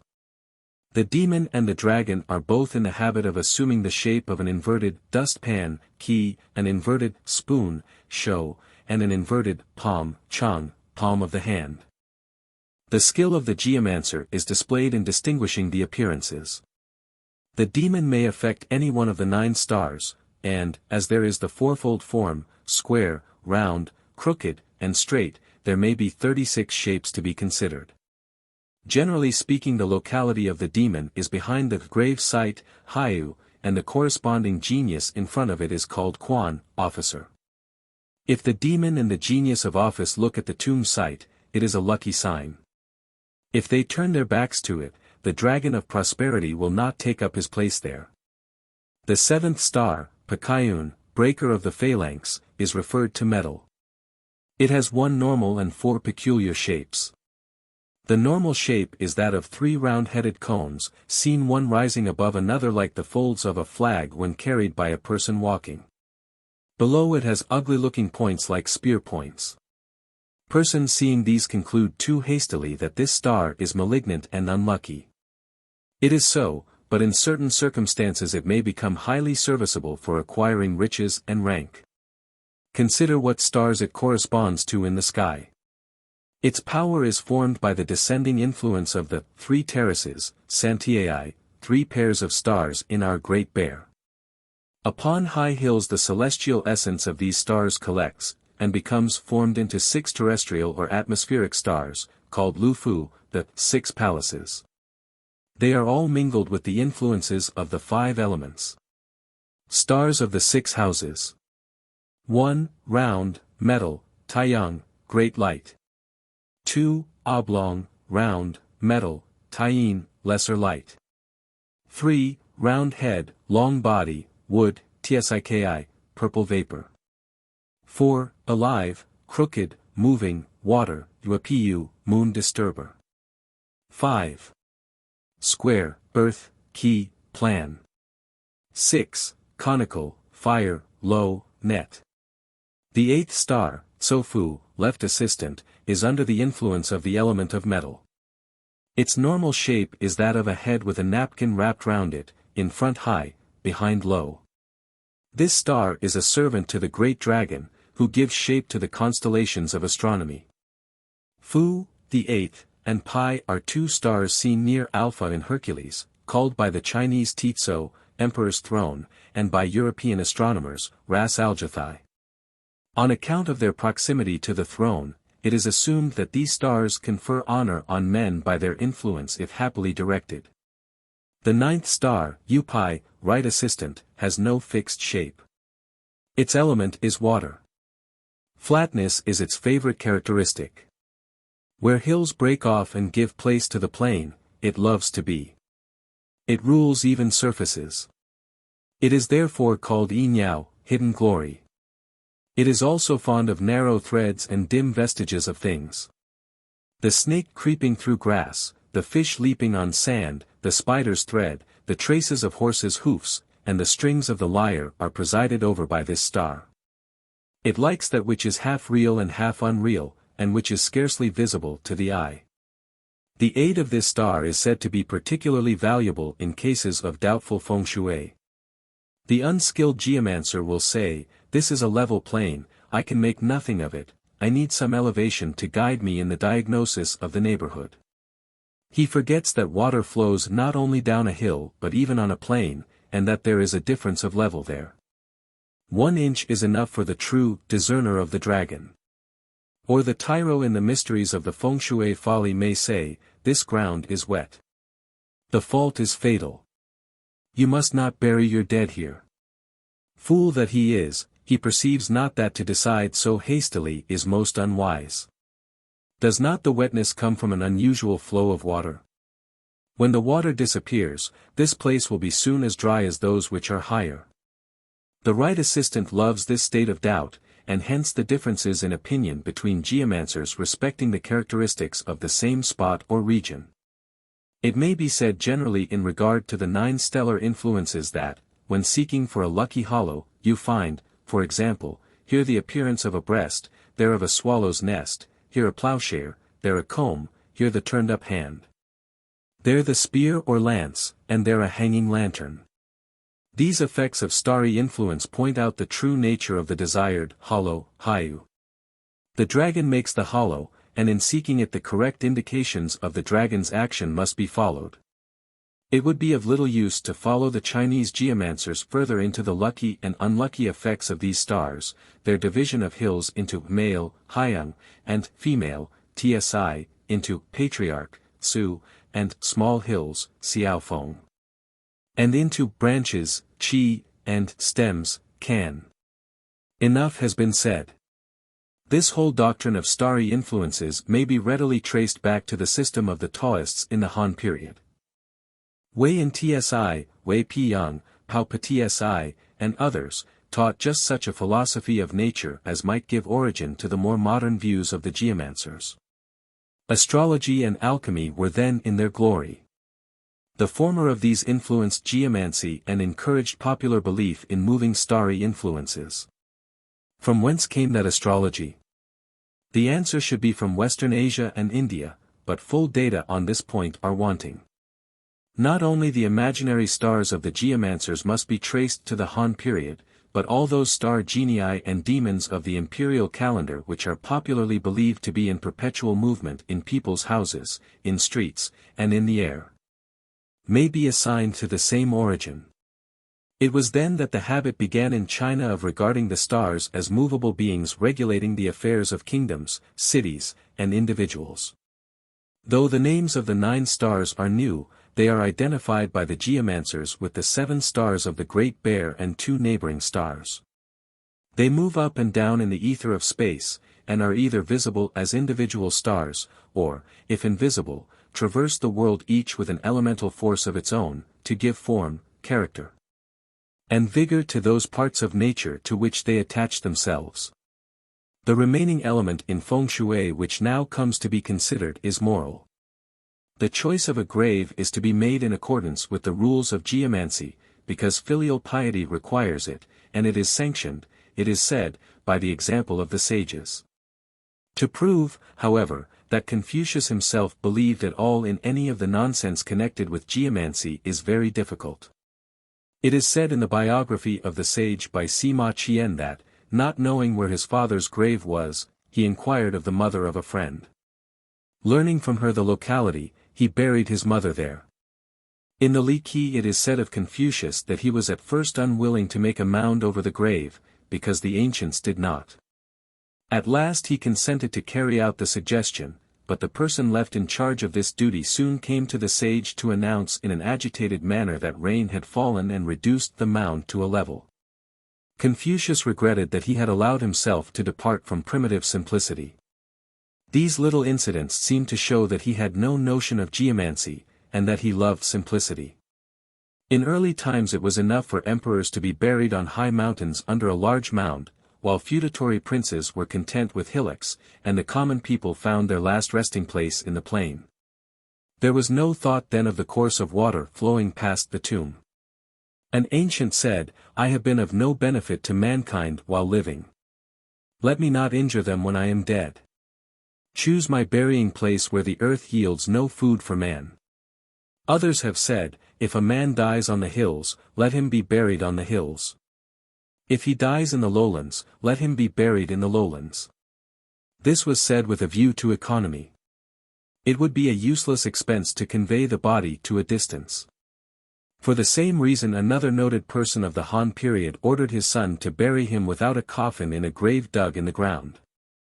In the Tang dynasty a high officer gave directions that he should be buried in a plain manner, without monument or stone of any kind, and over his grave the villagers were to be allowed to plough and sow as of old.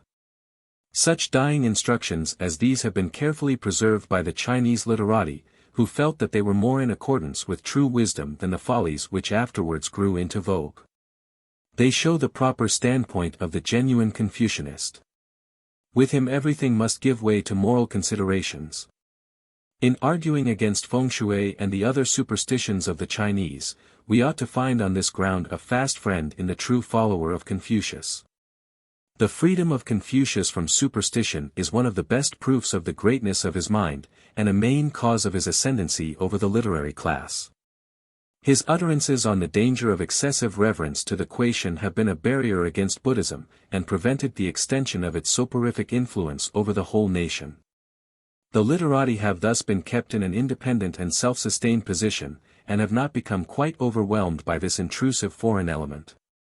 Hence, the scions of scholarly families and students who have read extensively are trained in a school of ideas antagonistic to superstition. These men, therefore, may be appealed to in aid of our opposition to the Feng-Shui. They are ashamed of it. They disown it if brought in argument to close quarters. They only comply with it from an unwillingness to act contrary to custom. The great minds among them avoid even the appearance of compliance, but these are not many. Considering that the enlightened Chinese are thus disposed, there could be no harm done by a studied attack on the whole system of geomancy in a book prepared for the purpose. It would not be offensive to the true Confucianist, and it would afford opportunity to teach much good philosophy and truer views of nature than those to which they have been accustomed. But perhaps the whole structure is so flimsy that it will fall of itself, without laying siege to it or directing the ordnance of argument against it. The shining of true science may pale its ineffectual fire, and cause it to disappear as a thing of darkness, without special effort to bring about its extinction.